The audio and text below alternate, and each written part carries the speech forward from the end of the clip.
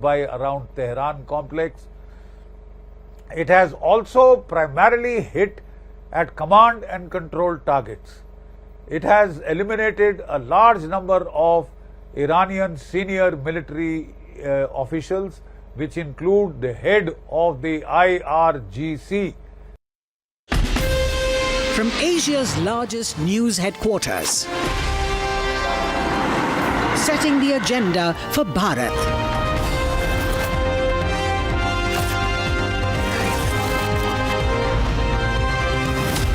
You're watching Republic.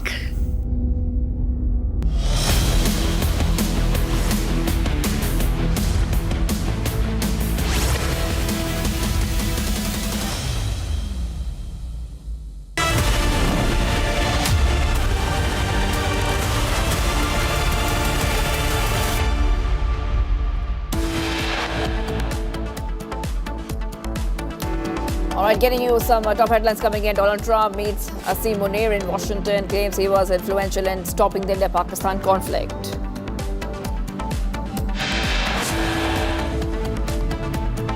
Iranian missile strikes Soroka Hospital in Israel, where IDF soldiers are undergoing treatment.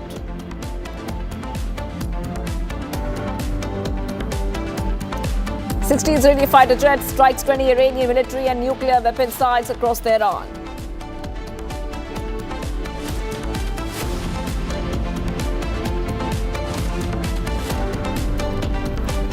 The Delhi-to-Leh flight makes an emergency landing in Delhi airport after it reported technical snag.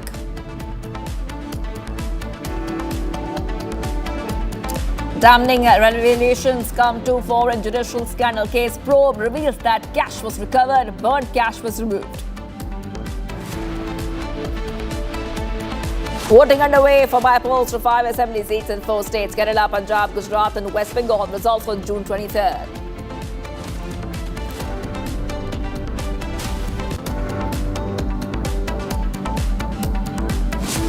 Viewers, well, I'm breaking up Shivangi Shukla, Justice Yashwant Verma probe report. Cash was recovered.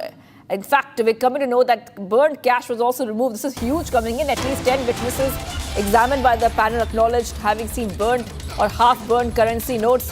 Huge, I repeat, huge revelations coming in right now. This is the probe, the Yashwant Verma probe report. Cash was recovered. Burnt cash was removed.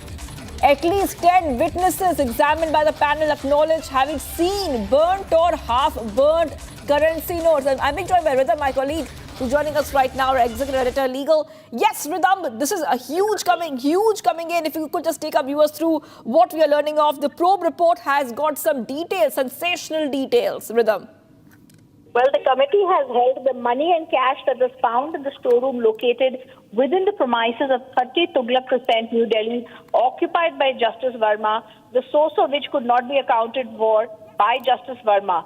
They've said the most trusted personnel of him, the domestic staff Raheel and Rajinder Singh Karki, the private secretary, were instrumental in removing the burnt cash.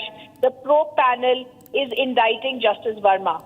The findings of the in-house probe are: evidence including burnt sacks of notes were moved out of the room. Destruction of key evidence, judge's personal staff is suspected. Role of Justice Verma's secretary is now under question. Unnamed people made several trips to clean the scene of crime. Room was not accessible to all, contrary to Justice Verma's claim. Room remained locked, broken open only after the fire incident. Not all sacks of money were burnt in the fire. Some were moved later. This is very... Let me also go across to the Allahabad High Court Bar Association head, Anil Tiwari, who's now joining us. Mr. Tiwari, what you and I knew already has now been proven true. This is also the reason why you didn't want Justice Verma to be transferred back to the Allahabad High Court. Now the proof is out. It's unaccounted cash in his storeroom. Even after this, Mr. Tiwari, Justice Verma, when he was written by former Chief Justice of India, refused to step down. What do we make out of this arrogance and this anger and his attack on the in-house committee report? देखिए, मेरा reaction तो पहले दिन से यही है. My first reaction was that Allahabad High Court is not a dustbin. My first reaction. And today what I am saying, I am demanding कि बड़ा अनफॉर्चुनेट इंसिडेंट ये है क्या ये रिपोर्ट के कंटेंट्स की जानकारी मीडिया के माध्यम से हो रही है। आप ये देखिए, अगर आज हिंदुस्तान की मीडिया इंडिपेंडेंट नहीं होती तो हिंदुस्तान की जनता को एक अक्षर भी पता नहीं है, एक शब्द नहीं जानती इस रिपोर्ट के बारे में। My request is Justice Verma should immediately resign. आप देखिए, अगर जस्टिस वर्मा की जो बात है, लेटर जो उन्होंने दिया, उसमें साफ साफ कहते हैं रिपोर्ट पर उनको बड़ा अनवारंटेड तरीके से ये सब किया गया। क्या वो उन 3 हाई कोर्ट जजेस को, 1 चीफ जस्टिस एंड 2 अदर जजेस, whether Mr. Verma is accusing those judges, whether Mr. Verma is accusing of being impartial in his matter, those 3 judges and CGI. This is the question. Justice Verma is not entitled to continue even for a single second on this post. Immediately he should be removed by impeachment process. That will take time. He should immediately resign, or CGI is requested to pass an order directing FIR against him immediately without any further delay. You see the contents are still not available in public domain. But thanks to your channel, thanks to media, that we have got certain information from that report that 10 witnesses have been examined. Whether those 10 witnesses who are making statement before the committee, which is presided by the Chief Justice of 1 court and 2 other judges, whether these 10 persons are lying before the committee. So this is a very serious matter. I am in practice since last 35 years. But now I am requesting my coming generations not to join this profession if such judges are existing. This is institution has got a great damage in this case. That is my reaction, and Allahabad High Court is adamant in continuing this agitation until Mr. Verma resigns. Even 30 high courts of all India Federation have been created. Mr. Vivek Reddy, Mr. Dikshit from Gujarat, Yashwant from Kerala, everybody is organizing protest against him. Still he is continuing. He's what he wants to do, he's taking time, he's buying time. He's buying time because he knows that impeachment process is very tedious process, and he can manage it. So everything is now clear. My request is through your channel that Mr. Verma should immediately step down. I also want to ask you, Mr. Tiwari, this is a request that's been made to him also by former Chief Justice of India, but he refused to do so. In fact, he said that I have not been given a proper hearing by the in-house committee, and he's attacked the in-house committee report. What hearing is required? Even suspicion is sufficient for removal of a judge. For not the state, that the proverb is that judges are Caesar's wife. They are above suspicion. Why this sentence is not applied to IAS officer, to any political person? It applies only to the judges.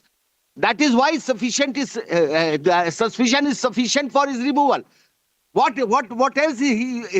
Whether cash is not required, can he deny that cash is not required? There are judgments of the Supreme Court that if you are given opportunity and that opportunity provides you nothing, then material is unrebuttable. Then inquiry, then opportunity of hearing is not at all required, and Justice Verma should not be given. अगर वो चाहते हैं defence, तो let FIR be filed and trial होने दीजिए. Trial में अपना defence दिखाते रहे कि कहां से कैश आया, किसका कैश था. अगर जस्टिस वर्मा इतने साफ थे तो कैश की खबर मिलने के बाद उन्होंने खुद FIR क्यों नहीं की? उनको खुद बाहर आके FIR करनी चाहिए थी और कहना चाहिए था मीडिया में कि जब तक ये क्लीन शीट नहीं आती तब तक मैं जज नहीं के रूप में काम नहीं करूंगा. अगर ये काम उन्होंने 15 तारीख को कर दिया होता तो आज जस्टिस वर्मा के ऊपर ये चार्जेस ना होते. 15 तारीख से लेके 14 तारीख से लेके 21 तारीख तक ये बातें छिपाई क्यों गई? हाई कोर्ट में भेज के चुपके से इनकी ओथ कराई गई, क्लैंडस्टाइन तरीके से ओथ कराई गई. हाई कोर्ट की रजिस्ट्री को भी नहीं पता था, बार एसोसिएशन को नहीं पता. केवल 6 जजेस के सामने इनकी ओथ हुई है, वो भी चैम्बर में. तो वेदर ही कुछ भी वो कह सकते हैं, उनके पास कोई चीज कहने के लिए नहीं है। मैं तो सीधे सीधे कहूंगा, दिस इज ओनली बेशर्मी, nothing else. Where is Justice Verma, who is in the eye of fire right now, sir? Any clue? Is he in Allahabad? Where is he right now? No, we are not aware. His residence is in Allahabad, but no, I have not seen him moving in Allahabad city. I don't know whereabouts him. He is not attending the court. He is not coming to the court, even to his chamber. He is not coming. I want to ask you one final question, Mr. Tiwari. There has been the Vice President of India, Jagdeep Dhankar, who has spoken about this, questioned why no FIR has been filed. Senior advocates in the top court, including lots of them, Dr. Abhishek Singhvi, Mr. Hari Salve, all of them have said and spoken in one unison voice against Justice Verma. When such pillars of the democracy are speaking against him, isn't it time at least an FIR should be filed, including yourself? Immediately. Since the start, in the entire country, from the lawyers community, only one lawyer, Mr. Kapil Sibbal. Why he is defending him, I am not aware. But he was a president of the Supreme Court Bar Association. He failed in his duty to protect the law and to protect the purity in the system of law. Mr. Sibbal is also responsible for his support to Mr. Verma. Mr. Kapil Sibbal is answerable to the public also. Everybody is asking why Abhishek Manu Singhvi has written an article published in probably Hindustan Times or Times of India. And Mr. Hari Salve is such a giant personality. Mr. Dushyant Dave, everybody is saying that, look here, Mr. Verma, please resign, please resign. But this man is an FIR तो होना ही चाहिए। निश्चित तौर पर धनखड़ साहब ने सही कहा, हमारी पहली यही डिमांड थी, मेरी तो एक और डिमांड भी है, इनके सारे जजमेंट्स की स्क्रूटनी की जानी चाहिए, क्योंकि he has sold the judgements. इन्होंने जजमेंट्स बेचा है इसके वजह में, और उन जजेस को ये बदनाम कर रहे हैं जो हमारे यहाँ 99% जजेस ईमानदार हैं। पहले हम ये देखने वाले हैं, वैसे the one thing we're going to see first is whether the impeachment proceeding is going to be held quickly. We're expecting this to happen quickly. I thank you, sir, for giving us your views. We toss back to the studio, but remember, our top focus on this biggest judicial scandal continues. Thank you so much for joining us, Mr. Tiwari. Thank you so much for joining us. And the biggest judicial scandal, of course, in the history of India right now. We're getting all the latest updates. And the report, of course, is now making damning revelations. This is the Justice Verma case. Republic TV continues to keep a close eye on the developments. And we have breaking news coming in right now, this pertaining to West Asia. Now, the effects of the extensive damage caused by the Iranian missile strikes that hit the Tel Aviv Stock Exchange. This is I think we have the visual, that's why we're saying it's the effect of the extensive damage.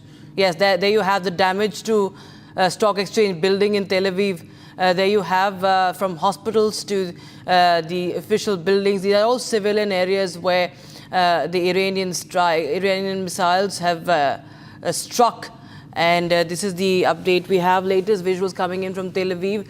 The Stock Exchange building of Israel in Tel Aviv has been hit by the Iranian ballistic missiles. There is no sign of de-escalation at all in West Asia. We talk about Iran and Israel, and West Asia continues to be on a boil. And this is the breaking news we have right now.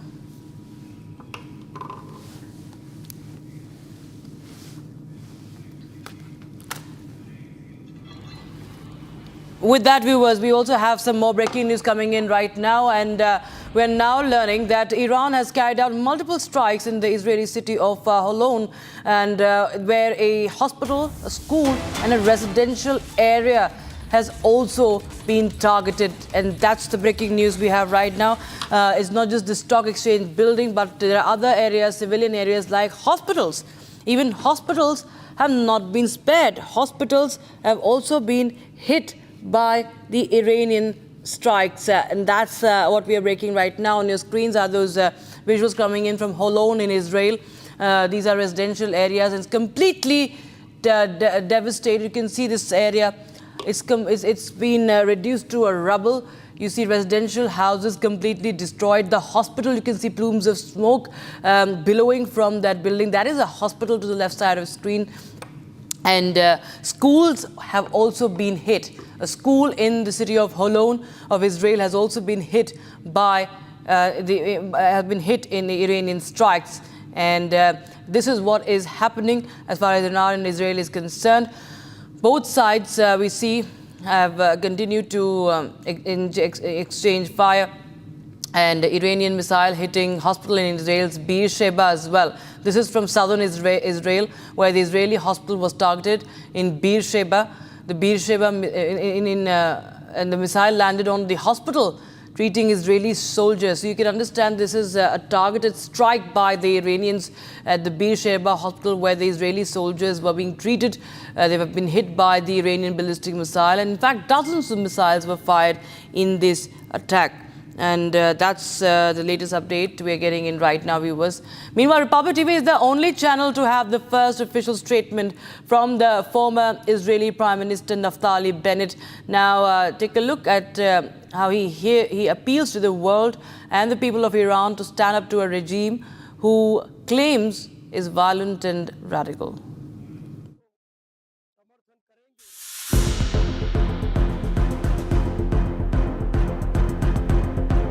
I want to be very clear. This is not a war between Israel and the good Iranian people. The Israelis feel for the Iranian people. The Iranian people are under a terrible regime, an old regime, incompetent, corrupt, radical, violent regime that beyond endangering the world is making the lives of the Iranians horrible. I call upon the Iranian people, this is your moment. This is your moment to stand up, to remove the mullahs if you can, and the world will stand behind you. I also want to say this is a moment where if we didn't act now, the cancerous tumor of Iranian nuclear program would be much worse in a year or 2 years. What you see here, 70 buildings that are hit, would have been hit by a nuclear weapon, so we have to act now. And finally, to our friends in other decent-minded countries around the world, we are doing the dirty work for the world. We are the ones who are removing and preventing Iran from going nuclear. We are preventing Iran from being a danger to the world. If we didn't act now, Paris and London and Washington in 2030 would receive a nuclear warhead. So we're not asking anyone to fight for us. We're doing the fight. We're willing to pay the price. We are asking, have our back. Don't criticize us. Back us. We're doing the right thing. Republic TV has now accessed a visual of the moment when the Iranian air defense system intercepted the Israeli Hermes and 900 drones, which were launched over the Kermanshah region on Wednesday. And these are the visuals, how the Hermes drone had intercepted the Iranian strike visuals, dramatic visuals there. And you see how the Hermes drone of Israel has thwarted the Iranian strike coming in, and viewers, there is destruction coming. Destruction that has. We are writing that Israel. Okay, we have Israeli Hermes drone has intercepted. Okay, I think we can just rephrase what we have written. Breaking news being, viewers and I stand corrected that this is a video Republic TV has accessed of Iranian air defense system intercepting the Israeli Hermes 900 drone, which were launched over the Kermanshah region. Remember, Kermanshah has been in the center of the strikes since Wednesday, and many such areas, in fact, have witnessed this firefighting in the skies, including Tehran. And in fact, we have ground reports also coming in on that from West Asia, viewers, as missile sirens continue to pierce the skies over Tel Aviv. Civilian life in the city has been turned upside down. Schools are shut, businesses are operating in crisis mode, and families are spending nights in bomb shelters. The once bustling streets of Israel's commercial capital are now marked by fear by uncertainty and a constant readiness for the next strike, anxiety for the next strike. We bring you an exclusive ground report showing how the residents have had to flee the places they call home while buildings in once busy towns stand deserted. In Israel, in Tel Aviv, and you can see that now it is closed. Nobody can go inside. Here are the residents of this area, and they are trying to understand where should they go after they have been evacuated, because as you can see, everything is destroyed. You can see inside the buildings, this was an apartment of somebody. It is completely devastated. As the house, you can see here inside, the devastation is immersing. Everything is completely destroyed. Windows are broken, also some of the walls. All the stuff inside of the houses, apartments, also burned, destroyed. You can see how much of the destruction caused just one missile from Iran. And here usually used to live young people, Israelis that are coming from all around the country because they want to live in this amazing non-stop city of Tel Aviv next to the beach.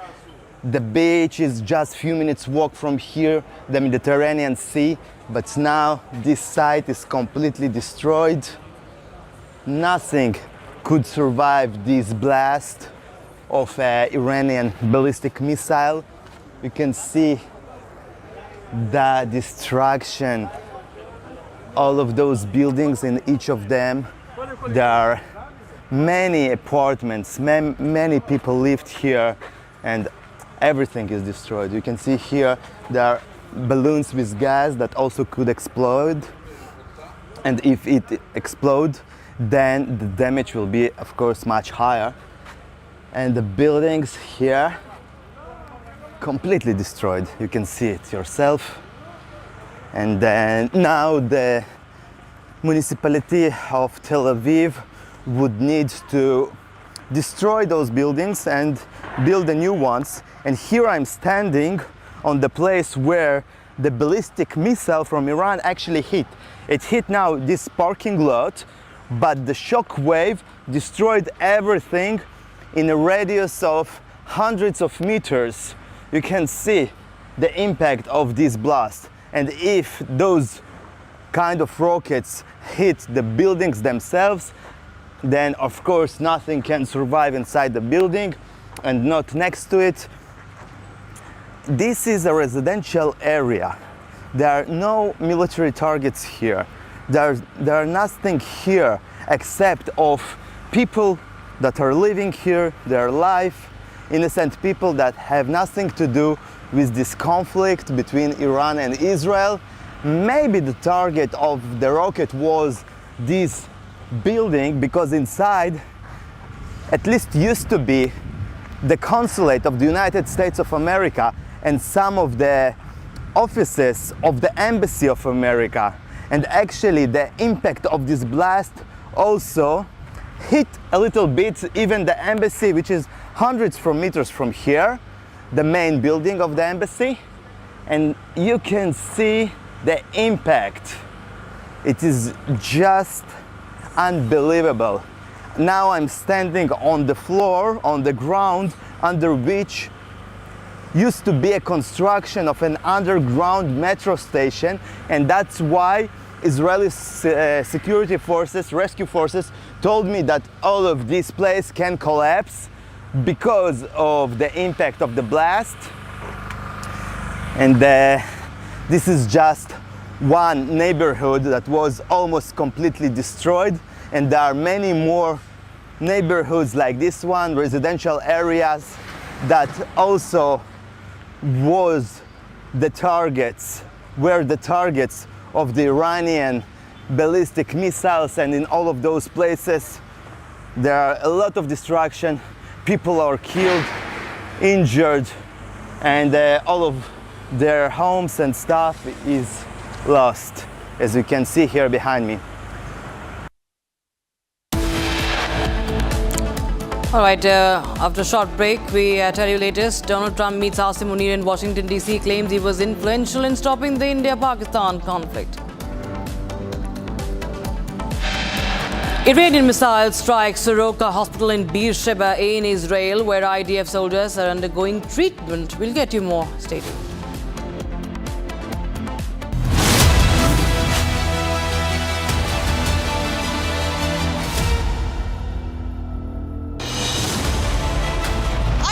What it takes to report from the front lines: accuracy, urgency, courage and responsibility. At Republic School of Journalism, you will be trained for that reality. It's not a theory, it's a live learning inside a working newsroom from day one. If you want to report the truth when it matters the most, RSJ is where you begin. Courses begin from June 30th. Apply now. विमल में गुलिस्तां के ये कुछ लजीज फरिश्ते जब साथ गुले तो जी लग जाए और दिल कहे कि स्वाद की जुबान में खुद को ऐसे डुबाऊं कि निकल ना पाऊं। विमल की जुबान कुछ है ही ऐसी, मानते हैं? विमल, बोलो जुबान कैसी? अब छोलिया हो या लोबिया, सफेद चने या काले चने, सब कुछ मजेदार बने।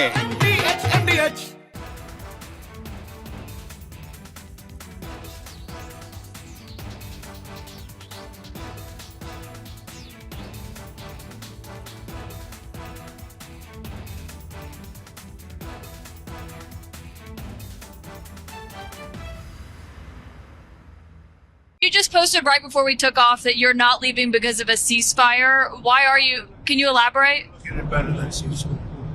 We're not looking for a ceasefire. I didn't say I was looking for a ceasefire. That was Emmanuel, nice guy, but he doesn't get it right too often. But we're not looking. We're looking for better than a ceasefire. What specifically is better than a ceasefire? What are you looking for here? An end, a real end, not a ceasefire. An end. So something that will be permanent. Or giving up entirely. That's okay too. Are you close there? Is that possible? Is that possible in the next 24 months? Why not? Certainly possible. Complete give up. That's possible, yeah. Doing pretty well. Right now we're doing pretty well. Remember, Iran cannot have a nuclear weapon. It's very simple. We don't have to go too deep into it. They just can't have a nuclear weapon. What was the thinking on the call for Iran to evacuate? Is there a threat or is there incoming? What was the thinking on the full evacuation? I want people to be safe. And that's always possible. A thing like that could happen. I just want people to be safe. We have great people that know how to protect themselves. And when you say better, we'll come down so hard if they do anything to our people. We'll come down so hard, then the gloves are off so beautifully. Now, I think they know not to touch our troops. Are you open to negotiating with the Iranians right now, or do you want to wait? I don't know. I've been negotiating. I told them to do the deal. They should have done the deal. Their cities have been blown to pieces. They've lost a lot of people. They should have done the deal. I told them do the deal. So I don't know. I'm not too much in a mood to negotiate. Yeah, you posted. Yeah, I think it's safe. There's a lot of bad things happening. I think it's safer for them to evacuate.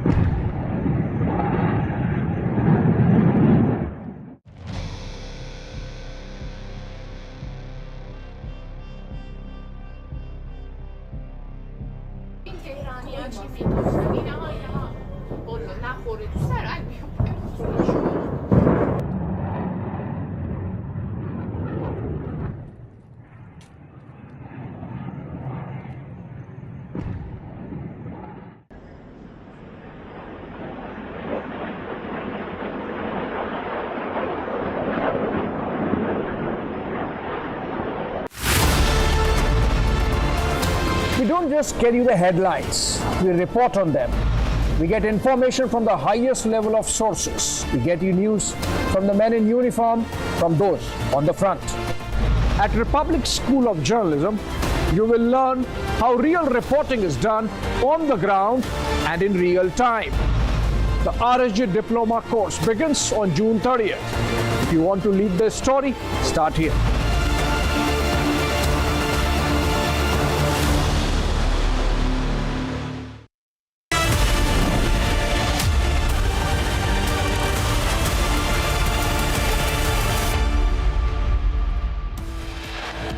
They see what's going on, and he agreed with me.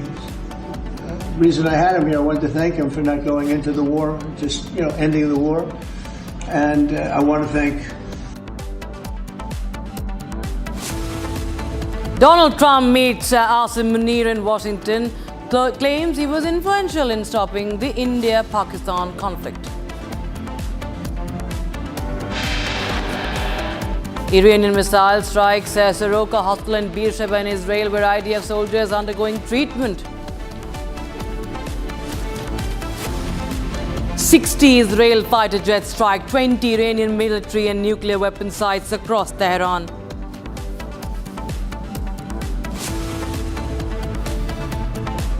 Delhi to Leh flight makes an emergency landing in Delhi airport after it reports technical snag. Damning revelations come to fore in judicial scandal case. Probe reveals that cash was recovered, burned cash was removed. And voting underway for the by-polls to 5 assembly seats in 4 states, Kerala, Punjab, Gujarat and West Bengal. Results on 23rd of June.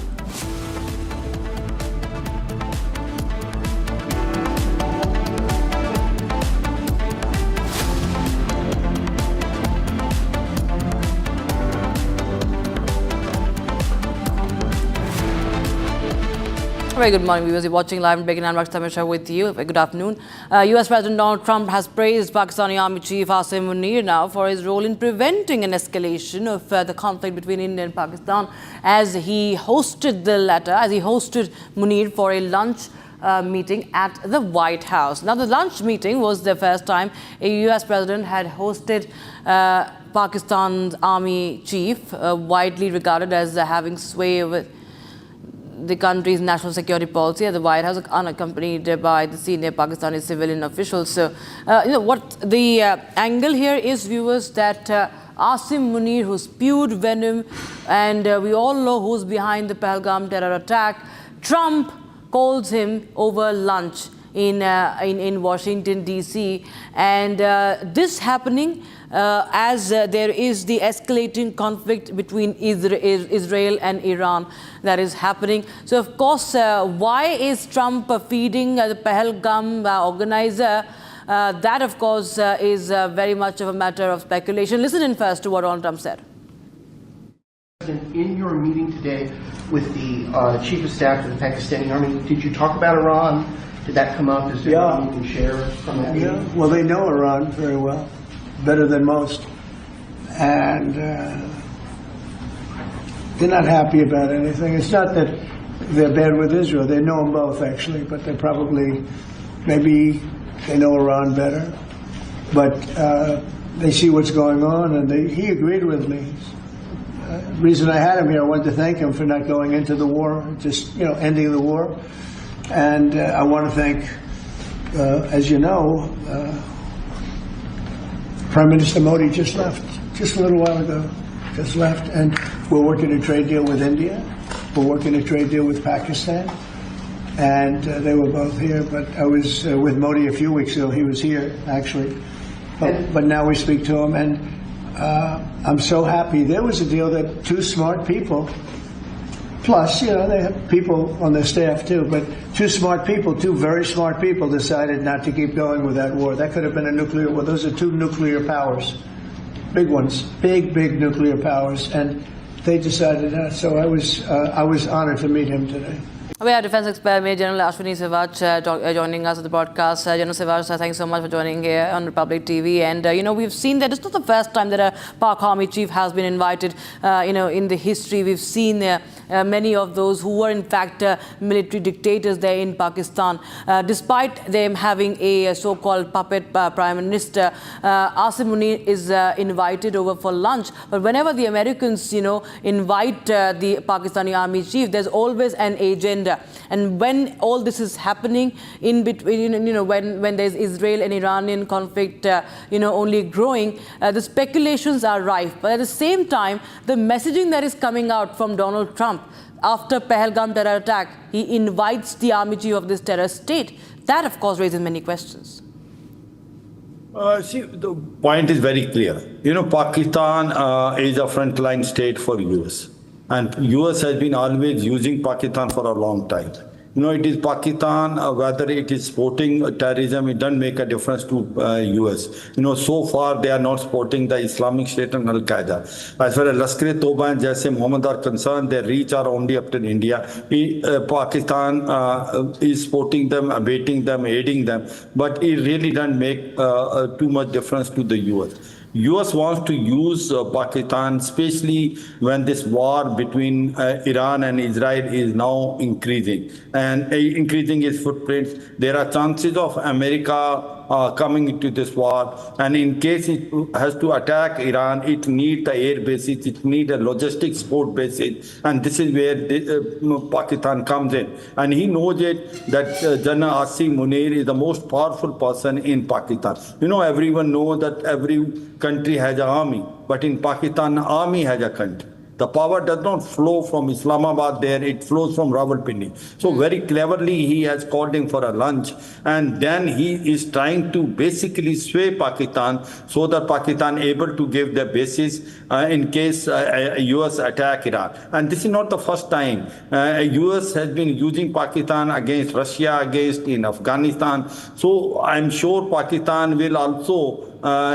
more often than not follow the line what US says, because US is an economic hub center, and of late they have realized it that Pakistan is going very close to China, especially the weapon system which they are buying 81% from China. Once upon a time they used to buy 64% from US, F-16, 83, which are still Pakistan is operating is a power to reckon with. So I can only say four things. One is this you can say Israel-Iran war in case US goes. Right. The cryptocurrency, the second thing. The third thing is the economic region, even some critical minerals which are there in Balochistan, US has shown some interest. Also to keep a check on India. It looks very strange, but this is also a fact that it sometime want to hyphenate Pakistan with India, which there is no match. But this is unfortunate. So we have to be very, very careful when we are dealing with the US. The US will, look after their own national interests rather than looking a larger picture. Major General Sivas, thanks so much for joining us with your views on that story, viewers. So this is coming in just weeks back when Asim Munir, before the Pahalgam attack, had spewed venom against India. He had spewed venom against Hindus as well. So is Donald Trump after inviting Asim Munir, backing that? Because he's clearly praising Asim Munir. Listen to what Munir had said. Well, our forefathers, they thought that we are different from the Hindus in every possible aspect of life. Our religion is different. Our customs are different. Our traditions are different. Our thoughts are different. Our ambitions are different. That was the foundation of the two-nation theory that was laid there. That we are two nations. We are not one nation. So because of that, our forefathers, they struggled, mounted that incessant struggle to create this country. Our forefathers, they have sacrificed immensely, and we have sacrificed a lot for the creation of this country, and we know how to defend it. He agreed with me. The reason I had him here, I wanted to thank him for not going into the war, just ending the war, and I want to thank, as you know, Prime Minister Modi just left, just a little while ago, just left, and we're working a trade deal with India. We're working a trade deal with Pakistan, and they were both here. But I was with Modi a few weeks ago. He was here, actually. But now we speak to him, and I'm so happy. There was a deal that two smart people Plus, they have people on their staff too, but two very smart people decided not to keep going with that war. That could have been a nuclear war. Those are two nuclear powers, big ones, big nuclear powers, and they decided not. So I was honored to meet him today. Now, viewers, according to the White House spokeswoman Anna Kelly, Pakistan Army Chief Asim Munir has recommended US President Donald Trump for the Nobel Peace Prize and for his alleged role in preventing a nuclear war between India and Pakistan last month. Now, this was the same Trump who had said that the United States stands against terrorism. Today, he's the same Donald Trump who is backing the man who organized the Pahalgam attack. So much for a Nobel Prize. I addressed a summit of more than 50 Arab and Muslim leaders, a unique meeting in the history of nations, where key players in the region agreed to stop supporting terrorism, whether it be financial, military, or even moral support. He agreed with me. The reason I had him here, I wanted to thank him for not going into the war, just ending the war. And I want to thank, as you know, Prime Minister Modi just left, just a little while ago, just left. And we're working a trade deal with India. We're working a trade deal with Pakistan. And they were both here. But I was with Modi a few weeks ago. He was here, actually. But now we speak to him. And I'm so happy. There was a deal that two smart people, plus, they have people on their staff too, but two very smart people decided not to keep going with that war. That could have been a nuclear war. Those are two nuclear powers, big ones, big nuclear powers, and they decided not. So I was honored to meet him today.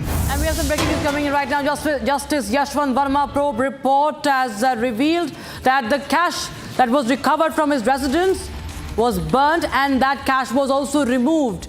At least 10 witnesses were examined by the panel, and they've acknowledged having seen burnt or half-burnt currency notes.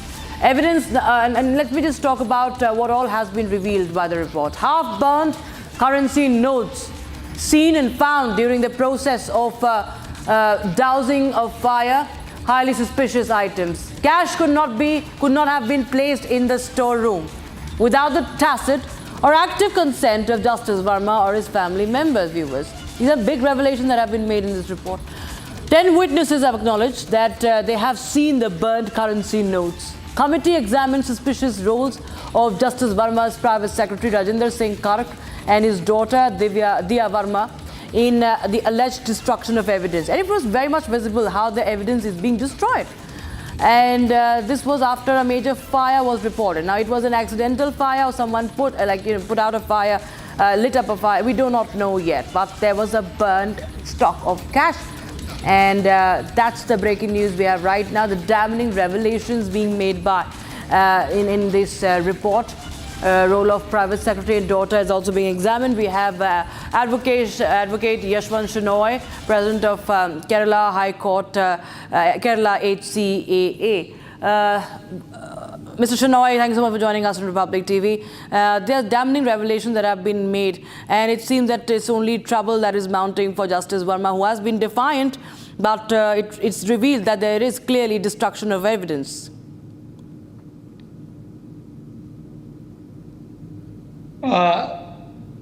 Even for destruction of evidence, FIR, where is an FIR? That's the whole issue. We have put ourselves in a quandary. There is a cognizable offense that has taken place. Just because there is an alleged involvement of a High Court judge, even an FIR has not been launched. So there is a major handicap that is there in this particular case, and it basically exposes, to say the least, I would say, it exposes the judiciary. What have we done to ourselves? How do we say that if there is the involvement of a judge, we don't even register an FIR at all? Along with the judge, no crime happens or takes place with just one man.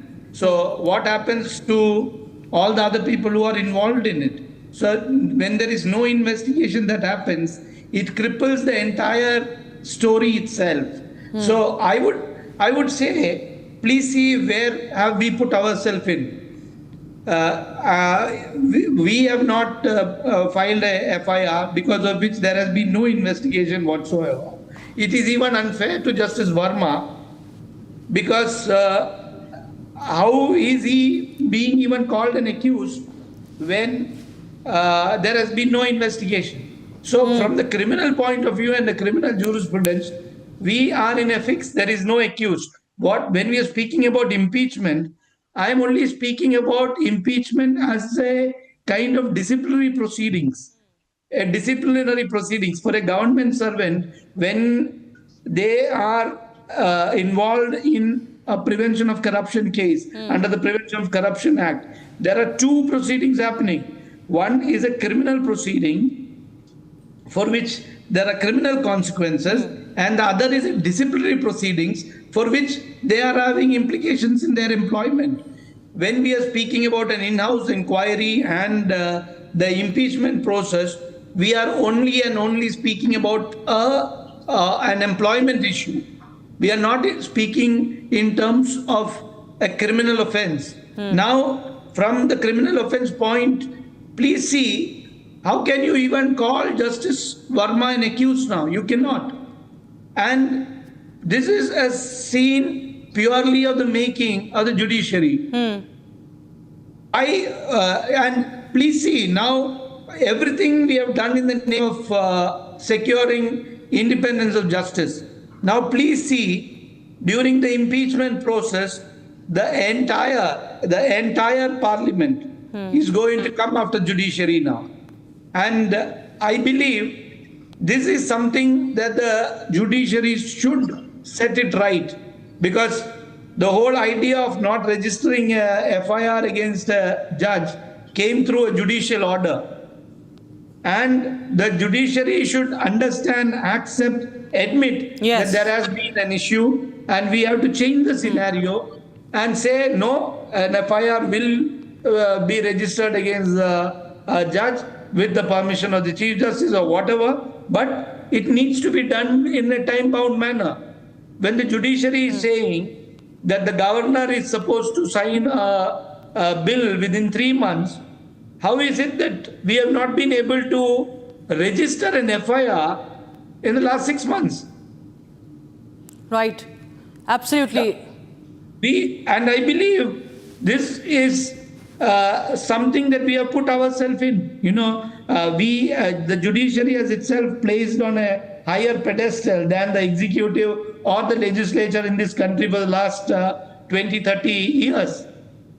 But now the faith of the people is shaking because of these kinds of omissions from our part.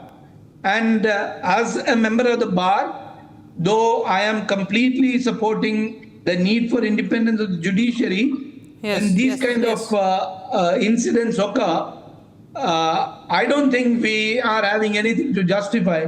But as a member of the bar, I would say when we find that there is an injustice happening, we raise our voice. We say that whatever has happened is unfair not just to the people, but also to Justice Verma also. Because for him to prove his innocence also, there had to be an investigation that is happening. Now, look into this. You are accusing his daughter. Of course, it is very important to restore the faith of the people in judiciary, but that's the biggest scandal that has hit the country, biggest judicial scandal, and no FIR yet. That is the biggest, what we are now tracking. But thank you so much, Mr. Shenoy, for joining us on Republic TV. It was time for a very, very short break, but don't go anywhere. Is another case of emergency landing, this time Delhi to Leh flight that has made an emergency landing at the Delhi airport after it reported another technical snag. All right, damning revelations come to the fore. Now, judicial scandal case probe reveals that cash was recovered. The burned cash was removed.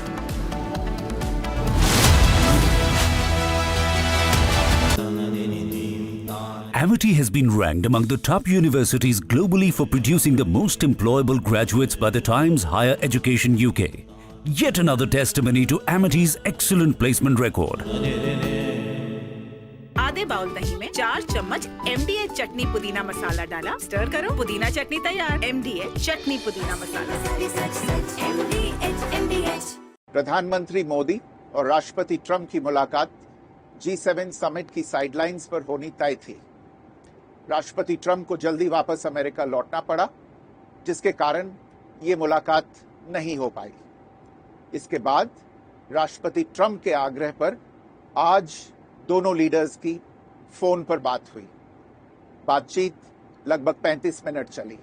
22 अप्रैल को पहलगाम आतंकी हमले के बाद राष्ट्रपति Trump ने phone पर प्रधानमंत्री मोदी को शोक संवेदना प्रकट की थी और आतंक के खिलाफ समर्थन व्यक्त किया था। उसके बाद दोनों लीडर्स की ये पहली बातचीत थी। इसलिए प्रधानमंत्री मोदी ने राष्ट्रपति ट्रंप से ऑपरेशन सिंदूर के बारे में विस्तार से बात की। प्रधानमंत्री मोदी ने राष्ट्रपति ट्रंप को स्पष्ट रूप से कहा कि 22 अप्रैल के बाद भारत ने आतंकवाद के खिलाफ कार्रवाई करने का अपना दृढ़ संकल्प पूरी दुनिया को बता दिया था।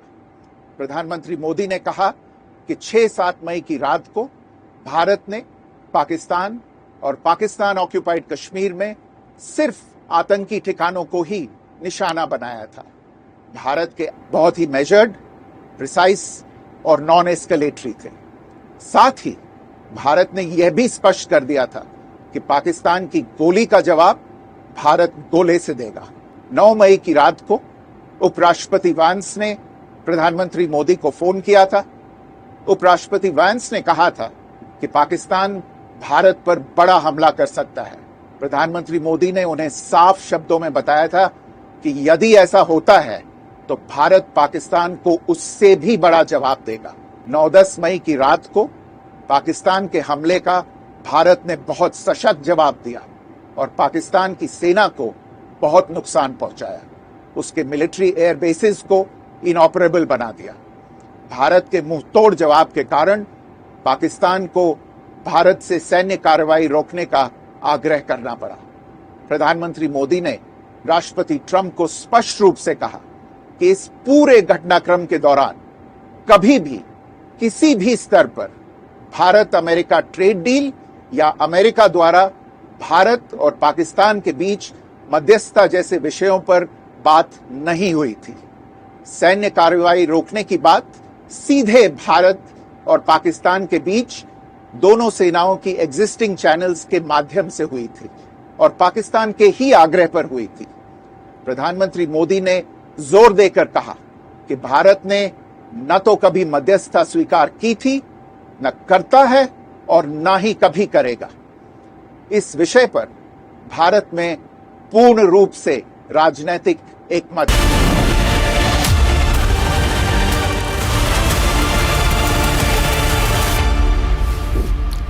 Welcome back. Now, a group of 110 Indian students who were stranded in Iran and evacuated yesterday reached Delhi's Indira Gandhi Airport last night, and a majority of them are from Jammu and Kashmir. Here's more on that. The students are uniting with their families. They have been evacuated from Iran via Armenia, and this is the time where there is a moment of joy. And yes, the first leg of Operation Sindhu, which has been initiated from the side of the government of India, has already started, and it is a successful one till now. And these are the visuals of the students meeting with their parents at this point in time. Several students are coming one by one. There are 110 students who have in fact been evacuated. Out of them, nearly 94 Kashmiri students. For students, the government of India did start Operation Sindhu, and you're one of the first batches of the students who have come back. What does it feel altogether? You're going to meet your family? Yeah, we are the first who came back, and we are very thankful to Indian Embassy. They took very great step to rescue us. How were the preparations starting from your evacuation from Iran to Armenia, then from your flights to Doha, and then finally in Delhi? First of all, they took us to Armenia by a bus, and from there we came to Doha, then to India. And we are very thankful to India. Do you stay here only in Delhi? Yeah, we live in Delhi. Do you feel good? Yes, coming to India is always good. We are very glad to be here, and thanks to government of India and officials who took care of us in Armenia and हमें घर पे वापस लाया. बहुत अच्छा लग रहा है, बहुत अच्छा. They did a tremendous job to bring us back here safely. It was good. What is the situation there, and how does it feel to be one of the persons in the first batch to be evacuated? In Tehran, it's more intense. In the other cities, not that much right now. So we were comparatively safer there. All right, time for a short break, viewers, but we'll get you more updates. Another emergency landing, this time it's an Indigo flight and makes the emergency landing. Turbulence in aviation sector continues. And on the other side, we get you more on the Justice Verma case. The report is out and it makes damning revelations. We get you more insight on that. Stay tuned.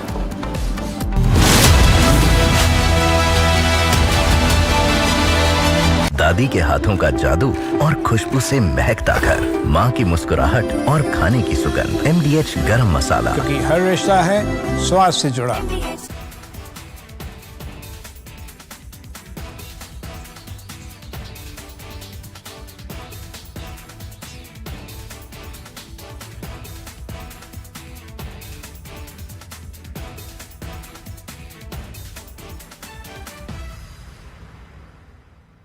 The Iran-Israel conflict has flared up in earnest. What we saw initially was the good cop, bad cop routine, in which the United States was playing the good cop by engaging Iran in talks, and all the while Israel was giving threats of taking military action, strong military action to destroy the nascent Iranian nuclear capability. In fact, this good cop, bad cop routine was used to achieve surprise. Iran thought that one day before the talks were scheduled between America and Iran, Israel would not strike, but it did, and it caught a lot of the top Iranian military leadership together huddled in conferences, etc., and was able to do a fair amount of damage. So far, what has the Israeli strategy been? The Israeli strategy has been to carry out a surgical strike against Iran's nuclear capability, nascent nuclear capability. To that extent, it has hit Natanz, the nuclear enrichment site. It has hit many weapon fabrication laboratories and other experimental laboratories close by around Tehran complex. It has also primarily hit at command and control targets. It has eliminated a large number of Iranian senior military officials, which include the head of the IRGC, the head of the Iranian army, head of the Iranian Air Force, and their chief of intelligence. Now, these are very severe losses in terms of leadership. Command and control attrition has been highly effective to the extent that Iran has now ordered that none of its top commanders will be carrying mobiles, because they have been tracked through their mobiles and hit with great amount of precision. To start with, the Israelis had carried out massive standoff attacks with about 200 of their F-35 stealth fighters, F-15E Eagle jet fighters. These had fired cruise missiles, standoff cruise missiles, without entering Iranian territory. In the phase 1, they had carried out SEAD, suppression of enemy air defenses, in which they had knocked off the S-300 missile batteries of Iran, which have not proved very effective. Let's not forget that even in Pakistan, the S-300 equivalent, the Chinese HQ-9 and 16 were also proved to be highly ineffective. So they have suppressed Iran's air defenses, and they have now gone in a very big way to tackle the targets they have designated, namely command and control attrition, 2. enrichment facilities, nuclear fabrication plants, workshops and research facilities.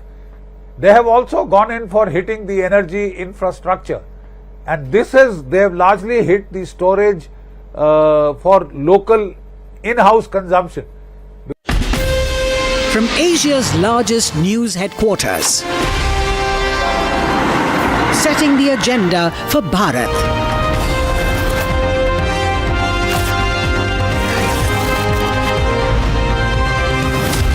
You're watching Republic.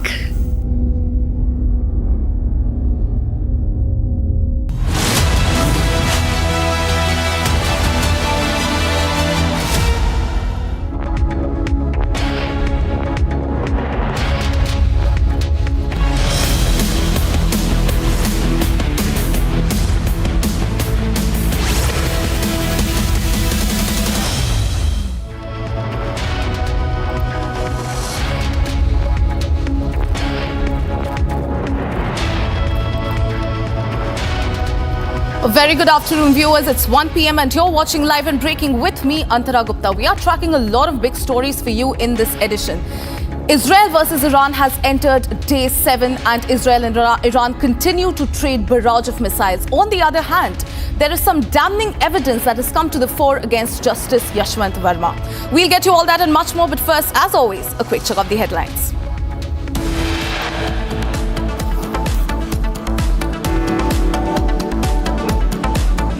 Donald Trump meets Asa Munir in Washington, claims he was influential in stopping the Indian-Pakistan conflict. Iranian missile strikes Soroka Hospital in Beersheba in Israel, where IDF soldiers are undergoing treatment. 60 Israeli fighter jets strikes 20 Iranian military and nuclear weapons sites across Tehran. Delhi to Leh flight makes an emergency landing in Delhi airport after it was reported to have technical snags. Damning revelations come to the fore in judicial scandal case. Probe reveals that cash was recovered, burnt cash was removed. Voting underway for by-polls to 5 assembly seats in 4 states, Kerala, Punjab, Gujarat and West Bengal. Results on June 23rd.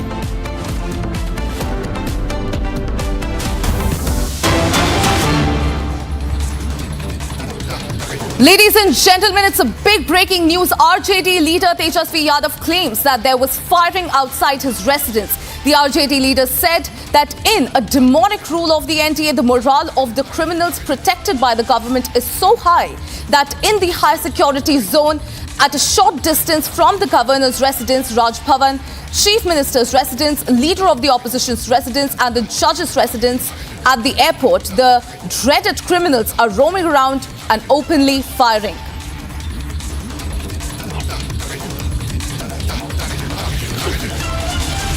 Ladies and gentlemen, I have Prakash, my colleague, joining me on the phone line. Prakash, this is a big breaking news that is coming in. RJD leader Tejasvi Yadav has said that he heard shots near his residence. What more are you picking up on this story? Well, this incident took place early this morning when armed criminals shot at a person called Rahul nearby the residence of leader of opposition Tejasvi Yadav as well as Ashok Chaudhary, the building construction, the rural works department minister in Nitish Kumar cabinet, and the incident took place there. Meanwhile, there's been no casualty that has been reported, but the police has taken cognizance of it and are trying to nab the culprits. Yes, it's a very serious issue since Tejasvi Yadav has tweeted pertaining to the law and order situation in Bihar, and he's been often questioning about it, and we have been reporting various incidences of firing taking place in and around Patna. So, meanwhile, there's been no casualty, but yes, firing did take place, and police is trying to nab the culprits. Well, absolutely, Prakash. Also, this incident is coming right ahead of Prime Minister Modi's scheduled visit on June 20th to the pole-bound Bihar. In fact, this incident of firing was reported in Bihar's Patna near the residence of the RJD leader. What more can you tell us? Has the security been heightened and is there any sort of evidence that the police might have picked up? Yes, police has picked up the name of the culprit and also the person on whom the bullet was fired.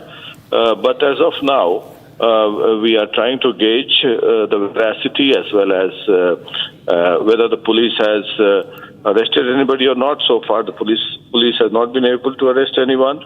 But the CCTV footage in the nearby area does show that the firing did take place. Back to you. Well, absolutely. Ladies and gentlemen, this is the big story that we are tracking at this hour. RJD leader has claimed that he heard fire shots near his residence. In fact, this incident comes right ahead of Prime Minister Narendra Modi's scheduled visit on June 20th to the pole-bound Bihar.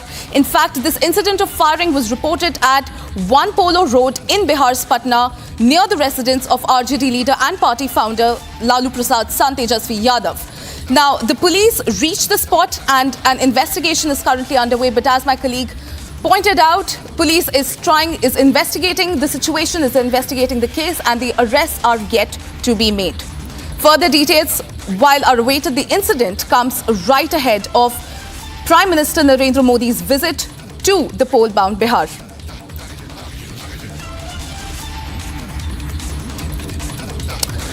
Remember, ladies and gentlemen, RJD leader Tejasvi Yadav has claimed that there was firing outside his residence. The RJD leader said that in the demonic rule, quote-unquote, demonic rule of NDA, the morale of the criminals protected by the government is so high that in the high security zone at a short distance from the governor's residence, Raj Bhavan, chief minister's residence, leader of the opposition's residence, judge's residence and the airport, the dreaded criminals are roaming around and openly firing. This is the big statement coming in by the RJD leader Tejasvi Yadav. He has claimed that there was firing outside his residence, and in fact this incident comes right ahead of Prime Minister Modi's scheduled visit to pole-bound Bihar. He's set to visit on June 20th.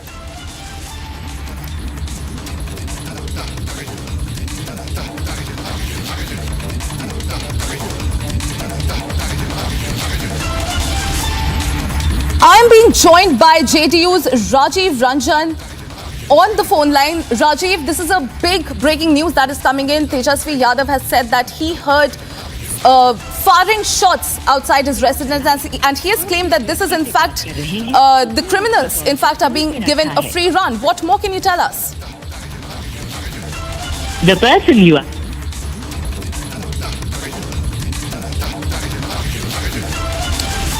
While we'll try to reconnect with Rajiv Ranjan, because this is the big story that we are tracking. This is a developing story. In fact, the incident has come right ahead of Prime Minister Narendra Modi's scheduled visit to the pole-bound Bihar on June 20th, where the RJD leader Tejasvi Yadav has claimed that there was firing outside at One Polo Road near the residence of Tejasvi Yadav. In fact, police has reached the spot and an investigation is currently underway. What we're coming to know is that there aren't any arrests that have been made so far, but the police is currently investigating the case. The RJD leader has in fact given out a big statement. He has said that in the demonic rule of NDA,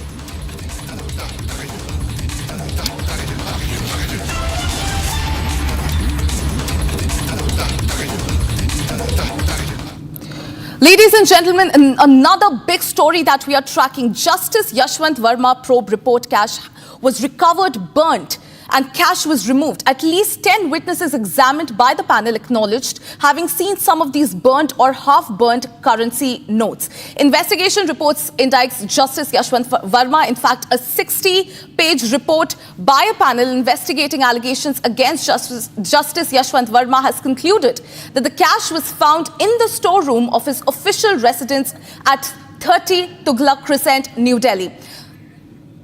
The panel determined that access to the storeroom was within the control of Justice Verma and his family members.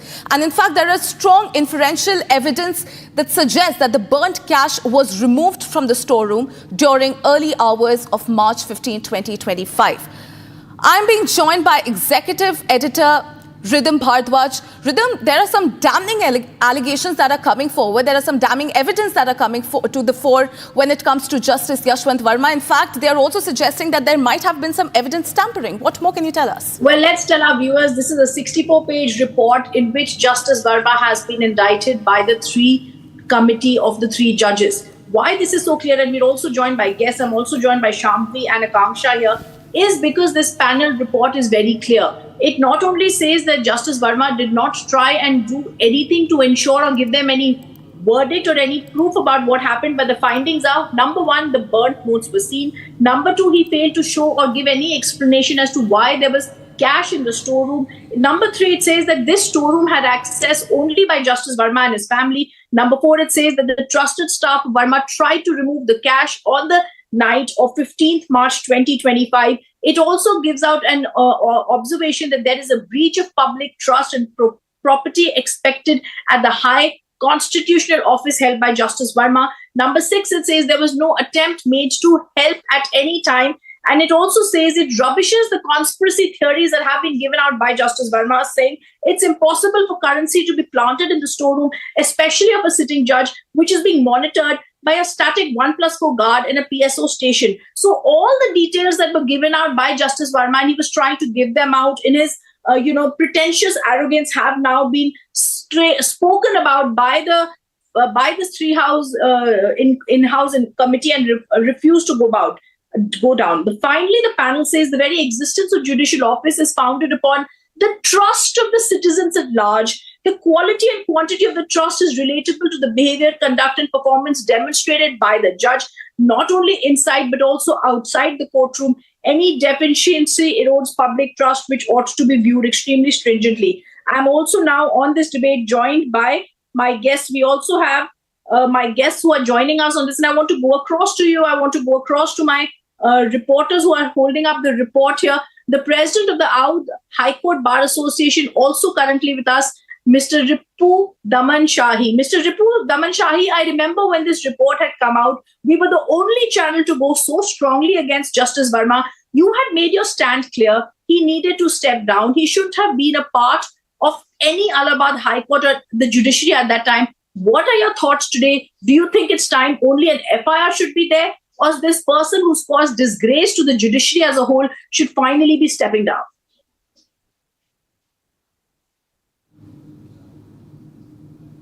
The first one to break this story, but I may again remind that I was the first person to come on the air to say that no confidence motion is not going to be passed by the parliament for the reason of different considerations adopted by the different political party. And now today the position is that the no confidence motion is not going to be passed by the member of parliament. I think it's also so simplistic, Mr. Ripu Daman Shahi. I also spoke a short while ago to Anil Tiwari. A lot of you had gone to the Supreme Court Chief Justice. In fact, Mr. Tiwari, long life, you're joining us. I was just talking about you. I've spoken to you roughly half an hour ago, sir, when you were talking about what action needs to be taken. Justice Verma has not been seen. This report is there. FIR has still not been filed. It's very clear that there was cash in the storeroom. It's also now clear that this cash belonged to Justice Verma. Only his family members and his staff were allowed to go inside there. He can't lie anymore. He's giving out conspiracy theories. No one is buying it. An impeachment motion is around the corner. But is impeachment too little? Should there not be more punishment? You were the first person to say we don't expect and accept him as a dustbin to be brought back. Allahabad High Court is not a dustbin that you will send Justice Verma here. Okay, firstly, I will say that this channel is very bold channel, and you have supported our cause. For that, I congratulate your channel. I am very thankful to your channel. My concern is not Justice Verma. Mr. Shahi will also agree that our concern is not Justice Verma. Our concern is public faith in judicial system. And Justice Verma has caused such a great damage to the democracy of this country that he should be penalized immediately. FIR should be lodged against him. I don't know whether impeachment motion will be passed or not. Mr. Shah is absolutely correct. Different political considerations. You see, one man in the entire lawyer community, one man, Mr. Kapil Sibal, is loudly supporting Justice Verma. I will say that Mr. Kapil Sibal is also damaging the democratic system of this country when he supports Yashwant Verma. Yashwant Verma is a person who should not be allowed even for a second to sit on the chair of a judge. Immediately FIR should be lodged. Because you see the contents of the report, now we are getting information and knowledge and about this report from the channel. Whether government is not responsible for the public. I am requesting the government to release this report immediately in public domain so that public can see what are the grounds why Mr. Verma is not resigning. And now why Mr. Verma is not resigning, my answer is that he is buying the time. Because he knows he knows the defect of the system. Defect of the system is since last 70 years, 5 motions were moved, but not a single motion succeeded. You see the travesty of the justice. See how these judges are above the public. How these judges are. This system has made them so strong that Mr. Verma knows the system. He is buying the time because he is aware probably impeachment may not succeed. But let him face the trial. Let him face the trial. Trial should be immediately started. FIR should immediately be lodged so that police may investigate the matter and judicial system may examine it by trying Mr. Verma. I also want to ask you, Mr. Tiwari, you have very specifically said the former Supreme Court Bar Association head, senior lawyer, senior legal Kapil Sibal, he's the one who's only supporting right now as we are seeing Justice Yashwant Verma. He says he wants the government, in fact, we warn you, impeachment proceedings cannot happen against Justice Verma. Why is Kapil Sibal so adamantly, fervently, supporting Justice Verma? I think President of the Audh High Court Bar Association, Ripu Daman also wants to come in and answer this, and then Anil Tiwari, sir, I'll come back to you. You see, Mr. Kapil Sibal was the president of Supreme Court Bar Association. His first duty is towards the litigants. His first duty is to save the judicial system. His first duty is to save the public faith in judicial system. Apex Court President is supporting Justice Verma for no cause, only because of his interest and political intention. Nothing else. He has no material at all. And that is why I am asking him, why he is supporting. He is causing damage to the democracy of this country. Ripu Daman Shahi also wants to make in a point here. Yes, sir. मैं श्री अनिल तिवारी जी जो हमारे बड़े वरिष्ठ अधिवक्ता हैं, इनकी अनुमति से एक बात शेयर करना चाहता हूं मीडिया से। तिवारी जी अनुमति दीजिए तो शेयर करूं। अरे सर, आप बिल्कुल आप बहुत बोल्ड आदमी हैं, आप बहुत फर्म, आपने जो साथ दिया है वो इस कॉज में वो इतिहास में लिखा जाएगा। तिवारी जी की अनुमति से एक बात शेयर करना चाहता हूं। ऑनरेबल जस्टिस संजीव खन्ना साहब जब हम लोगों से मिले सुप्रीम कोर्ट में, और वहां पर 5 सीनियर जजेस थे सुप्रीम कोर्ट कॉलेजियम के, तो उन्होंने बहुत स्पष्ट शब्दों में हम लोगों को बताया कि कपिल सिब्बल साहब ने मना किया था कि हमसे न मिला जाए। तिवारी जी सही कहा आपने, बिल्कुल सही बात। क्या कहा था कपिल सिब्बल ने, sir? Can you please repeat it?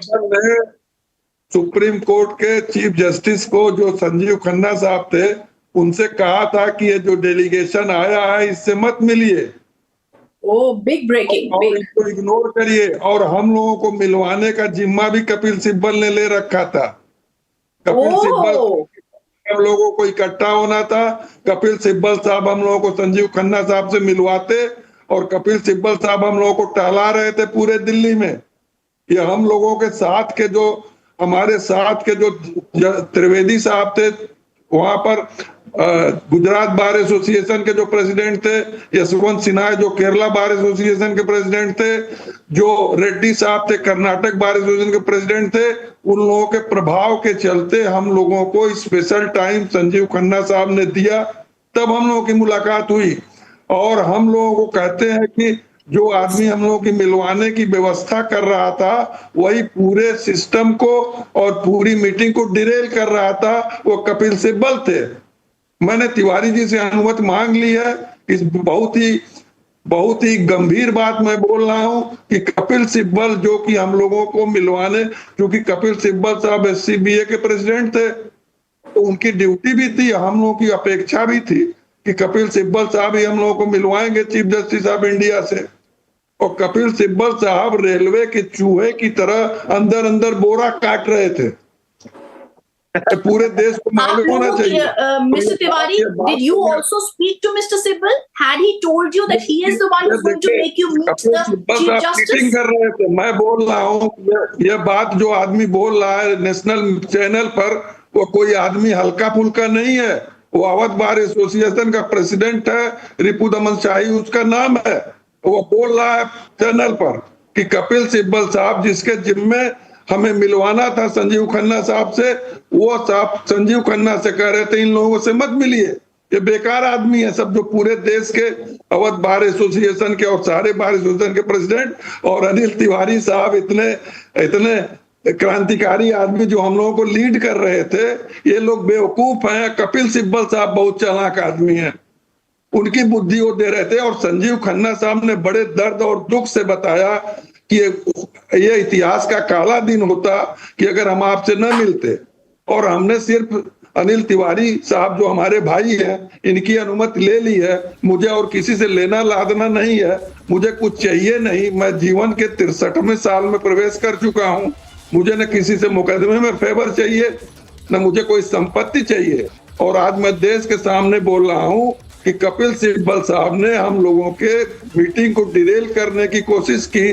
और हम लोग सिर्फ ब्रजेश त्रिवेदी जो वहाँ के बार एसोसिएशन गुजरात के प्रेसिडेंट हैं, और यशवंत सिन्हा जो केरला बार एसोसिएशन के प्रेसिडेंट हैं, और जो रेड्डी साहब जो कर्नाटक बार एसोसिएशन के प्रेसिडेंट हैं, उनके प्रभाव के नाते हम लोगों की मीटिंग संभव हुई। और हम लोग संजीव खन्ना और 5 कॉलेजियम के सीनियर जजेस से मिल पाए और अपनी बात कहे। और आज जो कुछ भी कार्रवाई यशवंत वर्मा के खिलाफ हुई, उसके लिए मैं संजीव खन्ना साहब को बधाई देता हूं। इसमें सरकार की कोई भूमिका नहीं है, ये बीजेपी सरकार इसमें पूरी तरह फेल है।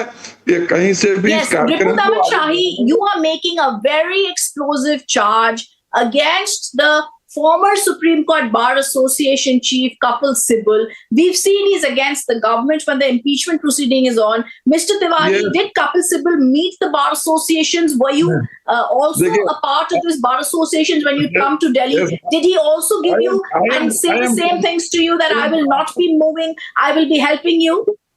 I am conscious about my allegation, but what Mr. Shahi has said is absolutely correct. I have taken permission of my brother Anil Tiwari. One at a time, sir. One at a time. Mr. Tiwari, the question to you, and then I go back to Mr. Ripu Daman Shahi. Permission from Anil Tiwari ji, who was a member of that delegation. Anil Tiwari has permitted me. Thereafter, I have disclosed all these things. Sure. You were actually heading it. Go ahead, Mr. Tiwari. मैं आपको बताऊं, हम लोग की planning ये थी कि सिब्बल साहब के घर 9:30 बजे हम लोग सुबह जाएंगे। सारे लोग वहां पहुंचे, 1-2 लोग पहुंचे। मैं जब पहुंचा तो कपिल सिब्बल साहब अपने घर से गाड़ी से निकल रहे थे, मुझसे उनकी मुलाकात नहीं हो पाई। जब हम लोगों ने कॉलेजियम में मुलाकात की तो जो मिस्टर शाही ने बताया वो सारी बातें कॉलेजियम के द्वारा हम लोगों को पता चली। This is correct.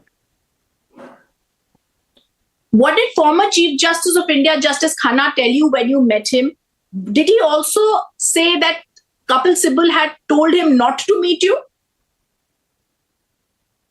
मैं आपसे बता रहा हूं कि जो बात मिस्टर शाही कह रहे हैं, बहुत जिम्मेदार आदमी है। He is absolutely correct. जो वहां डेलिब्रेशंस हुए उसमें ये बातें आई थी। Ripu Daman Shahi, you have said that he tried to delay the meeting. What did Kapil Sibal, when you were in that meeting, zara hame properly bataiye, when you went and met former Chief Justice of India, Justice Khanna, first, what did Justice Khanna tell you when you met him? मैंने आपको बताया Kapil Sibal was not part of the delegation. Justice Khanna, in no uncertain term, told us that we were cautioned not to meet the delegation, and it would be a black day in the judiciary had not we met you, had not we allowed you a meeting for this purpose. I have said after taking permission from my brother, Mr. Anil Tiwari Sahab, because he was a member of that delegation, and I was conscious that if I have not taken the permission from Anil Tiwari ji, I would have a guilty conscience. But I am very much confident that Anil Tiwari would permit me because he can share my anguish on this point. Mr. Ripudaman Shahi, the former Chief Justice of, I'm also joined by Vivek Reddy, the Karnataka High Court Bar Association head. He was also a part of this delegation that had come to meet the Supreme Court in Delhi. Greetings to all of you exchanging smiles here. But a very serious allegation, Mr. Vivek Reddy, we are hearing right now.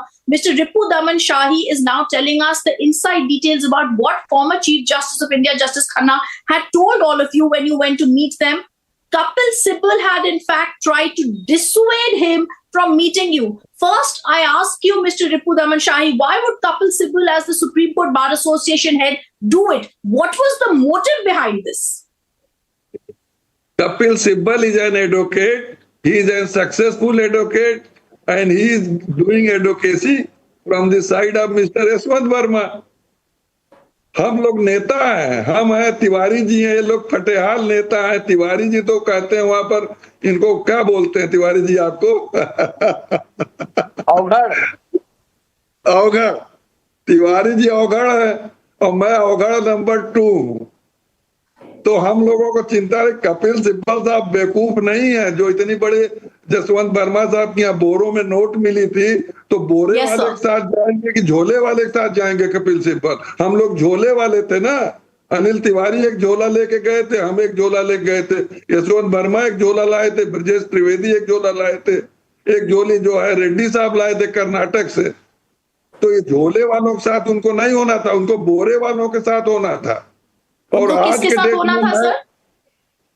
बोरा जिसके यहाँ बोरे में रुपया बरामद हुआ था उसका साथ देना था उनको ना, जैसे कपिल सिब्बल साहब को। आपका इशारा है कि Kapil Sibal wanted to support justice Yashwant Varma. Yes. देखिए, हम बताएं आपको, इस चीजों को बोलने के लिए मुझे तकलीफ हो रही है। मैं एक संस्था का हेड हूँ, बार एसोसिएशन का प्रेसिडेंट हूँ, मुझे इतनी हल्की बातें नहीं करनी चाहिए।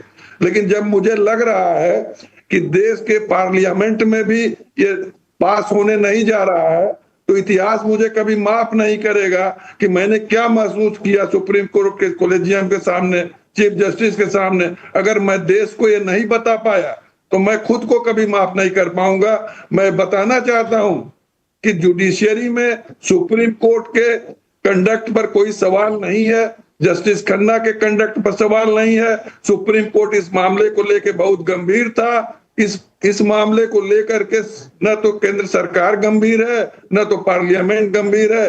वो यशवंत वर्मा को कोई भी, देखिए, जैसे आप होती है सत्यनारायण की कथा, उसमें लिखा जाता है कि सत्यनारायण की कथा में जो बनिया था उसका दामाद जो था, उसके लोगों ने पूजा पाठ नहीं किया तो दामाद की उसकी जो मृत्यु हो गई।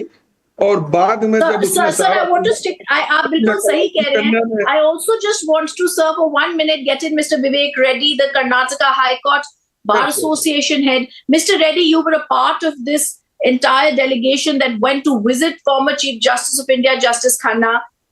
What did you hear him say about Kapil Sibal's role, and did Kapil Sibal promise all of you that he would, entertain you, make sure that you would all visit the Supreme Court Chief Justice, and then, like is shockingly now being known, that he in fact was trying to dissuade former Chief Justice from meeting all of you? Well, I greet my friends. Actually, that day morning, I went to Mr. Kapil Sibal and told him that a delegation of presidents had come and that we would like to meet the Chief Justice. He said he will make his efforts. To be fair to him, he said he'll make his efforts. That was a position in the morning. And he said, I don't know whether the Chief Justice will actually meet you, but I'll try and make my efforts. And I do not know what exactly transpired, but the six of us, the six presidents who went that day, we met the Chief Justice's secretary. And we said that you have to meet us because this is something that concerns the nation. And corruption is the most serious issue that is plaguing the judiciary today. So therefore, we have to meet the Chief Justice and we have to bring out our opinions to him. And the Chief Justice of India, I'm really glad all of us, Mr. Tiwari and Mr. Shahi will agree. The Chief Justice of India, in fact, called the other members of the collegium judges, and he met us and discussed with us, and it was a very open debate or discussion that we had. He was willing to consider all our points of view, but he assured us one thing, that this will be taken to the logical end and there will be a very fair investigation. I do not know that thereafter what transpired, because I'm not privy to it or I do not have any knowledge about Mr. Kapil Sibal's involvement in anything or whether he went into that issue or not. But what has happened is, Mr. Tiwari and all of us will agree, Mr. Shahi will agree. Today what has happened is that unfortunately, one part of this investigation which finds Mr. Yashwant Verma guilty has taken it to its logical end and they have proposed to impeach him. But the other part, the part which we and Mr. Tiwari are fighting for, Mr. Shahi are fighting for, and many presidents in India are fighting for, the advocates in India are asking for is that why not the law be moved against him like any ordinary person? Once the Supreme Court finds that he is guilty, if he is qualified to be referable to impeachment, then why not an FIR be lodged? What is he? How is he so special? Yes, and you know why? Why I keep getting this back to. I want to also now ask Mr. Tiwari this question. Mr. Tiwari, you know why I bring this back to Kapil Sibal? Because I remember his words when he was outside the parliament, where he said, "I am warning."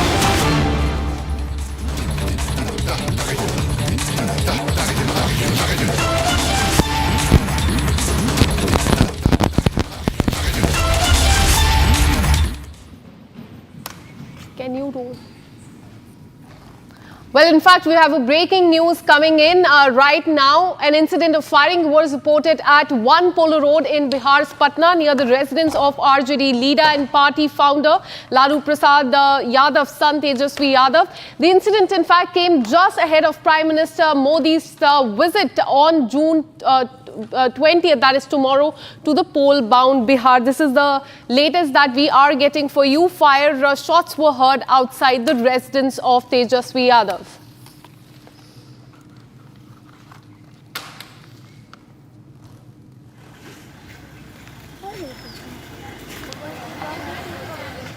So, the incident of firing was reported at One Polo Road in Bihar's Patna is what we are learning. This was near the residence of RJD leader and party founder Lalu Prasad's son Tejasvi Yadav, and this just comes ahead of Prime Minister's visit there. There you can see the visuals of that incident there on the screen, the chaos outside the residence of Tejasvi Yadav when this happened. Several reactions have also come in from different leaders of Bihar. It remains to be seen who was the person behind the firing. Those details are still awaited and also the investigation has started in this entire incident. But very concerning news that is coming in from Bihar's Patna, where this incident of firing was reported near the residence of Tejasvi Yadav. In fact, we have a report from the ground there. Have a look. क्यों चली है पता? ये नहीं पता लगा कुछ। किसने किस पर चलाया? यही कौशल नगर का एक लड़का था, वही जोर से बोलिएगा। कौशल नगर का एक लड़का था, वही बोला कि हमारे ऊपर कोई आया, पीछे से गोली चला दिया। जिस लड़के पर गोली चली उससे बात हुई आपकी? हाँ, बात हुई। राहुल नाम का कोई व्यक्ति? राहुल नाम। क्या करता है वो? बोला कि डॉक्टर के यहाँ हम काम करते हैं, डॉक्टर के पास रहते हैं। ड्राइवर? ड्राइवर। यही तो बात बताया। अच्छा। तो ड्राइवर पर क्यों गोली चलाया? क्या ये नहीं पता लगा। उसने बताया कुछ दुश्मनी थी? ये नहीं बताया था, कुछ अभी नहीं बताया। थाना पर गया, बोला कि हम उन्हें स्पष्ट करेंगे, इसलिए यही तो चलाने वाले को पहचान रहा है वो? नहीं पहचाना, मुंह ढके हुए था। मुंह ढके हुए था। अच्छा, तो क्या आपको क्या लगता है, ये तो ड्राइवर पर गोली चलाया मतलब क्या केवल पैसा छीनने के लिए चलाया या ऐसे कोई और मामला? नहीं, ये तो नहीं पता लग सका है अभी तक कि काहे के लिए गोली चलाया है। अभी किसी की गिरफ्तारी नहीं? गिरफ्तारी नहीं। ये यहाँ पर जो आई तो इधर दिखाइए हमको जगह सा बुलेट जो अभी तो हम अवे किए हैं। हम बुलेट जो मार्क है तो है वहाँ पे, है कौन नाम पे है वहाँ पे, देखा जाए ना, हम देखें क्या हम क्या। बुलेट मार्क जो है, बुलेट मार्क है, इससे क्या प्रतीत होता है बुलेट मार्क से? अब ये तो हम क्या बताएं कि मैंने चला है बोले इसको। बुलेट मार्क से क्या प्रतीत होता है ये कि 2 बुलेट था या 4 बुलेट था? 1 बुलेट मिला है। कितना खोखा मिला है? 1 मिला है, 1 ही बुलेट मिला है। 1 मिला है? 1 ही मिला है। तो बुलेट आप लोग ले गए, तो देसी पिस्टल था या? ये नहीं पता लगा, तो फिसल की टीम आई है, अपना काम करके गई। अपराधियों को आप गिरफ्तार कर रहे हैं? हाँ, लगे हुए हैं। यहाँ पर हाई सिक्योरिटी जोन है, इधर जज का घर है, इधर तेजस्वी यादव का घर है पीछे में, और बगल में कौशल नगर गाँव है। यहाँ से आना जाना लोगों का लगा हुआ है। तो ये कौशल नगर गांव के ही? हाँ, वहीं के लड़का है वो। वहीं का लड़का है, जो अपराधी भी है वहीं। On to another story, breaking news that we're getting in as far as Iran-Israel conflict is concerned. The Israeli Air Force has released a new video showing how military production side of Iranian regime were also attacked by them, including the factories for producing raw materials, components used to assemble ballistic missiles, and sites for creating Iranian air defense system and missiles. Israel has also said that air defense batteries, missile storage site, radars and detection means of the Iranian regime were destroyed from the air. And remember, this comes after Israel was targeted by Iranian missile strike with several hits. Among them was the main hospital in southern Israel. So these are the visuals that we are getting in as far as the attack by Israel is concerned. IDF has in fact released these details, saying that they have attacked the military production sites of Iranian regime, including the factories for producing raw materials, components used to assemble the missiles. And this is happening on the 7th day of the conflict between the two nations. There have been attack and counter-attack in the last 7 days. In the last 12 hours, in fact, Iran has targeted the largest hospital of Israel, that is in southern Israel. And after that, the health minister of Israel had said that this is a war crime. Now, Israel says that they have attacked several factories which were used to produce the raw material, components to assemble ballistic missiles, and site for creating the air defense system as well. So on the focus of Israel is the, as in the last 7 days, we have seen the nuclear facilities, the air defense system. Video after video of the destruction of air defense system is something that has come to the fore. Now look at these visuals on your screen.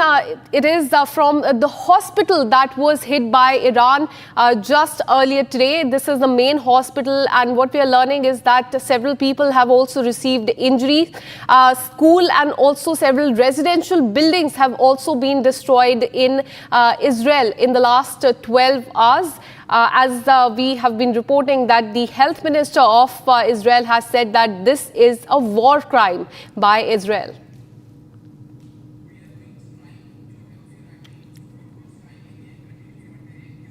All right, we have another breaking news coming in. We are now learning that Iran has carried out multiple strikes in the Israeli city of Holon, where a hospital, school and residential area was targeted, and the visuals of that you can see on the screen. Multiple strikes on Israeli cities where a hospital, a prominent hospital, a major hospital there, a school, and the residential areas have been targeted. We've been speaking to several people there on the ground, and they are saying that several civilian areas have been attacked by Iran in the last 7 days. Several civilians have received injuries. Several people have lost their lives as well. On the other side, Israel says that they have only targeted the nuclear facilities, the air defense system of Iran.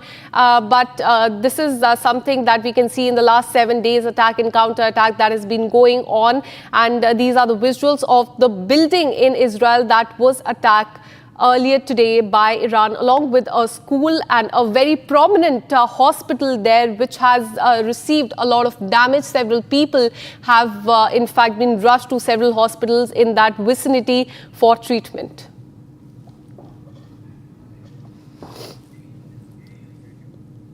All right, so these are the visuals coming in from Israel, where we can see that these buildings have received damage after a missile attack on them. Not just the residential area and these buildings, but also the school and the prominent hospital. We've been showing you the visuals of the shattered buildings. Right there on the screen, you can see these are the visuals of the largest hospital in Israel that has been hit by Iran. And people in panic there, running here and there. Shattered glasses and shattered building is something that we can see on the screen right there.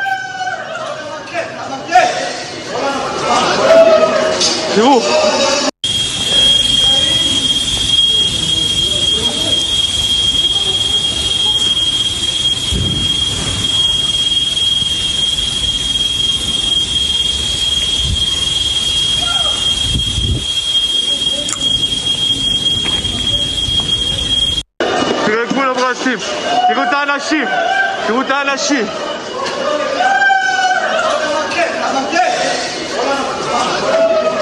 תראו, פה נפל הטיל. תראו את גבול הברזים, תראו את האנשים, תראו את האנשים.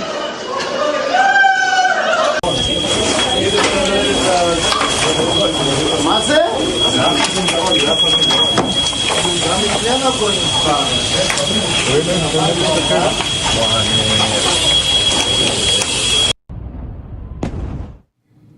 And ladies and gentlemen, as the sirens continue to pierce the skies over Tel Aviv, civilian lives in the city has been turned upside down. Schools are shut, businesses are operating in crisis mode, and families are spending nights in bomb shelters. The one bustling street of Israel, commercial capital, are now marked by fear, uncertainty, and a constant readiness for the next strike. We bring you this exclusive ground report showing how residents have had to flee the places they call home, while buildings in one busy town now stands deserted. Have a look.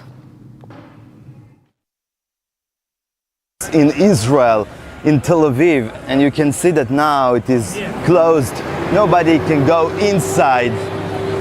Here are the residents of this area, and they are trying to understand where should they go after they have been evacuated, because as you can see, everything is destroyed. You can see inside the buildings, this was an apartment of somebody. It is completely devastated. As the house, you can see here inside, the devastation is immersing. Everything is completely destroyed. Windows are broken, also some of the walls. All the stuff inside of the houses, apartments, also burned, destroyed. You can see how much of the destruction caused just one missile from Iran. And here usually used to live young people, Israelis that are coming from all around the country because they want to live in this amazing non-stop city of Tel Aviv, next to the beach.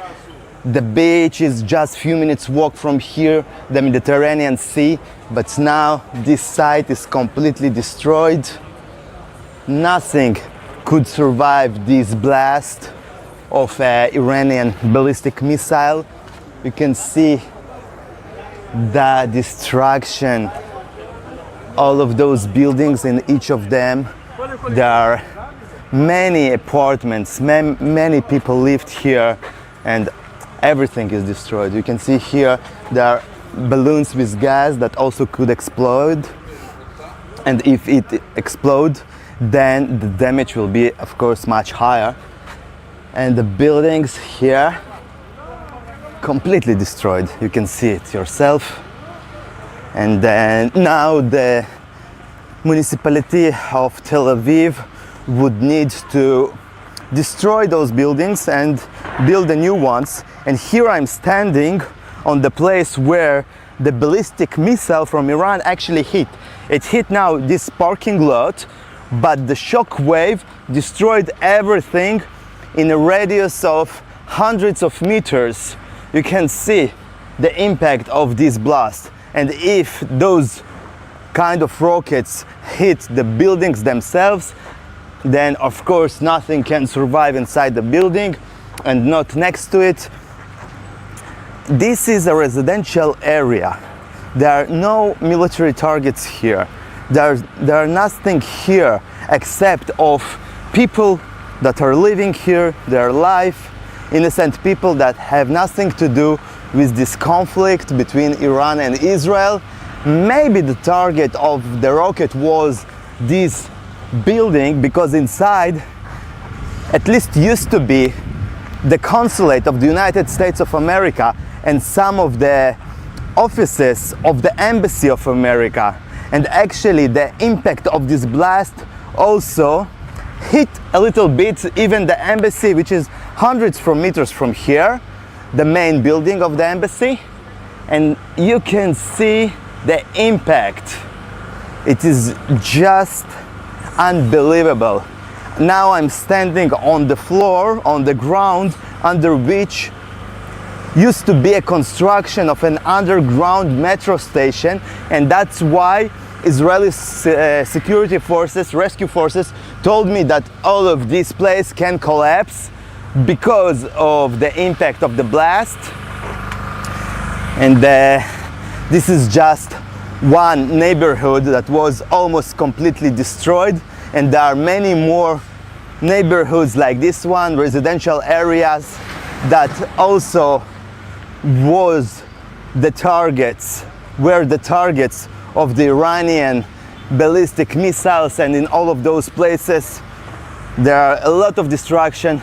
People are killed, injured, and all of their homes and stuff is lost, as you can see here behind me.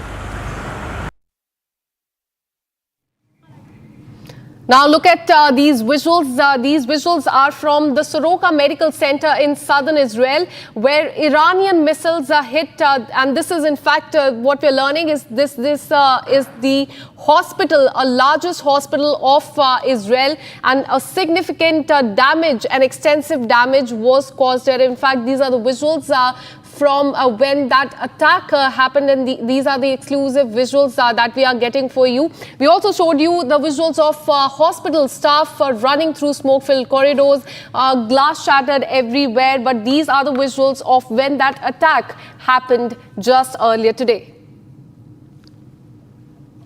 הלך סורוקה, בראש שלי משפיע לך סורוקה. עליי טיל. מי בונה?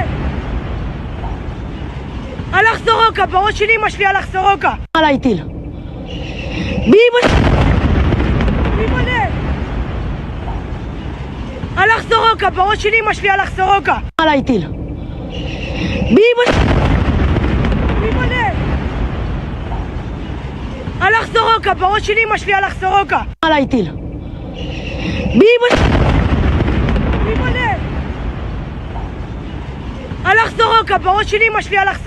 עליי טיל. And with this, we're taking a very short break. After this break, we'll tell you more about the missile striking the Soroka hospital in Israel, where IDF soldiers were undergoing treatment. We'll also tell you about the Delhi to Leh flight, which made an emergency landing at the Delhi airport after it reported technical snag. This and much more on the other side. Stay with us. विमल में गुलिस्तां की ये कुछ लजीज फरिश्ते जब साथ घुले तो जी ललचाए और दिल कहे कि स्वाद की इस जुबान में खुद को ऐसा डुबाऊं कि निकल ना पाऊं। विमल की जुबान कुछ है ही ऐसी, मानते हैं ना? विमल, बोलो जुबान केसरी। MDH की हल्दी मिर्ची धनिया करे कमाल, ये रंग दे, ये खुशबू दे, ये तीखा, ये कम पड़े, क्या निराला MDH मसाला।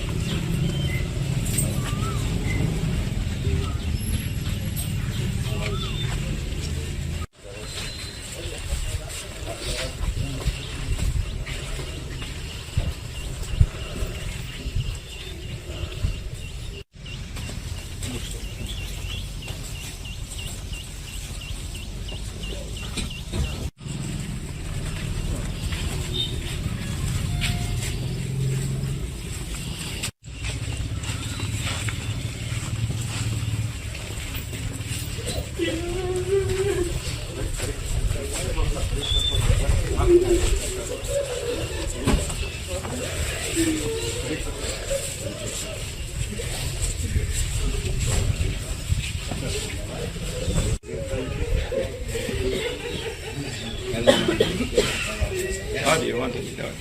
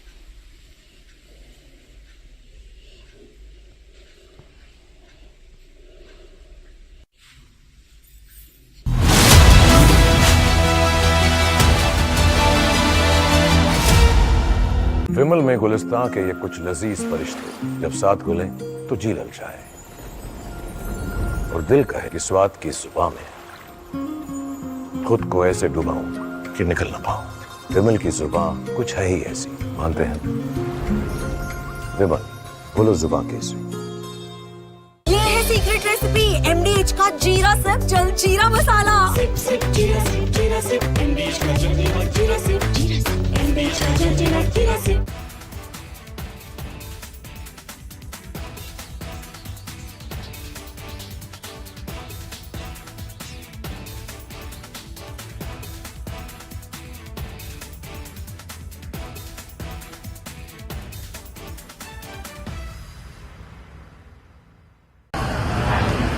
असम ने इस्लामाबाद का कातिल, इस्लामाबाद का कातिल ओ कातिल पाकिस्तानी के कातिल पाकिस्तानी के कातिल Shame on you, Asam Munir! Shame on you, Asam Munir! Shame on you! Civilian supremacy in Pakistan! Shame on you, Asam Munir! Gidar, Gidar, Gidar! Shame on you, Asam Munir! Shame on you, Asam Munir! Shame, shame, shame! Shame on you, Asam Munir! We are here to welcome Asam Munir. This is Washington Four Seasons Hotel. And this is telling him what he has done to Pakistan.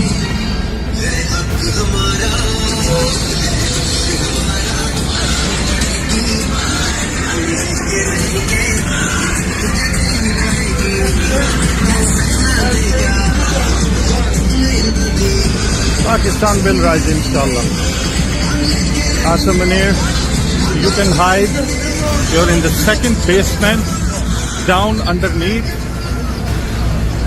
and people are here to hunt you. Civilian supremacy in Pakistan!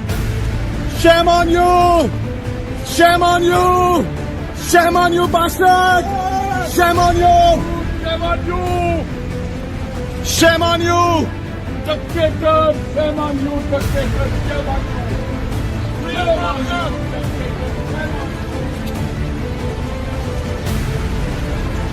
आ गया ऐसे खलोता है हरामजादा हाँ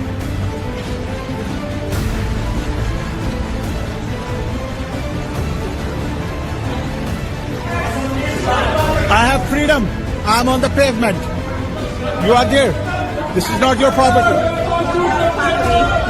I'm standing here. That's your property. This is public property.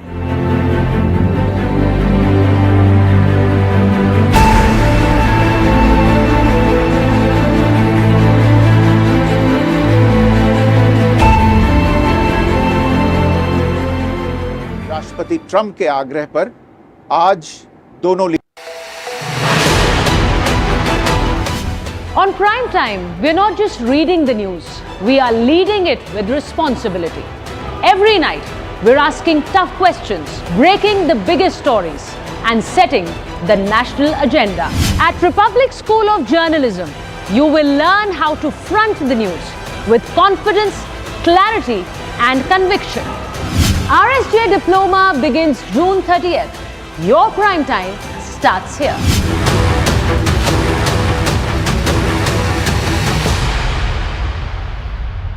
आपकी favourite Hyundai cars पर मिल रही है amazing deals.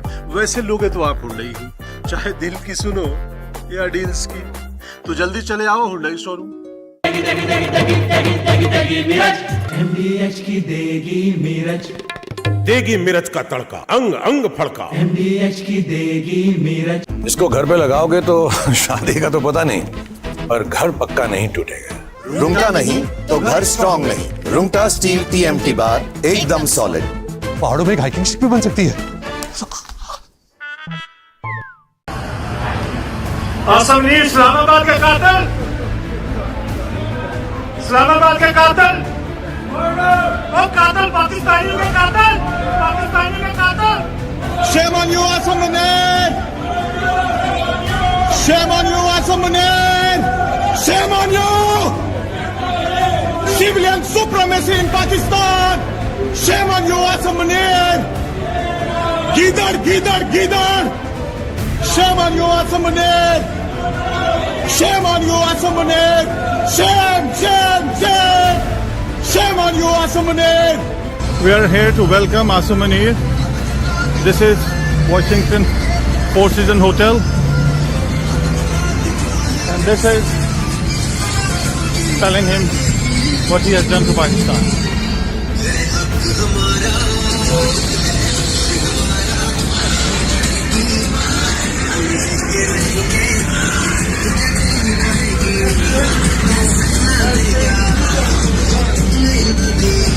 Pakistan will rise, inshallah. Asam Munir, you can hide. You're in the second basement, down underneath, and people are here to hunt you. Civilian supremacy in Pakistan! Shame on you! Shame on you! Shame on you, bastard! Shame on you! Shame on you! Shame on you! Dictator! Shame on you, dictator! Shame on you! Shame on you!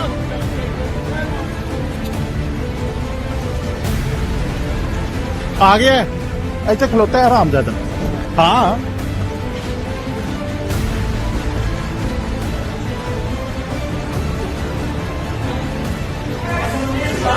I have freedom. I am on the pavement. You are there. This is not your property. I'm standing here. That's your property. This is public property.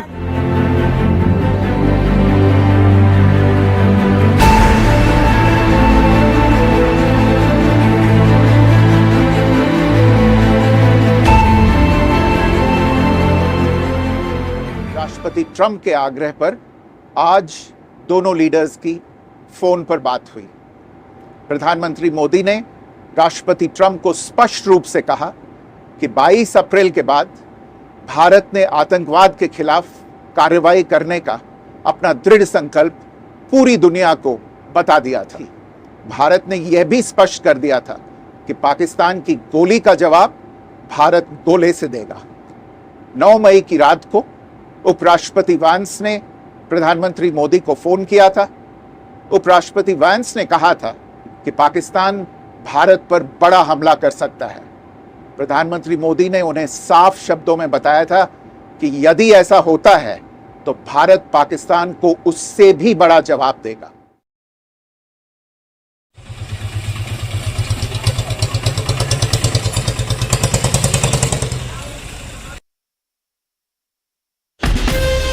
From Asia's largest news headquarters, setting the agenda for Bharat.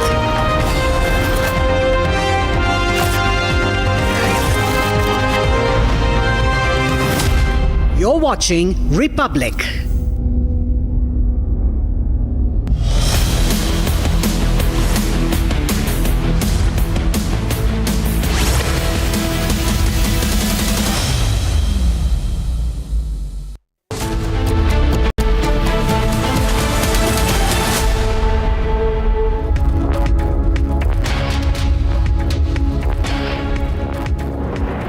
Very good afternoon, viewers. You're watching Live and Breaking, and I'm Rakshita Mishra with you, viewers. Republic TV closely tracking all the latest developments from West Asia as the war between Iran and Israel is on the boil.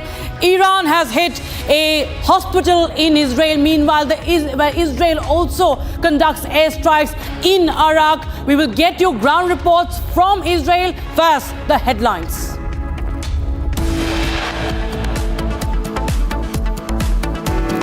Donald Trump meets Asim Munir in Washington, D.C. He claims he was influential in stopping the India-Pakistan conflict.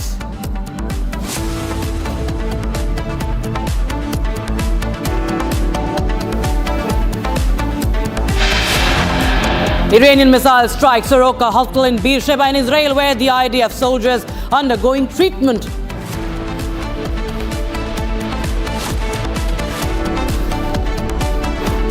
"60 Israeli fighter jets strike 20 Iranian military and nuclear weapons sites across Tehran."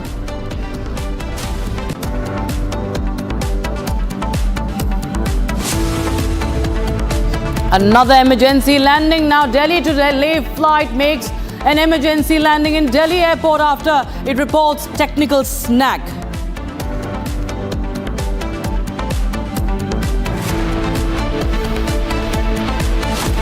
Damning revelations come to fore in Judicial scandal case. Probe reveals that cash was recovered from Justice Verma's house and the burnt cash was also removed.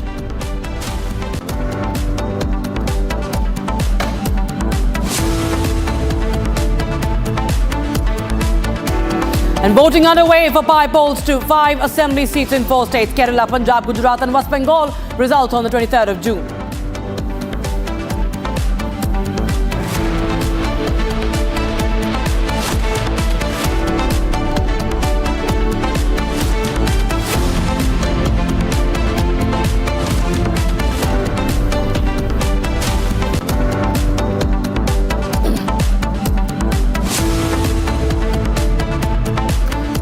Viewers, we are getting an update. Iran has carried out multiple strikes in the Israeli city of Holon, where a hospital, a school, and another residential area was targeted. Remember, in this hospital that has been targeted in Beersheba of Israel, the Israeli Defense Forces personnel, the Israeli Defense Force personnel were being treated. And there you have visuals from Holon. You can see that that building that has been completely damaged, that has been destroyed.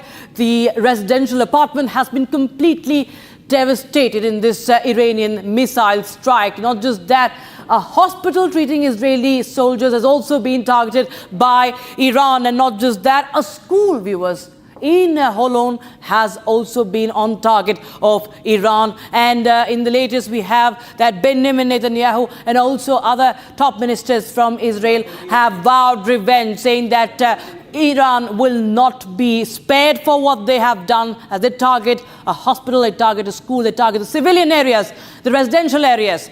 And this is the moment of attack. You can see the largest hospital there in southern Israel has been targeted. In this, you can see the way the chaos unfolded after the attack. The hospital has been targeted in this Iranian attack in Beersheba. You can see the visuals from inside and outside the hospital as well. Nick Colleton, my colleague, joins us live in the broadcast from Tel Aviv of Israel. Now, Nick, we see that Iran has gone on to target into the interiors of these residential areas like Holon City, a school, a hospital, and also we see that a residential building has been struck by the Iranian missiles. Benjamin Netanyahu says that we will not spare Iran for this. Yes, that's correct. I'm now at one of the places where one of the Iranian ballistic rockets hit. This is a business center and residential center in the center of Tel Aviv, next to Tel Aviv. This is the center of Israel, and this place called Ramat Gan. It is called the stock exchange, the diamond stock exchange of Israel. And the Iranians, they are targeting, once again, residential buildings and also business buildings. Today, tens of thousands of people supposed to come to this area to work because Israel is the restrictions just yesterday evening. So today in the morning, all the people were supposed to come to the work here. And as you can see here behind me, there are a lot of buildings. And this was the target of the Iranian attack this time. But just by fortune, because the attack was in the morning around 7 a.m., it was just a bit before people are actually going to the work. And because of that, the tragedy is not so big as it could be. And you can see here behind me, all of this is residential area, business area. There are no any kind of military targets here whatsoever, even not close. And unfortunately, the Iranians, they are targeting these places. And if you will watch now behind me, I can show you more or less where was the target, where the missile hit. You can see here behind me, there was the impact of the missile, and see the huge building here was impacted by the blast and evacuated. And now the authorities need to assess if it's safe enough to come back there. And also those buildings were infected. Here you can see a residential area, a residential building, which is also almost completely destroyed. Back to you. Right, stay on with us, Nick. We also have Ariella Rosenthal joining us from Ashdod of Israel. Now, Ariella, we see that how it's a targeted attack from Iran as they target the defense forces where they have been treated, also the residential areas, even the schools have not been spared. Meanwhile, we see that Israel has also hit Iraq. That is also very important to understand. It produces plutonium, what we understand.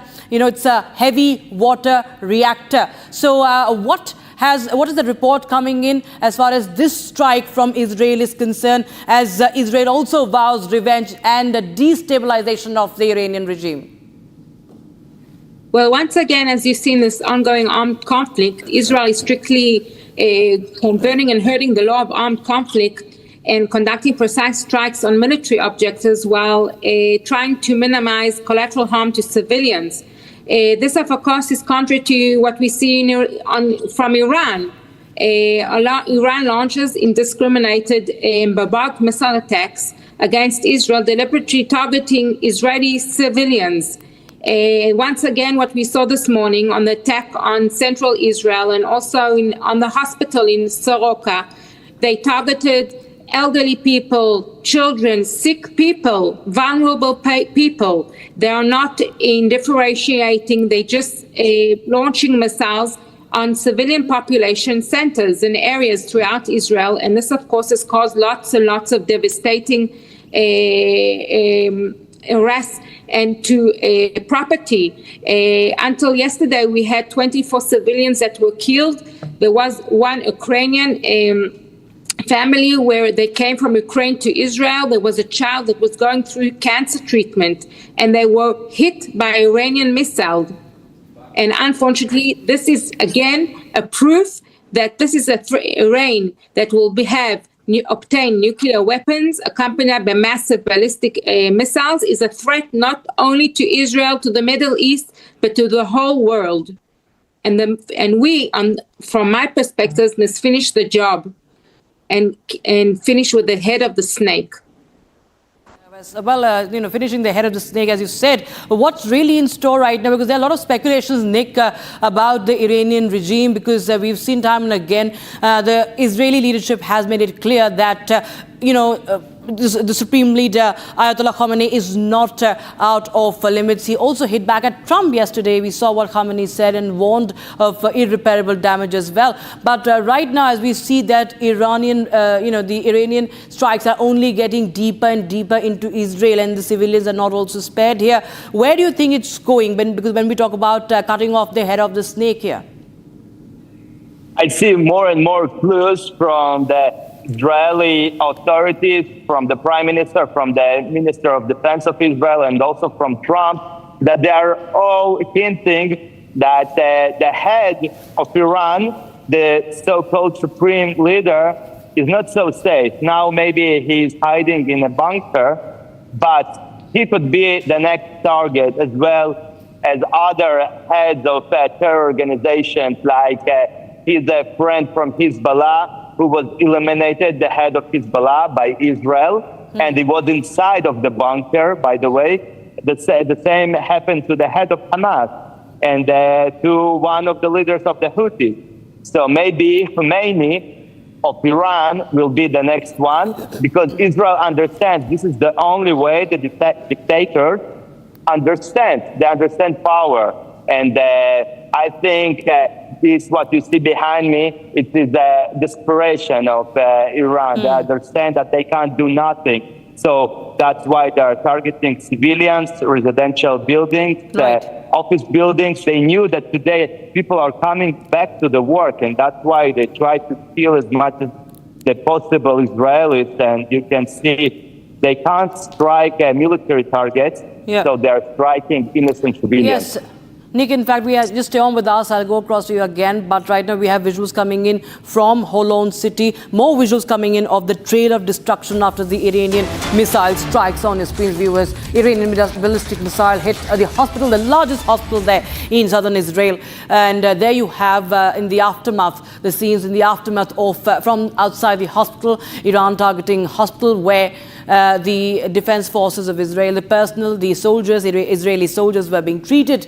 And also they hit school, they also hit a residential building as well. These are visuals from Holon in Israel. All right, I'll go back to my colleague Nick. I think he's... okay, this is another visual coming in. You can see the aftermath of the Iranian strike. You can see this building that has been damaged, and how these are the residential buildings, schools, hospitals. They're all being damaged in this Iranian strike. The Iranians have been hitting Israel with the ballistic missiles.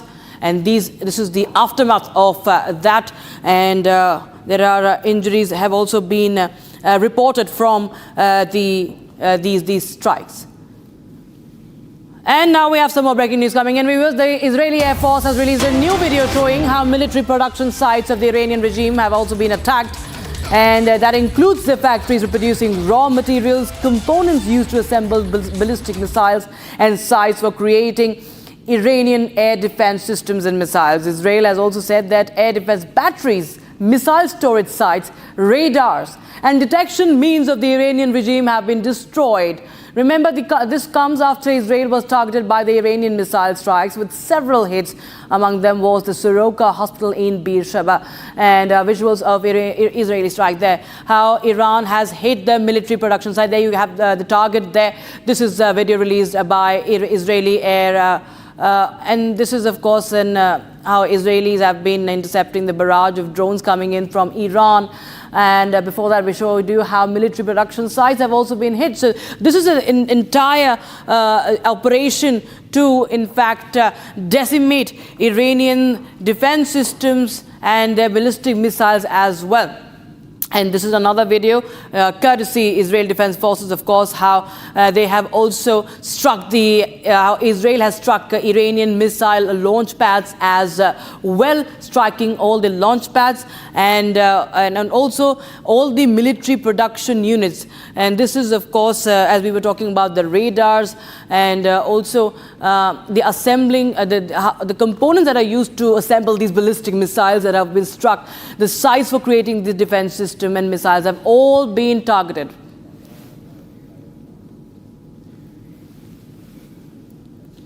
All right, there you have Israel Iron Dome also intercepting the missiles over Tel Aviv. This has been now going on for almost a week now, viewers, for the 4 to 5 days, more than that. In fact, we've seen how this firefighting in the skies have continued. We've seen Tehran being targeted as well, and we've seen some places, some areas in Tel Aviv also suffering some damage. But you see today what happened. This is a video that was released again by Iran, making a big claim that they have arrested a Mossad agent, and that was a dramatic sequence. In fact, we have Dan Pfefferman, former IDF major, joining us from Tel Aviv. Now, Dan, you were earlier telling us that you also were in one of the affected areas. And then what is the situation right now? Because we clearly understand that the Iranians have targeted the defense forces, the hospital where they were being treated. But not just that, they've also targeted the schools and the residential buildings. Yeah, we're seeing continued Iranian attempts to strike civilian infrastructure with the thin and flimsy excuse that it's somehow military infrastructure. And if you look at Iranian TV propaganda and kind of their paid internet trolls, they're circulating pictures online of residential buildings hosting fighter jets and tanks in the parking garages or all sorts of nonsense. And then they circulated pictures of this hospital with military personnel. Of course, there are military personnel in the hospital. They receive treatment there just as everyone else. But that is no excuse to strike a civilian hospital. This is a very difficult escalation. Each one of these missiles has that manages to break through our air defenses has tremendous, devastating impact, and almost everything the Iranians have fired is hitting civilian areas. These are civilian buildings, residential buildings, schools, and now they struck a major hospital.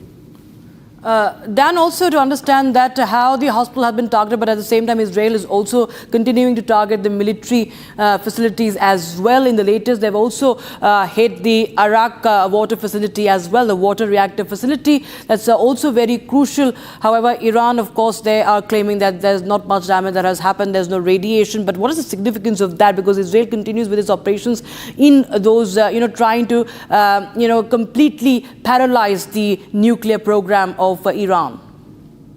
Yeah, Israel is continuing apace with its plans to target nuclear infrastructure, missile infrastructure, and regime buildings that allow this regime to control the country and to manage it. The nuclear program is not just the sites in Natanz in Iraq and Fordo. It's a number of installations and factories and different components that all come together.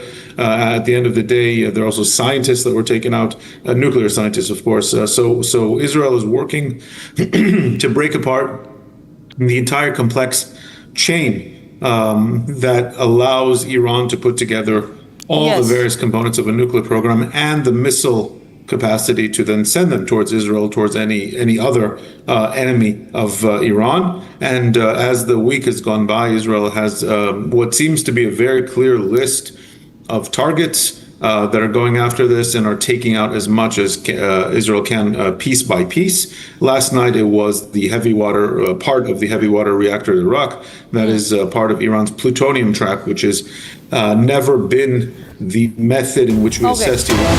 Okay, we have some breaking news coming in right now. This is another news that is connected with the flight operations. Air India has said that there is a flight to Goa that has been delayed. Air India Express flight to Goa delayed due to a technical snag. Another technical snag that has been reported, viewers. Air India Express flight delayed after a technical snag.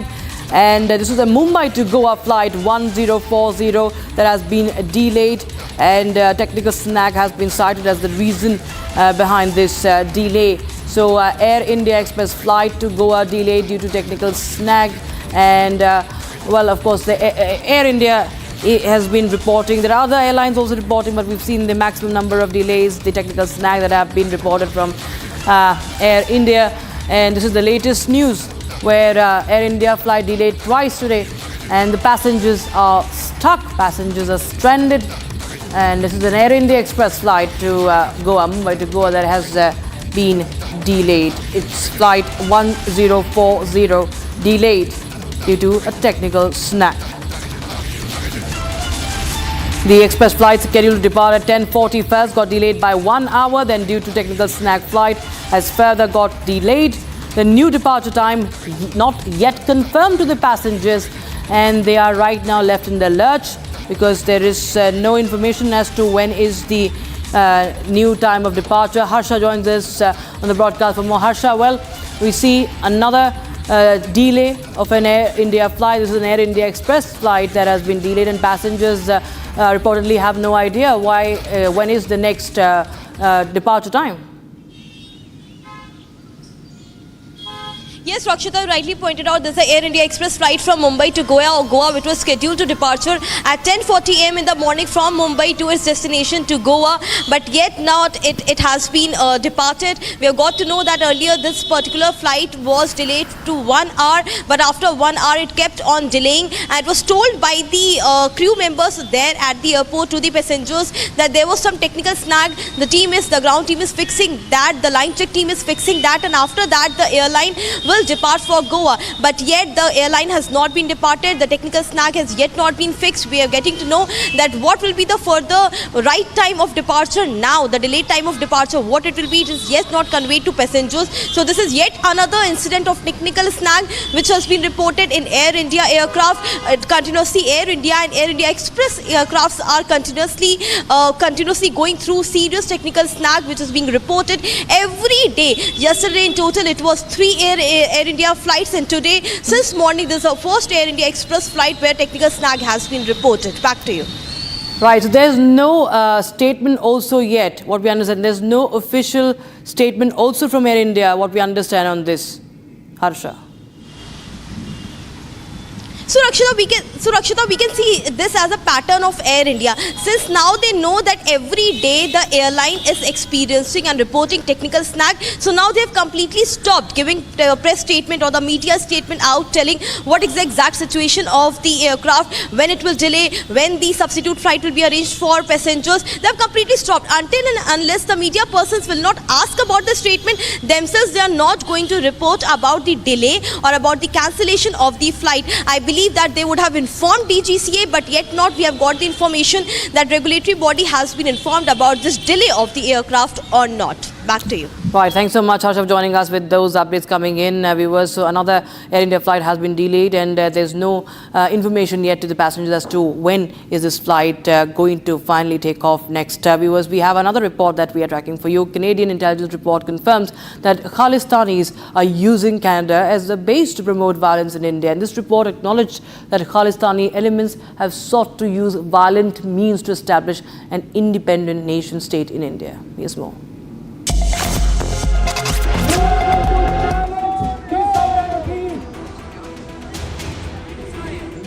Canada's intelligence agency has finally acknowledged India's concerns regarding activities of the extremist Khalistani group on Canadian soil. In an annual threat assessment report, the CSIS noted that violent elements linked to the Khalistan movement remain active in Canada. The report reveals that Khalistanis using Canada as a base to promote violence in India. It acknowledges that these elements seek to use violent means to establish an independent nation-state, Khalistan.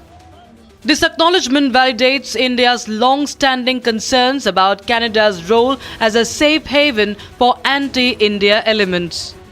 The report was published after Prime Minister Modi attended G7 summit in Canada and held a bilateral meeting with Canadian counterpart Mark Carney. Time for a short break, but we'll get you the latest. There's another flight that has made an emergency landing today. It was Indigo flight. Delhi to Leh flight makes an emergency landing in Delhi airport due to technical snag. And voting underway for by-post to F5 assembly seats in 4 states: Kerala, Punjab, Gujarat and West Bengal. Results on the 23rd of June.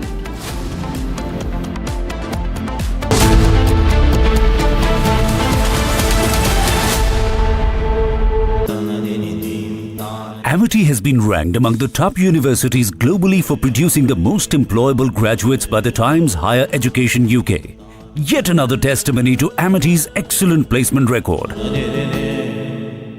MDH की हल्दी मिर्ची धनिया करे कमाल, ये रंग दे, ये खुशबू दे, ये तीखा, ये कम पड़े, क्या निराला MDH masala.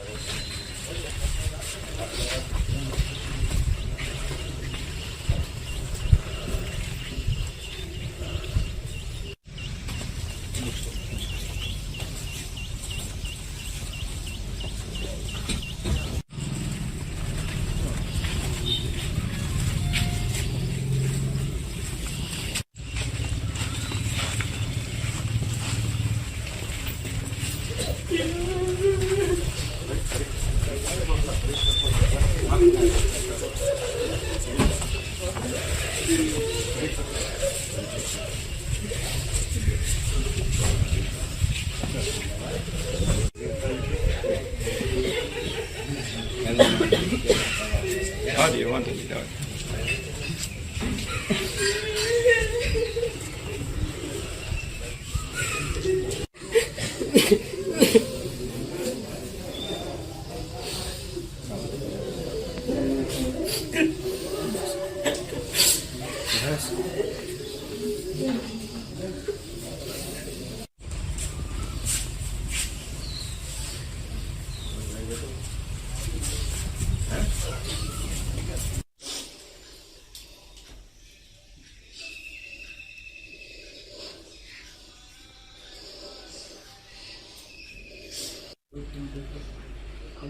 I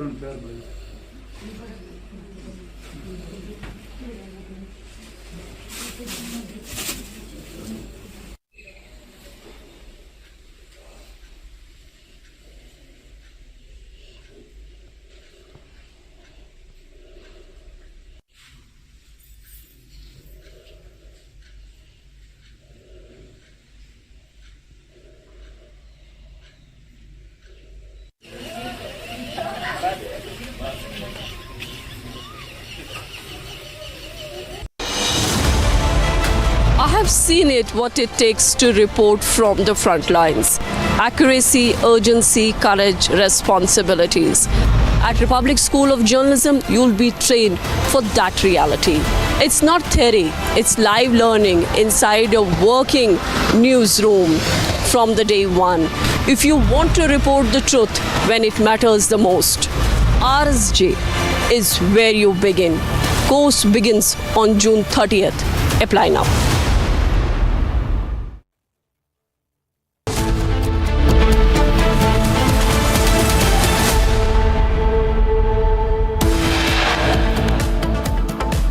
Donald Trump meets Asim Munir in Washington, D.C., claims he was influential in stopping the India-Pakistan conflict.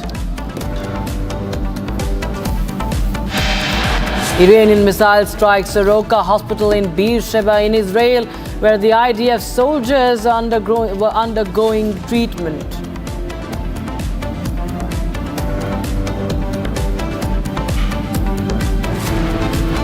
60 Israeli fighter jets strike 20 Iranian military and nuclear weapon sites across Tehran.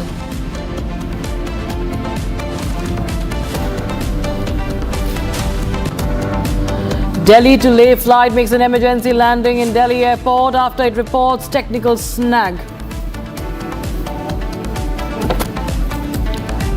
Damning revelations come to fore in the judicial scandal case. Probe reveals that cash recovered from Justice Verma's residence, burnt cash, was also removed.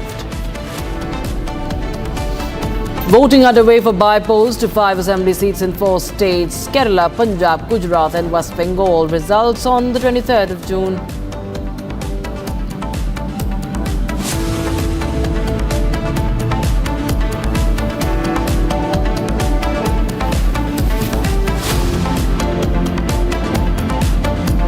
Good afternoon, viewers. You're watching live and breaking. I'm Rashtamesha with you. Now, Air India flight from Delhi to Bhubaneswar that was scheduled to depart at 6 a.m. has rejected takeoff today due to a technical snag.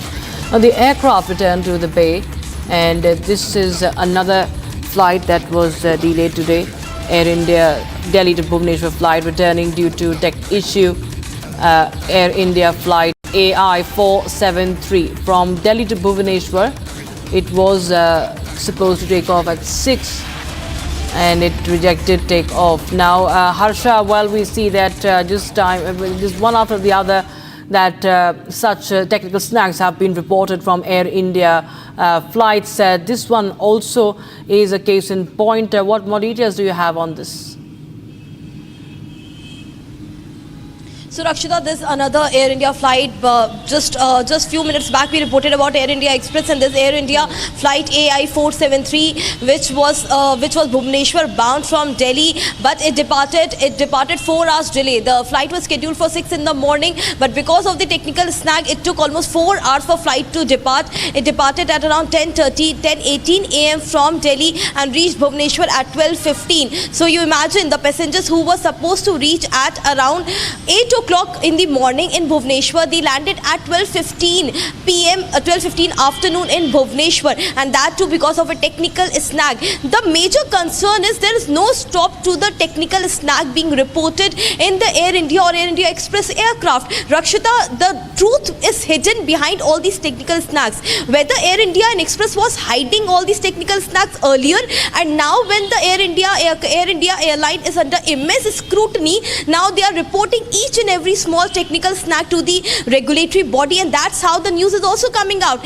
And the passengers are also putting it on social media platform. Earlier they used to hide about technical snags. There was no reporting of technical snag, but now even the small delay of the takeoff, even the cancellations, even the rescheduling, everything is coming to know because of the regulatory body. Yes. Every small snags is being reported. Earlier, if Air India would have done this, then they would have rectified or fixed many technical snags in the aircraft, which they didn't do earlier, and now they are doing it after they are in the scrutiny. Back to you. Stay on with us, Harsha, because we are sharing with our viewers, for all those tuning in viewers, there was another flight that was delayed by an hour today. The express flight scheduled to depart at 10:40 first got delayed by an hour. Then, due to technical snags, the flight was further delayed, and the new departure time is yet to be confirmed to the passengers. So, you know, Harsha, it's just adding to the agony of the passengers. First, the technical snag that has been reported, and then there is a delay, and then the passengers don't even know. I mean, there's a problem in the communication also.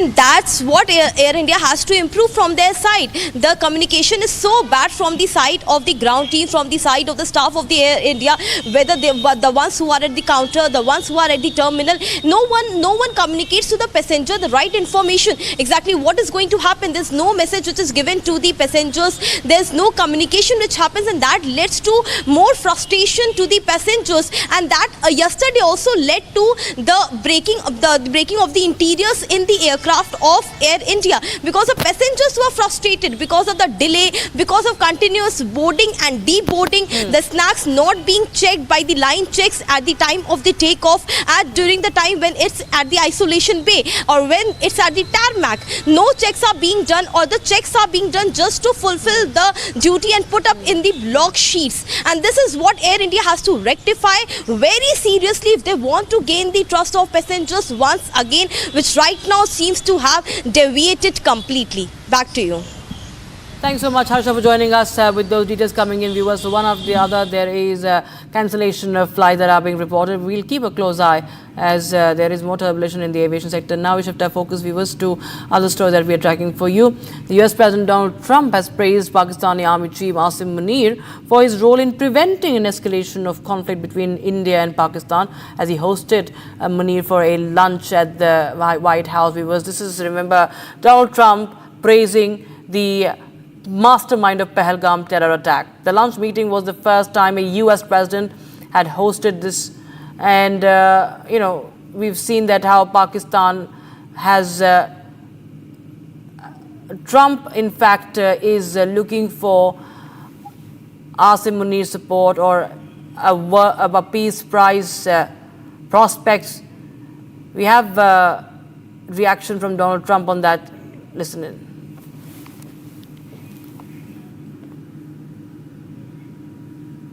In your meeting today with the Chief of Staff of the Pakistani Army, did you talk about Iran? Did that come up? Is there anything you can share from that meeting? Yeah, well, they know Iran very well, better than most. And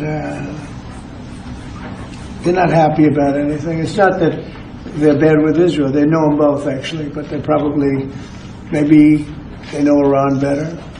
But they see what's going on, and he agreed with me. The reason I had him here, I wanted to thank him for not going into the war, just ending the war, and I want to thank, as you know, Prime Minister Modi just left, just a little while ago, just left, and we're working a trade deal with India, we're working a trade deal with Pakistan, and they were both here. But I was with Modi a few weeks ago. He was here actually, but now we speak to him, and I'm so happy. There was a deal that two smart people, plus, they have people on their staff too, but two very smart people decided not to keep going with that war. That could have been a nuclear war. Those are two nuclear powers, big ones, big nuclear powers, and they decided not. So I was honored to meet him today. Remember, ladies and gentlemen, it was just weeks ago that Asim Munir, right before the Pahalgam terror attack, has spewed venom against India. So is Donald Trump going to back him? Is Donald Trump backing his the venomous speech? Does he stand by the failed marshal, that is Asim Munir, because he seems to be in awe of him. Listen to what Asim Munir had said. Well, our forefathers, they thought that we are different from the Hindus in every possible aspect of life. Our religion is different. Our customs are different. Our traditions are different. Our thoughts are different. Our ambitions are different. That was the foundation of the two-nation theory that was laid there. That we are two nations. We are not one nation. So because of that, our forefathers, they struggled, mounted that incessant struggle to create this country. Our forefathers, they have sacrificed immensely, and we have sacrificed a lot for the creation of this country, and we know how to defend it. He agreed with me. The reason I had him here, I wanted to thank him for not going into the war, just ending the war, and I want to thank, as you know, Prime Minister Modi just left, just a little while ago, just left, and we're working a trade deal with India. We're working a trade deal with Pakistan, and they were both here. But I was with Modi a few weeks ago. He was here, actually. But now we speak to him, and I'm so happy. There was a deal that two smart people, plus, they have people on their staff too, but two smart people, two very smart people decided not to keep going with that war. That could have been a nuclear war. Those are two nuclear powers, big ones, big nuclear powers, and they decided that, so I was honored to meet him today. To White House spokesperson Anna Kelly, Pakistan Army Chief Asim Munir has recommended Donald Trump for the Nobel Peace Prize for his role in preventing a nuclear war between India and Pakistan last month. Now, this is the same Trump viewers who had said, and his time again says that how U.S. stands against terrorism, there's no tolerance for terrorism. He talks about the infiltrators in his own country, and he will not tolerate terrorists at all. And today it's the same Donald Trump who is backing the man who organized the Pahalgam terror attack. Addressed a summit of more than 50 Arab and Muslim leaders, a unique meeting in the history of nations, where key players in the region agreed to stop supporting terrorism, whether it be financial, military, or even moral support. He agreed with me. The reason I had him here, I wanted to thank him for not going into the war, just ending the war, and I want to thank, as you know, Prime Minister Modi just left, just a little while ago. Just left, and we're working a trade deal with India. We're working a trade deal with Pakistan, and they were both here. But I was with Modi a few weeks ago. He was here, actually. But now we speak to him, and I'm so happy. There was a deal that two smart people, plus, they have people on their staff too, but two smart people, two very smart people decided not to keep going with that war. That could have been a nuclear war. Those are two nuclear powers. Big ones, big nuclear powers, and they decided that. So I was honored to meet him today. And for a short break, viewers, back to the latest updates coming in from West Asia. Iranian missiles striking a Soroka hospital in Israel, where the IDF soldiers are undergoing treatment. Other residential areas also hit. And the 60 Israeli fighter jets strike 20 Iranian military and nuclear weapon sites across Tehran. We'll get you more of that statement.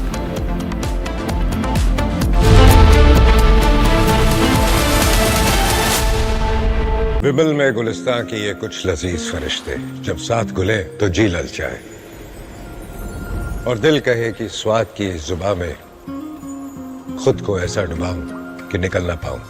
विमल की जुबान कुछ है ही ऐसी, मानते हैं ना? विमल, बोलो जुबां केसरी। ये है सीक्रेट रेसिपी MDH का जीरा सिप जल जीरा मसाला। सिप सिप जीरा सिप MDH का जल जीरा सिप MDH का जल जीरा सिप। आसम मीर इस्लामाबाद के कातिल,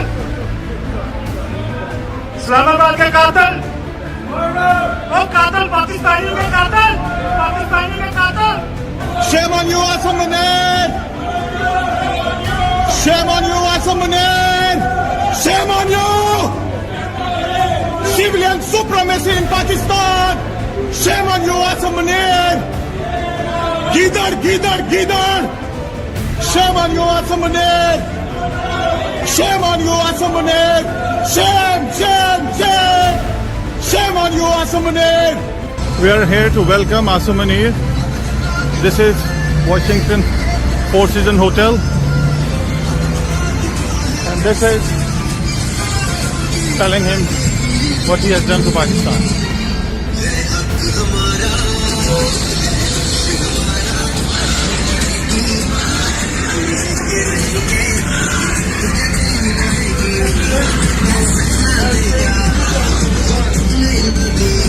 Pakistan will rise, inshallah. Asam Munir, you can hide. You're in the second basement, down underneath, and people are here to hunt you. Civilian supremacy in Pakistan! Shame on you! Shame on you! Shame on you, bastard! Shame on you! Shame on you! Shame on you! Dictator! Shame on you, dictator! Shame on you! Shame on you!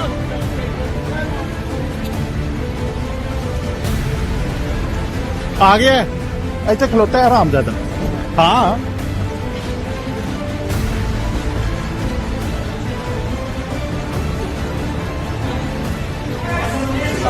I have freedom. I'm on the pavement. You are there. This is not your property. I'm standing here. That's your property. This is public property.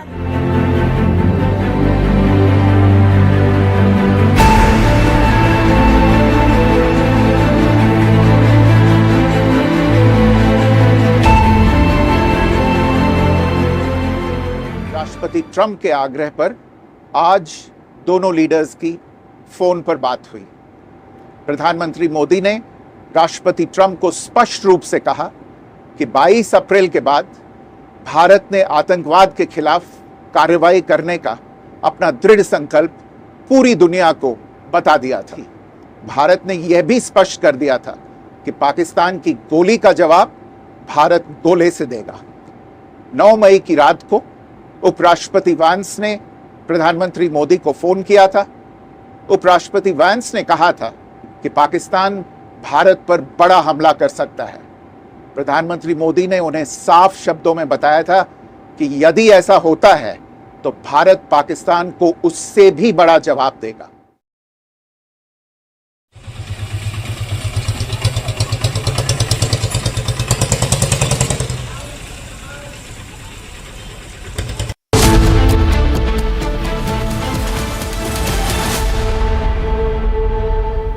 Welcome back. Now, a group of 110 Indian students who were stranded in Iran and evacuated yesterday landed at Delhi's Indira Gandhi International Airport. Majority of them are from Jammu and Kashmir. Here's more on that.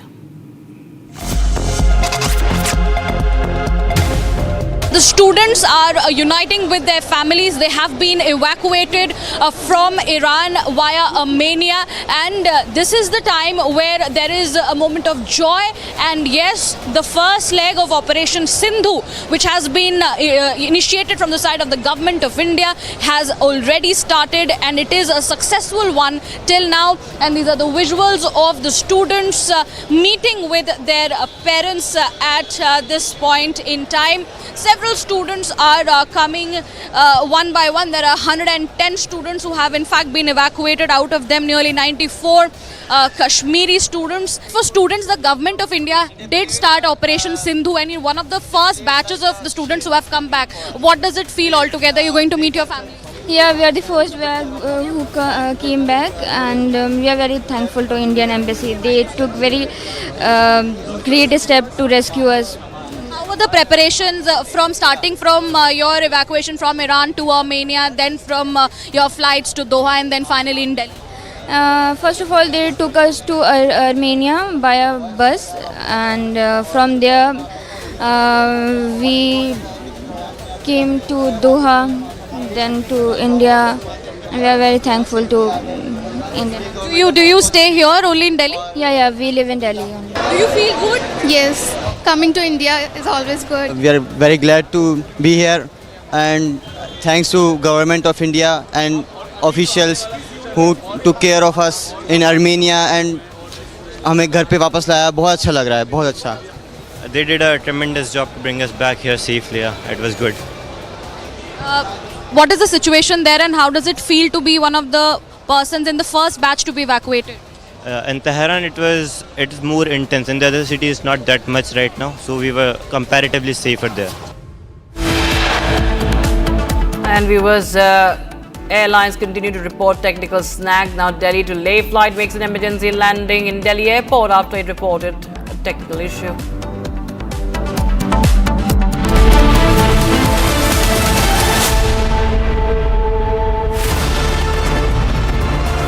Each night on Prime Time, we don't just bring you the news.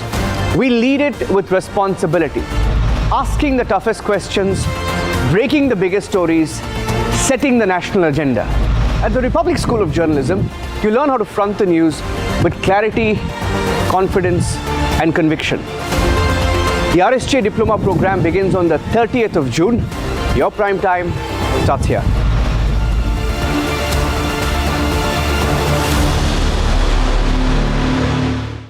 विमल में गुलिस्तां के ये कुछ लजीज फरिश्ते जब साथ घुलें तो जी ललचाए और दिल कहे कि स्वाद की जुबान में खुद को ऐसे डुबाऊं कि निकल ना पाऊं। विमल की जुबान कुछ है ही ऐसी, मानते हैं? विमल, बोलो जुबान कैसी? दादी के हाथों का जादू और खुशबू से महकता घर, माँ की मुस्कुराहट और खाने की सुगंध। MDH गरम मसाला, क्योंकि हर रिश्ता है स्वाद से जुड़ा।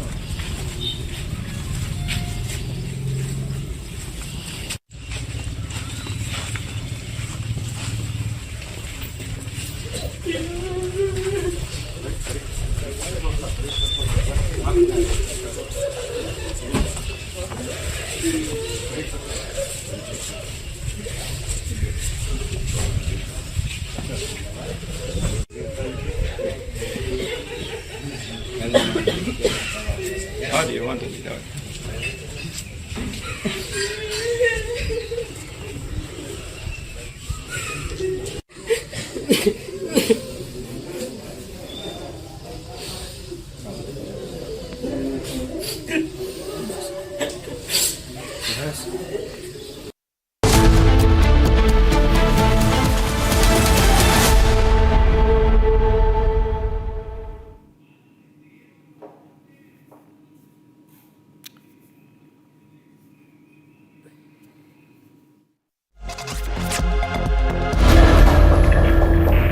A disturbing incident has taken place in Chandigarh's Maloya area, where miscreants engaged in stone pelting, targeting vehicles and wreaking havoc in small flats. Miscreants carried out the vandalism with their faces covered, making it difficult for authorities to identify them. The entire incident was captured on CCTV camera, which is now being reviewed by Chandigarh police. This incident bears resemblance to a recent stone pelting incident in Dadu Majra colony, where 6 youths were booked for blocking roads, pelting stones and threatening bystanders. The authorities have assured a thorough investigation and action against those responsible.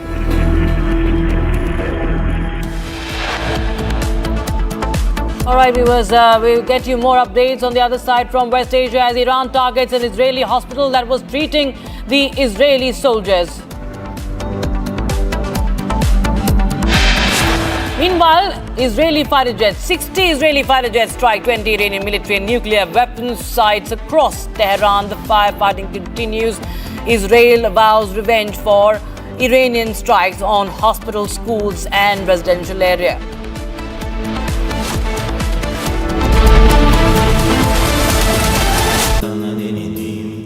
Amity has been ranked among the top universities globally for producing the most employable graduates by the Times Higher Education UK. Yet another testimony to Amity's excellent placement record.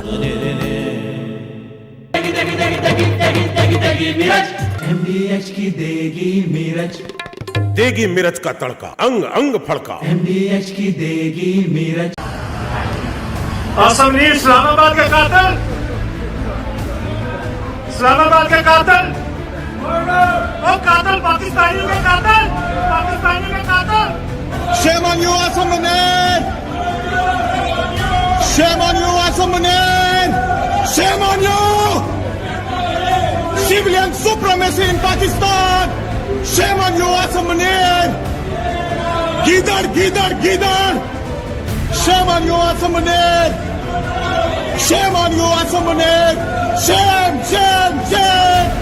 Shame on you Asim Munir. We are here to welcome Asim Munir.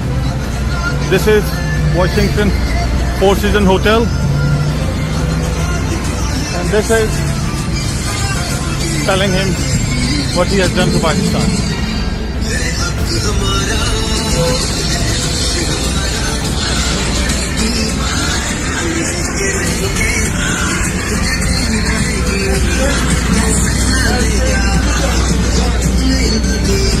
Pakistan will rise, inshallah. Asim Munir, you can hide. You're in the second basement, down underneath, and people are here to hunt you. Civilian supremacy in Pakistan. Shame on you. Shame on you. Shame on you, bastard. Shame on you. Shame on you. Shame on you. Dictator. Shame on you, dictator. Shame on you. Shame on you.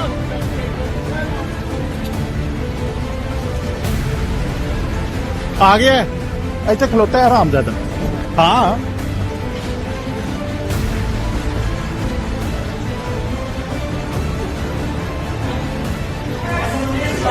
I have freedom. I'm on the pavement. You are there. This is not your property. I'm standing here. That's your property. This is public property.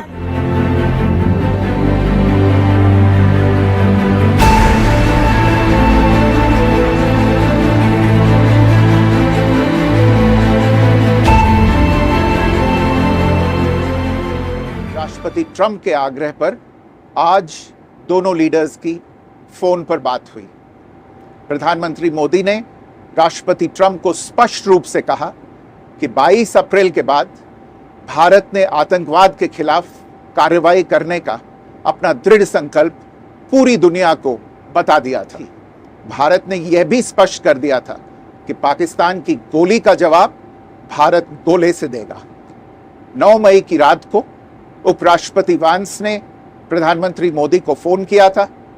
उपराष्ट्रपति vents ने कहा था कि पाकिस्तान भारत पर बड़ा हमला कर सकता है। प्रधानमंत्री मोदी ने उन्हें साफ शब्दों में बताया था कि यदि ऐसा होता है तो भारत पाकिस्तान को उससे भी बड़ा जवाब देगा।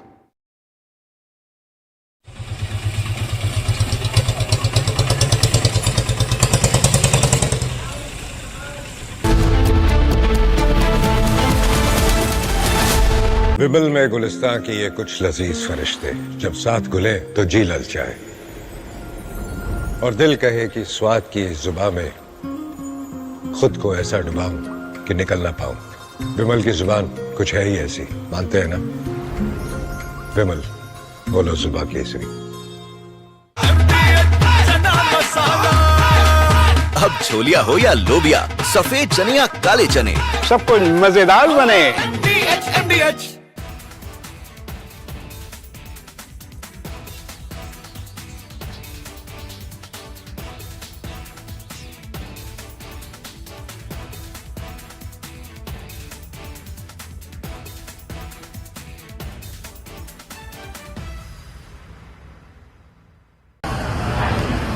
असमनी इस्लामाबाद के कातिल,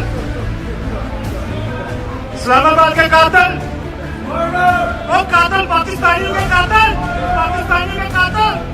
Shame on you, Assam Munir! Shame on you, Assam Munir! Shame on you!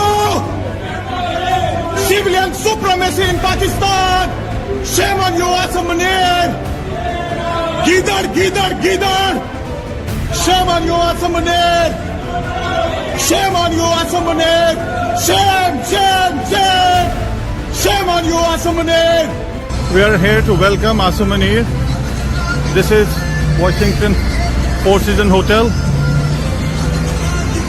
And this is telling him what he has done to Pakistan.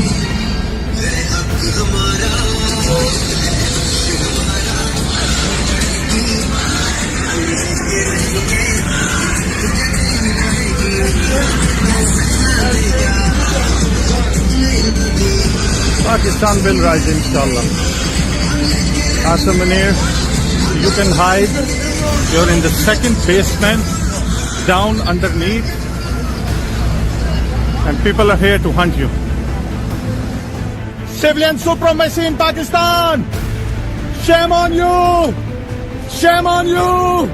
Shame on you, bastard! Shame on you! Shame on you! Shame on you! Dictator! Shame on you, dictator! Shame on you! Shame on you!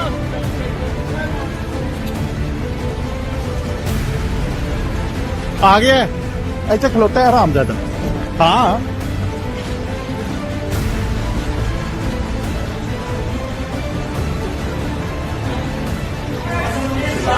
I have freedom. I am on the pavement. You are there. This is not your property. I'm standing here. That's your property. This is public property.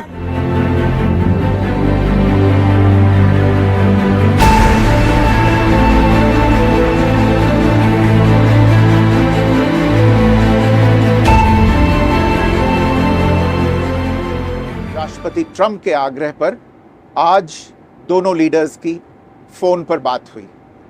प्रधानमंत्री मोदी ने राष्ट्रपति Trump को स्पष्ट रूप से कहा कि 22 अप्रैल के बाद भारत ने आतंकवाद के खिलाफ कार्रवाई करने का अपना दृढ़ संकल्प पूरी दुनिया को बता दिया था। भारत ने यह भी स्पष्ट कर दिया था कि पाकिस्तान की गोली का जवाब भारत गोले से देगा। 9 मई की रात From Asia's largest news headquarters, setting the agenda for Bharat.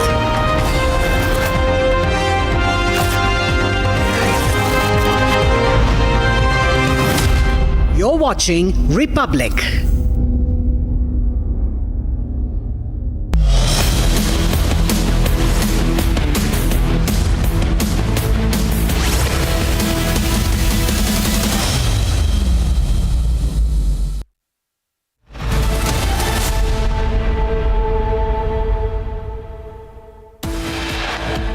See what's going on, and he agreed with me. The reason I had him here, I wanted to thank him for not going into the war, just ending the war. And I want to thank Donald Trump meets Asim Munir in Washington, claims that he was influential in stopping the India-Pakistan conflict.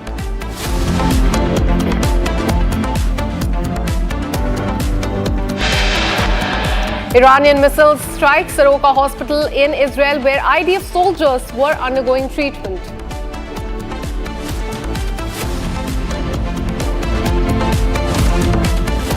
Six Israeli fighter jets strike 20 Iranian military and nuclear weapon sites across Tehran.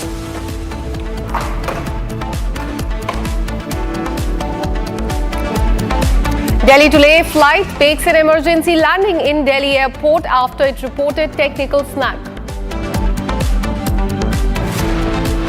Damning revelations are come to the fore in Judicial scandal case. Probe reveals that cash was recovered, burned cash was removed. Voting underway for bypolls to 5 assembly seats in 4 states, Kerala, Punjab, Gujarat and West Bengal. Results on June 23rd.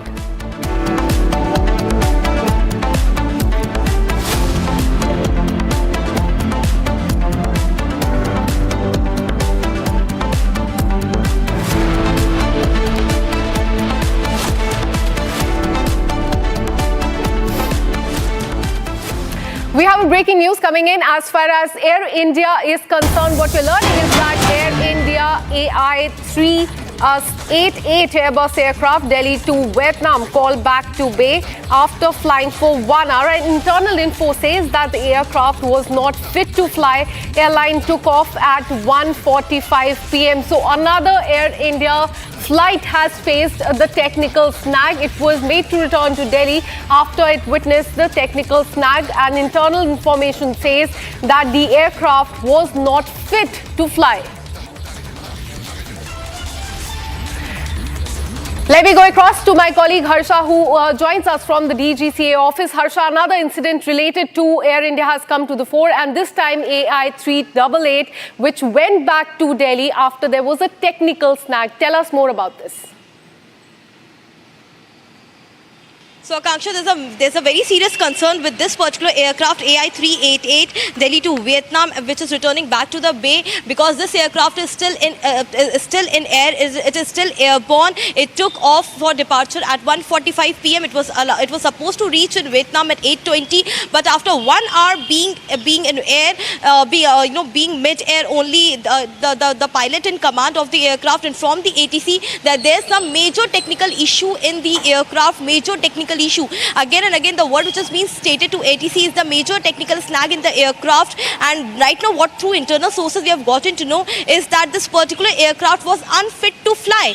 This was unfit to fly. Still, this aircraft was made to take off for departure from Delhi to Vietnam. And now, after being in airborne for 1 hour, it's returning to Isolation Bay. And now we have got to know what we have seen in the flight radar as well. We have got to know it is still returning back, and it will take another 45 minutes to return back to New Delhi from where it initially took off from. But this is a major concern because if this aircraft was unfit to fly, why did Air India allow to fly this aircraft, and why it was made to take departure and take off from Delhi? Why the line checks was not done properly? Continuously, Republic has been seeking these questions that if aircraft line checks are being done before it takes off from any particular destination, then how come when the aircrafts are mid-air, when they are airborne at that particular time, technical snags are being reported? Yesterday also we are continuously posing these questions to Air India that in VTANB also there was 29 snags in the span of 35 days.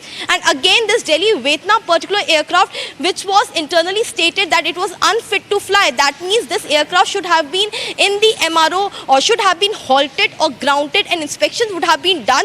But in this case there are so many passengers in the aircraft. It is A320 type of the Air India, A320 type of aircraft, AI-388 Delhi to Vietnam. There would be more than 150 passengers on board in this aircraft. You imagine life of so many passengers put at risk by taking off this particular aircraft which was unfit to fly. More details are awaited from Air India as yet.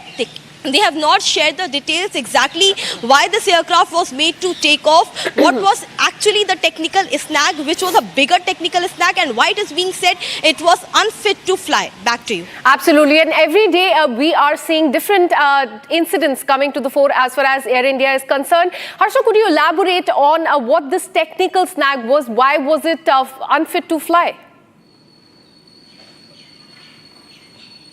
Some major issues which you're learning is that some major issues in the cockpit, and after being 1 hour in the air, after that only pilot understood that there is some warning signals which the cockpit is continuously giving, and earlier it was not during the time of takeoff, and when the pilot focused on some systems error of the aircraft, at that time he got to know that this seems to be the aircraft which was unfit to fly. That means there would have been some problem with the log sheet, there would have been some problem during the login, during the line checks, which the ground team would not have reported or would not have put in the log sheet, because this time what's happening is that because in order to maintain the flying hours, Air India is not putting out the actual technical snags. What's the real problem in the machines, in the engine and in the equipment inside and outside the aircraft, and that is the reason technical snags are being reported. They are saying that rectification has been done, test is passed, but again the same aircraft, whenever they are going to any particular destination, the snags are being reported. Repeated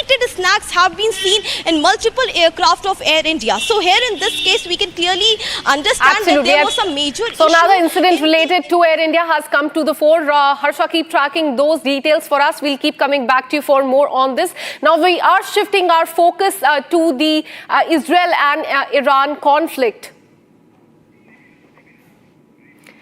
Several injured after an Iranian missile hit a high-rise building in Tel Aviv. 16 people is what we are learning are hospitalized. 3 are in critical condition as far as this strike is concerned.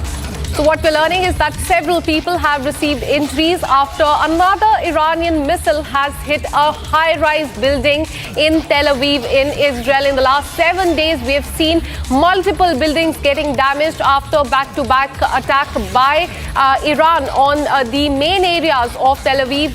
Just early in the day, there was a major attack on the hospital, then schools, and now what we're learning that another high-rise building has been attacked. 16 people are hospitalized, 3 are in critical condition.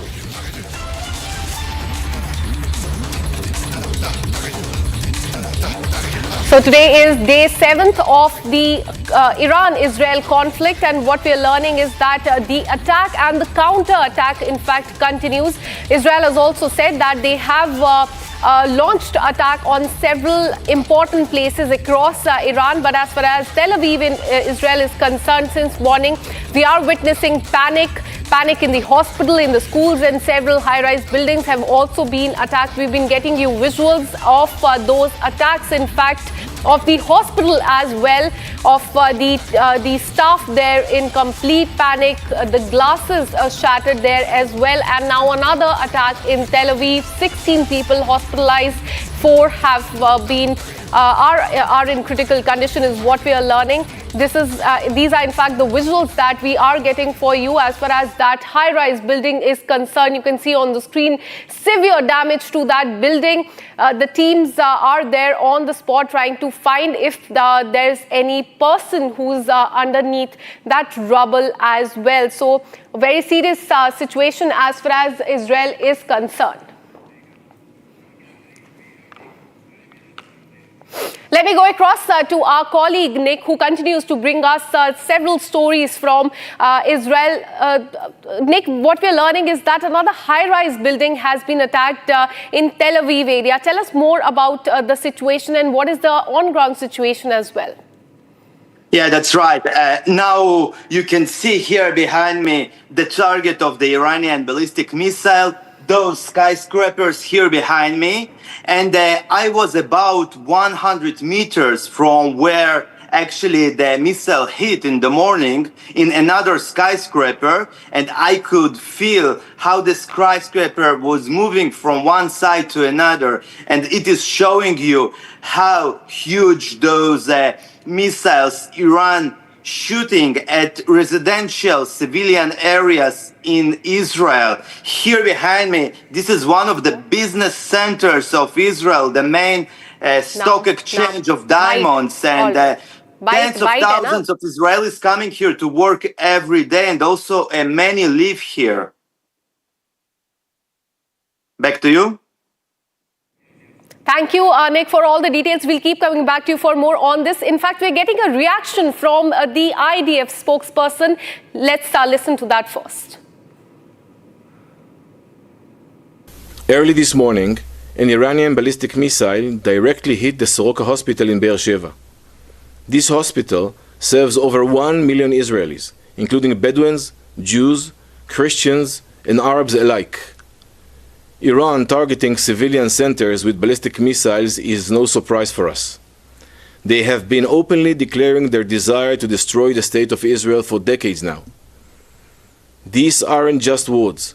Over the past 6 days, Iran has launched over 450 ballistic missiles and hundreds of UAVs.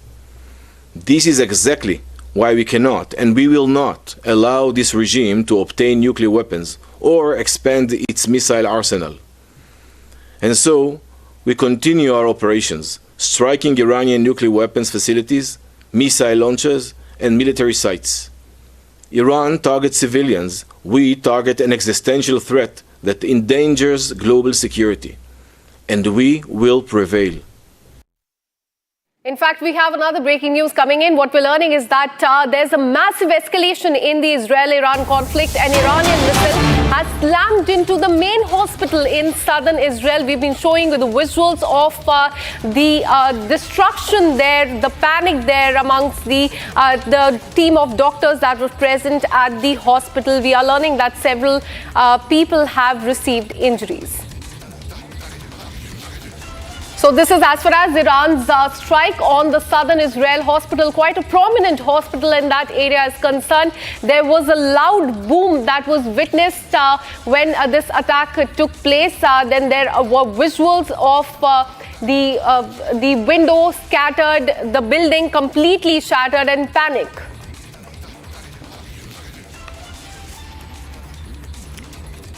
All right, let me go across to my colleague Ratnadeep, who joins us from Tel Aviv. Ratnadeep, we've been seeing attack on the hospital, on the school, on the high-rise buildings as well. Destruction there in Tel Aviv. What are you getting for us from the ground?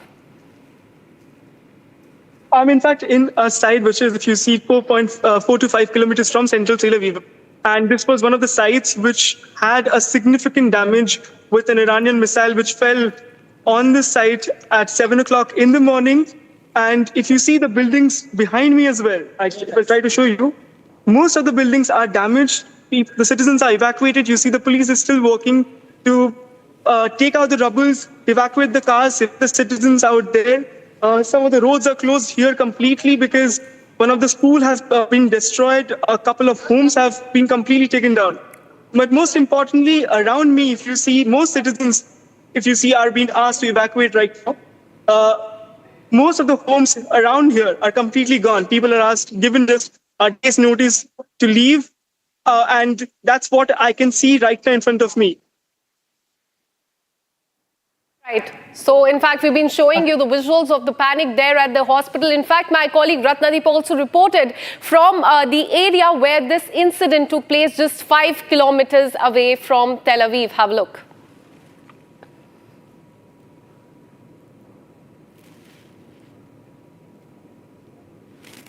Currently in a residence house in Holland, and you can see the scale of destruction that this house has gone through.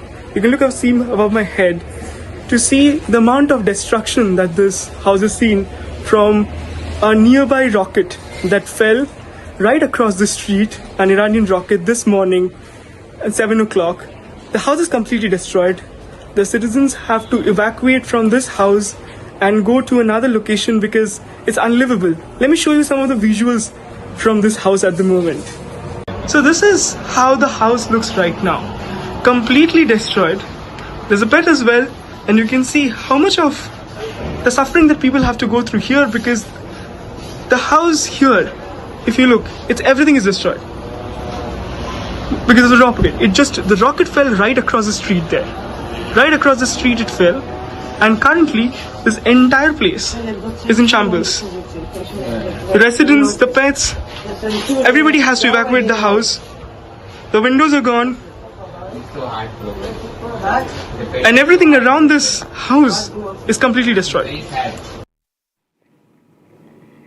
Now, the Israeli Air Force has released a new video showing how military production sites of Iranian regime were also attacked, including factories for producing raw material, components used to assemble ballistic missiles, and sites for creating Iranian defense system as well. Israel has also said that the air defense batteries, missile storage sites, radars and detection means of Iranian regime were destroyed from the air. And remember, this comes after Israel was targeted by Iranian missiles, strikes with several hits. Among them was the Soroka hospital, which we just showed you. So as you can see there on the screen, these are the military production sites of Iran that has been hit by Israel. In the last 7 days, we've been seeing the escalation of this conflict between the two nations. Now, Israeli Defense Forces have released a new video that you can see on the screen showing how military production sites were attacked, including the factories for producing the raw material components used to assemble the ballistic missiles and site for creating the air defense systems as well. Big blast there you can see on the screen. That is Israel's big attack on the key areas of Iran, including the military production site. In the last 7 days, Israel has attacked not just the nuclear sites, but different other locations as well. And one you can see on the screen is the military production site there in Iran.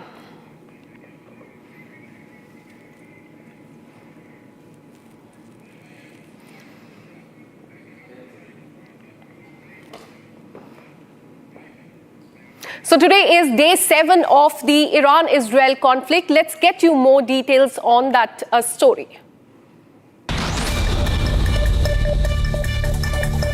As the Israel-Iran conflict enters its 7th day, President Donald Trump held a Situation Room meeting to discuss the U.S. options. While earlier saying that his patience has already run out with Iran, Trump indicated that he has yet not made a final decision on whether the United States would get involved. Iran's supreme leader has said in a national address that Iran will not surrender and warned that any U.S. military intervention would result in irreparable damage. Israel attacked Iran's Arak heavy water reactor earlier today. As we can see that this is the latest attack on country's nuclear program. There was no radiation danger. The facility had been evacuated and there was no damage done to the civilian areas around this reactor as well.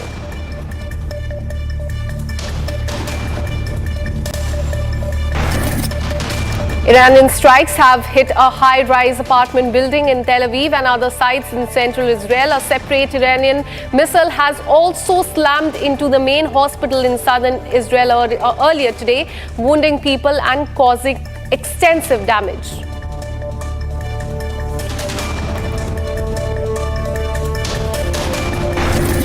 Following this attack, Israeli health minister has said that Iran has crossed a red line by targeting Soroka hospital. The minister called this a war crime committed by the Iranian regime.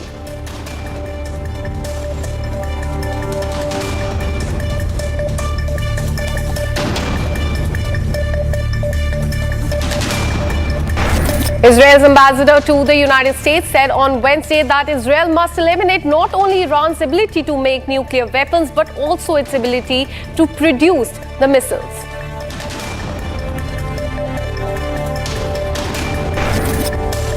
Around 100 Indian students have been evacuated from Iran amid Israeli airstrikes. They have arrived back in India on Thursday morning, that is today, from Armenia as part of India's Operation Sindhu.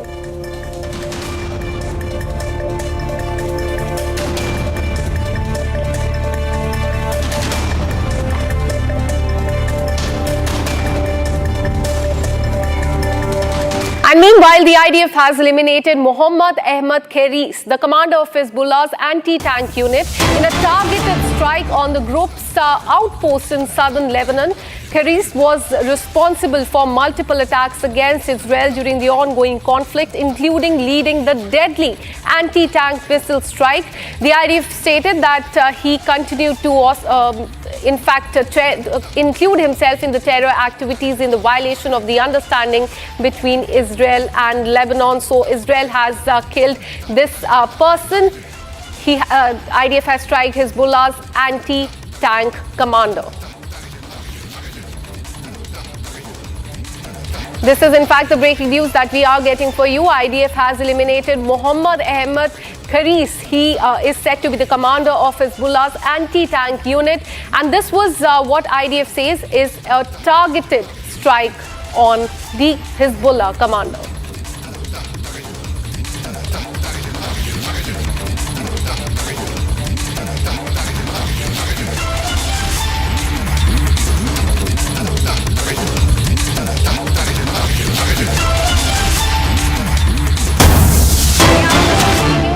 For you, Israeli Defense Forces have confirmed Arak nuclear facilities has been targeted. So this is another attack by Israel. The nuclear facility has been targeted in Iran earlier today. This is the Arak nuclear facility that has now been targeted by Israel in the last 7 days. Several key areas have been targeted by Israel, including the nuclear facilities, different facilities across the country, their military posts as well. And now this Arak nuclear facility has been targeted in Iran. Remember, yesterday Israel had requested people in this area of Arak and the adjoining area to evacuate that area because they were going to launch this attack. And now that attack has been done by Israel. What we're learning is that there has been no nuclear leak so far and no death has been caused because of this.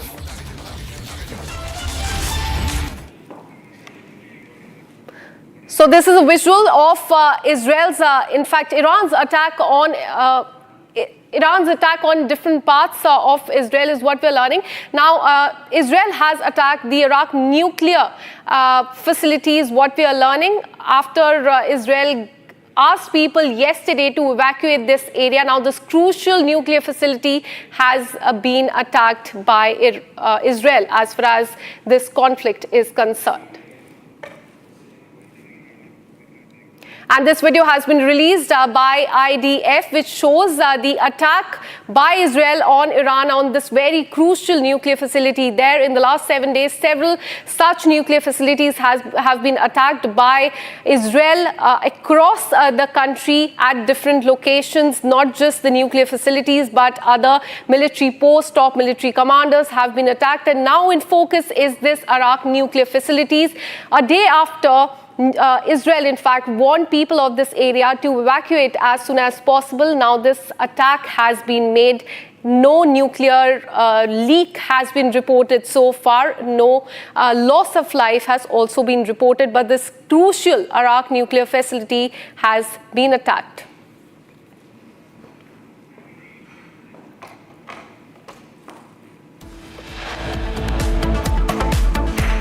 We're taking a very short break. Coming up on the other side, we'll tell you more about this big attack by Israel on Iran on this nuclear facility, a very crucial one in Iran.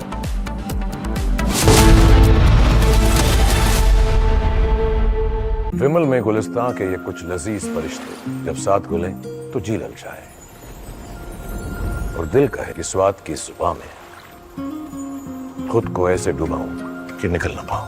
विमल की जुबां कुछ है ही ऐसी, मानते हैं?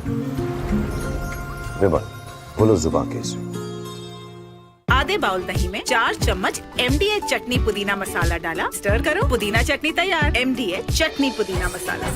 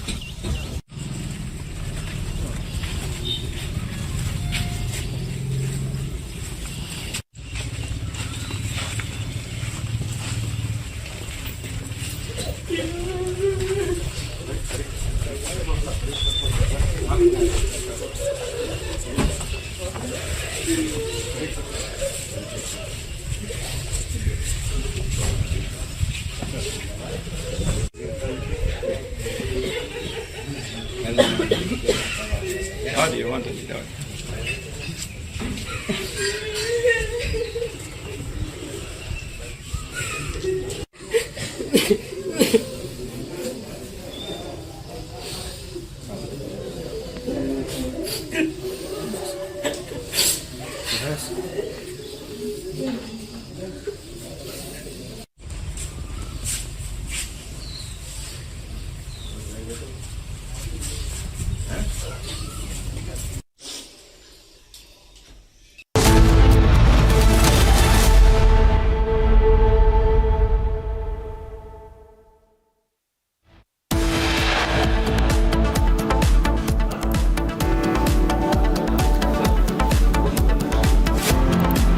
United States President Donald Trump hosts Pahalgam mastermind Asim Munir after he backed Nobel Prize bid.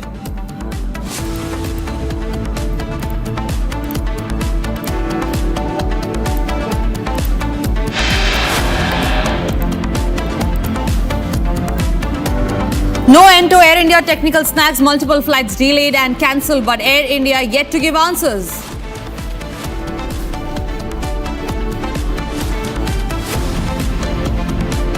Iranian missiles strike Soqara Hospital in Beersheba in Israel, where IDF soldiers are undergoing treatment.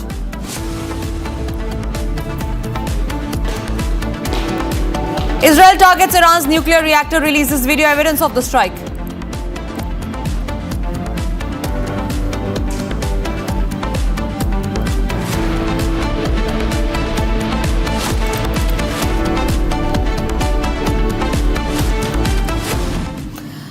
We start this edition with breaking news coming in, which is in regard with the Israel-Iran conflict, where we learned that the Israel Defense Forces have now confirmed that the Arak nuclear facility has been hit. This comes as a major development as the Israel-Iran conflict has entered day 7. Now we learned that there are reports which say that the Israeli force bombed Iran's Arak heavy water reactor. This happened in the morning, along with a second strike on the Natanz enrichment facility and dozens of other military sites overnight. The military announcement as an operation aimed at destroying the Iranian nuclear program entered its 7th day. That's the video that you see on your screens of the nuclear facility in Iran. This is the nuclear facility specifically that we're talking about, that Israel claims to have hit after they launched a missile attack. Now, according to the Israel Defense Forces, a wave of overnight strikes involved 40 fighter jets dropping 100 munitions of dozens of Iranian military facilities in Tehran and other areas of Iran. Kruthat, my colleague, is joining me live on the broadcast on that. Kruthat, this comes as a major development. Targeting of nuclear facilities is what being seen is it's a huge escalation again in Israel-Iran conflict. Where do you see this panning out? Indeed, Tanisha, and it is a very significant target that was selected by the Israelis this time in particular. We saw on the 6 days ago when the initial preliminary strikes began on nuclear facilities. It was the Natanz nuclear facility, which houses a lot of centrifuges, which is used to enrich uranium in the sense that to synthesize uranium from the raw reserves. Now, what is the significance of the Arak reactor is that it helps with plutonium production. It could, in fact, reach plutonium purity in terms of 60% capacity, which is very close to weapons grade plutonium, which needs about 90% purity. Now, the interesting part about the Arak nuclear reactor is that as part of the 2015 Iran nuclear deal, this reactor was rendered useless in the sense that it was stopped by the IAEA. The entire reactor core, the nuclear material or the fissile material which was in the reactor, was sent to Russia. The heavy water reactor, which was particularly targeted, helps with cooling down the nuclear core after synthesizing, purified plutonium and other explosive nuclear fissile materials. And this heavy water reactor was later on filled with concrete and it was rendered inoperational. So that is why this was a site that, since the nuclear deal was put in 2015, was not operational.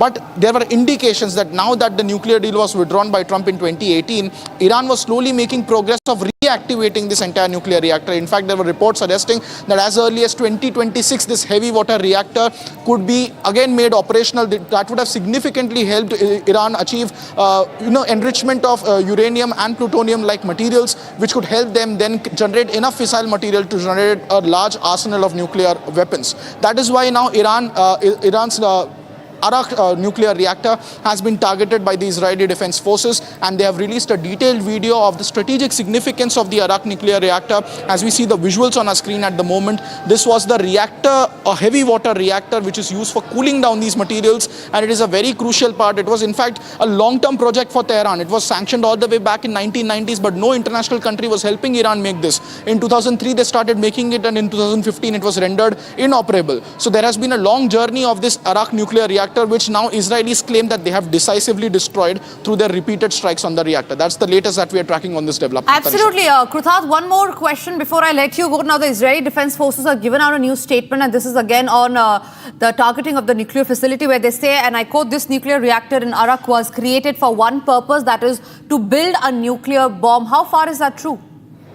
Indeed, as I said earlier as well, that it was a very critical location for enriching plutonium. They had in fact in the past reached up to 60% purity of plutonium at this Arak nuclear facility. It was a heavy water reactor. The technical and scientific aspects, of course, the scientists can explain us better, but what we understand is that this heavy water reactor was used for cooling down this fissile material after it was purified, and it was a very crucial component of the nuclear infrastructure that was developed by Iran over the years. The Natanz province, of course, this facility is about 250 to 300 kilometers away from Tehran in the southern province of Iran, where in the Natanz province there is a centrifuge lab which was also initially targeted, and all the centrifuges were allegedly destroyed by the IDF. However, the IAEA chief Rafael Grossi had confirmed just a couple of days ago that there was no damage done particularly to the centrifuges, as this was a facility that was subsurface or underground, whereas the Arak nuclear reactor is not such. It is on the surface very much, but as I said earlier, it was rendered inoperable as part of the 2015 nuclear deal.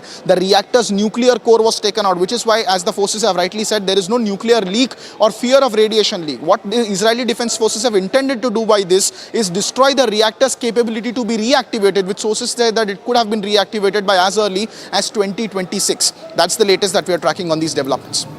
Absolutely, Krutha. Thank you very much for sharing those details. In fact, we're getting in more breaking news coming in at this point in time. Again, in regard with the same story, the International Atomic Energy Agency has confirmed that Iran's Arak heavy water reactor was hit in an airstrike. Now, the reactor was not operational and contained nuclear material. The IAEA says that there has been no radiation risk so far. At present, the agency has no information indicating that the adjacent heavy water plant was also struck. So that's the latest information that we have as far as the nuclear facility targeting is concerned.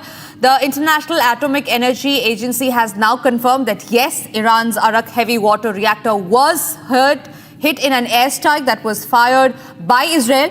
Now, the reactor, however, was not operational and contained no nuclear material, thereby averting any untoward incident that could have taken place. The International Atomic Energy Agency has also said that there is no radiation risk so far.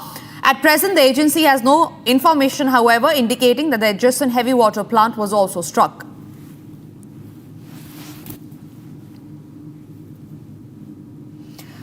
Meanwhile, Republic is the only channel to have first official statement from former Israeli Prime Minister.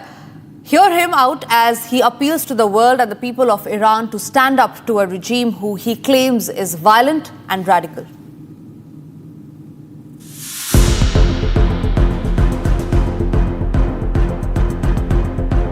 I want to be very clear.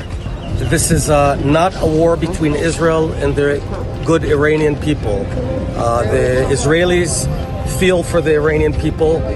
The Iranian people are under a terrible regime, an old regime, incompetent, corrupt, radical, violent regime that beyond endangering the world is making the lives of the Iranians horrible. I call upon the Iranian people, this is your moment. This is your moment to stand up, to remove the mullahs if you can, and the world will stand behind you.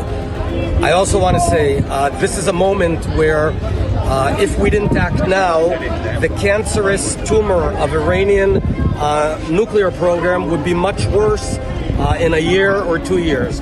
What you see here, 70 buildings that are hit, would have been hit by a nuclear weapon, so we have to act now. And finally, to our friends in other decent-minded countries around the world, We are doing the dirty work for the world. We are the ones who are removing and preventing Iran from going nuclear. We are preventing Iran from being a danger to the world. If we didn't act now, Paris and London and Washington in 2030 would receive a nuclear warhead. So we're not asking anyone to fight for us. We're doing the fight. We're willing to pay the price. We are asking, have our back. Don't criticize us. Back us. We're doing the right thing.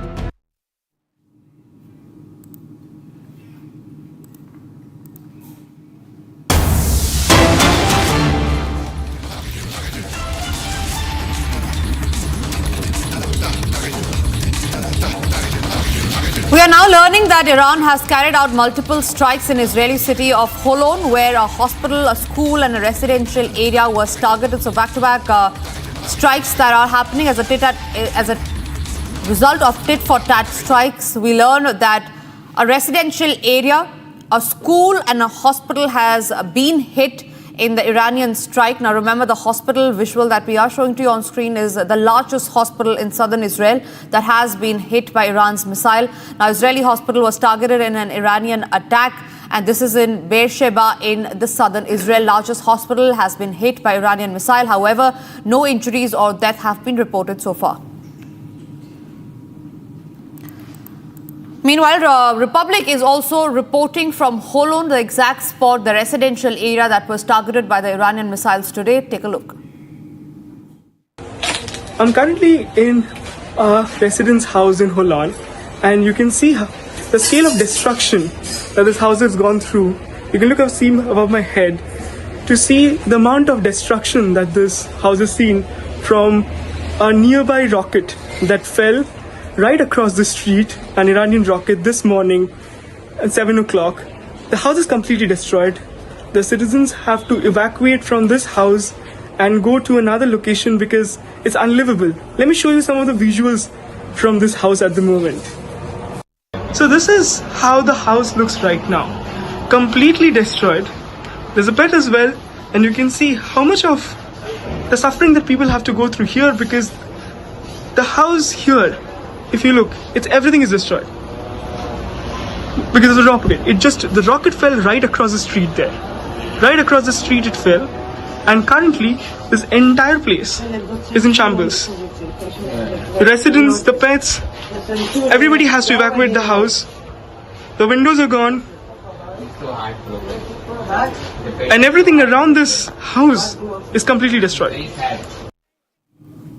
All right, we're getting in a statement from Russia where they have finally responded to the United States intervention in the Israel-Iran conflict, where they say that US's intervention in Iran would be a terrible spiral of escalation, is what Russia says.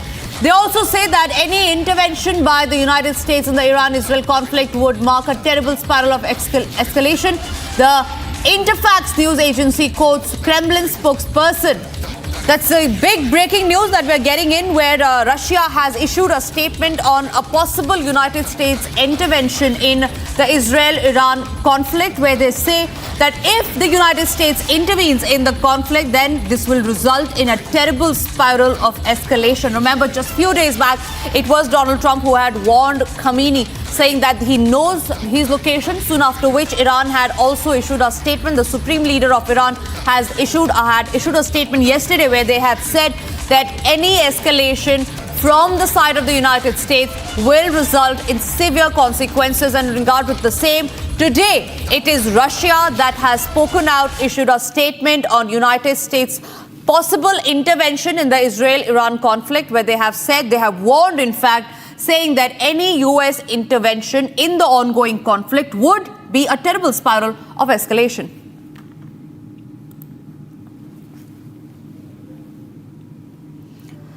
Now, ladies and gentlemen, as missile sirens continue to pierce the skies over Tel Aviv, civilian life in the city has been turned upside down. Schools are shut, businesses are operating in crisis mode, and families are spending nights in bomb shelters. The once bustling streets of Israel's commercial capital are now marked by fear, uncertainty, and a constant readiness for the next strike.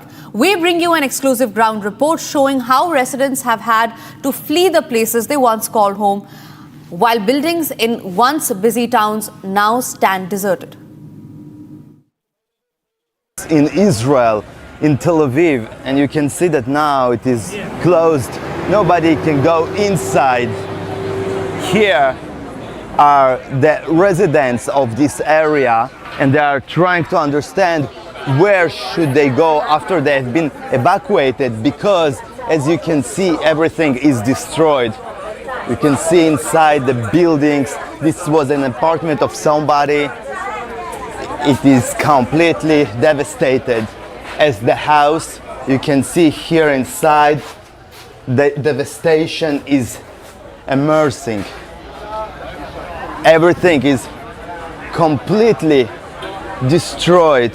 Windows are broken, also some of the walls.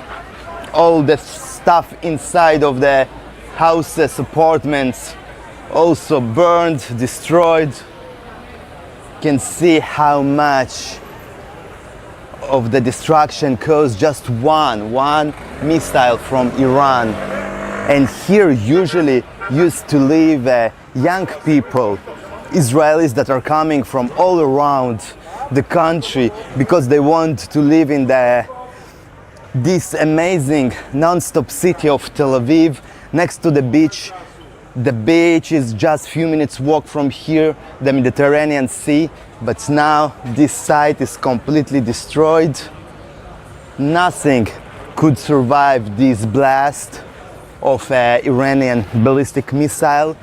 You can see the destruction, all of those buildings, in each of them there are many apartments, many people lived here, and everything is destroyed. You can see here there are balloons with gas that also could explode, and if it explodes, then the damage will be, of course, much higher. And the buildings here completely destroyed. You can see it yourself. And then now the municipality of Tel Aviv would need to destroy those buildings and build the new ones. And here I'm standing on the place where the ballistic missile from Iran actually hit. It hit now this parking lot, but the shock wave destroyed everything in a radius of hundreds of meters. You can see the impact of this blast. And if those kind of rockets hit the buildings themselves, then of course nothing can survive inside the building and not next to it. This is a residential area. There are no military targets here.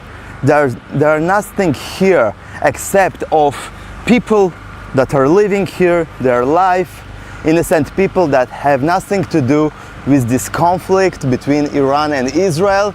Maybe the target of the rocket was this building, because inside at least used to be the consulate of the United States of America and some of the offices of the Embassy of America. And actually the impact of this blast also hit a little bit even the embassy, which is hundreds of meters from here, the main building of the embassy. And you can see the impact. It is just unbelievable. Now I'm standing on the floor, on the ground, under which used to be a construction of an underground metro station, and that's why Israeli security forces, rescue forces, told me that all of this place can collapse because of the impact of the blast. And this is just one neighborhood that was almost completely destroyed, and there are many more neighborhoods like this one, residential areas that also were the targets of the Iranian ballistic missiles. And in all of those places there are a lot of destruction. People are killed, injured, and all of their homes and stuff is lost, as you can see here behind me.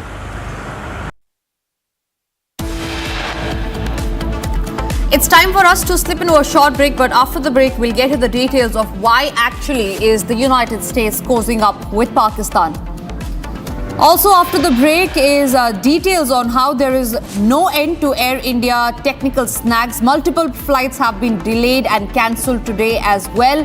But Air India is yet to give answers. Those details right after a short break.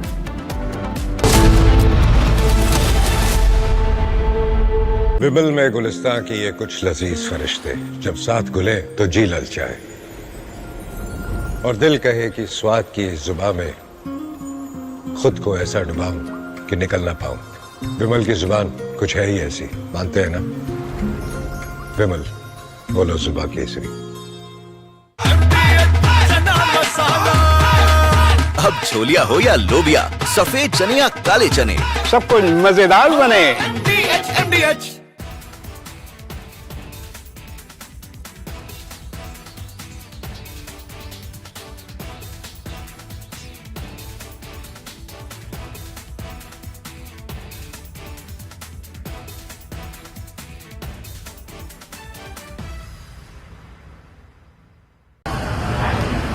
असमनी Islamabad के कातिल, इस्लामाबाद के कातिल, वो कातिल पाकिस्तानी के कातिल, पाकिस्तानी के कातिल। Shame on you, Assam Munir! Shame on you, Assam Munir! Shame on you! Civilian supremacy in Pakistan! Shame on you, Assam Munir! Gidar, gidar, gidar! Shame on you, Assam Munir! Shame on you, Assam Munir! Shame, shame, shame! Shame on you, Assam Munir! We are here to welcome Assam Munir. This is Washington Four Seasons Hotel. And this is telling him what he has done to Pakistan.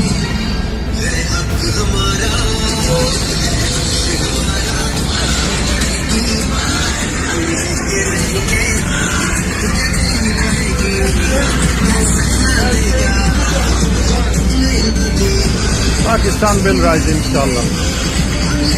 Assam Munir, you can hide. You're in the second basement, down underneath, and people are here to hunt you. Civilian supremacy in Pakistan! Shame on you! Shame on you! Shame on you, bastard! Shame on you! Shame on you! Shame on you! Dictator! Shame on you, dictator! Shame on you! Shame on you!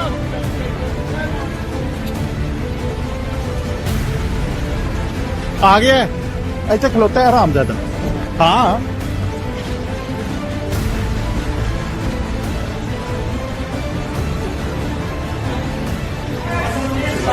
I have freedom. I'm on the pavement. You are there. This is not your property. I'm standing here. That's your property. This is public property.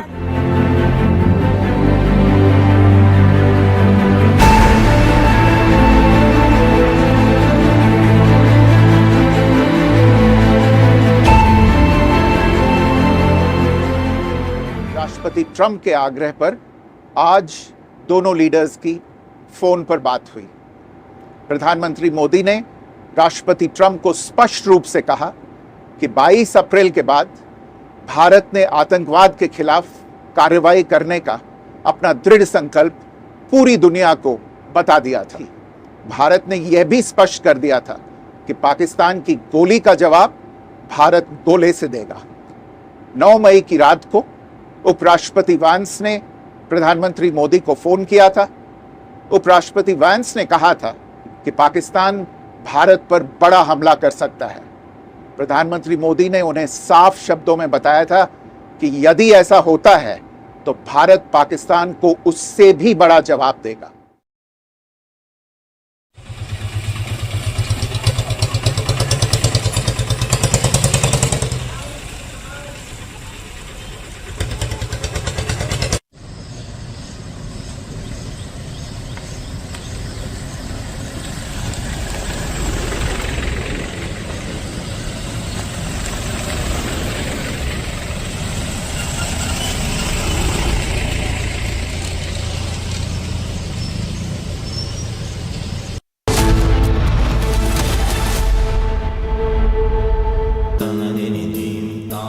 MIT has been ranked among the top universities globally for producing the most employable graduates by the Times Higher Education UK.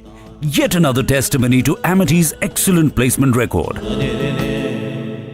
MDH की हल्दी मिर्ची धनिया करे कमाल, ये रंग दे, ये खुशबू दे, ये तीखा, ये कम पड़े, क्या निराला MDH मसाला।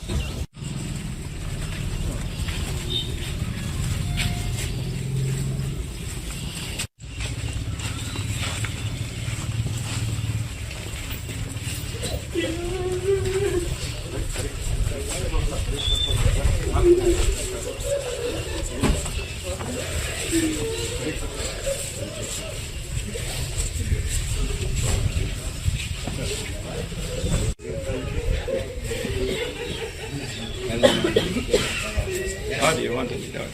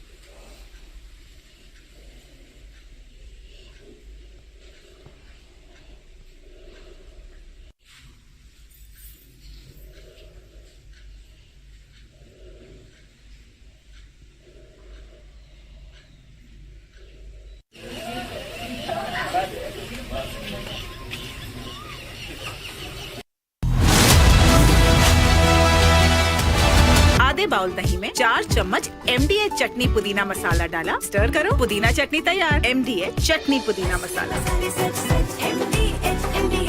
आपकी फेवरेट हुंडई कार्स पर मिल रही है अमेजिंग डील्स। वैसे लोगे तो आप हुंडई ही, चाहे दिल की सुनो या डील्स की, तो जल्दी चले आओ Hyundai showroom.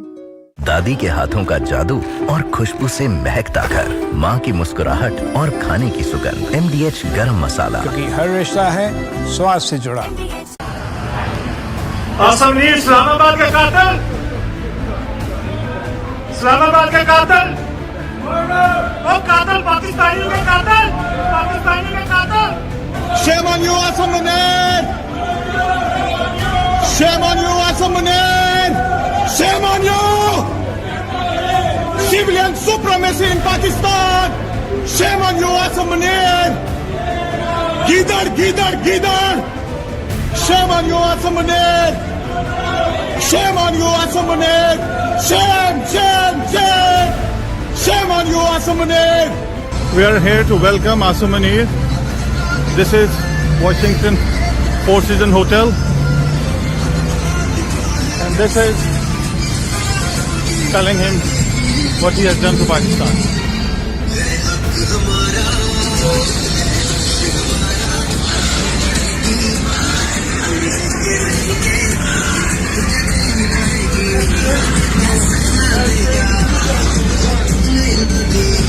Pakistan will rise, inshallah. Asim Munir, you can hide. You're in the second basement, down underneath, and people are here to hunt you. Civilian supremacy in Pakistan! Shame on you! Shame on you! Shame on you, bastard! Shame on you! Shame on you! Shame on you! Dictator! Shame on you, dictator! Shame on you! Shame on you!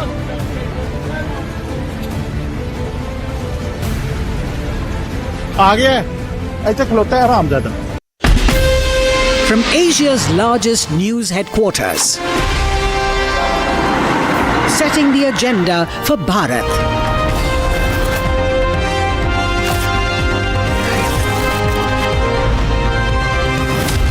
You're watching Republic.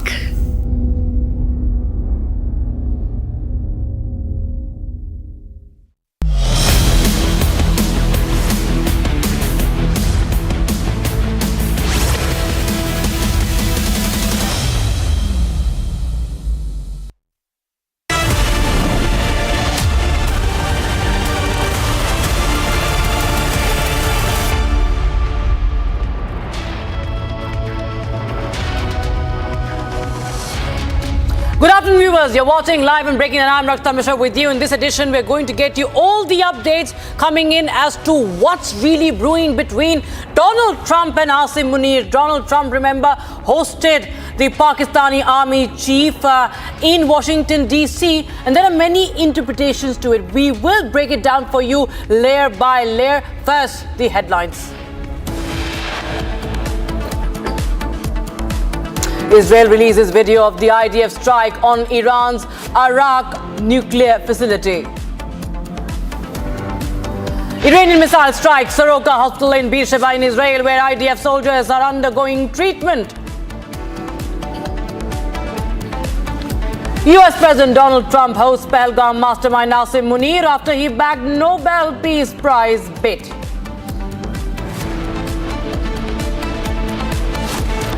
And there's no end to Air India's technical snags. Multiple flights delayed today and cancelled. But Air India has given no answers yet on that. And Yogi Police's mega crackdown on criminals. Operation Langda underway in Bareilly, in Pratapgarh and in Meerut.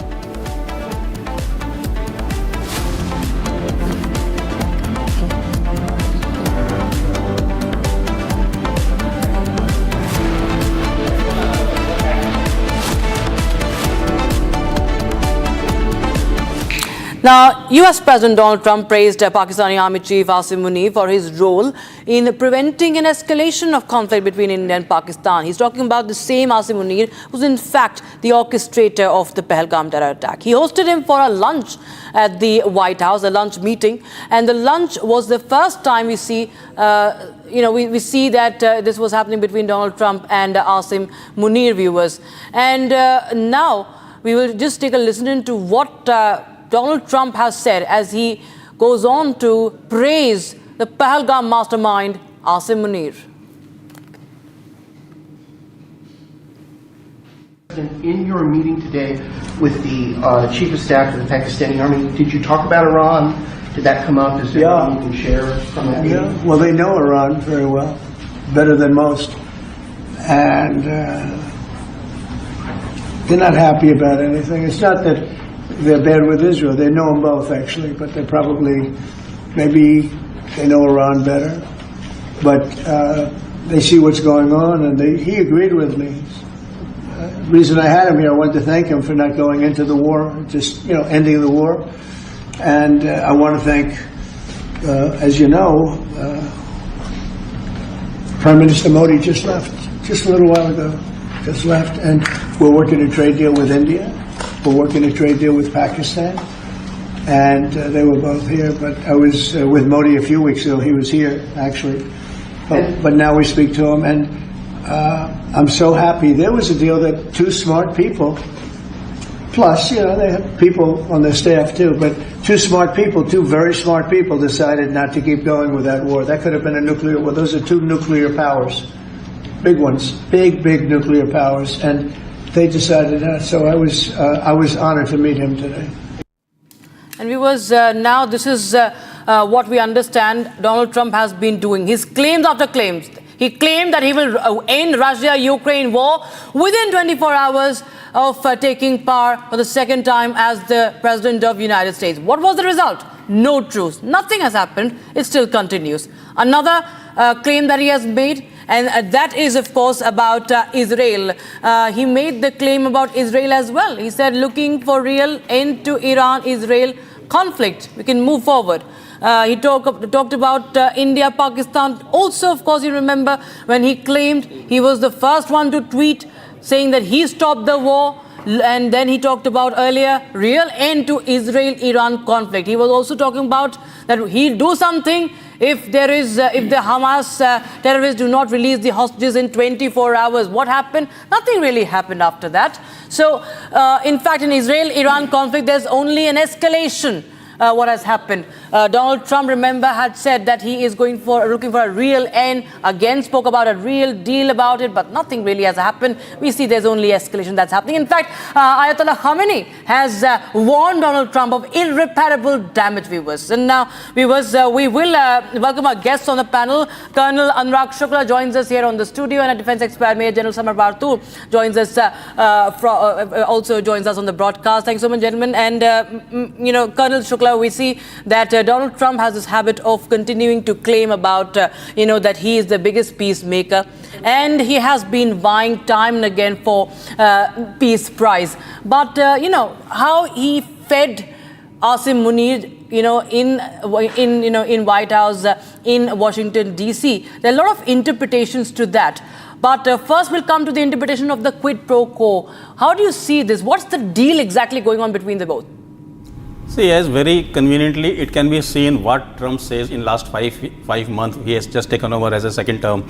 So he is shifting his statement. He is changing everything what he used to say. And the thing which was seen as a contradictory to the present situation in his first tenure. Now, once upon a time, deadest militant was killed in the Pakistan, and there was a statement made that it is a terrorist nation. The same terrorist nation, Pakistan, was there in FATA list for almost 6 years. And today, all of a sudden, because of a political compulsion or their own vested interest, he has invited them to the United States and giving him an honor of giving a lunch and dinner in the White House. So definitely it is totally reflection of what his interest is in Iraq presently, where they want to launch an operation, and Pakistan is going to do the dirty work for them as it has been doing for quite a decades long ago. They are looking for a scapegoats who is going to fight their war on ground. They don't want to go themselves. So they want a proxy. And who is the best proxy? The proven one, the same Pakistan forces and their proxies who are fighting for decades. Right. Major Samar Bartur, we'll just go to the Israel angle over here, the Iran angle. But, the fact that he is sort of glorifying, everybody knows what Pakistan stands for. The whole world knows that it is Terroristan. Donald Trump is no fool. He very well knows what he's doing when he goes on to praise, Pahalgam, a mastermind attack. What do you think is behind this? What is really the motive behind him going on to say that, it was General Asim Munir who was very much important and instrumental in this so-called ceasefire that he has always claimed to, facilitate? See, Rakshita, if you see the map and you see Iran is surrounded by all sides but one side, that is its eastern border, which is bordering Pakistan. And as far as US is concerned, it has approximately 45 overseas military bases, majority of them in the Gulf and few south of Russia or north of Afghanistan. They having lost the war in Afghanistan and moved out, definitely Afghanistan is out of the question. However, the Bagram Air Base has American assets. As recently as 2 months back, the Taliban gave them permission to redeploy in Bagram. So what is surprising is that why isn't Bagram Air Base not being utilized or activated openly? Because it is an air base which can accommodate majority of the US aircrafts. Secondly, if you want a decisive war against Iran, you need infantry soldier on the ground. You cannot win this war by just aerial bombing the country and saying that, you know, you have made a difference and you've overthrown a regime. That is not going to happen, because as far as the rule of the radical Islamists in Iran is concerned, the Khamenei has been in rule for over 47 years. So the psychological radicalization of Iran is gone so deep that you see there is not much of support with what the Americans had tried to plant upon, and that is the Shah's son, Rizvi, who had given a statement wanting, appealing to the masses of Iran to overthrow the Khamenei, but which is actually not, it's fallen on deaf ears. Because see, the percentage of people who are protesting against the present radical regime of Iran is very less in number. And that is what the Western media has been, you know, emphasizing and projecting all along. Yes. But as far as the ground reality is concerned, there is very little mindset which is wanting peace with Israel. And hence, if America gets into war, then majority of the overseas military bases of the US will be struck.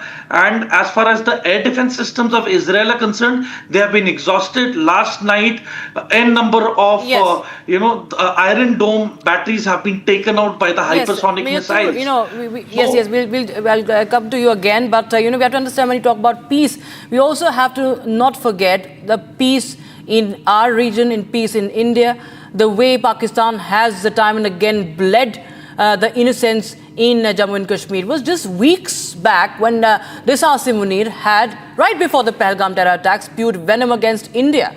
And this was in front of everybody. We know what followed later on, and it has been proven time and again that it was Pakistan that who was behind this. Now, the question, of course, arises, is Donald Trump backing this man, the one who has, in fact, planned this entire massacre on Indian soil? Is Trump backing Asim Munir, who stands for in the face of a terror state? Listen in to what had Asim Munir said. Well, our forefathers, they thought that we are different from the Hindus in every possible aspect of life. Our religion is different. Our customs are different. Our traditions are different. Our thoughts are different. Our ambitions are different. That was the foundation of the two-nation theory that was laid there. That we are two nations. We are not one nation. So because of that, our forefathers, they struggled, mounted that incessant struggle to create this country. Our forefathers, they have sacrificed immensely, and we have sacrificed a lot for the creation of this country, and we know how to defend it. He agreed with me. The reason I had him here, I wanted to thank him for not going into the war, just ending the war. And I want to thank, as you know, Prime Minister Modi just left, just a little while ago, just left, and we're working a trade deal with India. We're working a trade deal with Pakistan, and they were both here. But I was with Modi a few weeks ago. He was here, actually. But now we speak to him, and I'm so happy. There was a deal that two smart people, plus, they have people on their staff too, but two very smart people decided not to keep going with that war. That could have been a nuclear war. Those are two nuclear powers. Right, we have visuals coming in right now from from Iran. In fact, smoke rises from following Israel's attack on the Iraq heavy water reactor facility in Honda. There you have that huge plume of smoke that is billowing from the water reactor. Iran's Arak heavy water reactor has been attacked by Israel, and Israel military says that its jets targeted the Arak facility to halt Iran from producing plutonium. And remember, this can be used for nuclear weapons. If we talk about plutonium, Israel had already warned that it is going to target this facility. So it has. The Arak nuclear complex is located in the western part of Iran, remember, and 280 kilometers from Tehran. And it comprises a heavy water experimental reactor, and there is a heavy water production plant as well. So this is another Israeli strike in Iran. This is the Arak facility. It's a water facility, heavy water facility that is also possibly a part of the Iranian nuclear program. And that is another visual that is coming in from Arak. And this, even as Iran continues to strike in the civilian areas, it has struck the largest hospital in southern Israel as well.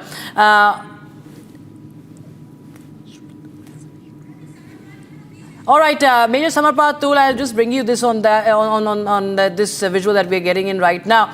This is the Arak facility. Now we see that Israel, one by one, is trying to target all these important facilities which are part of the Iranian nuclear program. Now, this, of course, again comes in as a blow to the Iranians. How do you see this development?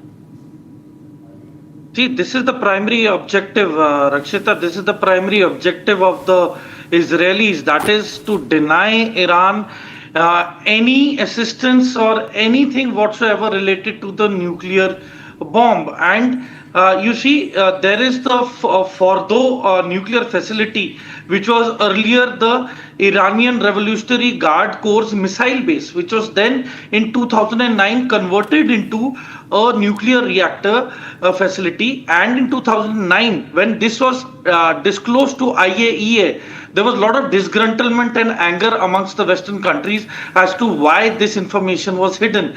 And then later on, they had also declared that Arak is a heavy water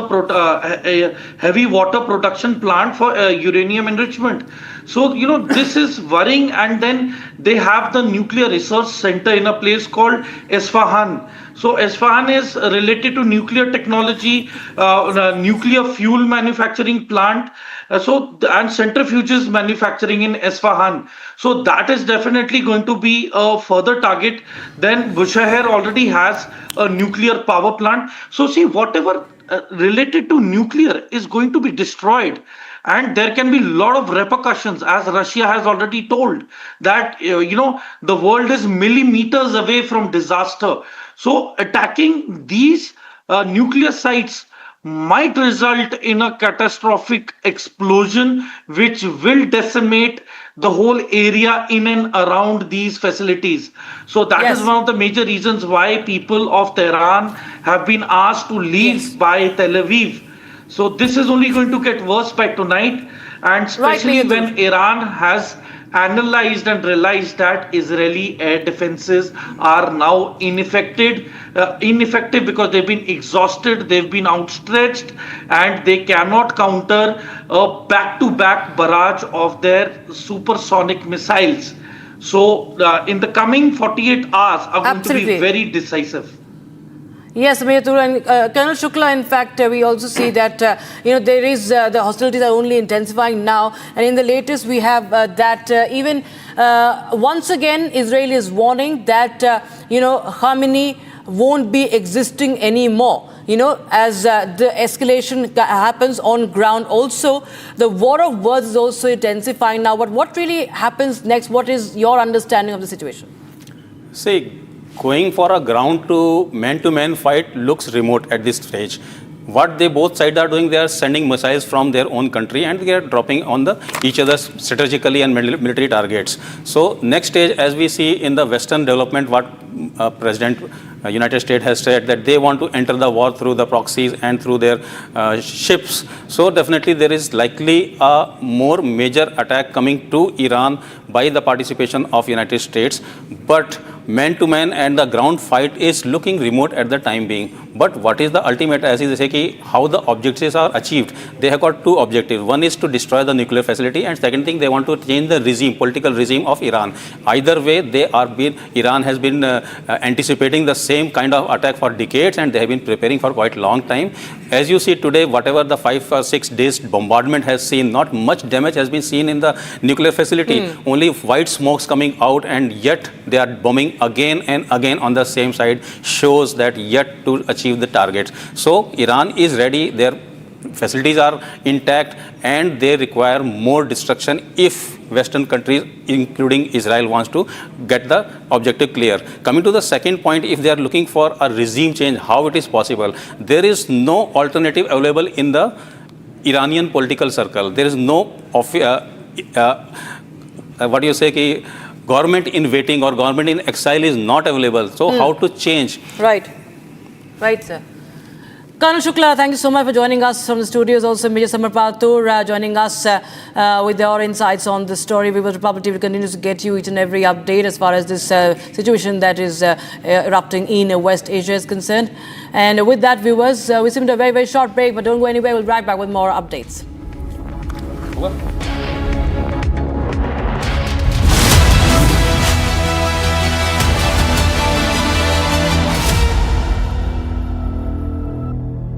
विमल में गुलिस्तां के ये कुछ लजीज फरिश्ते जब साथ गुलें तो जी लग जाए और दिल कहे कि स्वाद की जुबान में खुद को ऐसे डुबाऊं कि निकल ना पाऊं। विमल की जुबान कुछ है ही ऐसी, मानते हैं? विमल, बोलो जुबान कैसी? MDH की हल्दी मिर्ची धनिया करे कमाल, ये रंग दे, ये खुशबू दे, ये तीखा, ये कम पड़े, क्या निराला MDH masala.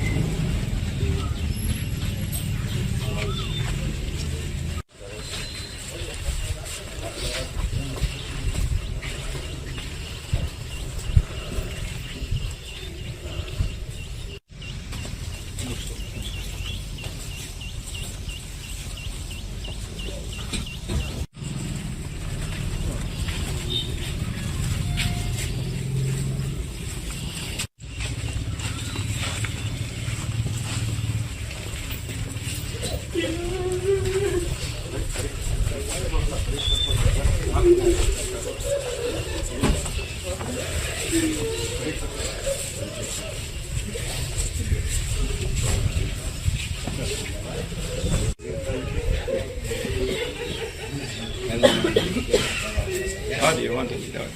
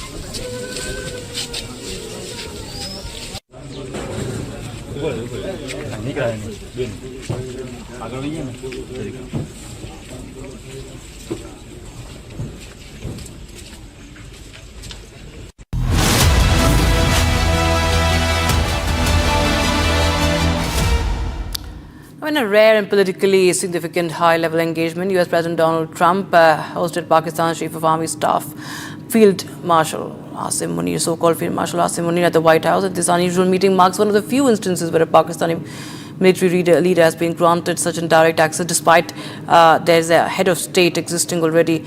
Let's get you this report. Reports have been received recently that Donald Trump has invited Field Marshal Asif Munir to the White House for lunch, and maybe he will also be attending the military parade in Washington. Now, all this is part of the United States' attempts to pressurize India to play ball, attempts to pressurize India not to get too close to Russia, China, and to not purchase any Russian military equipment and buy instead the American F-35 stealth fighters. The simple fact is that the United States is not offering us transfer of technology. It will not share the source codes, which we found a problem with the Rafales. We could not mount our indigenous beyond visual range Astra missiles and BrahMos cruise missiles on the Rafale because they did not share the source codes, and therefore we suffered. We paid a heavy price for these aircraft, and yet we could not use them to the optimum because of that unwillingness to share source code. So the same problem, and in a more magnified form, will come with the American F-35s. The American F-35s come with a huge price tag, number one. Number two, the maintenance costs are terribly high because stealth paint gets eroded. It has to be repainted, recoated. Most of the time these will be in hangar. And the other fact is that India will have limited control over these planes because America would want to know where they are being based, where they are being sighted. It will want oversight. Where they are being used, America will have vetoes. So it would be very strange if we can't use them against Pakistan. What the hell are we buying the planes for then? So there are basic questions of national interest which cannot be wished away. So quite obviously India has not been too keen at all to accept the F-35 deal, and actually no concrete offers have been made so far which India can consider, evaluate. I mean, it's not just on a verbal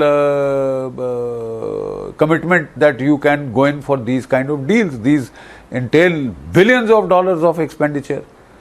So India has to make a very considered decision, and the decision India has made is we can't kill our own homegrown AMCA. We will damn well go in for it, and as an interim measure, if we are forced, we may have to accept 1 or 2 squadrons of fighters. There the Su-57 offers a much better deal. They are prepared to share technology, they are prepared for local manufacture, they are prepared to transfer technology, share source codes.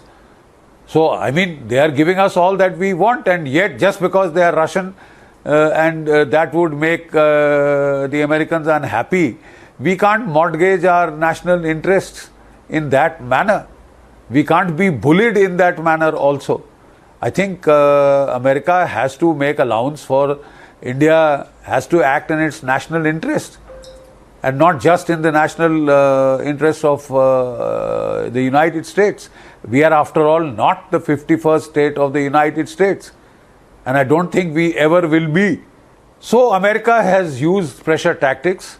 It has used the India-Pakistan binary to try and apply pressure on India. I think it may be a mistake. No other country is so hated in India as Pakistan is. Pakistan has waged 5 conventional wars against India. Pakistan has waged continuous asymmetric wars against India for 30 to 40 years non-stop. It is the biggest pain in the neck as far as India is concerned. And if the United States wants to cozy up to Pakistan, it will be construed as a very hostile gesture in India. It would be back to the Cold War era when Richard Nixon had sent the 7th Fleet to prevent the breakup of Pakistan, to help India, to help Pakistan against India. Even the 7th Fleet could not save Pakistan then, and Pakistan was broken in two. For all its hubris, for all its one-upmanship, Pakistan had to suffer that humiliation, and the United States was not able to save it. Now for the United States to align itself back with Pakistan, I think would be a tragic mistake. I am very certain that there is enough computation power in the United States, in its think tanks, in its administration, to work out the vis-a-vis value of relationships with India or with Pakistan, right? And if the United States chooses India over Pakistan, it's welcome to its choice. Pakistan is a failing state. It's almost a failed state. It's on the brink of failure. It is a state in economic chaos and turmoil. It is a state where the military overspends to the extent of destroying the state, destroying its economic basis, right? It is a state which is riven by civil war and internal conflict.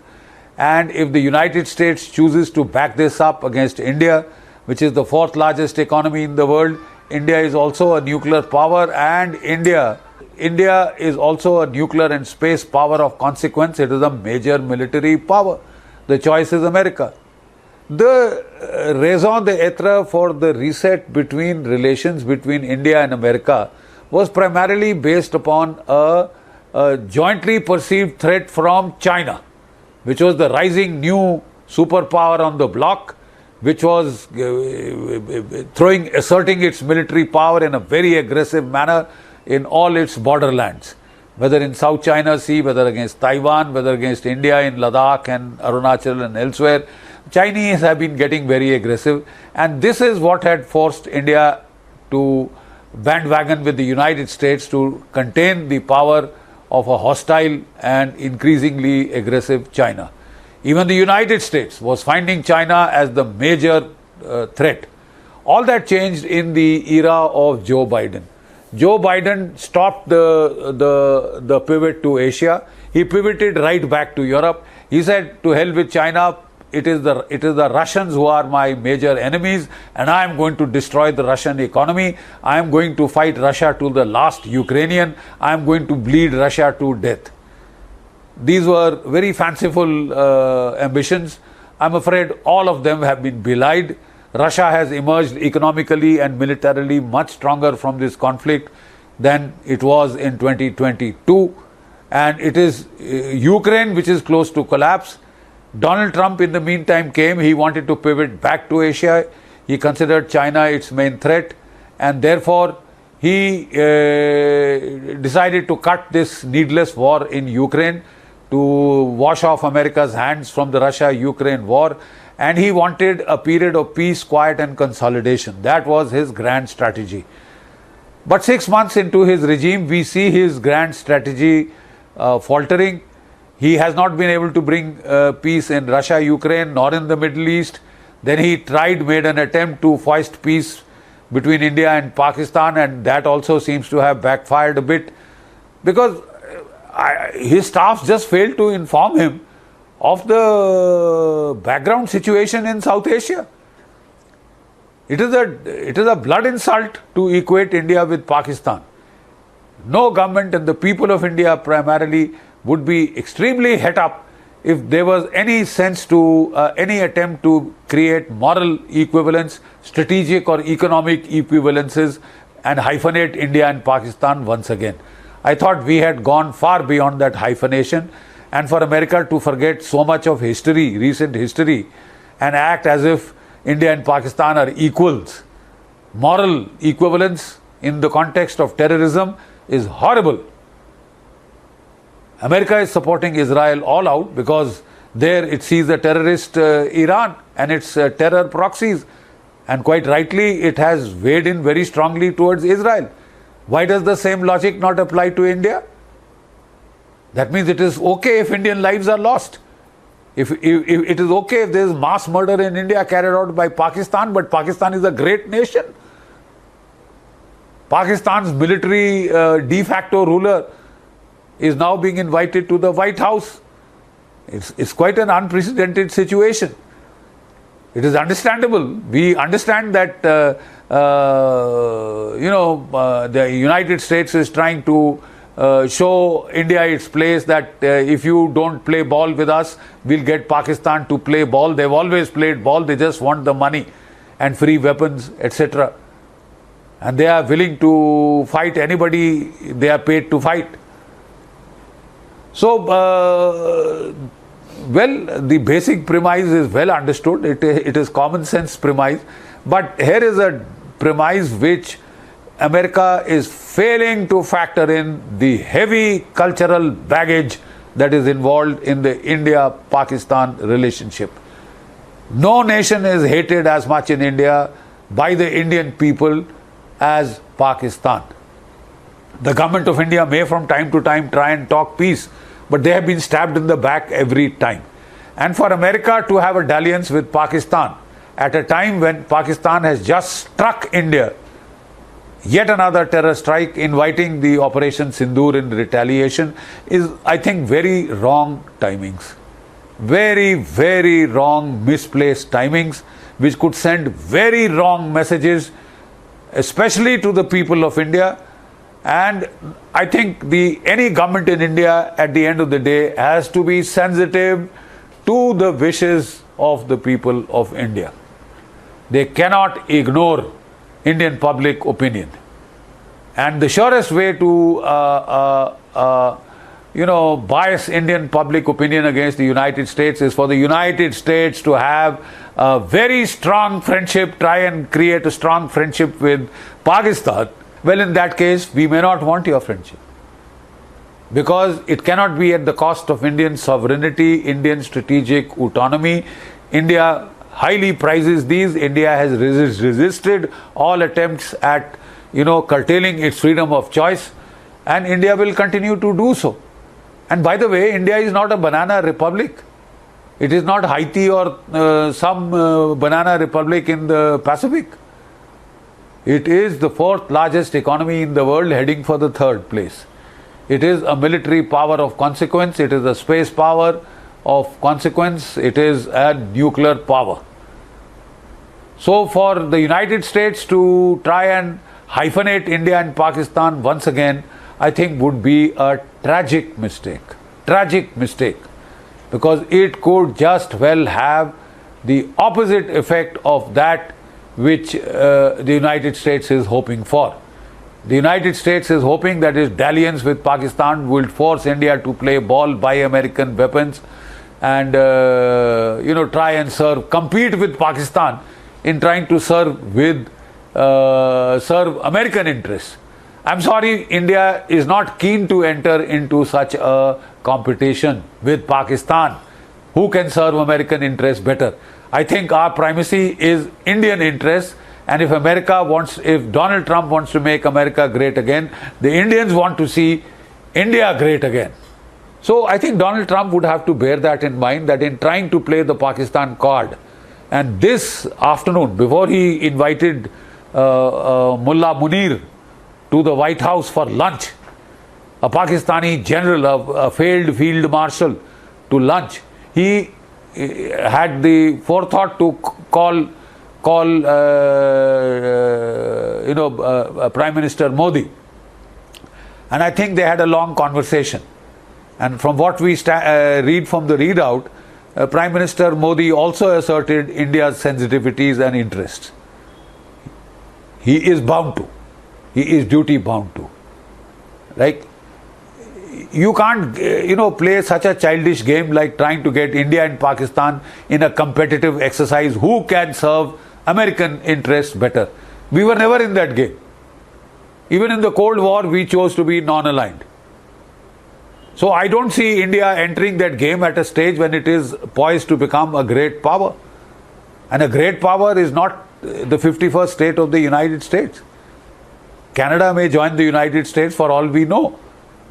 But even Canada is bristling. Greenland is not prepared to come and join the United States. So how do you expect India to come and become the 51st state of the United States? I mean, you are not being realistic. Making America great again is fine, is a very noble ideal to strive for any leadership in the United States. But you cannot force the whole world to gang up against the United States because you feel you can do it alone. Or you can go it alone.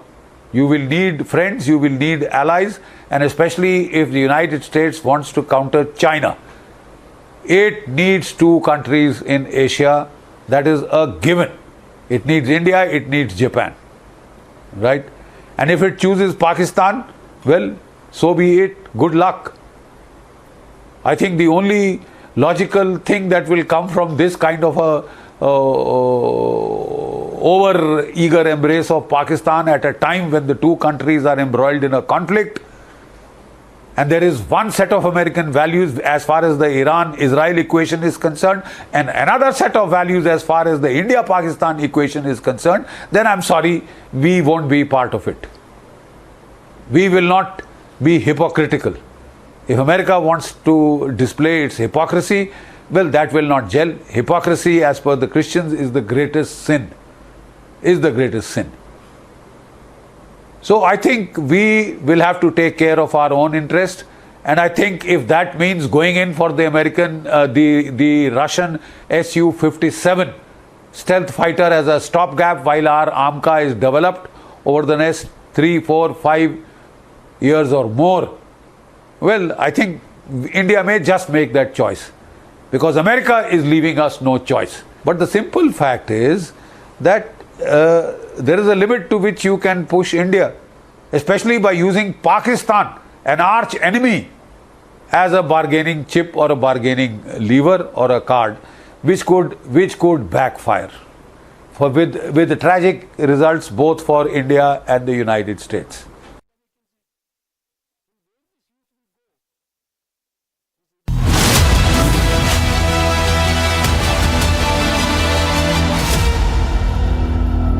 विमल में गुलिस्तां की ये कुछ लजीज फरिश्ते जब साथ घुले तो जी ललचाए और दिल कहे कि स्वाद की इस जुबान में खुद को ऐसा डुबाऊं कि निकल ना पाऊं। विमल की जुबान कुछ है ही ऐसी, मानते हैं ना? विमल, बोलो जुबान Kesari.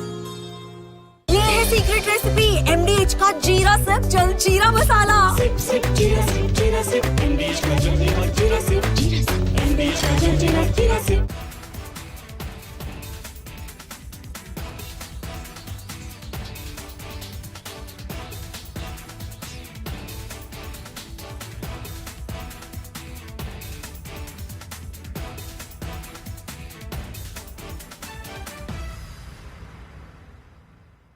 Reports have been received recently that Donald Trump has invited Field Marshal Asif Munir to the White House for lunch, and maybe he will also be attending the military parade in Washington. Now, all this is part of the United States attempts to pressurize India to play ball, attempts to pressurize India not to get too close to Russia, China, and to not purchase any Russian military equipment and buy instead the American F-35 stealth fighters. The simple fact is that the United States is not offering us transfer of technology. It will not share the source codes, which we found a problem with the Rafales. We could not mount our indigenous beyond visual range Astra missiles and BrahMos cruise missiles on the Rafale because they did not share the source codes, and therefore we suffered. We paid a heavy price for these aircraft, and yet we could not use them to the optimum because of that unwillingness to share source code. So the same problem, and in a more magnified form, will come with the American F-35s. The American F-35s come with a huge price tag, number one. Number two, the maintenance costs are terribly high because stealth paint gets eroded, it has to be repainted, recoated. Most of the time these will be in hangar, and the other fact is that India will have limited control over these planes because America would want to know where they are being based, where they are being sighted. It will want oversight. Where they are being used, America will have vetoes. So it would be very strange if we can't use them against Pakistan. What the hell are we buying the planes for then?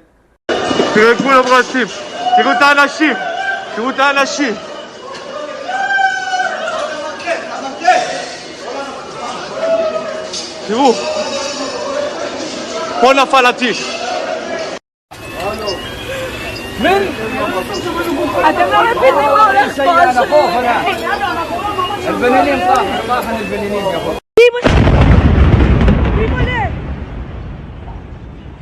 הלך סורוקה, בראש שלי אמא שלי הלך סורוקה. נפתלי, איפה היית? איפה היית? מה? שמע לי פעם הבאה. מה זה לך? תבוא לתרד. איפה הלכת לי?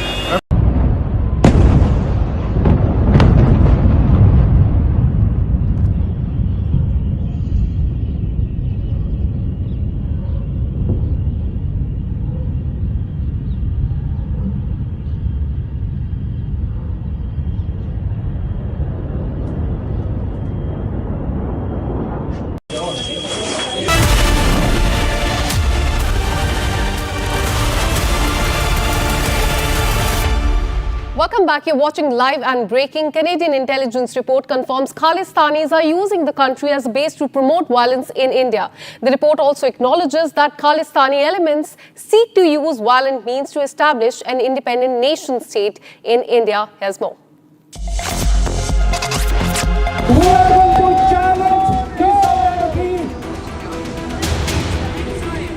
Canada's intelligence agency has finally acknowledged India's concerns regarding activities of the extremist Khalistani group on Canadian soil. In an annual threat assessment report, the CSIS noted that violent elements linked to the Khalistan movement remain active in Canada. The report reveals that Khalistanis using Canada as a base to promote violence in India. It acknowledges that these elements seek to use violent means to establish an independent nation state, Khalistan. This acknowledgement validates India's long-standing concerns about Canada's role as a safe haven for anti-India elements. The report was published after Prime Minister Modi attended G7 summit in Canada and held a bilateral meeting with Canadian counterpart Mark Carney. And with this, we're taking a very short break. Coming up on the other side, Israel has released video of IDF strikes on Iran's Arak nuclear facilities. We'll show you that video right after this very short break. Stay with us.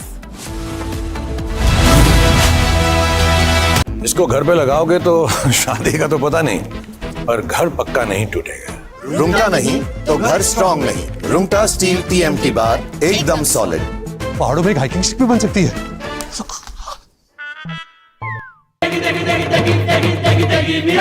MDH की देगी मिर्च, देगी मिर्च का तड़का, अंग अंग फड़का। MDH की देगी मिर्च. Reports have been received recently that Donald Trump has invited Field Marshal Asif Munir to the White House for lunch, and maybe he will also be attending the military parade in Washington. Now, all this is part of the United States' attempts to pressurize India to play ball, attempts to pressurize India not to get too close to Russia, China, and to not purchase any Russian military equipment and buy instead the American F-35 stealth fighters. The simple fact is that the United States is not offering us transfer of technology. It will not share the source codes, which we found a problem with the Rafales. We could not mount our indigenous beyond visual range Astra missiles and BrahMos cruise missiles on the Rafale because they did not share the source codes, and therefore we suffered.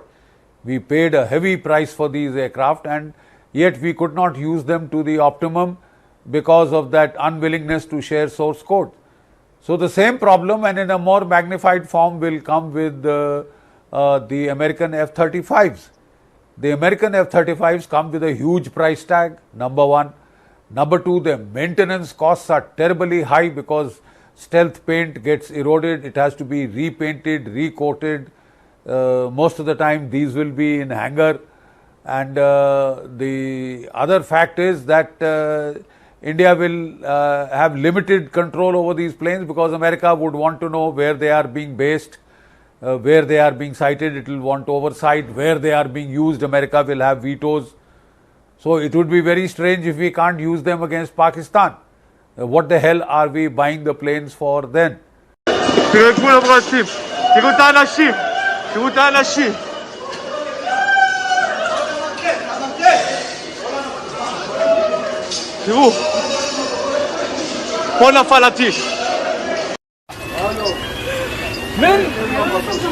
אתם לא מבינים מה הולך פה. البنانين طاحن البنانين قبل. מי בונה? הלך סורוקה, בראש של אמא שלי הלך סורוקה. נפתלי. איפה היית? איפה היית? מה? שמע לי פעם הבאה. מה שמע לך? תבוא לתרד. איפה הלכת לי?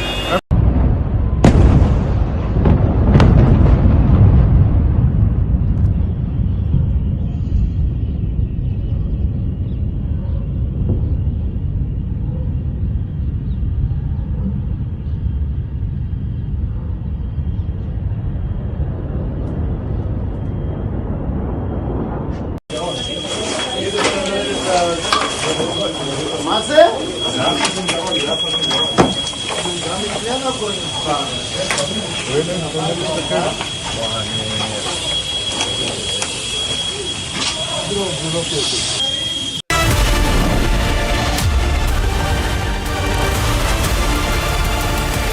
विमल में गुलिस्तां के ये कुछ लजीज फरिश्ते जब साथ गुलें तो जी लग जाए और दिल कहे कि स्वाद की जुबान में खुद को ऐसे डुबाऊं कि निकल ना पाऊं।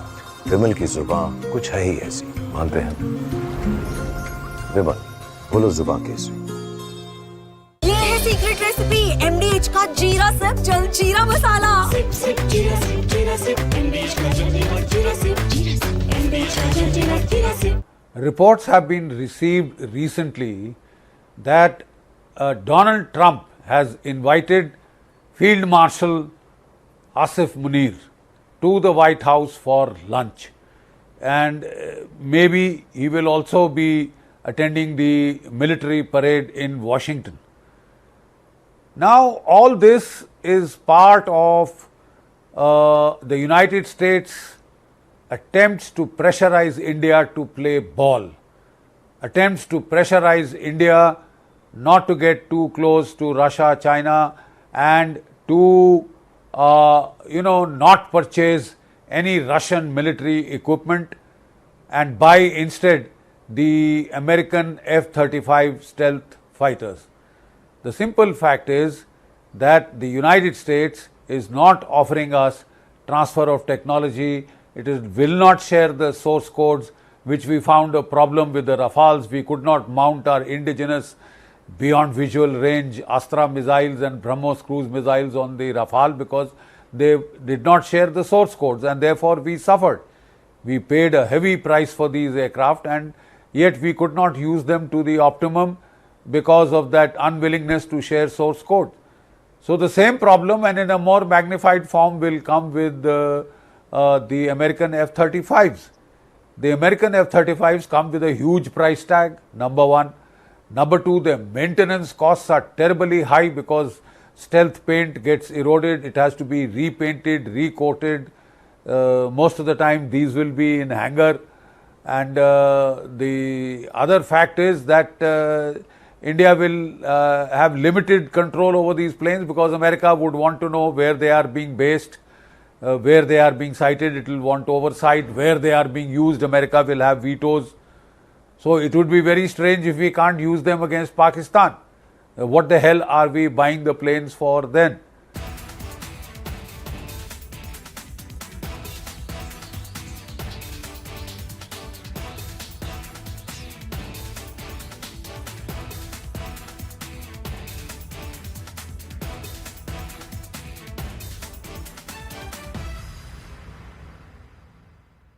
תרגעו לברסים, תראו את האנשים, תראו את האנשים.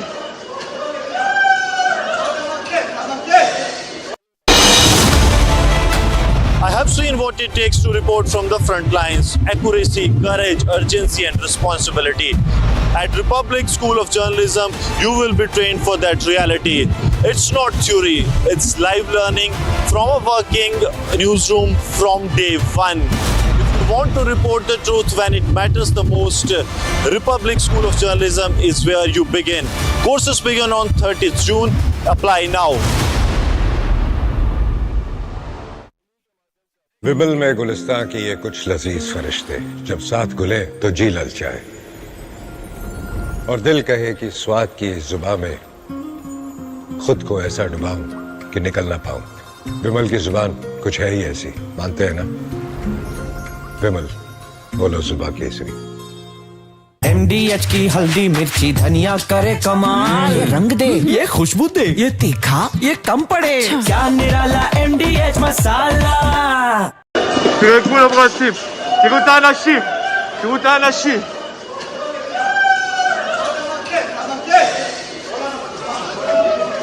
תראו, פה נפל הטיל. אתם לא מבינים מה הולך פה. البنانين طاحن البنانين قبل.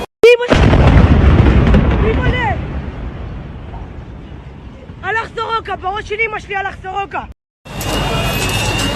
נפתלי. איפה היית? איפה היית? שמע פעם הבאה. מה? שמע לי פעם הבאה. מה זה וואלה פעם? תבוא לתרד. מה? איפה הלכת לי?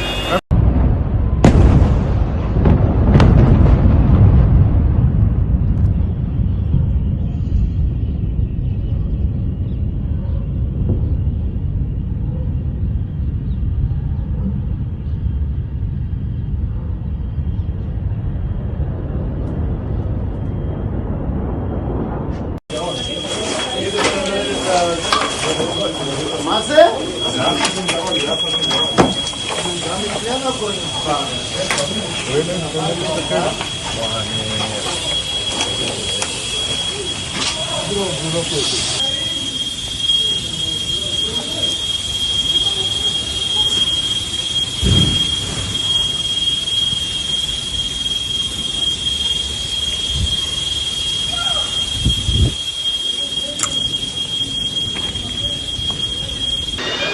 תראו מה קרה לי לבית חולים. תראי. פה עמדתי, תראי כל הדלת עפה עליי, אליי. פה כל היום אנחנו יושבים, פה. תראי כל הבית חולים. Reports have been received recently that Donald Trump has invited Field Marshal Asif Munir to the White House for lunch, and maybe he will also be attending the military parade in Washington. Now all this is part of the United States attempts to pressurize India to play ball, attempts to pressurize India not to get too close to Russia, China, and to not purchase any Russian military equipment and buy instead the American F-35 stealth fighters.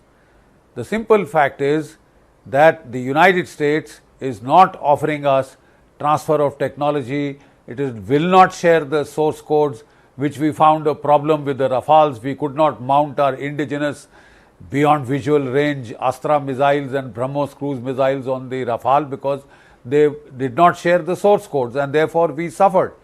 We paid a heavy price for these aircraft, and yet we could not use them to the optimum because of that unwillingness to share source code. So the same problem, and in a more magnified form, will come with the From Asia's largest news headquarters, setting the agenda for Bharat.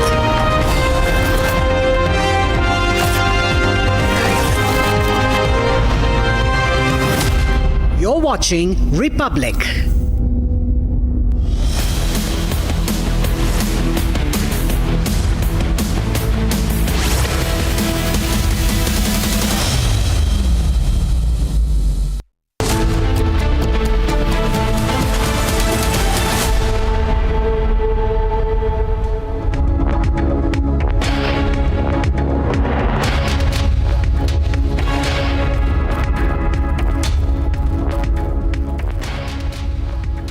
It's 5 p.m. and you're watching Live and Breaking with me, Shavan. Our top focus as the tensions escalate in West Asia. Where does Iran's allies really stand on this? Tonight, we take you through all the latest updates coming in from Israel, Iran, and a special report in a short while from now from Lebanon.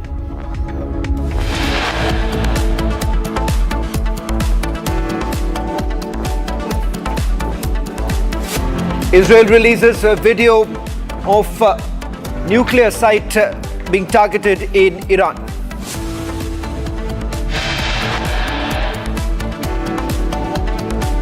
Iranian missiles strike Soroka hospital in Beersheba in Israel, where IDF soldiers were undergoing treatment.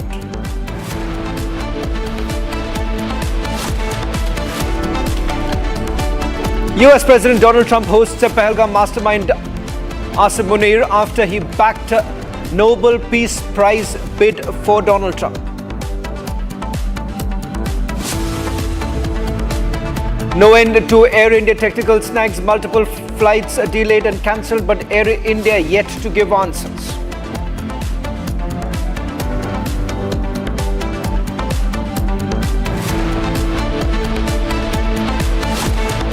Uttar Pradesh Police's mega crackdown on criminals, Operation Langda underway in Bareilly, Pratapgarh and Meerut. 12 encounters in the last 48 hours.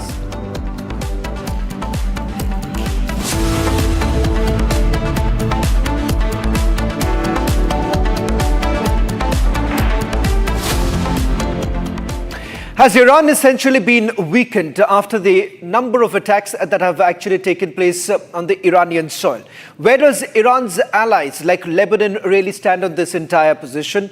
And more importantly, what happens to its proxies? In fact, a short while back, Lebanon's president and prime minister said that their country must stay out of the conflict between Iran and Israel because any engagement would be detrimental to the small nation engulfed in an economic crisis. Hezbollah, which has been funded and armed by Iran, has long been considered Tehran's most powerful ally in the region. But now, with Hezbollah asked to drop the intervention in the war, is Iran absolutely cornered and isolated? In fact, we'll also try and go across to our reporters on the ground to get you a latest update as to what's really happening, what has really changed. And as far as Lebanon is concerned, remember, Lebanon has now made it very clear that they are not going to participate in it. In fact, it turns out that instructions have been given to Hezbollah to completely stay out of it. Republic, the only Indian news network to give a 360-degree view on this entire issue. Reports from Iran, Israel, and now coming up a report from Lebanon. Laba is joining us from Beirut at this point in time. Lama, thank you very much for joining us on this broadcast. It seems Lebanon has made the decision that they will stay out of the conflict. also instructions given to Hezbollah to stay completely out of it and not engage in the war. Give us a sense of what's really happening right now in Lebanon. What is the administration really deciding? Hello. So, as you said, Lebanon currently, amid the Israeli-Iranian escalation, it is in a position of an anxious spectator, where Lebanese people caught between mixed signals that ranges between being cautious, anxious, and worried about the re-escalation here. At the official level, the Lebanese stand is to maintain neutrality and distance from what's happening, while the president and the prime minister condemned Israeli attack on Iran, but have worked behind the scenes to keep Lebanon out of the escalation. Nevertheless, Israel is continuing its attack on Lebanon and Gaza. As the Israeli spokesperson today, he announced that their attacks on Lebanon and Gaza will continue besides their attacks to Iran. A sense of actually avoiding this conflict. Can I also get a quick? Yeah. Can I get a quick word on US's latest intervention in this entire matter, where US has warned Lebanon that they make it very clear that they should not participate in this. But is there pressure now building from Tehran? The fact that Lebanon has been depending on Iran for most of its trade, is it now becoming extremely difficult for Lebanon to stay out of this conflict? It is difficult for Lebanon to stay out of this conflict, not because of Iran, but because of Israel itself, because the war didn't stop. Since the announcement of the stopping of the war, Israel is attacking Lebanon every day. Till now, there is no response from Hezbollah, but we cannot detect when Hezbollah might respond or not. Hezbollah been completely weakened. The fact that most of the top commanders have been eliminated by the Israeli Defense Forces. In fact, there is also breaking news now coming in. Israeli Defense Forces have now confirmed that earlier today, another Hezbollah commander has been eliminated. What is happening in the Hezbollah camp right now? Because there were growing murmurs that they were unhappy with Tehran. They were unhappy the fact that Tehran did not intervene in the past, did not help Hezbollah, and that is the reason why there is discontentment within Hezbollah right now. Within the Hezbollah people, you mean community? Is there discontentment? Is there discontentment right now with Tehran? The community of Hezbollah now is supporting Tehran against Israel, of course. And yesterday, Israel announced killing Hezbollah commander, but actually there are two people who were killed also. One who was sitting in his balcony and the other with motorcycle. That was just yesterday. Lama, could you give us a consolidated report of what's really happening with the Hezbollah right now? The fact that they have been silent, especially they have become leaderless, they do not have a direction at this point in time, and with Iran backing out of it, is Hezbollah perhaps retreating at this point in time? We cannot know actually what's happening inside Hezbollah as a party, but what they announce for us. So till now, they didn't announce that they will engage in this escalation. Right. Thank you very much, Lama, for getting us that report from Beirut. In fact, the only Indian news network to get you the report coming in from Lebanon. And it's quite crucial, given the fact that there have been an understanding between Tehran and Beirut, but it turns out that with the Hezbollah leadership now completely unhappy with the way Tehran has essentially responded to this entire matter, now we give it to understand that there have been direct instructions that have been given by Lebanon to Hezbollah not to participate, not to engage in this entire conflict. Well, in fact, Iran has launched another missile attack against Israel, causing extensive damage across the country and striking Israel's primary hospital in the southern areas. Now, there have been strikes and counter-strikes that have been taking place. In fact, it's the 11th wave of strikes that have been carried out by the Iranians. This morning around 7 o'clock is when this hospital in southern Israel was targeted. Israel says that IDF soldiers were being treated when this missile strike was carried out. Multiple injuries have also been reported. In fact, we're also getting you this report from Tel Aviv. In fact, we're getting in another breaking news right now. Israeli Prime Minister Benjamin Netanyahu has issued a direct warning to Iran, saying that it will pay a heavy price after a missile hit the hospital in the country's south. The defense minister has gone a step further, declaring that Iran's supreme leader will be held accountable for the attack. Now, tensions certainly escalating rapidly between the two nations. The United States of America has made it very clear that this is also a war with Iran. So it's US versus Iran. And now with Israel once again stepping up at the ante, you have Prime Minister Benjamin Netanyahu once making it very clear that Iran will have to pay a heavy price.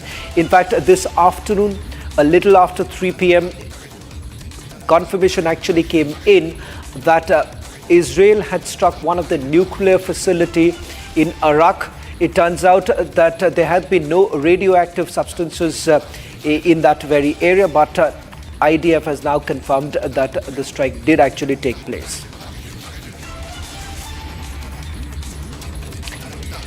Well, in fact, Republic, the only Indian news network to be covering the war extensively from different parts of Israel as well as Iran. First, let me take you through the reports that have been filed from central Tel Aviv. Now, this is a location which is roughly about 5 kilometers from Tel Aviv, a place that was attacked this morning. Republic reporter Ratnadeep Chakrabarti was at the spot, detailing the kind of devastation that has actually taken place. Take a look. I'm currently in a residence house in Holon, and you can see the scale of destruction that this house has gone through. You can look up, see above my head to see the amount of destruction that this house has seen from a nearby rocket that fell right across the street, an Iranian rocket this morning at 7 o'clock. The house is completely destroyed. The citizens have to evacuate from this house and go to another location because it's unlivable. Let me show you some of the visuals from this house at the moment. So this is how the house looks right now. Completely destroyed. There's a bed as well, and you can see how much of the suffering that people have to go through here, because the house here, if you look, everything is destroyed because of the rocket. The rocket fell right across the street there. Right across the street it fell, and currently this entire place is in shambles. The residents, the pets, everybody has to evacuate the house. The windows are gone, and everything around this house is completely destroyed.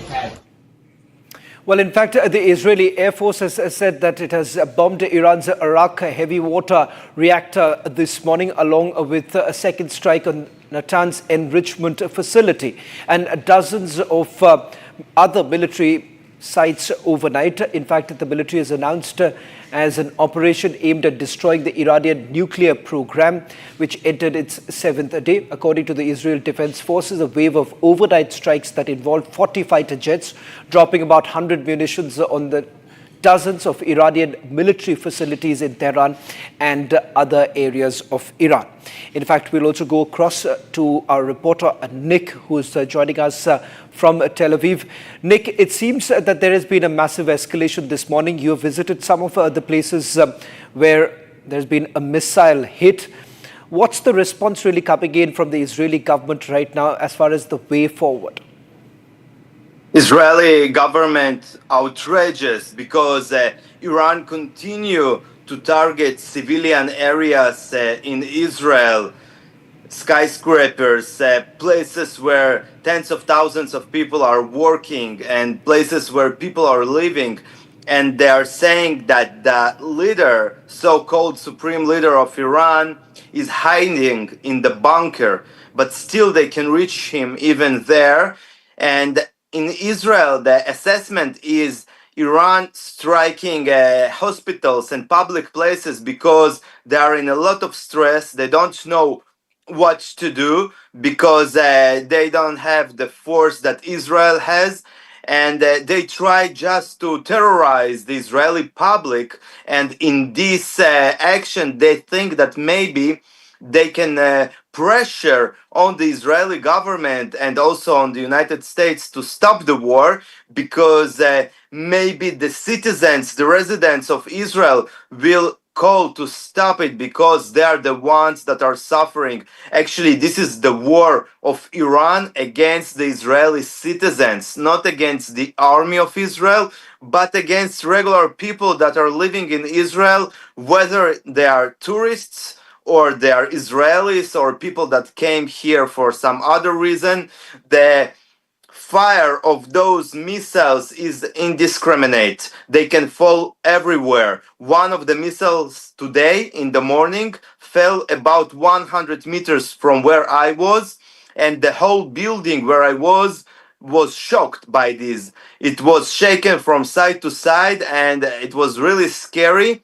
And there are no military targets whatsoever in the all the zone where the missile hit, even not close to there. And it just gives you a sense of how evil this regime in Iran and how they don't care about the human lives. And it is really important to understand the war didn't start a week ago. It started many years ago, maybe even tens of years ago, when Iran did the revolution with the current regime in 79, and after that they are started to build proxy forces like Hezbollah in Lebanon and like Houthis in Yemen and some militias in Syria and other places that are surrounding Israel from all the sides. Also, they're supporting Hamas. And in this way, they're bombarding Israel for many years from different directions with a lot of missiles. And now they're doing it directly. But before that, they did it with their proxies. And Nick, Israel there is also some more needed breaking to start... news now coming in. Yes. Nick, I'm sorry to interrupt you, but there is also another breaking news. There's an update coming in from the Israeli Defense Forces right now. And they have now declared, the IDF has declared Operation Kalavi, if I'm not wrong, that's how we have been pronouncing it. IDF has now said that they are embarking on Operation Kalavi in a military effort unprecedented in its scope. Now, Israel has already confirmed 3 nuclear sites that have been targeted. Also, can we put out this breaking news that is now coming in that Operation Kalavi is what they are now calling it. In fact, they're saying that this is part of Operation Rising Lion. Any clarity, Nick, what does this mean when the IDF says that they are looking at another Operation Kalavi? I'm not sure if I've got the pronunciation correct, but it seems that this is part of another operation altogether. Yes, because Iran continues, as I said before, to target civilians. Israel understands that they need to finish the job that they started. The preventive measures that Israel took days ago by striking Iran in surprise was in order to destroy their capability of launching nuclear weapons towards Israel. Iran now in the final steps of making about 20 nuclear bombs, and they have enough launchers and ballistic missiles still that they can shoot to the Jewish state, and Israel is a small, tiny piece of land, and just one atomic bomb can destroy it completely. And that's why Israel understands that they need to destroy all the nuclear sites, but some of them, like the one in Fordo, is about 300 feet under the ground, and this is really deep, and Israel doesn't have those bombs that can penetrate that, and that's why they so need the help of the United States with their B-2 bombers and the mother of all bombs that can penetrate and destroy the whole mountain of Fordo where under it there is this facility. Or maybe Israel will use its special forces that can also blow it from the ground. They can go there, they can penetrate maybe and destroy it. And Israel understands that they need to do that because the regime of Iran, it is a regime of terrorists, and they don't care about human lives, and they will definitely use a nuclear weapons if they will have one. And I think this is the new mission of the IDF, the new operation to destroy completely the nuclear facilities of Iran. Back to you. Thank you very much, Nick, for getting us the latest details. I'm given to understand there is also more breaking news now coming in with the idea of confirming the fact that there are few more sites that have also been targeted. But before that, let me also play out that first response coming in from the Israeli Defense Forces after the attack that was carried out on the nuclear facility in Iraq. Early this morning, an Iranian ballistic missile directly hit the Soroka hospital in Be'er Sheva. This hospital serves over 1 million Israelis, including Bedouins, Jews, Christians, and Arabs alike. Iran targeting civilian centers with ballistic missiles is no surprise for us. They have been openly declaring their desire to destroy the state of Israel for decades now. These aren't just words. Over the past 6 days, Iran has launched over 450 ballistic missiles and hundreds of UAVs. This is exactly why we cannot and we will not allow this regime to obtain nuclear weapons or expand its missile arsenal.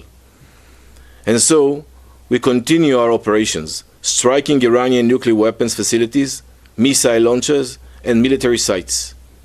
Iran targets civilians. We target an existential threat that endangers global security. And we will prevail.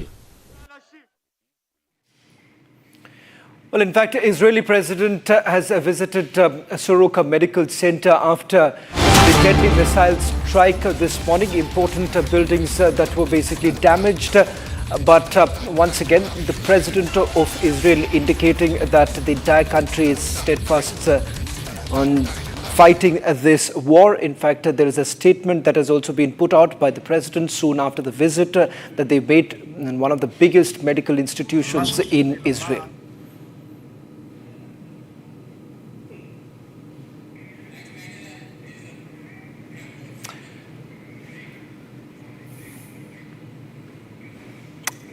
Well, in fact, those are the latest images that came in from Israel, the southern part that was attacked this morning. Multiple missiles that have been fired by the Iranians. In fact, it turns out that some of those missiles have been intercepted, but there are also claims that have been made by the Israelis saying that they have managed to capture some of those very areas that were targeted earlier.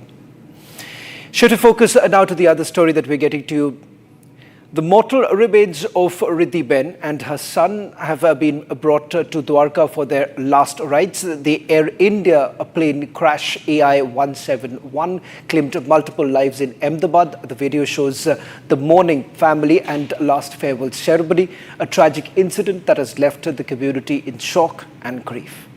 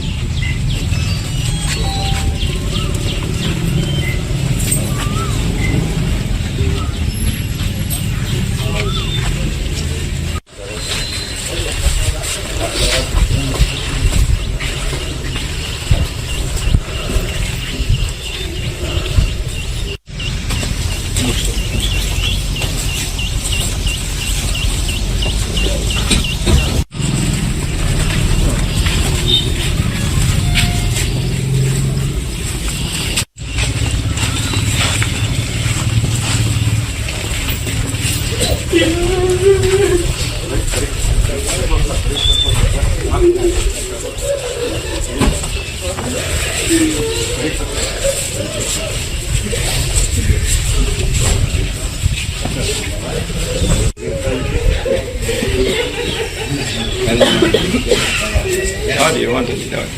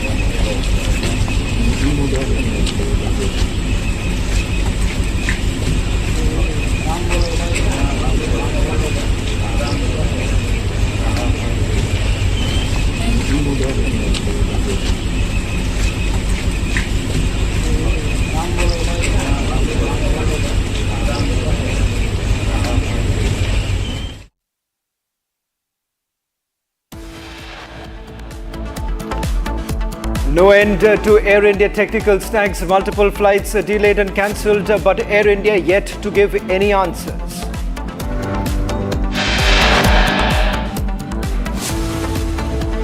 Uttar Pradesh's mega crackdown on criminals Operation Langra underway in Bareilly, Pratapgarh and Bihar.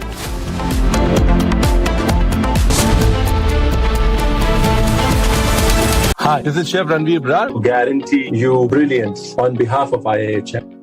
इसको घर पे लगाओगे तो शादी का तो पता नहीं, पर घर पक्का नहीं टूटेगा। रुंगटा नहीं तो घर स्ट्रॉन्ग नहीं। रुंगटा स्टील TMT बार एकदम सॉलिड। पहाड़ों में एक हाइकिंग शिप भी बन सकती है। दादी के हाथों का जादू और खुशबू से महकता घर, माँ की मुस्कुराहट और खाने की सुगंध। MDH गरम मसाला, क्योंकि हर रिश्ता है स्वाद से जुड़ा।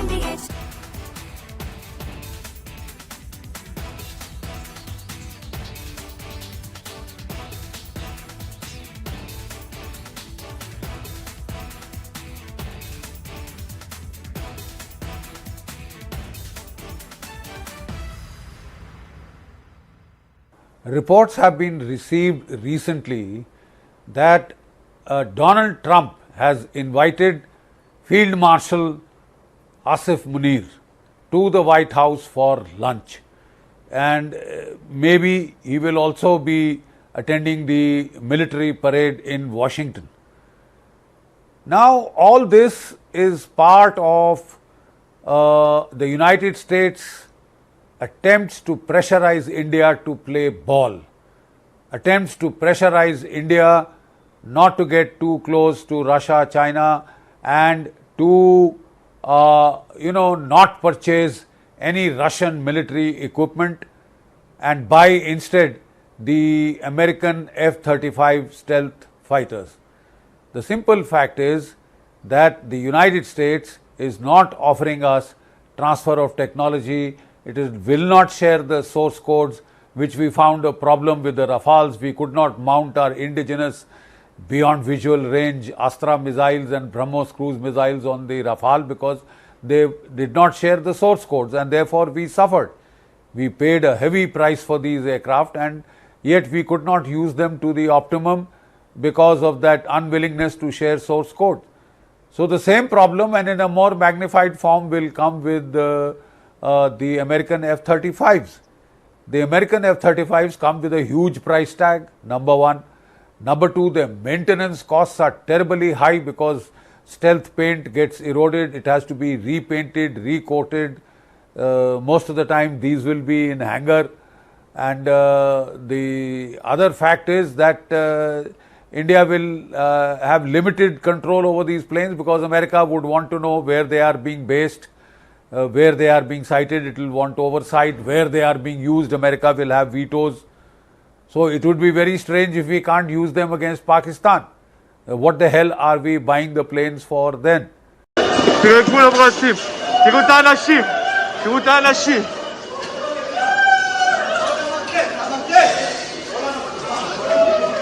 תראו, פה נפל הטיל. אתם לא מבינים מה הולך פה. البنانين طاحن البنانين قبل. שימו לב. הלך סורוקה, בראש של אמא שלי הלך סורוקה. נפתלי.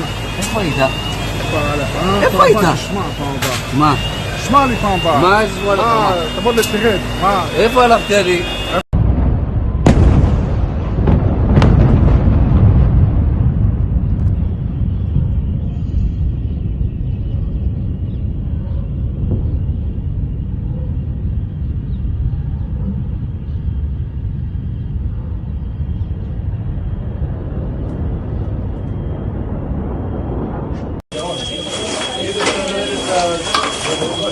מה זה?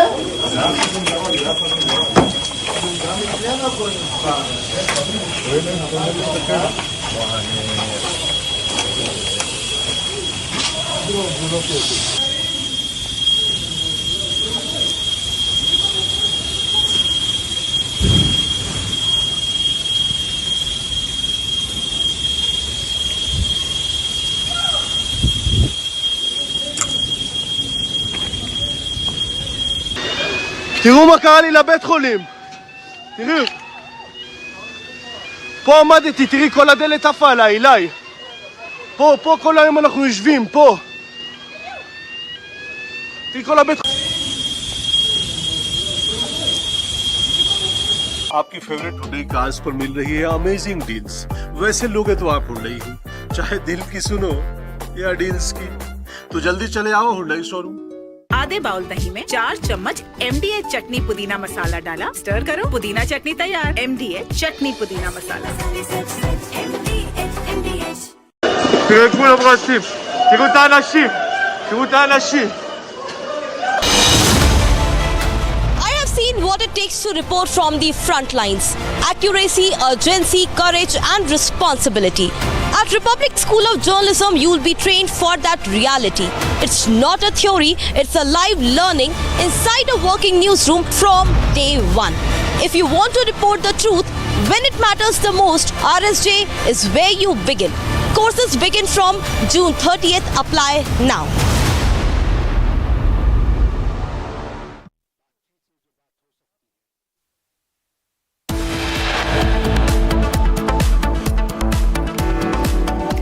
Israel releases video of IDF strike on Iran's Arak nuclear facility.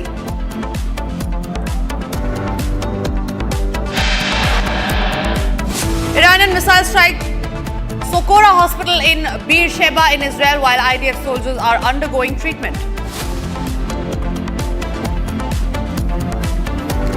United States President Donald Trump hosts Pahalgam mastermind Asim Munir and he backed Nobel Peace Prize bid. No end to Air India technical snags, multiple flights delayed and cancelled, but Air India yet to give answers.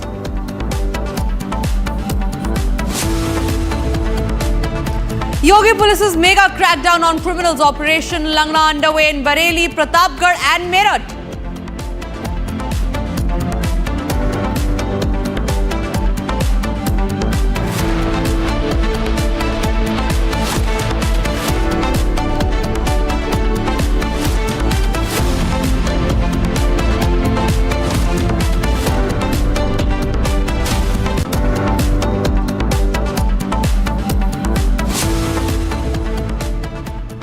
You're watching Live and Breaking at 5:30 p.m. I'm Tanisha Avasthi, and we start this edition with the big breaking news coming in, and this is in regard with the dossier that India has shared as a high-stakes dossier with Canada, exposing the Khalistani mafia network. It reveals how gangs operating in India are being guided by fugitives in Canada. Now, the dossier cites links to narco-terrorism, immigration fraud, and trucking rackets run through Ottawa, Surrey and Brampton with strong Khalistani ISI connections. So that's the explosive dossier that Republic has accessed. Scathing revelations that have come out in the dossier that India has shared with Canada.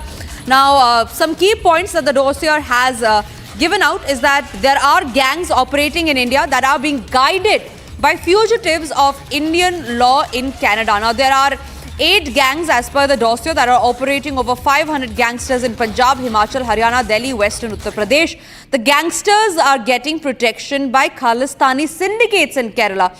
I beg your pardon, in Canada. So this is a clear nexus that has been established between the gangs that are operating here in India to the extremists that are there in Canada. Hence, a nexus has clearly been established in a dossier that India has shared with Canada. We also learn that in the dossier, it names Ottawa, Brampton and Surrey as a hub of narco-terrorism. Canada has shown proof of anti-India and anti-Canada activities. Now, Khalistanis running immigration rackets are also abusing Gurudwara charities, is what the dossier has said. There are trucking syndicates that are being controlled by Khalistanis being used for narco-terror activities, and there are gangsters operating out of Canadian soil. All right, Senior Executive Editor Abhishek Kapoor is joining us on the broadcast on the exclusive dossier that Republic has accessed. Abhishek, also take us through about what clearly does the dossier tell us about the nexus that is existing as far as the gangsters here in India is concerned to those who are there in Canada, the anti-India elements? Well, you see, first up, the information that we have shared with our viewers constitutes the key parts of the dossier, or all the information that has been shared with the Canadian side by way of a dossier before the meeting of Prime Minister Modi and Prime Minister Carney that happened on the sidelines of G7 summit a couple of days back in Canada. Now, this dossier is a meticulous compilation of all the gangster activity that's been happening based out of Canada, protected by the Khalistani networks, and very active in extortion, in threats, intimidation, drug running, narco-terrorism, and of course the linkages go all the way back to Pakistan and its ISI. So this information with all details about individuals, their activities, their gangs, 8 of those names have already been shared. I believe would be there on the screen from Arshad Allah to others. And in fact, the dossier also contains information about their recent activities in the last 1 year alone, through about 500 shooters and gangsters that they have active in India.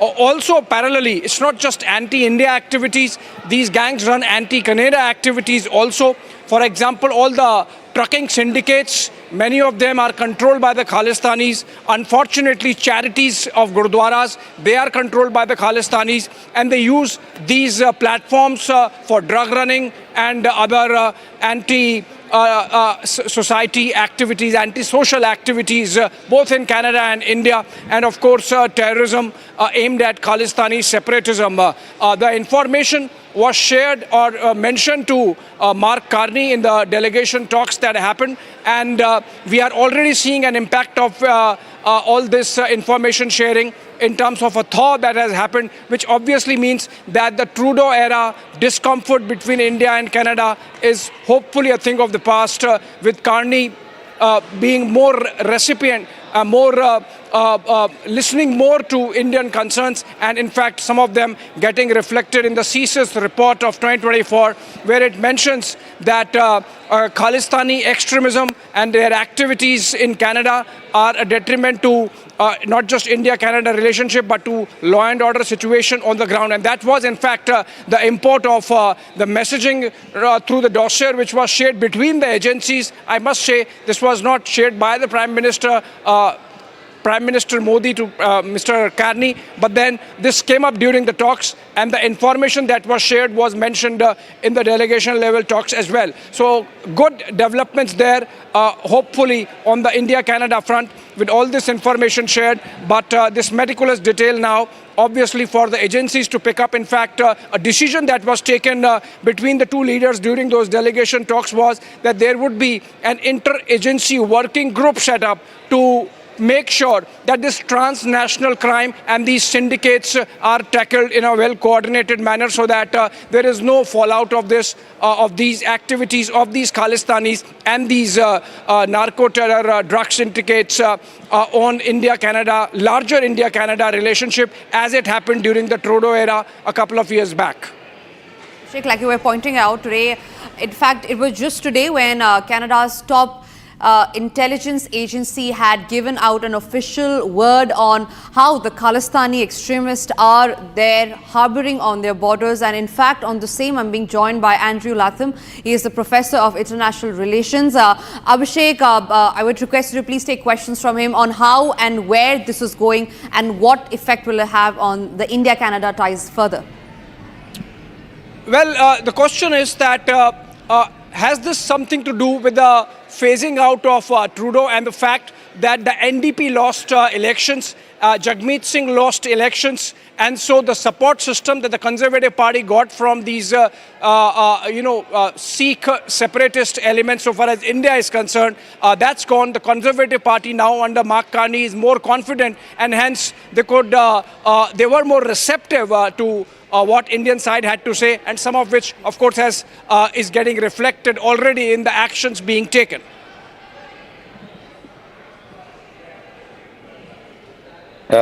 If you want my view, first of all, I grew up in Brampton, Ontario, just outside of Toronto, which is now, I'm a visible minority.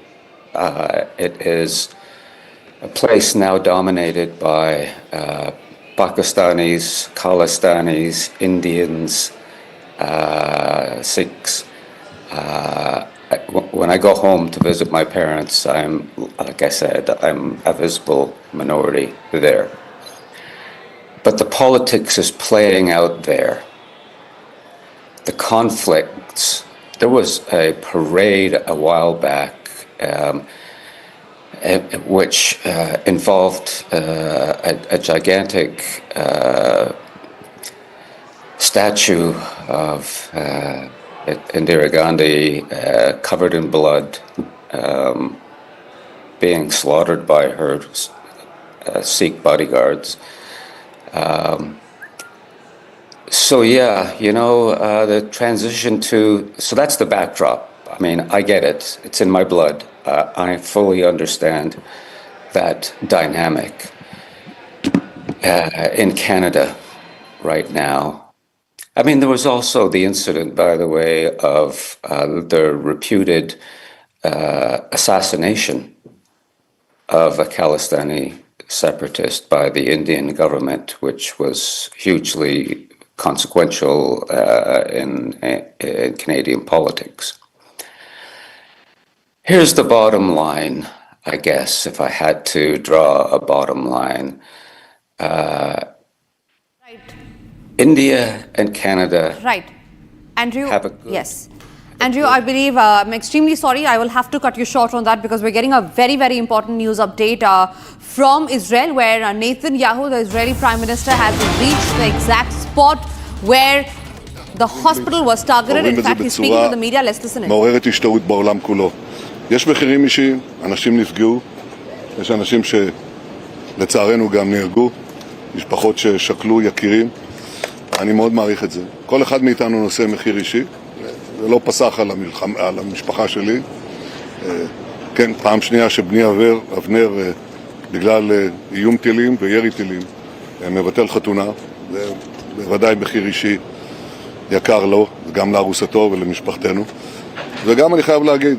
So that is Israeli Prime Minister Benjamin Netanyahu, who is at the Sokora Medical Center in Beersheba. This is in southern Israel, which was targeted in an Iranian missile attack just earlier today. It was a hospital, remember, that was treating many patients. There are reports of multiple injury, and for the same, Netanyahu, the Israeli Prime Minister, has visited the site.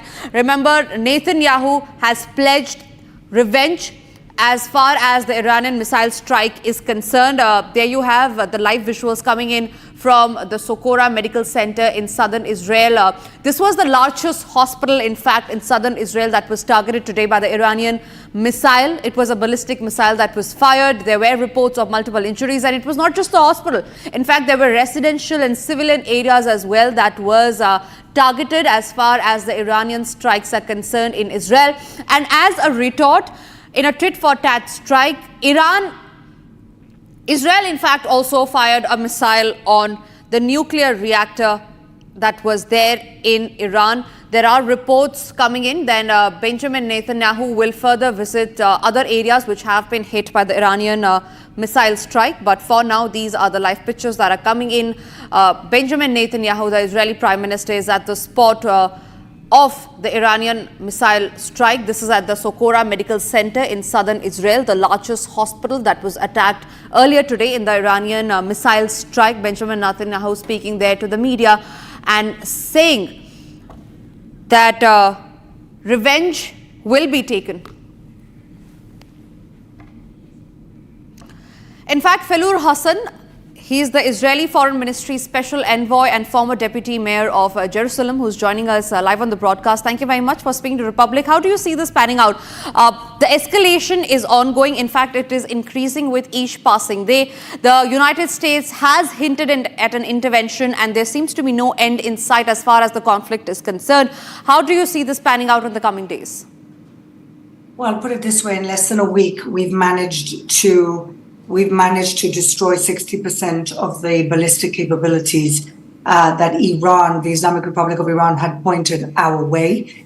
And that is huge. We've managed to also get rid of the brunt of the nuclear threat against our country. And what we really need is help from the Americans to destroy the main nuclear facility, which is 90 meters underground, which is Fordo.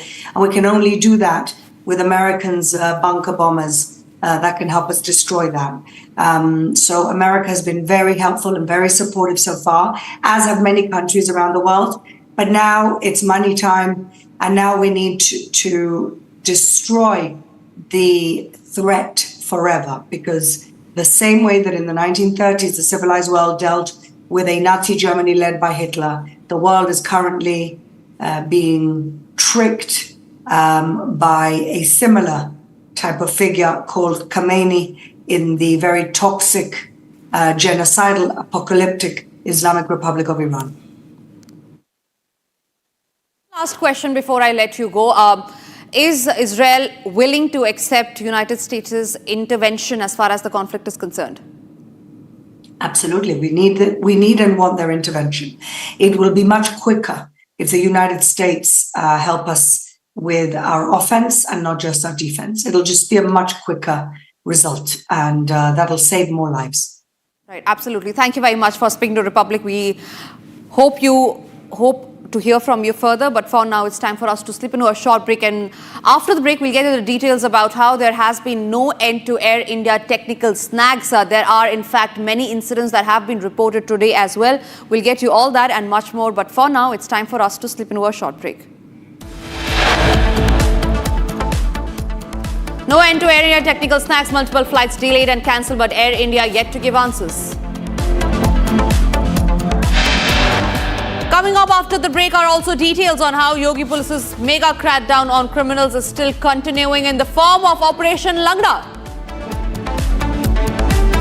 विमल में गुलिस्तां के ये कुछ लजीज फरिश्ते जब साथ घुलें तो जी लग जाए और दिल कहे कि स्वाद की जुबान में खुद को ऐसे डुबाऊं कि निकल ना पाऊं। विमल की जुबान कुछ है ही ऐसी, मानते हैं? विमल, बोलो जुबान कैसी?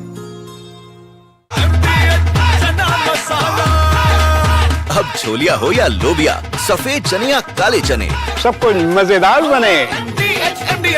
India has to make a very considered decision, and the decision India has made is we can't kill our own homegrown AMCA.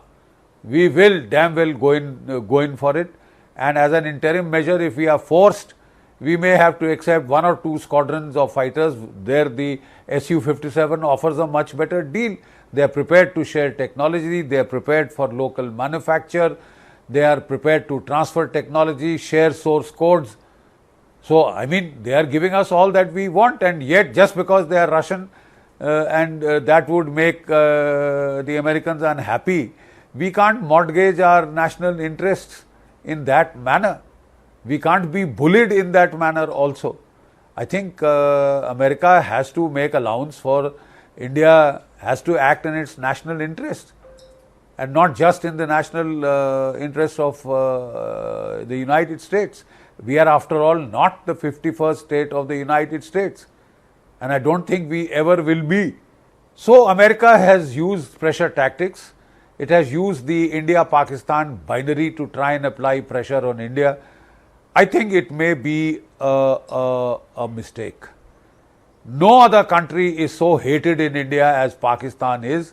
Pakistan has waged 5 conventional wars against India. Pakistan has waged continuous asymmetric wars against India for 30 to 40 years non-stop. It is the biggest pain in the neck as far as India is concerned. And if the United States wants to cozy up to Pakistan, it will be construed as a very hostile gesture in India. It would be back to the Cold War era when Richard Nixon had sent the 7th Fleet to prevent the breakup of Pakistan, to help India, to help Pakistan against India. Even the 7th Fleet could not save Pakistan then, and Pakistan was broken in two. For all its hubris, for all its one-upmanship, Pakistan had to suffer that humiliation, and the United States was not able to save it. Now, for the United States to align itself back with Pakistan, I think would be a tragic mistake. I am very certain that there is enough computation power in the United States, in its think tanks, in its administration, to work out the vis-a-vis value of relationships with India or with Pakistan, right? And if the United States chooses India over Pakistan, it's welcome to its choice. Pakistan is a failing state. It's almost a failed state. It's on the brink of failure. It is a state in economic chaos and turmoil. It is a state where the military overspends to the extent of destroying the state, destroying its economic basis. Reports have been received recently that Donald Trump has invited Field Marshal Asif Munir to the White House for lunch, and maybe he will also be attending the military parade in Washington. Now, all this is part of the United States attempts to pressurize India to play ball, attempts to pressurize India not to get too close to Russia, China, and to not purchase any Russian military equipment and buy instead the American F-35 stealth fighters.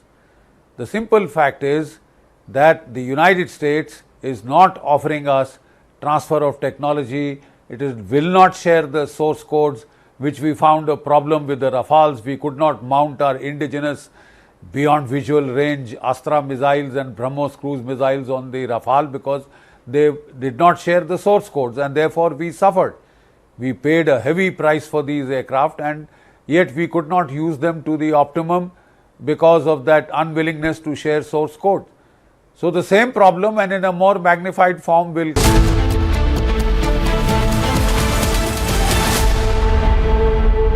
Hi, this is Chef Ranveer Brar. Guarantee you brilliance on behalf of IAHM.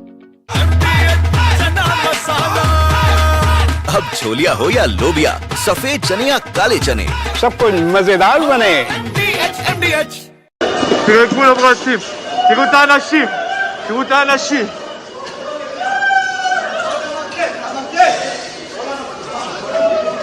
תראו, פה נפל הטיל.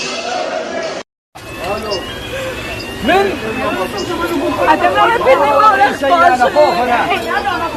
البنانين طاحن البنانين يا اخو.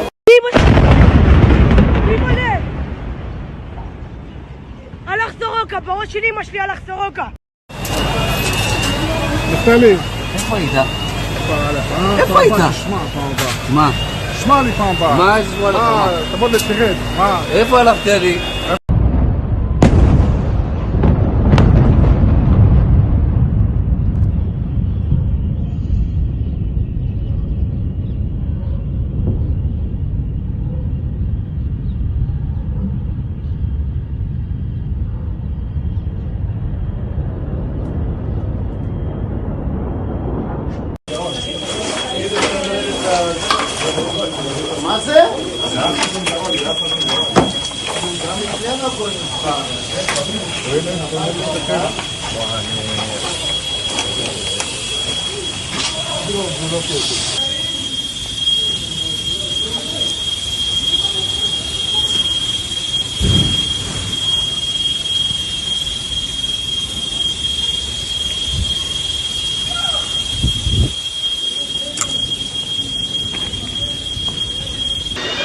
תראו מה קרה לי לבית חולים. תראו. פה עמדתי, תראי כל הדלת עפה עליי, אליי. פה כל היום אנחנו יושבים, פה. תראי כל הבית חולים.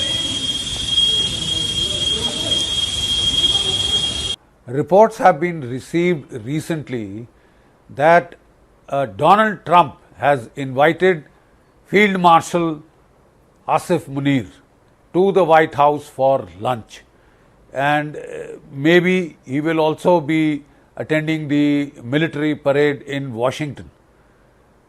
Now all this is part of the United States attempts to pressurize India to play ball, attempts to pressurize India not to get too close to Russia, China, and to not purchase any Russian military equipment and buy instead the American F-35 stealth fighters. The simple fact is that the United States is not offering us transfer of technology. It will not share the source codes, which we found a problem with the Rafales. We could not mount our indigenous beyond visual range Astra missiles and BrahMos cruise missiles on the Rafale because they did not share the source codes, and therefore we suffered. We paid a heavy price for these aircraft, and yet we could not use them to the optimum because of that unwillingness to share source code. So the same problem, and in a more magnified form, will come with the American F-35s. The American F-35s come with a huge price tag, number one. Number two, the maintenance costs are terribly high because stealth paint gets eroded. It has to be repainted, recoated. Most of the time these will be in hangar.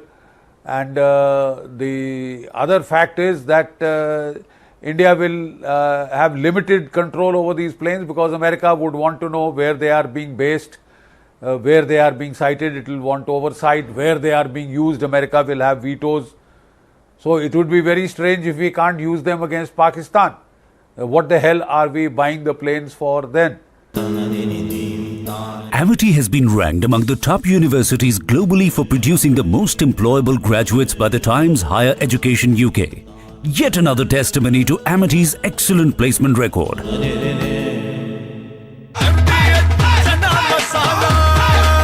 अब छोलिया हो या लोबिया, सफेद चने या काले चने, सब कुछ मजेदार बने। आपकी फेवरेट हुंडई कार्स पर मिल रही है अमेजिंग डील्स। वैसे लोगे तो आप हुंडई ही, चाहे दिल की सुनो या डील्स की, तो जल्दी चले आओ Hyundai showroom.